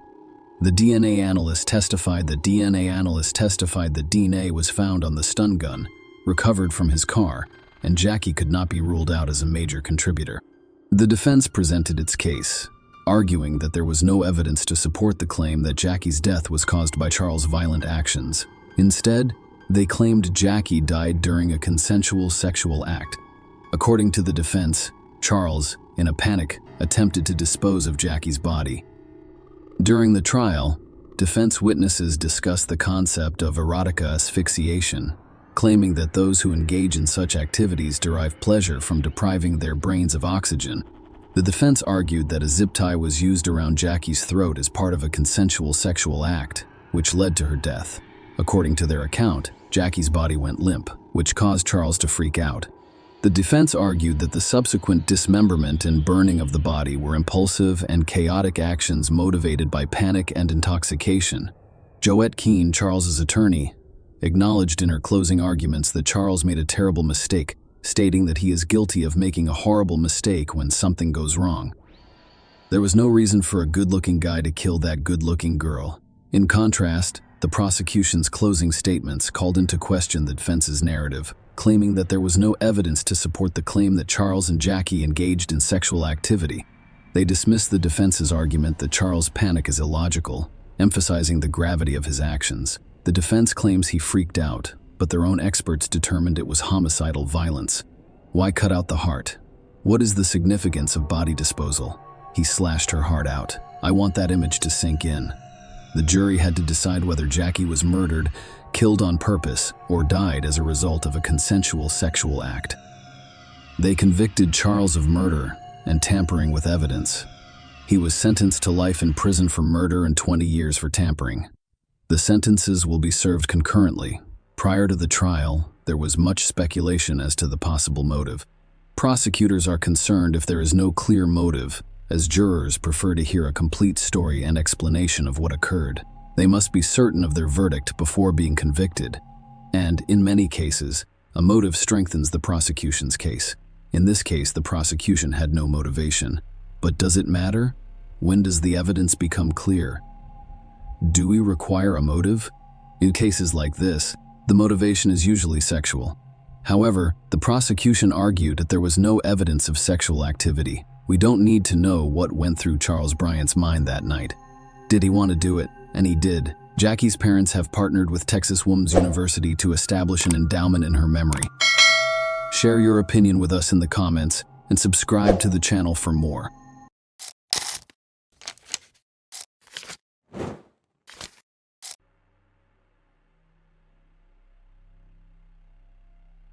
Kelly Clayton had everything going for her. First and foremost, she was very intelligent and bright. Since high school, she has been a role model for other students who are active in school, excel at tests, and pass exams. At the same time, she never appeared to be a girl who spent days and nights sitting over textbooks, cramming lessons and writing down something from extra reading. No, her appearance was considered model-like, and if her grades had been subpar, she could have pursued a modeling career. She could have, but she did not.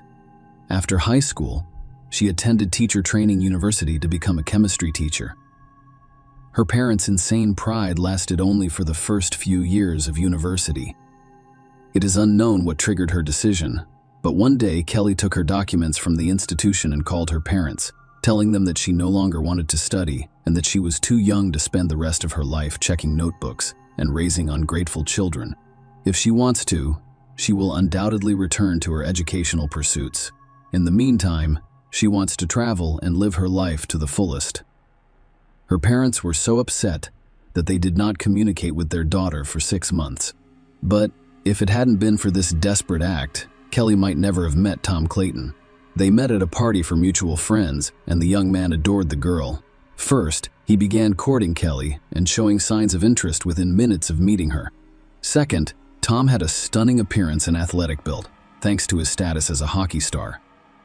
He played for the semi-professional team Jackals for 4 seasons in a row, and he was regarded as a strong man, a player capable of breaking the opponent's ribs only if he did not approach the gate. But only a sports career, particularly one built on strength and aggression, will eventually fail, and Tom was forced to put the stick in the far corner and enjoy hockey only from the stands or the couch. Watching his favorite team on television, the couple had to move on with their lives. First returning to New York to marry, then to North Carolina, and finally to the tiny town of Cato, which has a population of only a few thousand people. Tom franchised a company that rebuilt houses after fires or disasters, while also working in a related field for a French company. Kelly, after dropping out of university, worked as a waitress, only changing jobs, and now has 2 children. However, Tom was earning enough money, and Kelly could leave her job at any time to care for her lovely daughters. But she was still convinced that extra money would never be unnecessary. Furthermore, she could use it to buy toys for her children and spoil them in every way. On September 28, 2015, Tom went to play poker with his friends the Millers, as he always did. He never accompanied his wife to such events. Playing for money required specific skills and experience in the game. Furthermore, someone had to stay at home with the children, and a family trip would have turned such gatherings into raucous buffoonery, removing any enjoyment from gambling that evening. Tom was unlucky in the game, but he did not get up from the table, instead attempting to win back and offering anyone who wanted to stay to play until morning. But no one supported him, so he went home.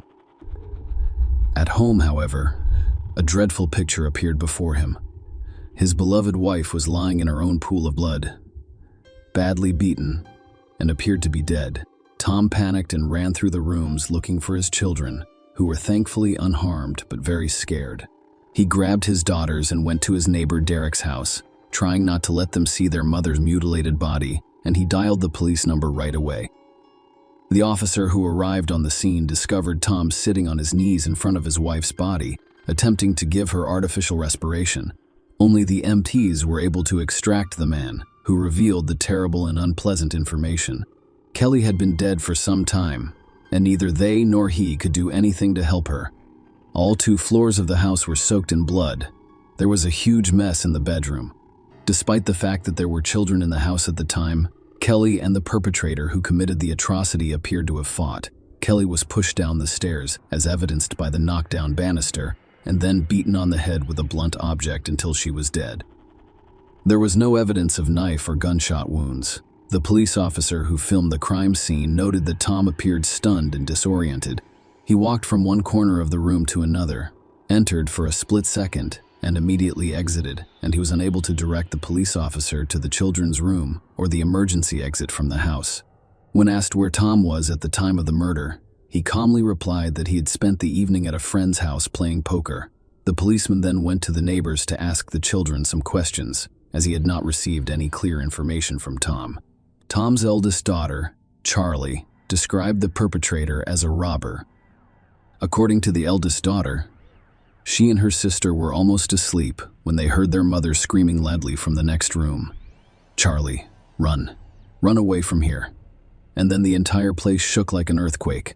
After listening to their mother, the girls cautiously exited their room, only to see the criminal leaning over their mother and beating her with what appeared to be a hammer. The girls dashed back into the nursery, closing the door with a small nightstand and hiding beneath the bed. It was a good thing the criminal wasn't looking for them because, as the police officer pointed out, that nightstand was so small that it couldn't have caught a burglar. So what did this burglar look like? He was a huge one, like a bear. That's big. Wow, what did he wear? Blue denim and a black shirt. He was also wearing a mask, similar to the one Daddy wears when he hunts ducks with Mr. Bourne. So your father wears a mask like that too. Will you show me? I'd have to ask him where it is. I'm not sure. What else did you notice when you spotted the robber? He had eyes like my father's, and I can't remember anything else. I saw him briefly. We got scared and ran back inside. Police officers who investigated the house were unable to confirm the girl's claim that the perpetrator was a burglar.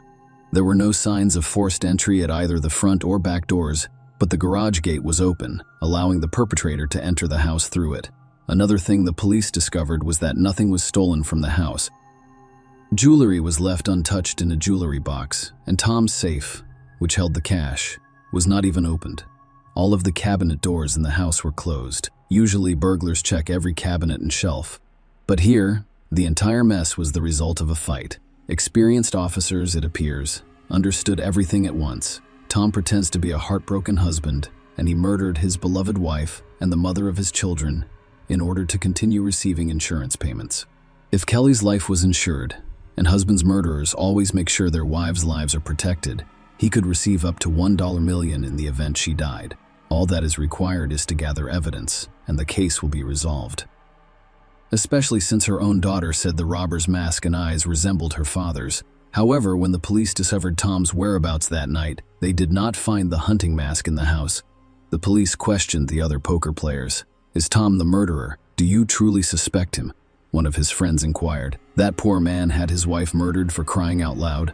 And instead of looking for the bastard, you want to blame everything on him? How could you have thought of something like that? No, Tom could not have done it. Another less emotional friend responded. I've known him a long time. He worked 2 jobs around the clock because he adored Kelly and his children. That simply cannot happen. Plus, he stayed with us all night. We played poker, and even when everyone was exhausted, he insisted on continuing to play. During a game break, Tom's friend Laura mentioned that he was very suspicious that evening. He led me into the next room and asked me to give him my phone so he could call his wife. He claimed he forgot his phone in the car and did not want to go get it. I was surprised to find the car 10 meters from the house. Go get the phone, but still give him a call. He took a step back and made the call from outside. I didn't hear who or what he was talking to, but when I checked the outgoing calls, there were no numbers in the call history, implying he simply deleted the call. Would you agree? That is odd. I told my husband about it, and he was just as surprised as I was. My husband was sitting at the table next to Tom when he noticed that Tom was not paying attention to the process of dealing cards or the people around him, which is critical in poker, but was sitting with his head bowed over the surface of the table where the cards were hiding the screen of his phone. He was carrying his phone. Why did he trick me? So where was he calling? Who couldn't he call with his phone? Who couldn't he call with his phone? Following Laura's testimony, the police questioned Charlie, Tom's daughter, and she repeated what she had previously told the officer. The robber resembled her father. The murder victim's niece provided the next testimony. Already after Tom was imprisoned, I did not tell Aunt Kelly. I didn't want to upset her. She was very fond of Tom. She genuinely loved him. Besides, she has 2 children with him. They're my sisters. Who needs my truth? Tom was not who he appeared to be at first glance. Yes, he occasionally showered my aunt with attention and flowers. He could easily babysit, something other fathers rarely do, but that was only at home and work. He was an entirely different person. Aunt Kelly decided to help me one day by arranging for Tom to drive me to work for him. She was too young to be on her own, so she knew me better than anyone and wanted the best for me. Last summer, I worked for Tom on correspondence, registration, and document management. I didn't know him very well prior to that, so our relationship was strictly professional at first. Then he got drunk somewhere and came to the office in that state. There was only me and him, and for some reason, he began telling me that his family was fictitious. He adores his daughters, but he doesn't care about his wife, and he hasn't had feelings for her in a long time. Throughout their marriage, he has had a few extramarital affairs and has considered leaving Aunt Kelly. But he didn't, because he was afraid of losing his home and money as a result of the divorce. Looking ahead, it is important to note that some of the interviewed female poker players confirmed Kelly's niece's claim that Tom was not a faithful husband and had a sexual relationship with 2 other women who were playing poker that night. In addition to information about Tom's promiscuous life, Kelly's 16-year-old niece mentioned another employee of Tom's firm, Michael Beard. Michael was doing a good job repairing houses after the fires. But there was one time when Bird worked in those houses and kept missing things, and Tom didn't believe his customers the first few times, referring to the possibility that the owners would lose something during the fire. Then, when the theft accusations were repeated for the 3rd and 4th time, it was clear that Michael Bird not only restores the floor and walls, but also steals. In addition to stealing, there were complaints that Michael allowed himself to arrive at work drunk. I was in the office when Michael's theft was discovered. Tom could yell at his employee and kick him out onto the street. He was upset by his subordinate's behavior. He kept asking him, "How could you, or haven't you considered your family? Where are you planning to work now?" Following the incident, Tom fired Bird but continued to call companies he knew and offered to hire his former employee. Tom recommended Michael, and when all other options were exhausted, Tom hired Bird to help with the household chores, such as cutting the grass, watering the plants, and performing minor repairs around the house. The detective then summoned Michael Beard for questioning. He claimed he only stole because he and his family needed money. Tom was very nice to me and defended me until the end, but I knew it was my fault. He has an excellent wife. She fed me while I worked for them, even though she shouldn't have. She also gave my children clothes her daughters had outgrown. I am extremely grateful for everything they have done for me. I feel so sorry for Kelly. When I found out about her death, I couldn't believe my ears. I really felt bad. I even went to church and prayed that she would go to the best of all worlds. The police did not find anything unusual in Michael's story and released him, but the interrogation of his wife, Mrs. Bird, made them doubt his words. According to his wife, Holly, Tom promised Michael $10,000 for unspecified work. That was interesting. Michael was summoned back to the station and had a lie detector attached to him. All of the questions failed. Bird lied and thus failed the test. Realizing he couldn't get away with it, he started testifying. Indeed, Tom promised Bird $10,000 if Michael sneaked into his house on the day Tom was supposed to play poker, killed his wife, and set fire to it. The plan was to strangle Kelly before making it appear that she died in an accidental fire. Furthermore, the family home was insured for a significant sum of money. The police confirmed that it was true. Kelly's home and life were insured at the highest level. 2 cans of gasoline awaited Michael in the garage, through which he would enter the house. Everything was fine here. Bird entered the house while everyone was already asleep.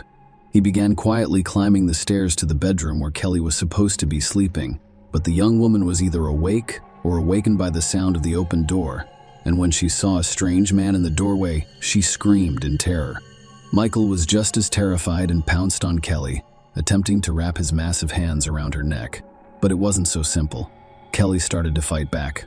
Michael is surprised that Kelly, who appears to be fragile, has such strength.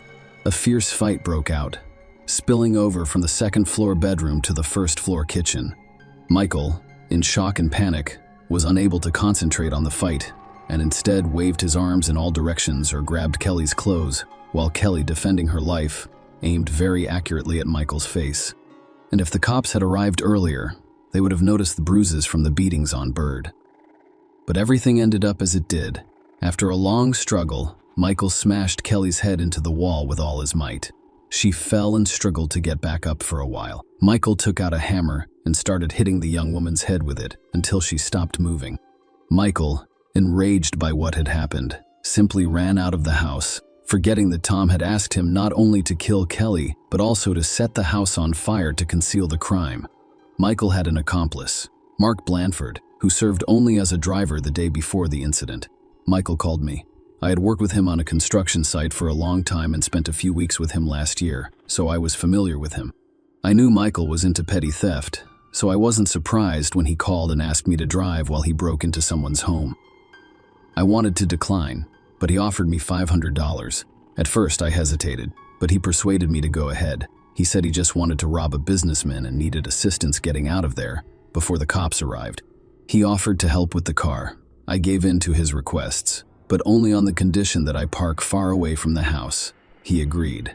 That evening, I waited for him in that car in a dark alley, and he returned quickly enough, breathing heavily, and instructing me to move as quickly as possible. He wasn't carrying a bag or sack, so it didn't look like a robbery. I didn't ask him any questions along the way because I didn't want to learn anything. I just wanted my $500, which I didn't receive.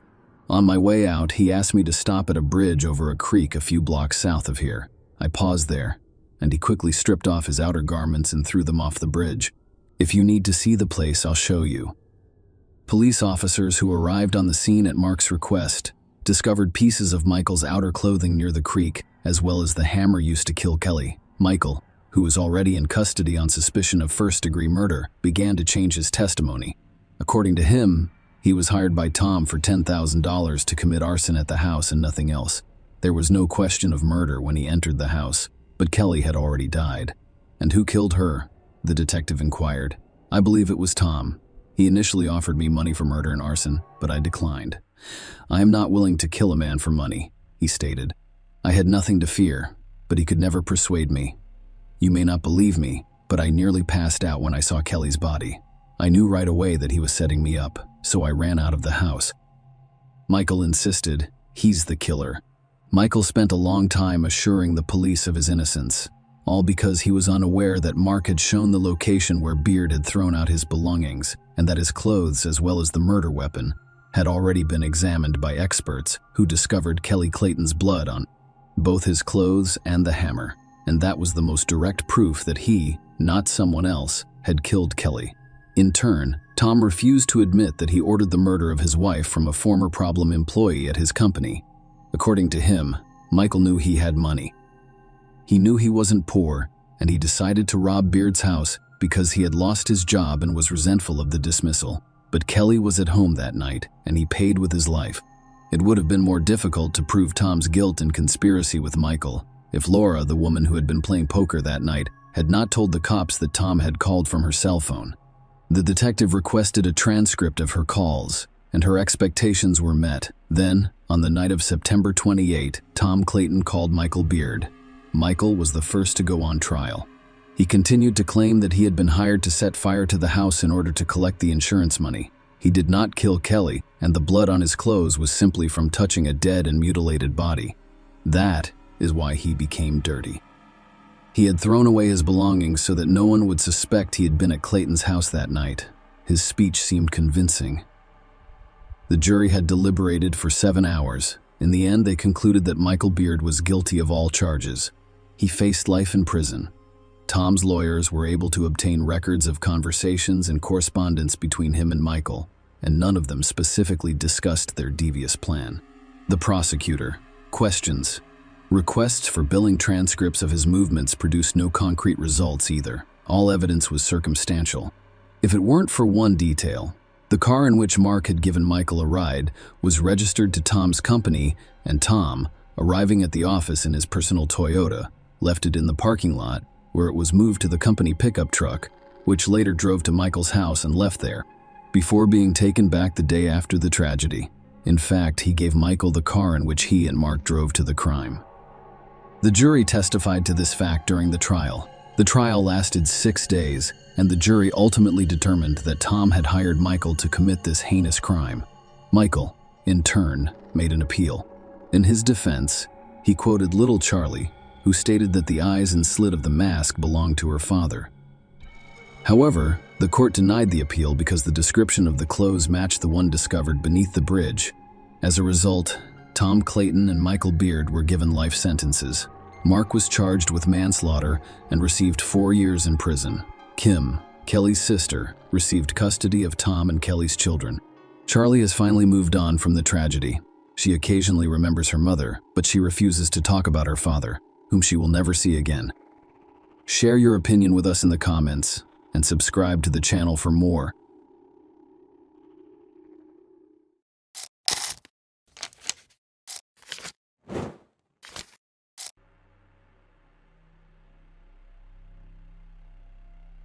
Donna Ellen Brown was born November 10, 1963, in Florida. Donna was the eldest of 3 girls. She was attractive, intelligent, and successful in her job as an operating room technician. She met nuclear engineer Mark Winger, and the two married in a traditional Jewish ceremony in 1989. Donna and Mark appear to be the picture perfect couple.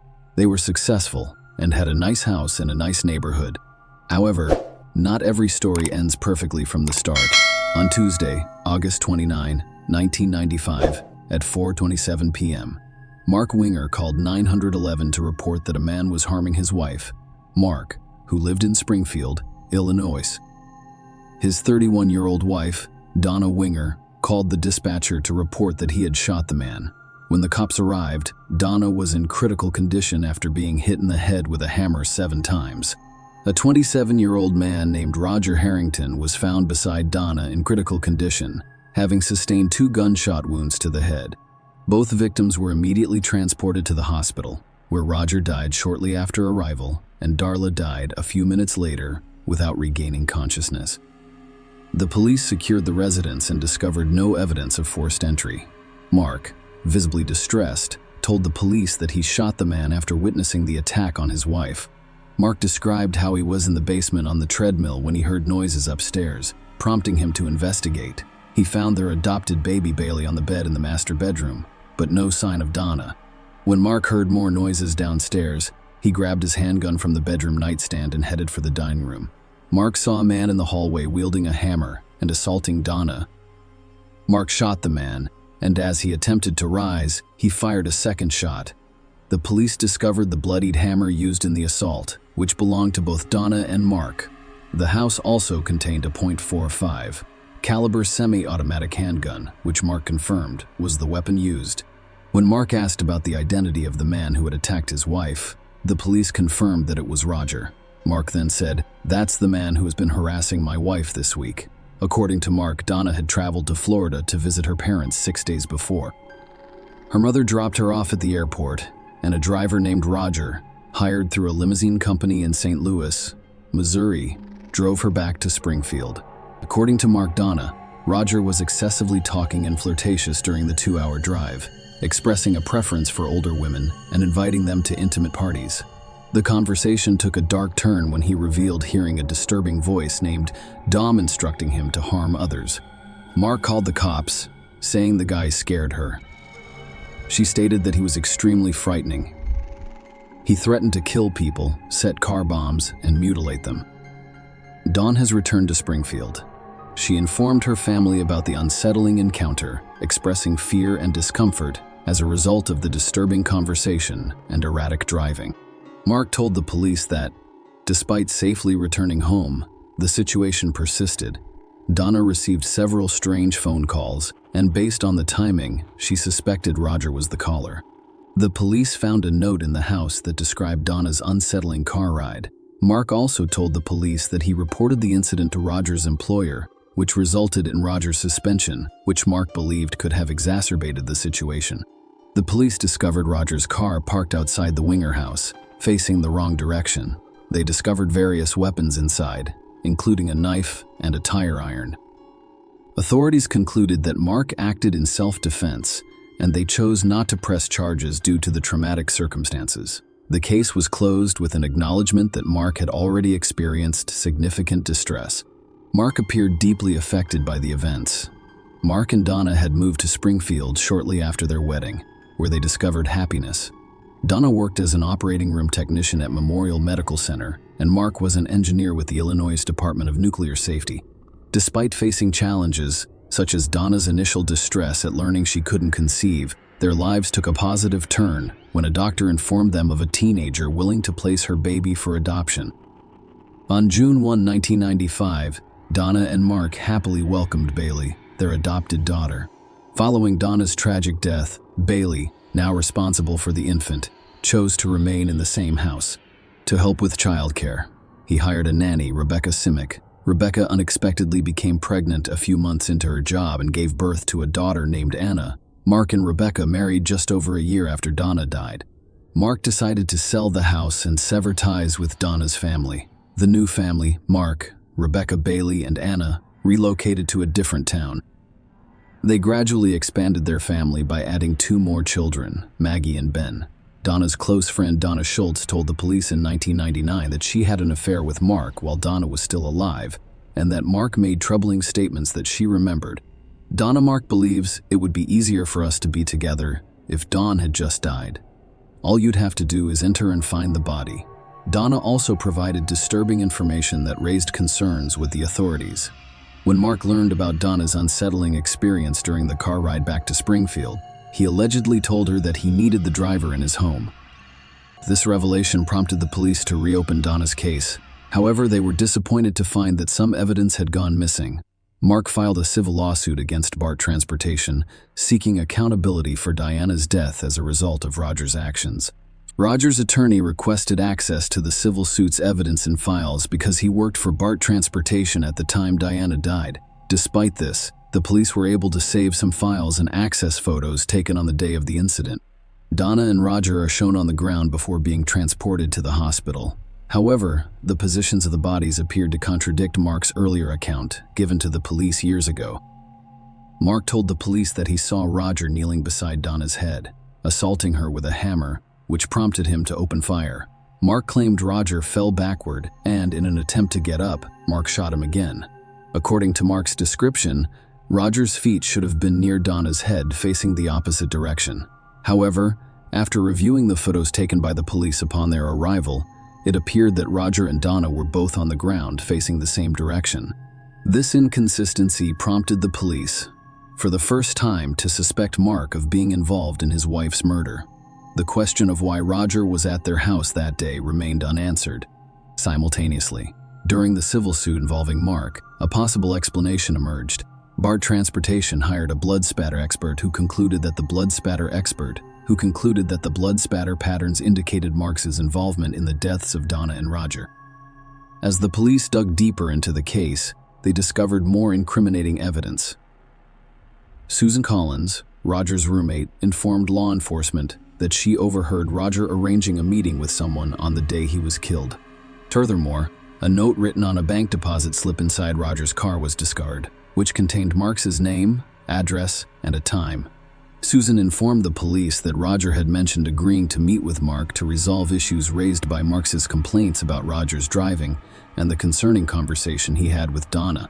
Roger left the house around 3:30 p.m., and the note indicated a meeting time of 4:30 p.m., which corresponded to the prosecution's belief that Mark had asked him to come to the house at that time. On August 23, 2001, Mark was arrested and charged with 2 counts of murder. The prosecution claimed that Mark was responsible for Donna and Roger's deaths. They claimed that Mark wanted to remove Donna from his life, but did not want to risk losing custody of their adopted daughter Bailey, so he avoided divorce. Mark allegedly saw an opportunity when he learned about Donna's problems with Roger, seeing it as an ideal opportunity to eliminate Donna and frame an innocent man. The prosecution proposed that Mark contact Roger, whom he had never met before that day, and invite him to the house. When Roger arrived, Mark allegedly led him inside and fatally shot him. This narrative was supported by the fact that there was no forced entry at the residence. The prosecution also claimed that Donna, who who was in the master bedroom with Bailey when she heard the gunshot, went downstairs and was beaten to death with a hammer by Mark before dialing 911. The prosecution used a note found in Roger's car, which contained Mark's name and address, to prove that Mark had lured Roger to the house. The jury discovered that despite having weapons in his car, Roger did not bring them into the house and instead used Donna's hammer to attack. This raised questions about Roger's intentions, assuming he had gone there with the intent of assaulting Donna. The court was also made aware of inconsistencies between the location Mark claimed Roger was in when he shot him and photos taken on the same day, which contradicted Mark's account. Dean's testimony was crucial in shedding light on Mark's alleged statements, expressing a desire for Donna's death. The court learned that on August 25, 1995, 4 days before the murders, Mark inquired with his coworker Candace Bolden about the fate of his adopted daughter if Donna died. Later that day, Mark complained to Ray Duffy, the president of the transportation company where Roger worked, about Donna's ride. Mark called back a few days later, asking for the driver's full name and expressing a desire to speak with him directly about the situation. During the trial, the court was informed of Donna and Roger's severe injuries. When the cops arrived at the house, Donna was found face down on the floor, with Roger on his back. Donna died from brain trauma caused by multiple blunt force injuries to the head, consistent with hammer strikes. Roger died from brain trauma caused by gunshot wounds to the top left side of his head and above his left eyebrow, as well as contusions on his chest from hammer strikes. The defense argued that Roger's erratic decisions that day, such as his weapon choice and unusual parking, demonstrated mental instability. His behavior during the car ride with Donna supported the claim they made concerning the position of the bodies in the photos. The defense argued that while Donna and Roger were critical when paramedics arrived, they were not dead and they may have moved in an attempt to save their lives. However, the paramedics denied moving them before the photographs were taken, and Mark did not testify at the trial. Regarding Deanne's testimony, the defense claimed she was motivated by personal feelings of rejection. While Mark admitted to having an affair with Donna, he married the nanny he hired shortly after Donna died. The defense claimed Donna harbored resentment for not being chosen by Mark to marry. Despite the defense's arguments, the jury convicted Mark of 2 counts of first-degree murder and sentenced him to life without the possibility of parole. While still serving time for his first-degree murder convictions, Mark became involved in a failed murder, for-hire plot in 2005. He allegedly attempted to orchestrate attacks on Deanne for testifying against him, as well as on Jeffrey Gilman, a childhood friend, for failing to post his $1 million bail. Investigators discovered 19 handwritten pages that detailed Mark's desires for Donna. He allegedly wanted her kidnapped and forced to write a statement recounting her testimony, claiming Mark's innocence before plotting her death. Mark claimed in court that these notes were simply a fantasy he never intended to carry out. Despite Mark's assertion, he was found guilty of soliciting murder and sentenced to an additional 35 years in prison. Donna's mother, Sarah Jane, and stepfather, Ira Drescher, responded strongly to the evidence against Mark, emphasizing the brutality of Donna's murder. What makes it difficult to understand is how he murdered Donna in such a vicious and violent manner. Throughout the legal proceedings, Mark has maintained his innocence. Donna, who testified against him, was granted immunity and received no charges as a result. Share your opinion with us in the comments and subscribe to the channel for more.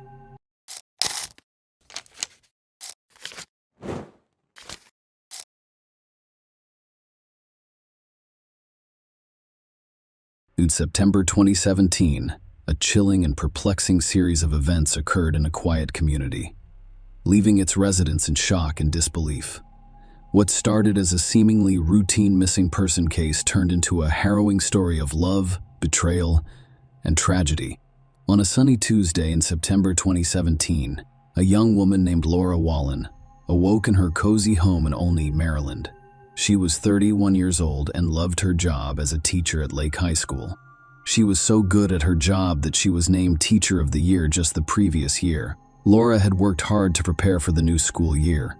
She spent weeks getting her classroom ready for her students. She was looking forward to starting school again. However, something strange occurred on that fateful day. Laura didn't show up for work, which worried everyone. Her family, particularly her parents, became concerned after receiving a call from her boss informing them that she had not arrived at school. Laura was never one to miss work, particularly on the first day of school. She was passionate about teaching, and her students adored her, so when the Lauras received that call, they knew something was seriously wrong. They decided to contact the police and report her missing. The police decided to check on Laura and her home. When they arrived, her house appeared normal, with no signs of trouble. It was puzzling. Where might she be? What caused Laura to disappear? Even more concerning was that she was 4 months pregnant. The police had to find her. They contacted her boyfriend, Tyler Tessier, hoping he could provide some answers. However, Tyler stated that he had no idea where Laura was. A frantic search began. Laura's black Ford Escape was discovered parked at an apartment complex near the high school where she worked.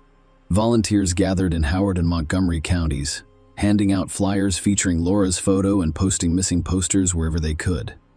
Tyler and Laura's parents even went on television to ask for assistance and promise a reward. Does anyone know where Laura is? Tyler, who was desperate to find Laura, addressed the news conference. He pleaded with the public to share any information they possessed. He adored Laura and was constantly worried about her. He said, "Laura, it doesn't matter what happened as long as you listen. It makes no difference what kind of trouble you're experiencing. There is nothing we can't solve together.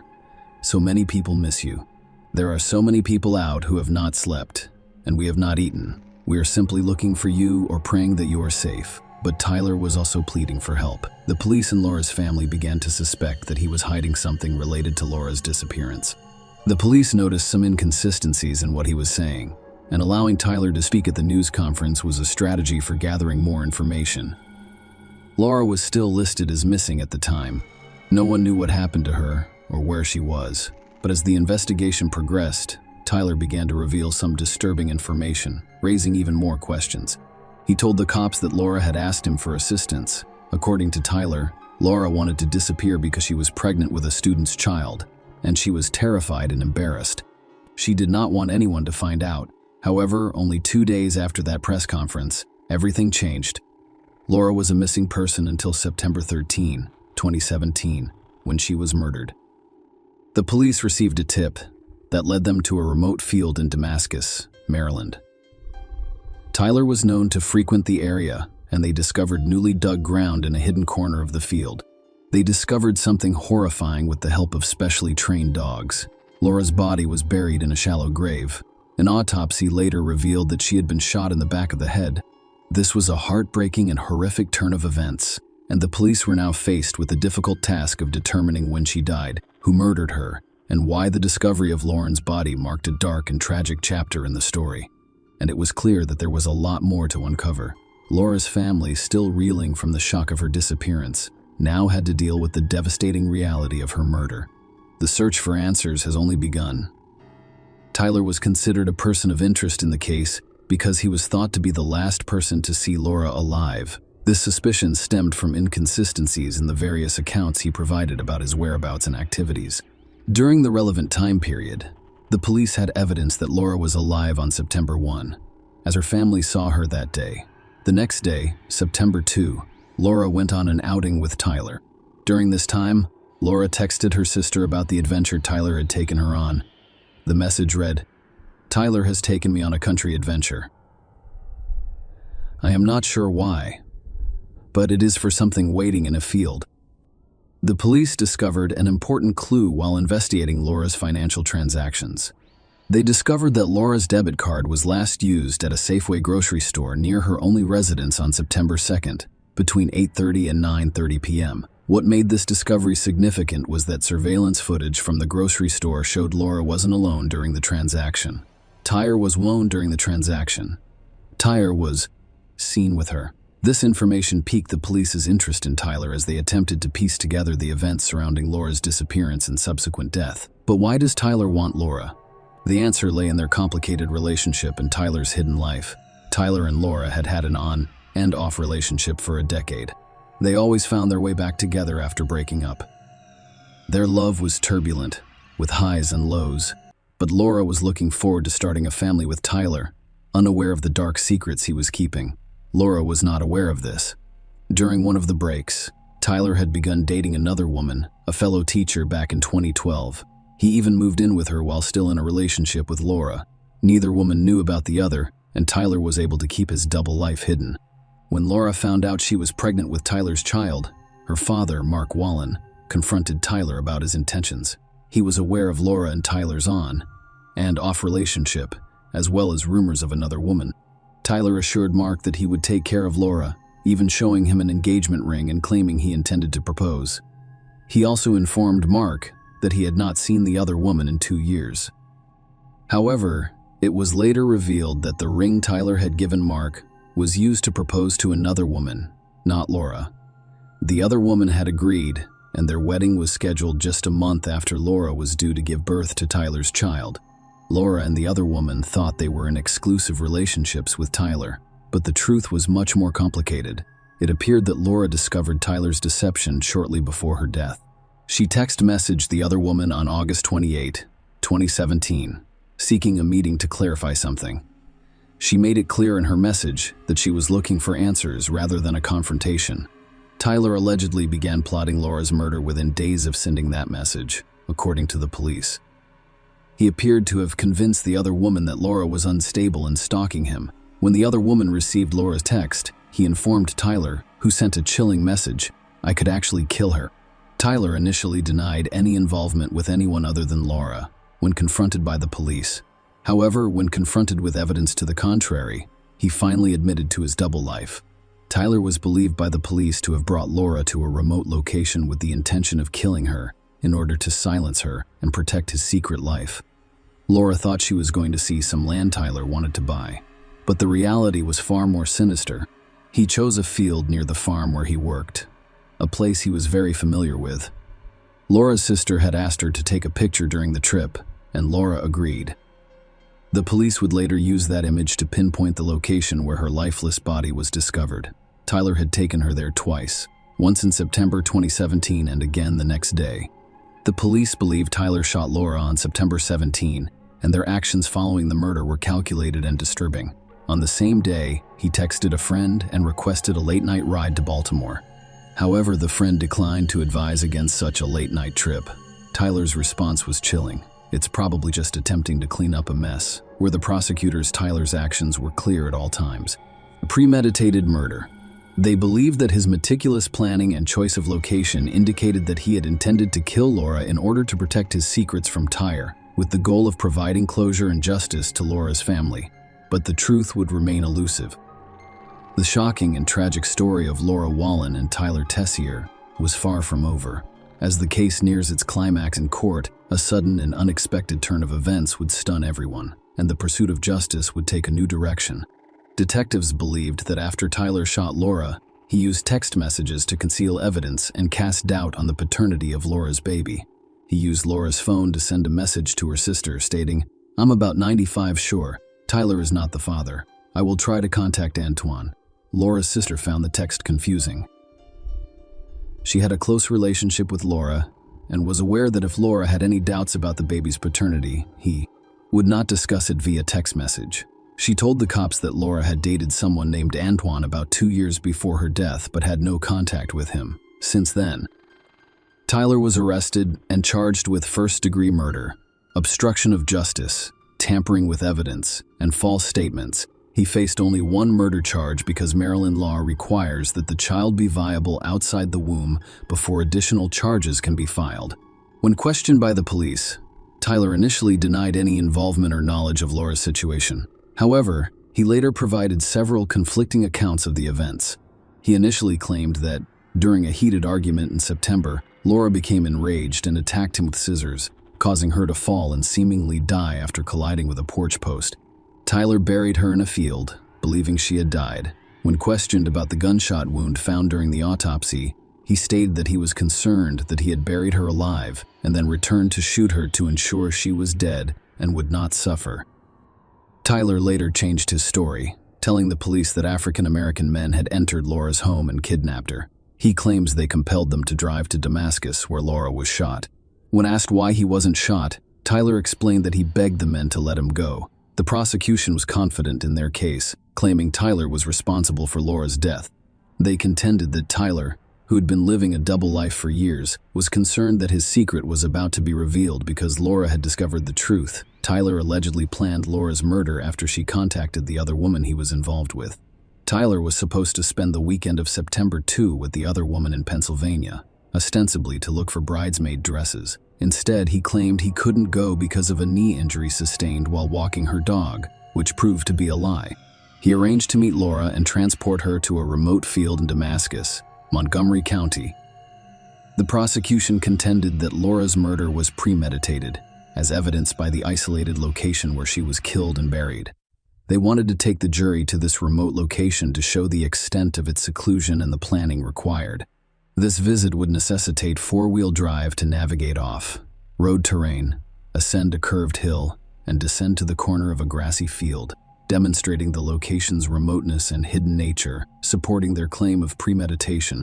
They also planned to show the jury an animal processing facility near the field. Prosecutors believe Tyler used a skid loader on the property to dig a shallow grave for Laura's body. Laura's front license plate and cell phone were found in a dumpster on the property. The prosecution was concerned that photographs alone would not accurately depict the field's hidden maker, implying that someone familiar with the area had chosen. They had an aerial image of the site with a tree line and a photograph of Laura in a truck at the same location. Laura had sent her sister a photo of herself from that location. Furthermore, phone records for Tyler and Laura showed them at the location where Laura was later discovered, and the prosecution planned to tell the jury that after burying Laura, Tyler drove her car to a Columbia apartment complex, where it was later discovered.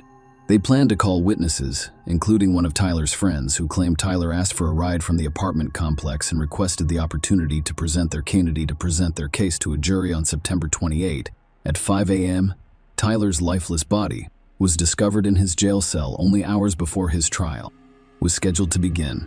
He hanged himself inside the Montgomery County Correctional Facility in Rockville, Maryland, leaving 5 suicide notes on the top of his bunk bed.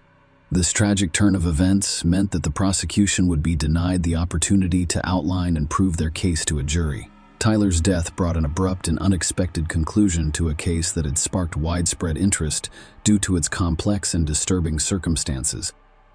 Share your opinion with us in the comments and subscribe to the channel for more.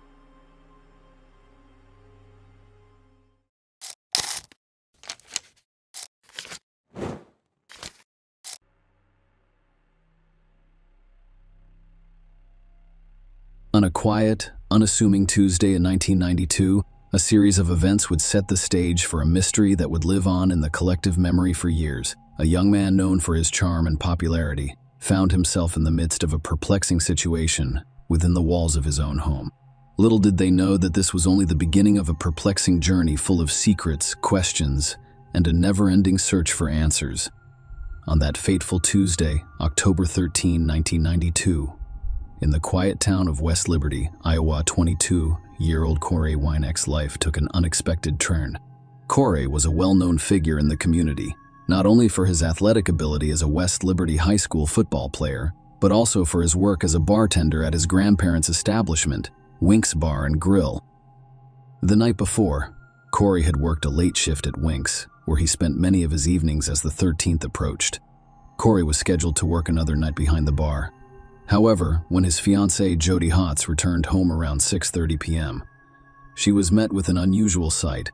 Corey's car remained parked in the driveway, and their beloved golden Labrador retriever was outside. This unusual situation alarmed Jody. Corey's routine was well established, and he was usually on his way to work by the time she got home from her job at a bank in Iowa City. The location, of course, the car, and the presence of Casey outside indicated that something was wrong. Jody's concern grew when she noticed that the screen door to their house was wide open and had out-of-place details, which heightened her anxiety. Bracing herself, she entered and discovered the main door unlocked. Her heart racing, she started searching the house, fearing the worst. Jody discovered Corey lying motionless on the floor in their bedroom, a horrific scene. He was covered in blood, unresponsive, and his body had become cold. Panic overwhelmed her, and in her distress, she called 911 in an emergency. Her voice trembled as she described the gruesome discovery. "I believe my fiancé has died." She informed the dispatcher that he was all bloody, not breathing, and cold. The The peace of their farmhouse had been shattered by an unfathomable tragedy, and the search for answers would soon begin. The police arrived at Corey's farmhouse and confirmed a grim reality. He had been brutally beaten to death, sustaining multiple blunt force injuries, including a skull fracture. It was a startling and terrifying discovery. Jody, Corey's fiancée, became a valuable source of information for the investigators. She described her last interactions with Corey, revealing that she left for work at 8:30 a.m. That morning, he slept peacefully. Corey had returned home from Iowa City around 7 a.m. It appeared to be an ordinary morning for the couple. The lack of evidence of robbery or theft perplexed the investigators. Corey appeared to have been specifically targeted. Someone had entered their home with the sole purpose of inflicting harm on him. As the investigation progressed and word of Corey's tragic death spread throughout the community, an important piece of evidence surfaced. At 1:30 p.m., a local farmer reported driving past the Corey house. On that fateful day, they discovered a metal baseball bat on the side of the road near the property. Strangely, when he passed by earlier that morning around 9 a.m., the bat was not present. This information led police to believe that Corey was attacked between 9 a.m. and 1:30 p.m. The discovery of the baseball bat was a watershed moment in the case. Traces of blood found on the baseball bat matched Corey's blood type, implying that it was the murder weapon. Corey's injuries were consistent with the types of injuries that a baseball bat can cause. Despite having the murder weapon in their possession, the investigation encountered a frustrating setback. No fingerprints or DNA evidence were discovered on the baseball bat. This perplexing lack of conclusive evidence added another layer of complexity to the case, leaving investigators with a haunting mystery about who had targeted Corey and why the investigation into Corey's tragic murder took an unexpected turn as police delved deeper into his personal life. It became clear to law enforcement that this was not a random act of violence. Rather, it appeared that Corey knew his assailant, revealing a web of complex relationships and potential motives. The police made a startling discovery. Corey had romantic relationships with several women before his death, in addition to his fiancée, Jody.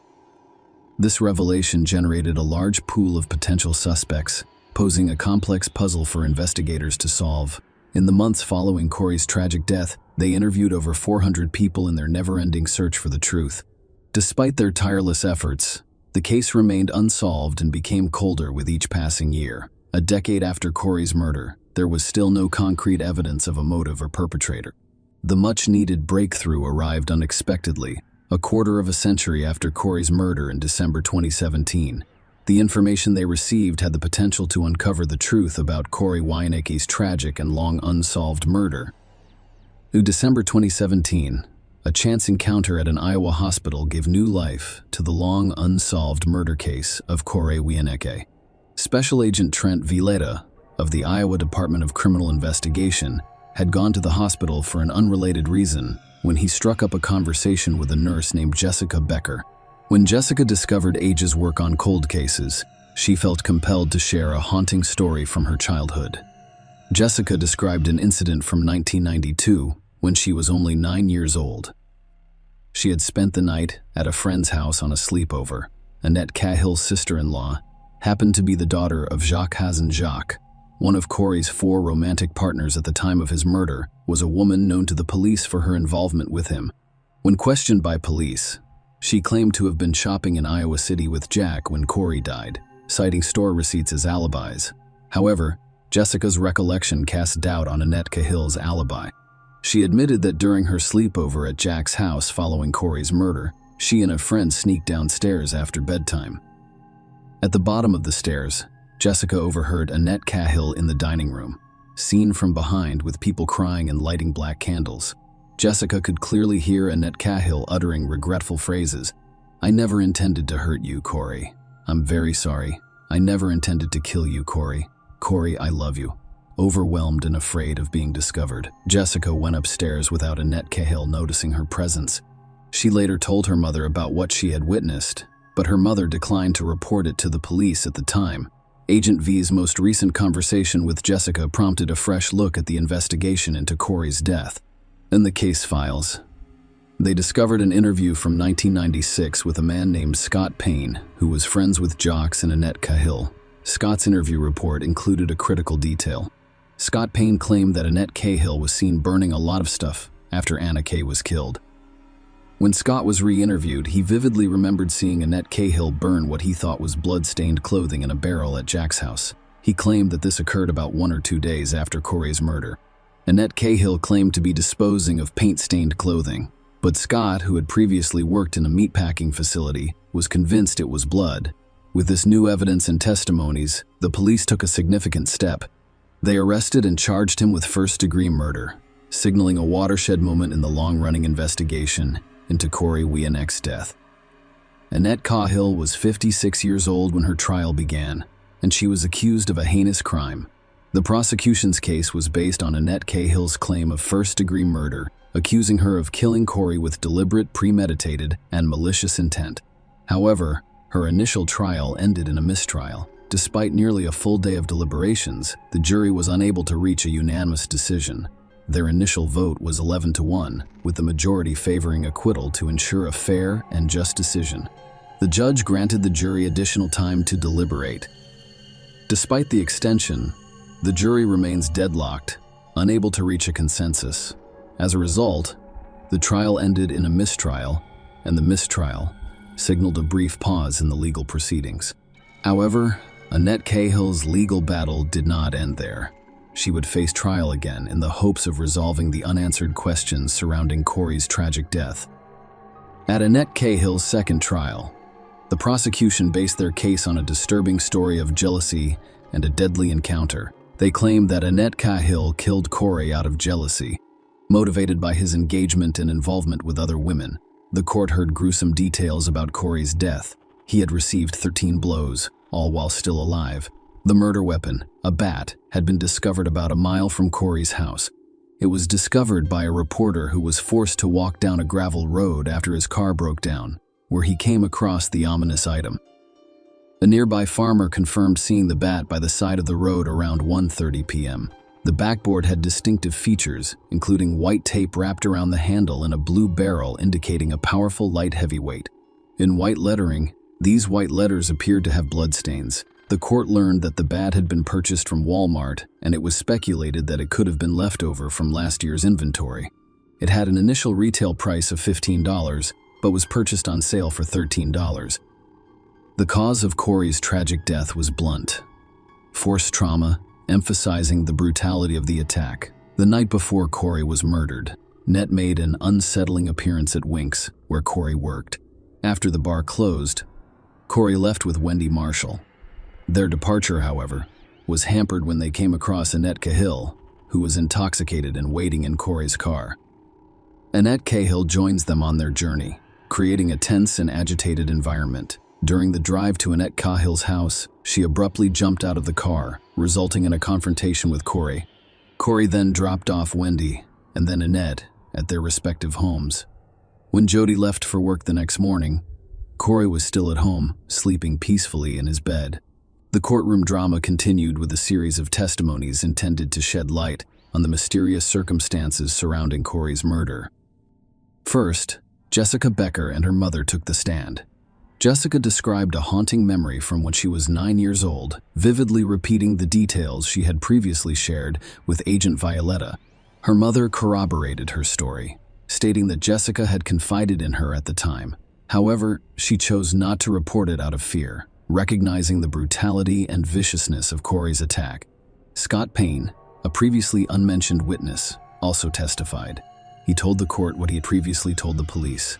He saw Annette Cahill burn what he thought was blood-stained clothing. The defense made a compelling case, claiming that Annette Cahill had a solid alibi and should not be held responsible for Corey's murder. They emphasized the lack of physical evidence linking Annette Cahill to the crime. The hairs found in Corey's hand were not definitively linked to her, and there were no fingerprints or traces of her blood on the bat. Annette Cahill testified that she saw Corey the night before his murder. She admitted to being jealous when she saw him with another woman, but insisted they had reconciled and even had sexual intercourse. When she attempted to visit Corey's house that morning, she spent the next day working on a roofing job with Jack. She assumed it was empty because she received no response when she knocked on the door to discuss Ed's defense, which revolved around her presence at a construction job site and subsequent shopping trip with Jack on the day of Corey's murder. The prosecution argued that the provided receipts did not cover the time of Corey's murder. Jack testified that she picked up Annette Cahill around 10 a.m. At the job site, they made a brief stop at Corey's house on their way to Iowa City to return a book for Annette Cahill. They claimed there was no one home because no one answered the door, prompting them to travel to Iowa City. Jack produced receipts for their purchases, but only one had a timestamp indicating a purchase at 1:25 p.m. The defense also attempted to discredit Jessica's testimony, claiming that her bias against Annette Cahill was influenced by Annette Cahill's previous sexual relationship with Jessica's stepfather as a child. After hours of deliberation, including a deadlock at one point, the jury reached a unanimous decision. Annette Cahill was found guilty of second-degree murder rather than first-degree murder, as had been the case in the initial trial. This verdict was a significant step forward in the ongoing legal saga surrounding Corey's tragic death, but it did not completely resolve the case's mysteries and complexities. Annette Cahill's legal journey continued as she explored various options for challenging her conviction and obtaining her release. One of the key post-trial motions she filed was a request to compel discovery regarding the hairs discovered in Corey's hands. She inquired about the testing of these hairs and requested that the court order an explanation from the state if the evidence had been lost or destroyed. She also requested a new trial based on a Brady violation, withholding exculpatory evidence, and argued that the jurors' failure to receive a spoliation instruction regarding the destroyed evidence was unfair. However, her motion was denied, and she was eventually sentenced to 50 years in prison. Share your opinion with us in the comments and subscribe to the channel for more.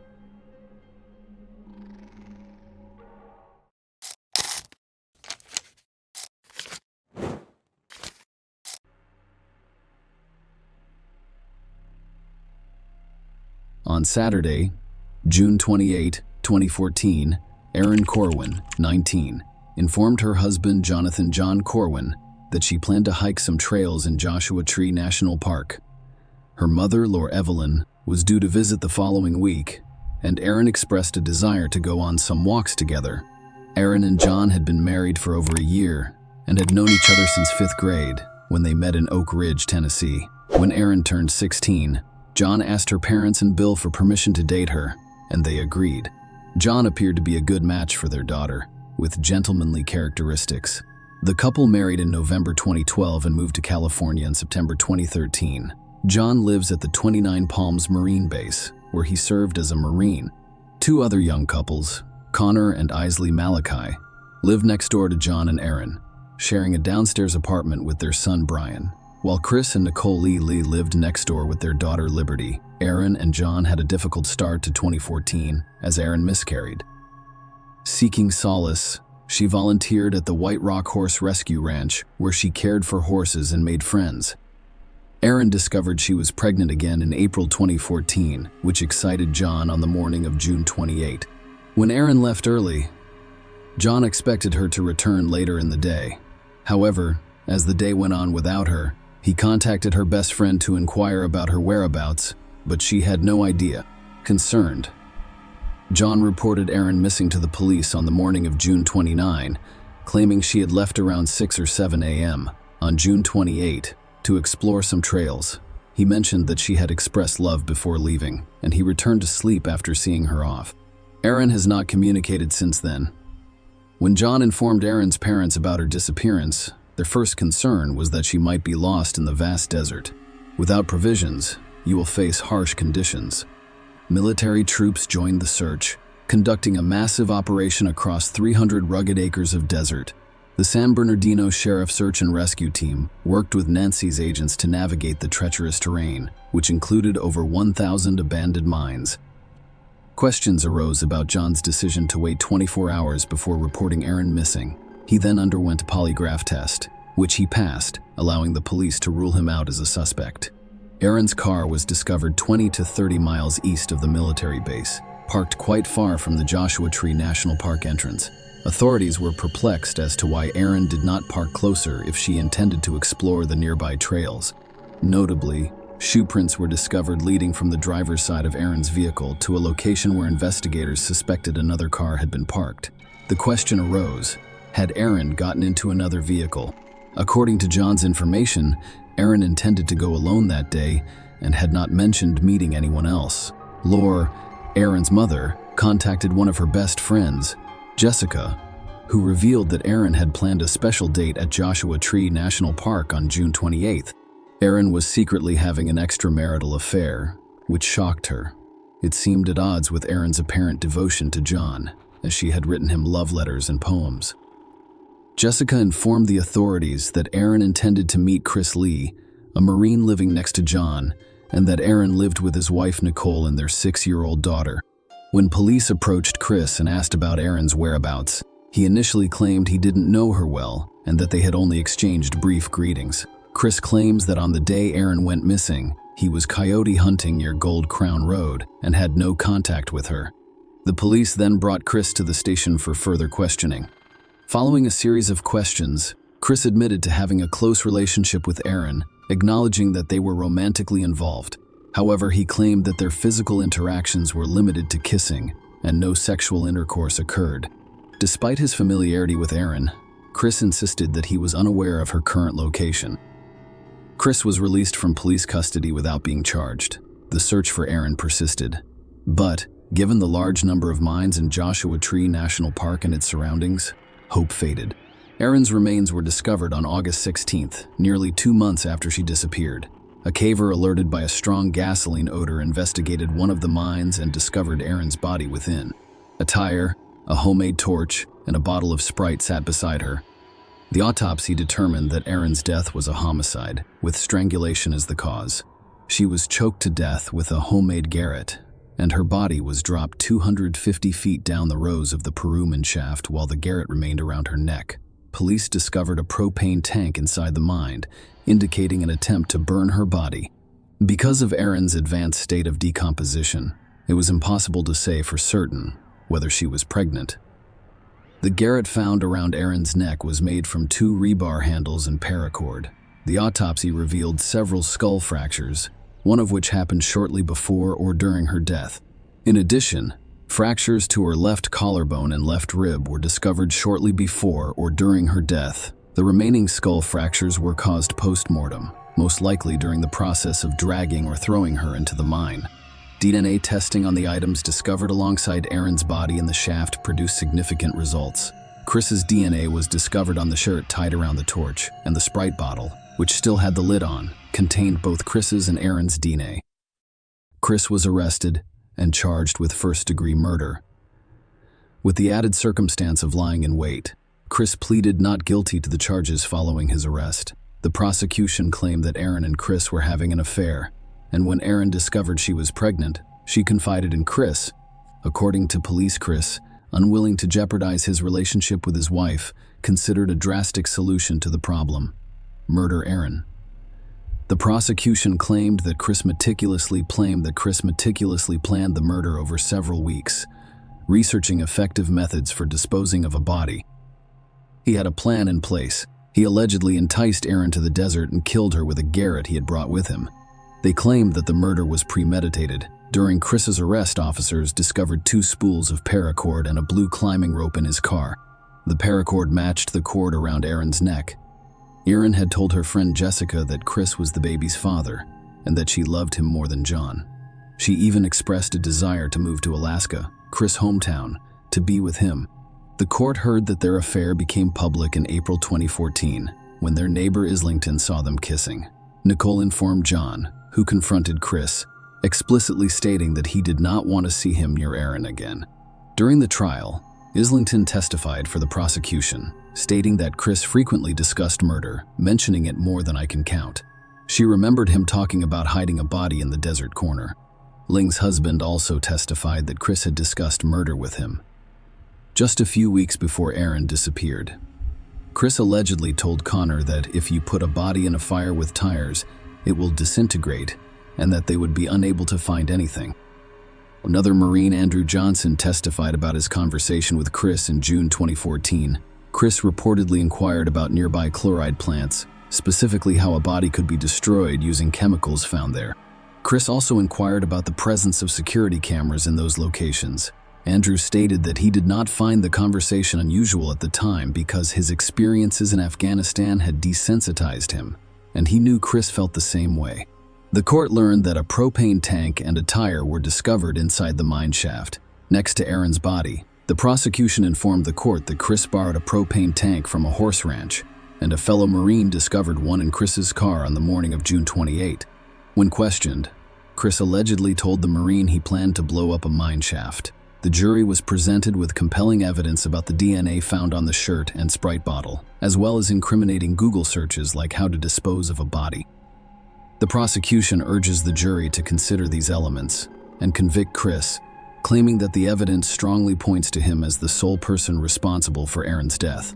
They urge the jury to investigate Chris's actions, including previous conversations, research, and the weapons he brought, to determine whether the murder was premeditated. In a significant turn, Chris may have recognized the weight of the evidence against him and initially pleaded not guilty. He later recanted during the trial and admitted to Aaron's murder.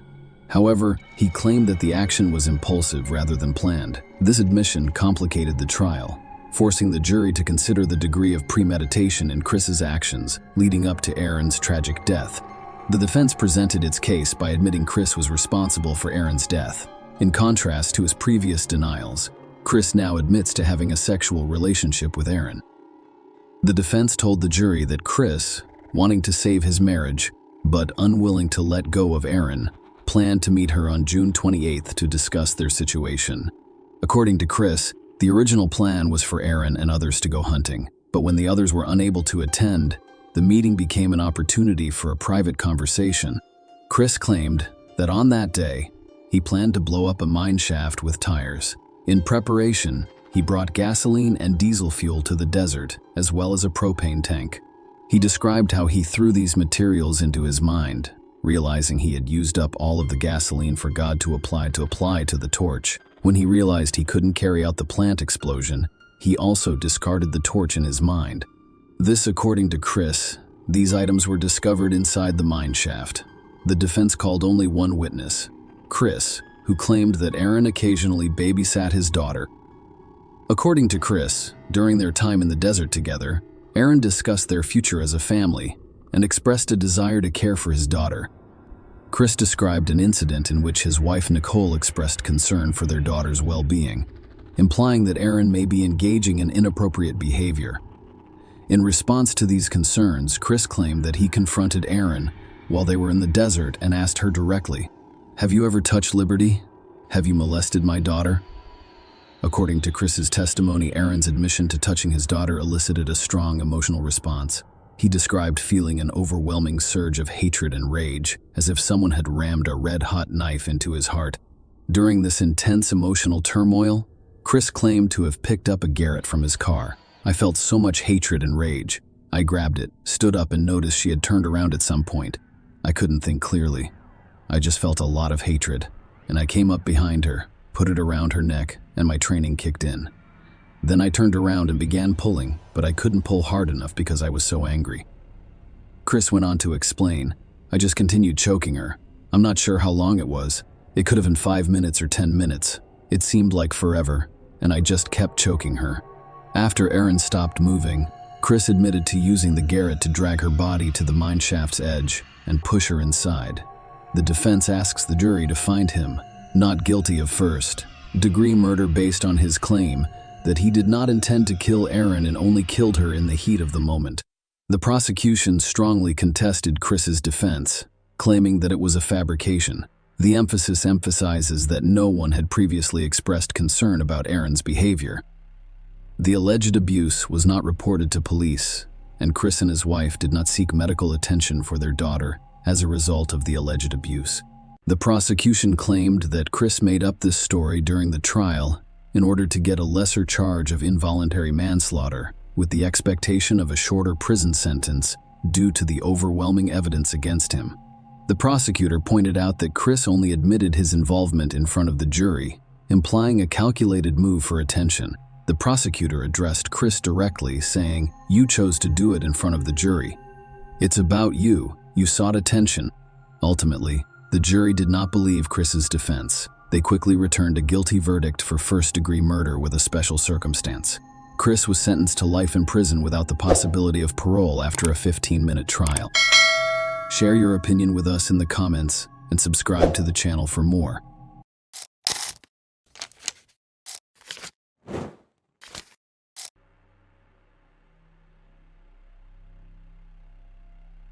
Daniel and David, twins, have always made important decisions together since they were children. They both chose to work as mechanics for the same athletic team and frequently finished each other's sentences. Nobody could have predicted that the brothers would one day conspire in an almost perfect crime together. After all, even if the police had discovered DNA, the prosecutor would not have been able to persuade a jury of Dan or David's guilt. Standard forensic DNA analysis cannot distinguish between identical twins because their genetic profiles are nearly identical, and a jury will always have room for reasonable doubt. It took law enforcement officials 10 years to apprehend the brothers. Only because David agreed to a deal with the prosecutor and testified against Daniel were the police able to resolve the case that will be discussed today. On July 22, 2003, her husband, with whom she was divorcing, drove up to Heather's parents' house. The final divorce hearing was only 1 week away. The man got out of the car carrying a large bouquet of flowers and a card with a touching picture, hoping to reconcile and avoid divorce. The reason he kept the marriage alive was not because he loved his wife or wanted to keep the family together. Daniel realized that the court's decision to pay alimony would not leave him with enough money to live his normal life. Maybe he even lost his house. The man was desperate for an escape and expected to solve the problem with a bouquet of flowers and promises, but the plan failed. Heather flatly rejected Daniel's proposal. Heather's father, Dave Springer, had to intervene after the conversation became violent. Only after Dave promised to call the cops did Daniel angrily yell that Heather was ruining his life and abandon the house sprayer. A former Denver Police Department officer realized instinctively that his son-in-law was a danger to his daughter. He asked her not to see him during the remainder of the divorce proceedings. He later stated that I was concerned about what my son-in-law Dan Wild might do as the final divorce approached. He wanted to keep everything under his control. However, control was slipping away from him. He was becoming increasingly desperate and hostile. I advised Heather not to date him, and I didn't believe she would, but she did. Dan called Heather 2 days later and offered to pick up the children's medical records, as well as the assigned child support check. Initially, the almost ex-spouses agreed to meet at McDonald's. The young woman did not want to be alone with her ex-husband and planned to meet in a crowded location, taking her 2 children, aged 5 and 3 at the time. She said nothing to the father, only alerting the mother to the meeting. Clearly, something went wrong. To appease her mother, she changed the plan and named the nearest fast food restaurant as the meeting place. Heather went to Daniel's home in Edgewater, Colorado, where he lived with his identical twin brother David and David's then girlfriend Roseanne, rather than McDonald's. Heather believed that in the presence of the children, Jacob and Hannah, their father would not be aggressive and that he was not alone at home. And then the young woman vanished. She was not seen alive again. Heather Springer was born on April 21, 1973, in Arvada, Colorado. Her father, David Springer, worked for the Denver Police Department and was well respected by his colleagues. The man did everything he could to ensure his beloved wife, Carol, Heather, and her 2 older sisters, Rebecca and Jennifer, had everything they needed. The family provided a friendly, warm environment of mutual understanding for her sisters. Their father exemplified masculinity, responsibility, and care. During her youth, Heather attempted to form relationships with her peers, but nothing came out. When she met Dan, Wild was 10 years her senior. Heather saw in him an adult, responsible, caring man who made her feel as calm and safe as her father, Daniel. Being a mature man won Heather over his peers. The 23-year-old young woman fell in love and did not look back. The couple started dating in 1996. A year later, Dan made Heather an offer, which she gladly accepted. She grew up in a family where her father was always in control due to his professional activities, and she saw the same quality in the groom as a manifestation of love and protection. Unfortunately, she was mistaken. The young couple relocated to Edgewater, Colorado, where Dan owned a home and the Wild family welcomed 2 children, Hannah and Jacob. Heather devoted herself completely to her daughter and son's household chores. Dan was the family's main breadwinner, and worked as a mechanic in the transportation department. However, family life was not entirely cloudless. The young woman gradually realized that Dan's excessive control did not reflect care and love. Over time, he became more overwhelming and restrictive, and his dreams of a happy union did not come true. After 5 years of marriage in 2002, Heather began to complain to her parents about her spouse. She stated that she was tired of Dan's constant control. It was unbearable to live in the same house as him. 1 year later, in the spring of 2003, the young woman informed Dan that she wanted a divorce. She packed her belongings and moved with her children to her parents' home in Arbati. Dan reacted negatively to her still legal spouse's actions, even threatening her, which strengthened her resolve to protect her interests and those of her children. She filed for divorce, requested custody of the children, and required her husband to pay child support. Daniel became stressed because he was unprepared for the additional significant financial obligations. He was afraid he wouldn't be able to pay his bills and would lose his home. In the early summer, Dan's brother David and roommate Roseanne came to his aid to provide support and assistance with a difficult situation. Dan and David DeWild, identical twins with only 1.5 minutes of age difference, have been inseparable their entire lives, always helping each other and keeping in touch. Friends of the twins observed that Dan always acted as a leader, making key decisions, whereas David preferred to remain in his brother's shadow and hold secondary positions. After arriving, David began working as a mechanic at the same shop where Dan worked and gave his brother a large sum of money to pay the house bills. David suggested that Dan try to avoid a final divorce and supported his plan to visit Heather on July 22, 2003. As previously stated, the trip failed and nearly resulted in a police call. The brothers then devised a new plan, inviting Heather to their house on July 24. Heather's parents' house and the nearest McDonald's were only a few kilometers apart. Carol Springer became concerned when Heather's daughter, who had only gone to pick up her papers, did not return after an hour.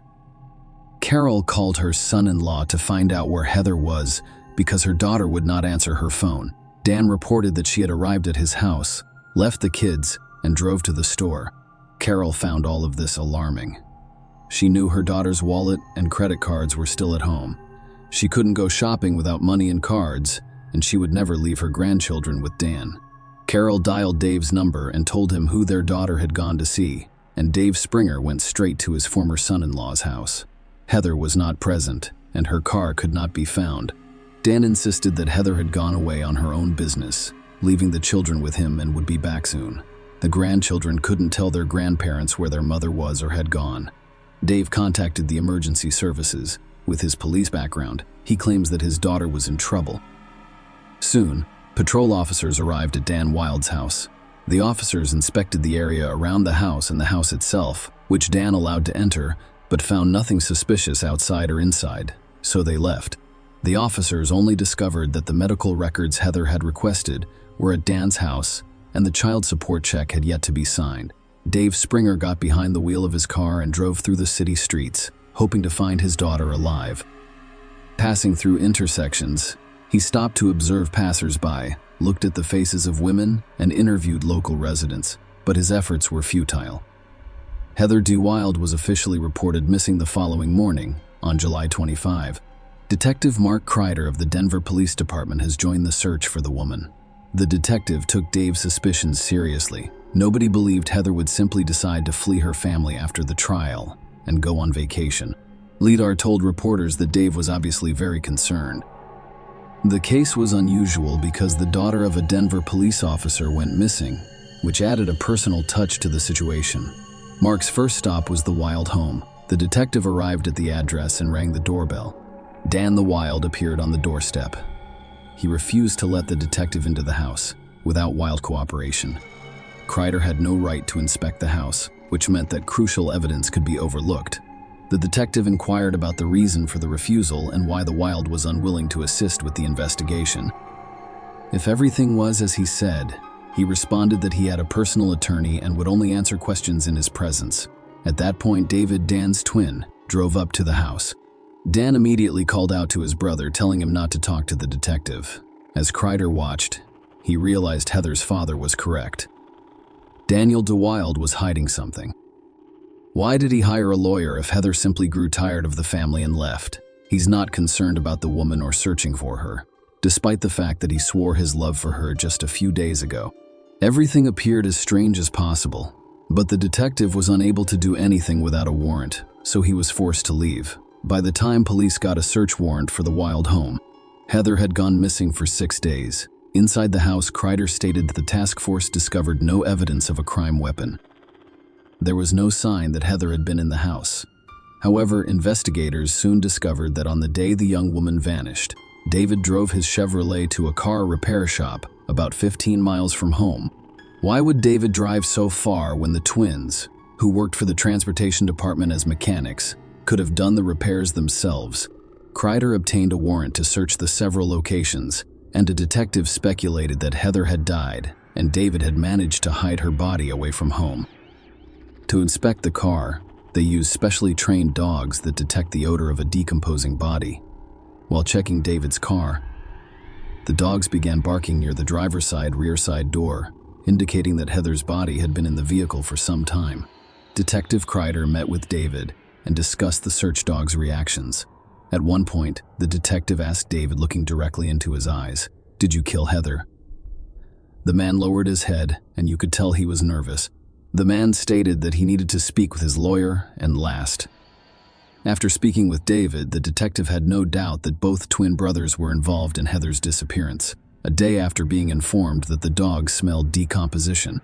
David and Roseanne married, which confirmed the police's suspicions. Roseanne later revealed that this occurred so unexpectedly, just in case, because spouses are not required to testify against each other.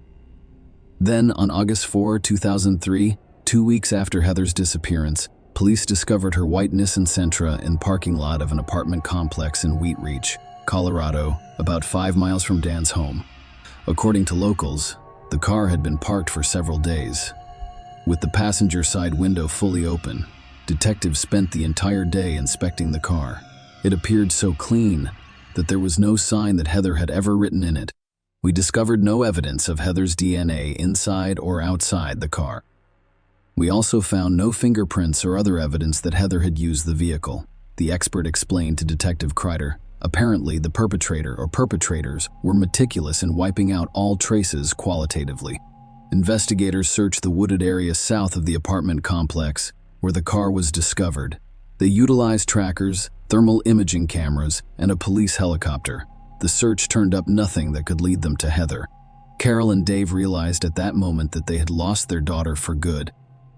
Exactly 1 month later, on September 4, 2003, Heather's body was discovered by a road worker while shoveling dirt on the canyon road. He noticed a large trash bag on the ground and called the cops as he approached.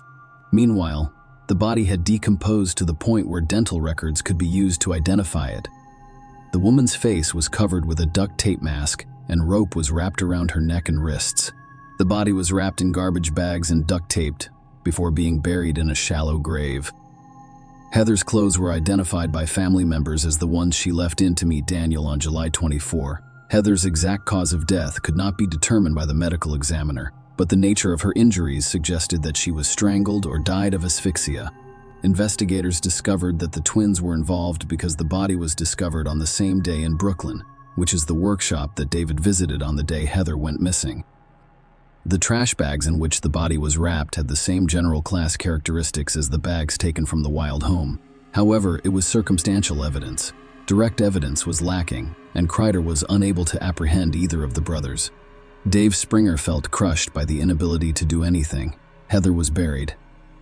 Her parents placed a note in her casket that read, "All she wanted was to love and be loved." There was a language barrier.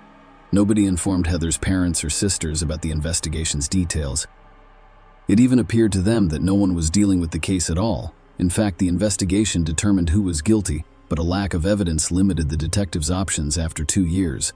In 2005, Denver's district attorney changed, promising the Springer family assistance in the investigation of the case. The investigation team thoroughly reviewed 1,500 pages of documentation and re-examined all of the case's evidence and details. However, these efforts produced no new results. There was no physical evidence, and DNA analysis found no link between the brothers and Heather's death. Detective believed that, In addition to the brothers involved in the case, David's wife Roseanne, who also lived in the house, could be involved, but as an official spouse, she had the right not to reveal information about him. After another 4 years, Heather's family had still not found a place. The deceased's father admitted that he sometimes screamed at night. He was sick and that Dan was sleeping peacefully on the loose while the rest of their family was subjected to daily injustice. Ross Boot took over the Heather DeWild investigation in 2009, correct? The new prosecutor approached the task with extreme seriousness. Within 6 years, the volume of documentation increased from 1.5 to 30,000 pages. There were 15 additional boxes containing important information. A DVD of home movies eventually piqued the interest of the new investigative team. Dan Heather had engaged in unusual practices during their marriage. Dan played the dominant role and Heather willingly submitted. Dan likes to tie Heather up. When detectives examined the home videotape, they noticed a significant coincidence. The way Dan was tying Heather up in this video was very similar to how the woman was tied up when her body was found. Detectives also discovered Dan's profile on a dating site where he claimed to be a widower, despite the fact that Heather had been reported missing and her body had yet to be discovered. During the investigation, they were able to locate a witness who saw Dan, David, and Roseanne early one morning near the location where Heather's body was discovered. Furthermore, using new technology developed in recent years, experts were able to reinvestigate phone conversations between David, Daniel, and Roseanne on the day of the crime. All three made 14 calls to each other, and detectives were able to determine each caller's geographical location. David's cell phone was discovered near Heather's car, and from there, he called his brother and then Roseanne. Using all of the information gathered, detectives apprehended the perpetrators more than 8 years later, with only circumstantial evidence. Dan, David, and Roseanne DeWild were arrested on December 14, 2011. Both were charged with first-degree murder and conspiracy to commit first-degree murder. As prosecutors prepare for trial, investigators hope to provoke the Wild. They speculated that Roseanne could be the weak link and attempted to turn her against the brothers. It did not work. The woman maintained that neither she nor the twins were involved in the crime. Dan, David, and Roseanne spent 8 months in jail awaiting trial, with Dan being the first to fall out with David. 9 years after the crime, the man admitted to Heather that he killed his twin brother Dan. Maybe it was the arrest, the billing records, or he genuinely loved Roseanne and wanted to keep her safe by making a deal with the prosecutor. Or perhaps he simply weighed all of his options and chose freedom after 12 years over a lifetime of sentencing. Regardless, David accepted the deal. Without his testimony, the brothers would likely have gotten away with the crime. David described the gruesome details. According to the man, his brother Dan began planning the crime in April 2003. After he was ordered to pay child support, he carefully considered every move he made. Don told David about his plan and asked for assistance. He stated that if Heather refused, he would still get rid of her, but only on her own. David acknowledged that he was concerned for his brother. He assumed Dan couldn't do it alone. He would be apprehended and put in jail right away. David agreed to help. Heather and the children arrived on July 24, 2003 at noon, as planned. When Dan went to meet them, David allegedly tried to stop his brother, but he ignored him. While the kids played in the house, Dan took her to the garage, promising to return the now almost ex-wife joint videos that were allegedly kept there. In the garage, Dan grabbed her by the shoulders and threw her to the ground. According to David, he had the opportunity to prevent the crime, but chose to stand there and watch in silence.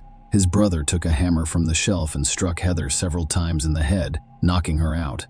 Dan immediately took a rope and tied his wife up in the same way he had done during their intimate games. But this time, he also made a noose around her neck and suspended her from the garage roof. Dan's plan was to make it appear that his wife's death was accidental during their role-playing sessions. Leaving Dan in the garage, David drove Heather's car back to the apartment complex parking lot and thoroughly cleaned it inside and out. By the time David returned to the garage, his brother had wrapped his wife's body in garbage bags and placed it in the backseat of his car. David checked the woman's pulse and determined she was dead. He then got behind the wheel of the Chevrolet and drove to the predetermined location where he would bury the body. How there might never have been discovered if it wasn't for a transmission problem in the car that forced him to hide the body somewhere along the way to the canyon. Because David had to visit an auto repair shop to have his car fixed, the investigation uncovered clues about the car's movements. When the investigators asked how the brothers were able to dispose of all of the evidence so professionally, David explained that they watched crime shows on TV on a regular basis and knew a lot about the subject. For example, they used double gloves to leave no trace. David Wild had to take a polygraph test to confirm the veracity of his testimony. Prosecutors offered him a deal following the test. David pleaded guilty to conspiracy to commit second-degree murder and received a 12-year sentence instead of life in prison. Daniel's trial began in November 2012 at the Jefferson County Courthouse. David testified, blaming the crime entirely on his brother, rehabilitating his wife Roseanne through his testimony, apologizing for all the pain he had caused Heather's family, and receiving 12 years. Daniel pleaded not guilty and continued to claim he had no idea where Heather went after she allegedly left the house. According to his defense, Heather murdered his brother David. After all, he admitted that he was responsible for disposing of the car and the body. However, the jury did not believe that version. They found Daniel guilty of conspiracy to commit a first-degree felony, but could not determine whether he actually did it. As a result, the judge scheduled a new trial for just a month later, fearing he would end up in prison with no chance of parole.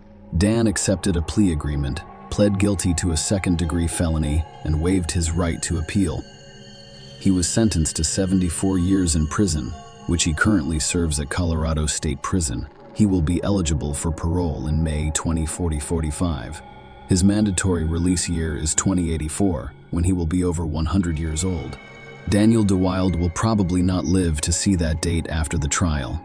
During a press conference, prosecutor Roz Boot examines the dynamics of what occurred. Daniel clearly set David up. He had control of the situation. Regarding Mary Rose and Wild, we eventually concluded that her knowledge of the events was less than previously assumed. The case against her is dismissed because there is no reasonable chance of her conviction at trial. Roseanne maintains that she had no suspicions and is simply waiting for David to be released. After Dan was arrested, Hannah and Jacob were placed in foster care by their own grandparents, Heather's parents, Dave Springer, and her father has finally begun to sleep soundly. Share your opinion with us in the comments and subscribe to the channel for more.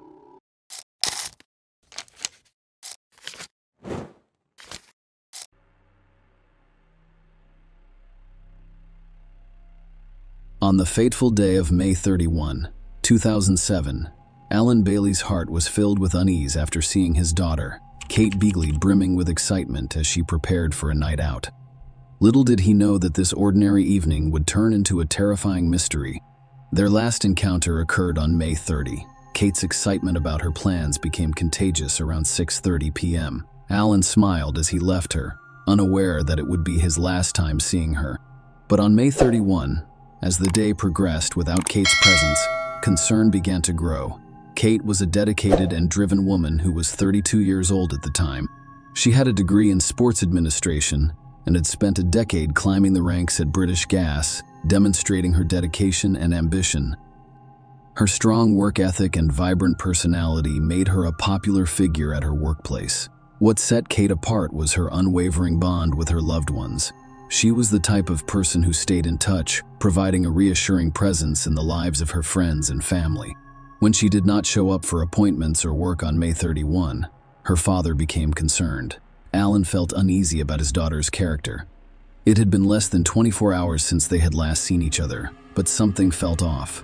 Kate's absence was out of character, and the silence in her Walton-on-Thames apartment spoke louder than words.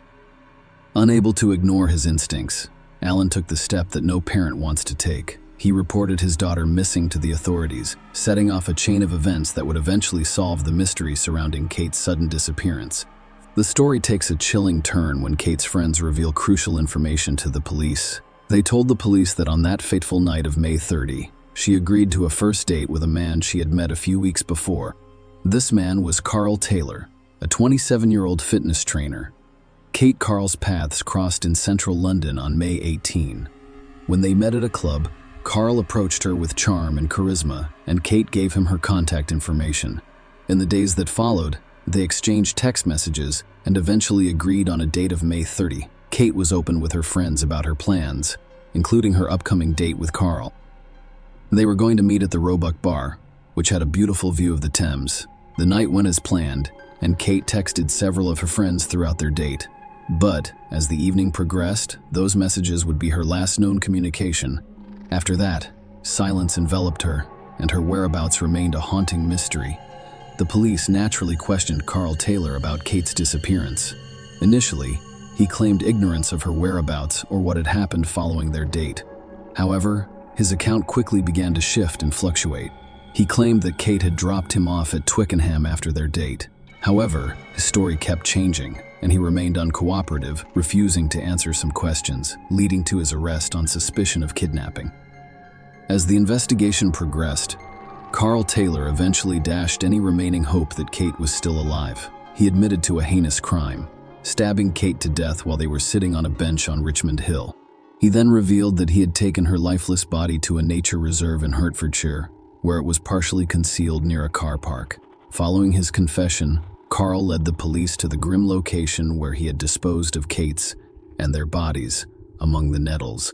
They discovered a tragic truth. Despite his confessions to police, Carl Taylor shockingly entered a not guilty plea when charged with murder, setting the stage for a tumultuous legal battle and a search for justice in a case.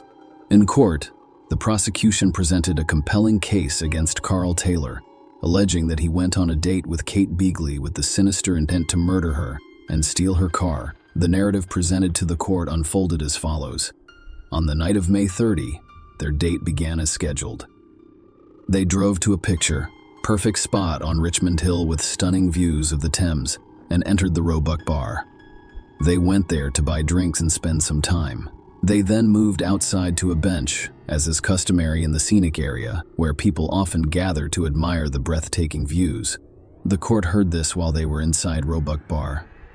Kate didn't seem to be interested in Carl. The court heard critical testimony from a woman named Maureen Rong Khan, who was present at the bar that evening. Maureen stated that as soon as they sat down, the girl had her head down, texting on her mobile phone. There was no conversation, only he spoke to her. She continued texting. She was still texting as they left. The prosecution claimed that once they were outside and away from potential witnesses, Carol launched a vicious, frenzied attack on Kate, which resulted in her tragic death. Carl, according to the court, came prepared for this heinous act, having stolen scissors and a carving knife from a friend's house prior to the date. Surprisingly, he had kept the knife hidden up his sleeve while in Kate's company at the bar, an unsettling detail that would later become a critical component of the case. The prosecutor informed the court that Carl gave the police varying accounts of what happened that night. In one of these accounts, Carl admitted to stabbing Kate during an argument and saying the chilling words, "All I want is your car." He then revealed that she pushed me away. She grabbed me, so I stabbed her in the throat. I constantly hurt her neck because she was aiming for my face. The gruesome reality of the situation became clear when the court learned that Kate had 31 stab wounds on her face and neck. Further disturbing revelations gripped the courtroom, as it was revealed that Carl Taylor brutally stabbed Kate to death before placing her lifeless body in the trunk of her own car and driving through London's streets. As he drove, he had a phone conversation with his girlfriend Lauren. Sean Luck. Lauren had no idea where he had been or what had happened. The jury was presented with compelling evidence, including CCTV footage that captured Carl's calculated actions at 12:20 on May 31. The footage showed Carl driving Kate's car into a garage and then refueling the vehicle. Surprisingly, he interacted with other drivers on the forecourt, appearing relaxed and unconcerned. Despite the grisly secret hidden in the car's trunk, Carl removed Kate's clothing and attempted to meticulously wash away any potential DNA traces from her body using bottles of mineral water found in her car. In a chilling display of detachment, he disposed of Kate's lifeless body among the nettles in the woods. Carl returned home and shockingly displayed Kate's stolen car to friends and family, flaunting it. He also sold Kate's phone to an acquaintance and generously distributed Marks and Spencer gift cards found in Kate's car's glove box to friends. During the subsequent investigation, police were able to locate Kate's car and recover the knife used as the murder weapon. They also recovered Kate's clothing and personal belongings, which added to the evidence of a cold-blooded crime. The courtroom drama surrounding Kate Beagley's tragic death took an unexpected turn when the defense presented a vastly different view of the case. Despite Carl Taylor's conflicting statements to the police, the defense claimed he was not responsible for Kate's death. Instead, they claimed Kate killed herself because of her alleged dark and cold side. In an unexpected twist, Carl testified at the trial that Kate committed suicide by intentionally moving her head onto his knife. He claimed that just before this tragic incident, Kate confided in him about her problems. Carl admitted to bringing the knife that night because he was feeling suicidal. According to his account, when the knife fell from his sleeve, Kate grabbed it and started prodding herself in the neck. Under cross-examination by the prosecutor, Carl was asked to describe and demonstrate how Kate could have inflicted 31 injuries on herself. He hesitated and declined to give a detailed account, citing emotional distress. However, the judge in the case reminded him of his responsibility as a witness to answer the questions posed. The judge insisted Carl show the jury how Kate met her tragic death, saying, "You are not going to boss us around. You are not there to dictate terms. You are there to show how she lost her life." To demonstrate the events, the prosecutor created a makeshift paper knife about 6 inches long and asked Carl to reenact the scene. Carl cautiously prided himself in the neck with the paper knife, recounting how he had discovered Kate had died. He described breaking down in tears and lying on the grass, staring at the sky. The prosecution argued that Carl's claim that Kate remained standing while inflicting these wounds was implausible. Among the 31 injuries she'd sustained, some had severed her carotid artery and jugular vein, making it extremely unlikely that she would have remained on her feet. The prosecutor also questioned Carl about his background as a fitness instructor with martial arts training, asking why he didn't intervene to assist Kate. Carl's response was simple: it was an awkward situation. The jury deliberated for only 2 hours before reaching a guilty verdict. They found Carl Taylor's latest account of events that night unconvincing, and he was sentenced to life in prison with a minimum of 30 years behind bars.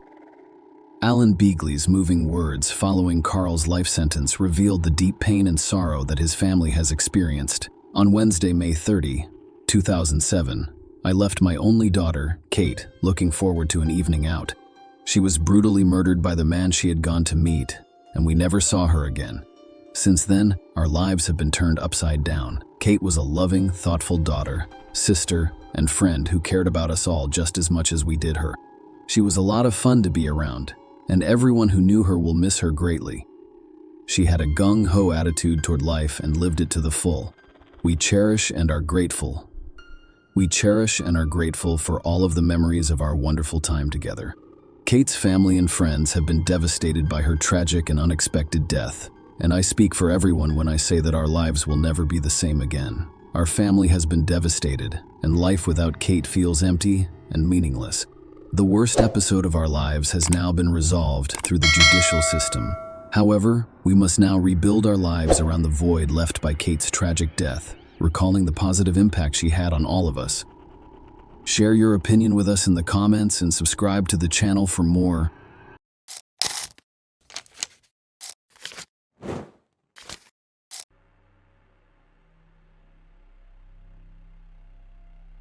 Our story begins with Annie, a beautiful girl. Annie's family and friends described her as a bright, beautiful, and sociable girl. Vinod Hindosha, Annie's father and the son of a successful merchant, left the Indian state of Gujarat as a young man for Europe. The family settled in Mariestad, a small town in Sweden. Vinod started his own business, and the family became wealthy. After graduating from college, Annie moved to Stockholm and worked in the marketing department of Ericsson's, a mobile phone manufacturer. Annie's father gave her a new car and an apartment in a prestigious neighborhood of the city. After 25 years, Annie started looking for a husband. She frequently flew to London and stayed at the homes of wealthy relatives. Her maternal uncles owned the British pharmacy chain, and she spent her weekends communicating with her extended family. She decided that her husband would be Hindu. One of Annie's relatives met Shireen Dewaney at a party in London and admired his background, social standing, upbringing, and manners. She then set up an informal meeting between Sherwin and Annie at a cafe. The young people liked each other, so they went on their first date in September 2009 with C.N. Dewaney. His family, like Annie's, were Gujarati and had moved to Europe and England. Syed's father established a pharmacy in Bristol as well as a nursing home. Syed graduated from an elite school in Bristol, studied accounting at Manchester University, and then relocated to London to work for the accounting firm de la Suite. After a year, he left his job to help run the family business. At the age of 33, he was already a millionaire. Following their dating, they decided to move in together and share a home in Bristol, United Kingdom. Sheen elaborated on the instant allure he felt for Annie, emphasizing her ambitions while mirroring his own, fostering eager anticipation for the collaborative construction of their future life together. Their relationship was not without challenges, necessitating collaborative efforts to overcome obstacles that occasionally led to disagreements. Sheeran revealed that he had abnormally low hormone levels, which reduced his chances of having children and prompted his decision to undergo testosterone replacement therapy. Despite the difficult challenges they faced during this time, Sheen believes their bond grew stronger, culminating in his decision to propose to Annie a little more than a year after their first meeting. Shane arranged for Annie to travel to the romantic city of Paris via private aircraft, where he proposed marriage. Following her affirmative response, he planned an elaborate stag party in the vibrant city of Las Vegas, located in the United States. The matrimonial union was celebrated in the opulent city of Mumbai, India, with an extravagant wedding costing an estimated $250,000. As a result, the newlyweds planned and postponed their honeymoon, instead choosing to spend several weeks in the picturesque setting of Cape Town, South Africa, indulging in the luxury and opulence of a five-star resort. Sheeran and Annie went out to dinner on November 13th at a hotel in Cape Town. Others noticed them posing for pictures at their hotel. They seemed like any other couple on their honeymoon. They held hands, kissed, and laughed. But their joy would not last. They waited for their cab at their hotel and then used Google Maps to navigate through a township near Cape Town. At midnight that night, a distressed shepherd requested assistance. He was apprehended in Harare, and he told police that the taxi they were riding in had been hijacked. The driver was removed from the vehicle, and 2 men entered Sri Lanka. An army was detained at gunpoint. The men were released on treason charges, but they still had Annie, and he had no idea where they were during the police interrogation. Soren recounted his encounter with Zola Tongo, a taxi driver. Zola allegedly claimed to be an executive tour guide, prompting Sharon to seek his assistance with currency exchange and the arrangement of a private helicopter flight. Sherwin also requested Zola's services as a local tour guide. According to the Sheeran statement, the trio decided to take an impromptu tour of the area after dinner with Annie, with no firm plans for the rest of the evening, expressing a desire to discover what Africa is truly like. According to Sharon's account, the pivotal moment occurred when they deviated from a motorway. The next thing I remember is banging noises coming from the front and right sides of the car. There was a cacophony of shouting in a language I was unfamiliar with. As a result, I recall the presence of someone next to me instructing me to lie down. This person wielded a firearm. However, the specific hand that held the weapon escapes my memory. The gun was raised in the air, accompanied by fervent shouts, "Look down, lie down." I was overcome with terror. Annie and I promptly followed these instructions. Annie, I found myself partially reclined at the top, while another person took control behind the wheel. Sheeran told authorities that one of the individuals confiscated his mobile device and brandished a firearm near his head. The assailant sternly warned him against falsehoods and threatened to use the weapon. Simultaneously, pedestrians continued their journey in the car, coming to a halt at a narrow thoroughfare. The perpetrators instructed me to exit the vehicle. Shane requested that Annie also be allowed to leave. However, the response indicated that they intended to accompany her to a law enforcement facility. Shane was clearly warned that non-compliance would result in gunshots, forcing him to disembark. He described the incident to the police as follows: "I attempted to open the door, but it would not open. Keep track of when the window opens." I remember hitting the ground and the car speeding away. The last thing I told Annie was to be quiet and not say anything. I told her this in Gujarati after he left. Sheeran stated that he was unaware of the car's subsequent trajectory other than the presence of 2 people retaining Annie inside. His testimony informed the authorities that he requested assistance by knocking on doors. As a result, law enforcement officers were summoned, and he was taken to a police station. A day after these events, the vehicle was discovered, with Annie's lifeless body found in the back seat of the cab. She had received a gunshot wound to the neck. Subsequent police investigations revealed that Annie's Giovanni Armani wristwatch, a white gold and diamond bracelet, her handbag, and her BlackBerry mobile phone were missing, leading authorities to believe that they were stolen during the incident. The stolen items, which included a wristwatch, bracelet, handbag, and mobile phone, were estimated to be worth approximately 90,000 South African rand, or $6,089. The investigation then shifted to understanding the rationale behind the captor's decision to release Sheeran while retaining and eventually killing Annie. Sheeran returned to the United Kingdom not long after his death. The investigation moved quickly at first, with Annie's lifeless body discovered only 3 days later. Zalil Mangini, 26, was apprehended and formally charged with murder, aggravated robbery, and kidnapping. The discovery of his palm print on the vehicle served as a critical lead that led law enforcement to his arrest. In the following days, more arrests were made, including 31-year-old Zola Tonga, the cab driver, and 26-year-old Mziwama Dota Quabe, both charged with murder, aggravated robbery, and kidnapping. An informant's tip helped locate Mziwama Dota. Zola initially denied any involvement, claiming that he was ambushed and forced out of the vehicle. However, when confronted with incriminating evidence, he eventually admitted his involvement in the criminal activities. The trio, which included Zola and Mangini, initially provided an account to law enforcement, claiming that the intended plan was a robbery that had gotten out of control. According to their story, Annie was shot accidentally during a struggle over her handbag. Later, a fourth person, Monde Mbalombo, was apprehended for his role in orchestrating the robbery. The men later revealed to the police that Shireen Duaney was also involved in the crime. Zola told police that he met Sheeran, who allegedly offered him 15,000 rand $100 to orchestrate Annie's death. According to Zola, he then approached a friend about hiring a hitman and was put in touch with Zalil and Mziwama Dota. The statement astounded Shireen's family.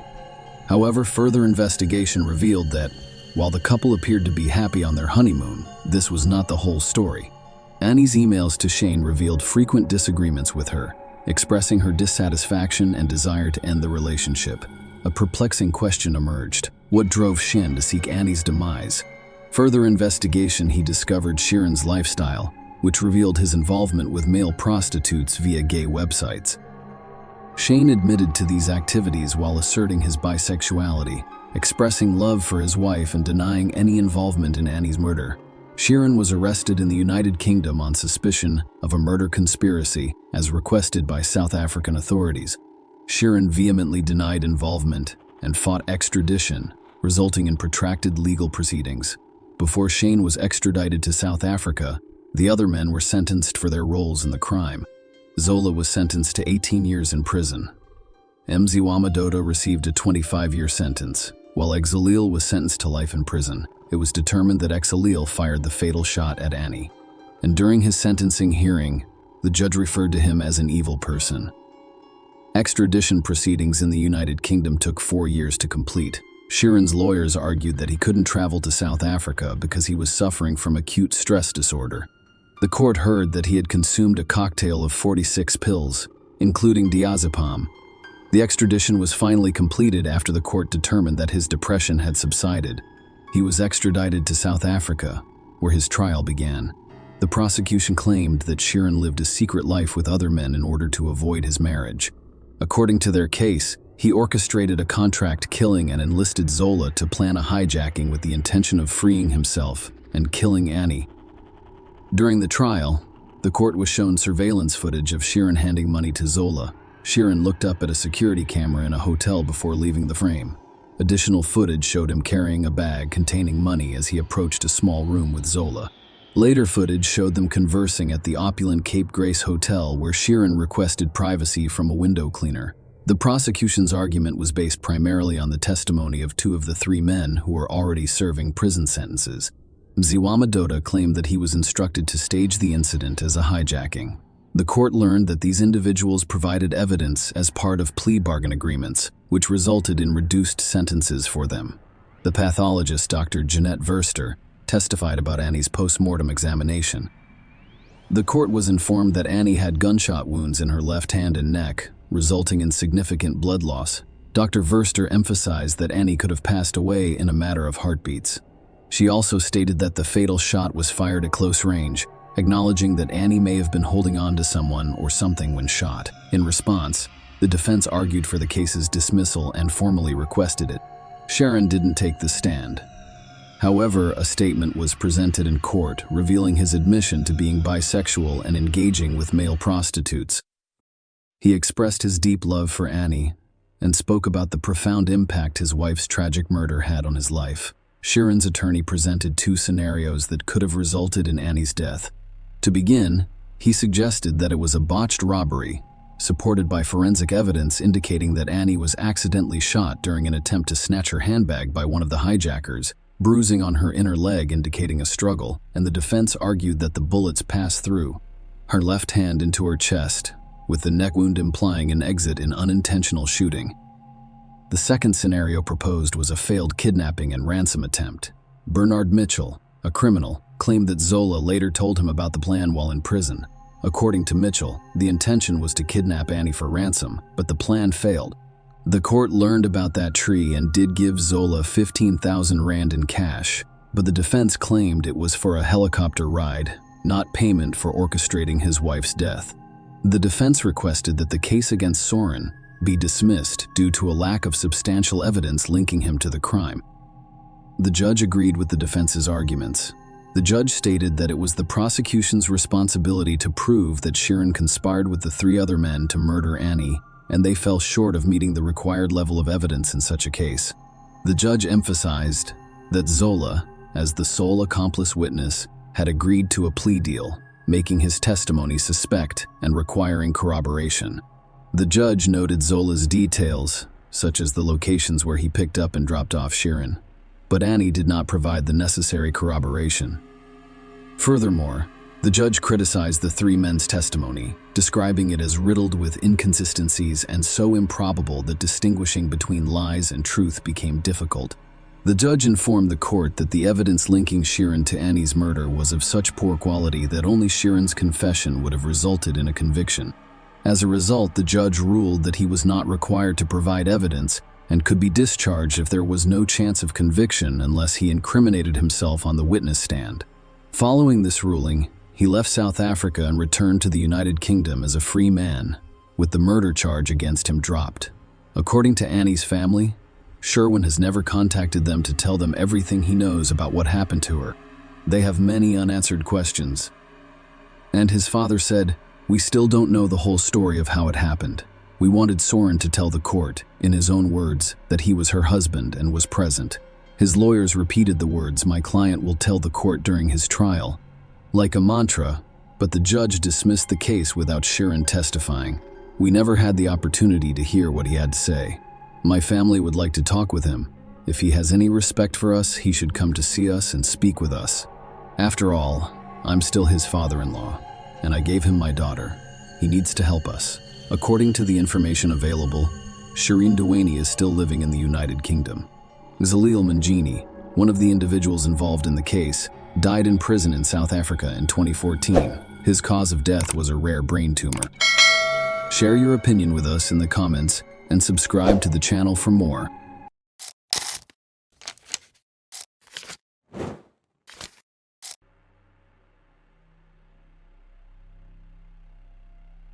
On May 28, 2008, a seemingly ordinary Wednesday, Moira Jones' life took an unexpected and tragic turn. Moira, a vibrant 40-year-old woman, went out on the town that evening with her boyfriend of 4 years, Paul Thompson. Moira chose Glasgow, Scotland, and the United Kingdom as her home. Her flat overlooks a lovely park in Glasgow South. In 2003, she left her previous life in London to work as an executive at Britvic. Glasgow quickly captured her heart, and she formed strong bonds with the city and its residents. Moira's fondness for Glasgow stemmed from the residents' warmth and friendliness, as well as their infectious sense of humor.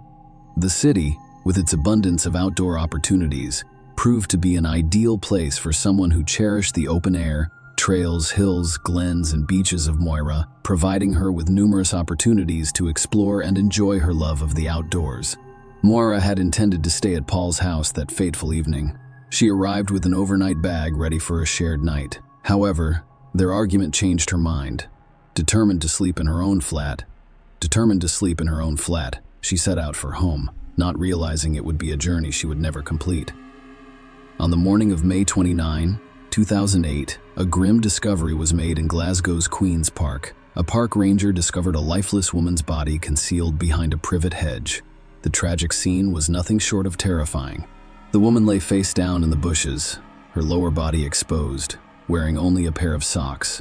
Her jacket and bra had been torn, and her trousers were discarded between her legs.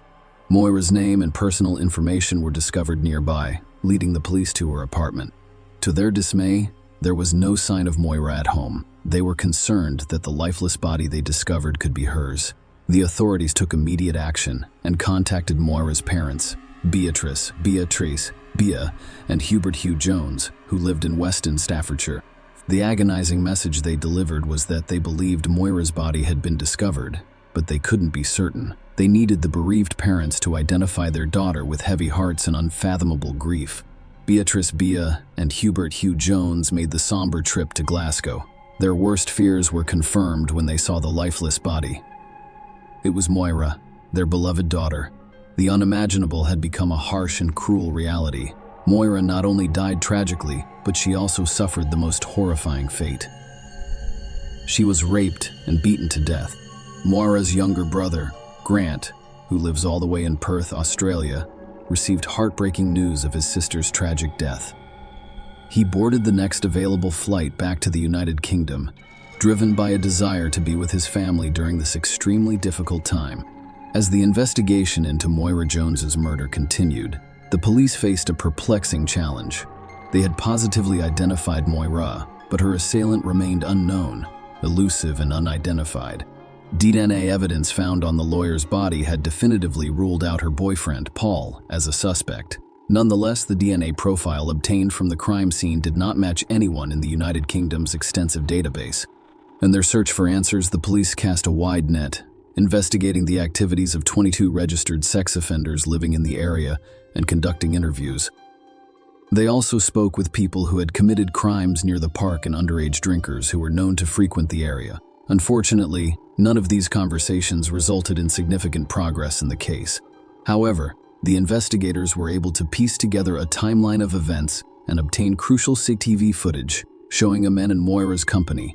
This unidentified man became the focus of the investigation, and police were eager to find and question him. The investigation's turning point occurred during door-to-door inquiries. When the police spoke with a woman named Lucy Pechlova, her information would prove to be the key to unraveling the mystery surrounding Moira Jones' tragic death. Lucy's account to the police revealed the presence of a man named Marek Harkar, a 6'3" old former Slovakian soldier. Lucy and Marek previously worked together in Liverpool in 2007. Marek arrived in Glasgow on May 18, 2008. When he needed a place to stay, Lucy offered him her bed on Queen's Drive. Marek's visit to Lucy's house, however, was not productive. Although he was supposed to be job hunting, he instead drank heavily and watched explicit videos. Marek left the bedside around 10 p.m. On May 28, allegedly drunk, and informed Lucy that he was going out to find a lady of easy virtue. Marek returned to the bedside around 3:15 a.m. According to Lucy, he looked different the next morning and appeared to be afraid of something. Surprisingly, Marek left the bedside on June 1, abandoning all of his belongings without warning. Later investigations revealed that Marek flew to the Czech Republic and then traveled by bus to Slovakia. Lucy handed over Marek's possessions to the police, who conducted DNA testing and discovered a crucial link to the crime, marking a significant breakthrough in the case. A Marek's black leather jacket was discovered to contain traces of Moira's blood, providing compelling evidence with significant implications for the ongoing investigation. Marek Harkar's arrest and extradition to the United Kingdom marks a significant development in the Moira Jones case. He faced a number of serious charges, including murder, rape, and robbery, and his trial began on March 12, 2009, in Glasgow. Throughout the proceedings, Marek maintained a not guilty plea to all charges. The court heard that Marek arrived in the United Kingdom in 2007, Morris had been in Glasgow for only 10 days when he was tragically murdered. The prosecution's case centered on Marek as the perpetrator. They presented a compelling story, alleging that on the night of May 28, Moira was on her way home from her boyfriend's house. But Marek had completely different plans. He had been drinking heavily, including beer and vodka, and was overheard saying he was going out to find a woman. Moira returned to her flat, where she had originally planned to spend the night, carrying a large black overnight bag and parking her car about 60 yards away near Queen's Park, according to the prosecution. It was approximately 11:30 p.m. The prosecution claimed that at this point, Marek approached Moira and forced her to walk along a path with him. CCTV footage obtained from a passing first bus captured two people crossing Langside Road and walking along the perimeter of Queen's Park, providing crucial evidence. The jury noticed a stark difference in height and stature between the two figures in the footage. Moira, who stood only 5 feet, 4 inches tall and weighed less than 9 stone, appeared much smaller than the man accompanying her. The prosecution claimed that the towering figure was Marek, who, at 6 feet 3 inches and a kickboxing enthusiast, had a significant physical advantage over Moira. The prosecution also outlined the written Marek allegedly forced Moirado to accompany a witness who reported seeing a man and a woman near a holly bush near the tennis courts, where 6 buttons from the wire top and a cigarette buttock bearing Marek's DNA were found. Furthermore, CCTV footage captured a man exiting the park near Queen's Park Baptist Church on Ballvicker Drive at 2:15 a.m. The prosecution claimed that this individual was Marek, who had been alone at the time. The prosecution's case painted a bleak and distressing picture of the events at Queen's Park. According to their account, Mark Harker forced Moira into the park, assaulted her violently and sexually, and stole some of her belongings. The autopsy findings revealed the horrific extent of Moira's injuries and shed light on the harrowing attack she had to endure. Moira's autopsy results indicated that she did not die from her injuries before 2 a.m., implying that she may have survived her ordeal for about 2.5 hours. Moira had sustained 65 distinct blunt force trauma injuries as a result of punches, kicks, and stomps, according to the examination. These injuries were the result of severe and sustained blunt force trauma. A forensic pathologist identified 65 external injuries, including a broken nose and 2 black eyes. Moira suffered brain damage, fractures to her right cheekbone and larynx, and bruised ribs. She had extensive bruising on her head and face, and one of her front teeth had been knocked out. Bruising spread to her chest, back, legs, and buttocks. Dr. Black's compelling testimony, which revealed the tragic details surrounding Moira Jones' death, captivated the courtroom. Dr. Black, an expert witness, revealed that Moira's head and neck injuries were the primary factors contributing to her tragic death. In a chilling revelation, she suggested that small hemorrhages in Moira's eyes indicated a possible asphyxiation factor in her death. The presence of bruises on the backs of her hands and arms raised additional concerns, which Dr. Black described as common defensive injuries. Dr. Black's expert testimony also highlighted the distressing aspect of the case. There was no evidence of a weapon being used in the attack. Instead, she believed the injuries were caused by physical blows to the fists or feet. Moira speculated that the extensive bruising on her neck was caused by an arm, leg, or knee compressing more of his neck while she was on the ground. As Dr. Black described additional distressing findings, the courtroom atmosphere became increasingly somber. Moira's brain was bleeding between layers, and there was a moderate amount of blood in her windpipe, indicating the gruesome ordeal she had been through. It was later discovered that she had swallowed some of the blood during the attack. Dr. Black also revealed that Moira had consumed other items during the assault, including bark fragments, grassy fragments, plant cuticle fragments, and leaf skeleton fragments. The implications were chilling, implying that Moira had been forced to consume these items while alive. The final damning piece of evidence was the DNA discovery. A vaginal swab yielded a semen sample from the boy's body, and DNA found on more of his clothes and body matched Marek's DNA, with the jury being told that there was 1 billion to 1 chance that it belonged to someone other than Marek. The courtroom was packed with witnesses, each contributing their own piece to the chilling puzzle of Moira Jones' murder. Several residents near Queen's Park reported hearing disturbing noises on the night of May 28. One woman who lives in a flat overlooking the park recalled a chilling incident in which a loud scream pierced the night, only to be abruptly silenced. Other couples strolling through the park reported hearing Moira's obvious distress. Even a cab driver turned to his partner and said, "If there was a murder, we just heard about it." It was a shocking revelation that, despite the busy street and the large number of people who heard a woman screaming and in distress, no one intervened or called the police, allowing the tragic events to unfold in silence. In addition, a neighbor who lived near the bedside where Merrick stayed provided compelling testimony. He described how Mara approached him on the night of May 28th, frantically saying, "I'm looking for a woman." In her closing statements, the prosecutor urged the jury to convict her based on the evidence presented. The prosecutor painted a chilling picture of the heinous murder witnessed by Moira Jones, pleading with the jury to base their decision on evidence, rather than the overwhelming emotional horror of the event. On the other side of the courtroom, the defense vehemently claimed that the police had charged the wrong man. They claimed that 3 other men were involved in the murder, despite Merrick's innocence, and that one of these men, Jason Mulrin, a convicted sex offender, was at Lucy's bedside during the crime. They pointed out similarities between his previous criminal acts and Moira's attack, emphasizing his lack of an alibi on the night Moira was killed.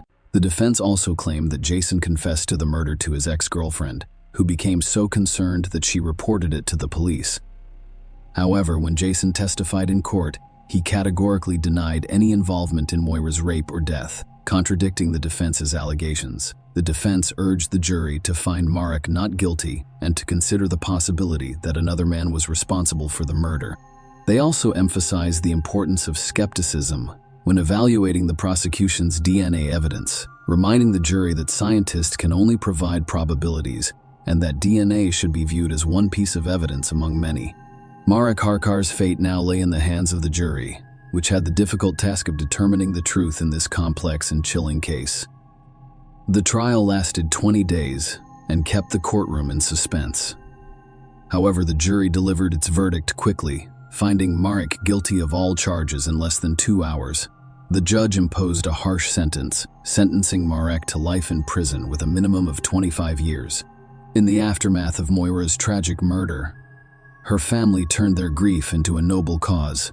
They founded the Moira Fund, a charity that helps families in the United Kingdom who have been bereaved by murder. The charity provides grants to cover a variety of expenses, including funeral costs and transportation to court, assisting those in need during their darkest hours. Moira's memory continues to provide comfort and support to others who have experienced similar tragedies. Share your opinion with us in the comments and subscribe to the channel for more.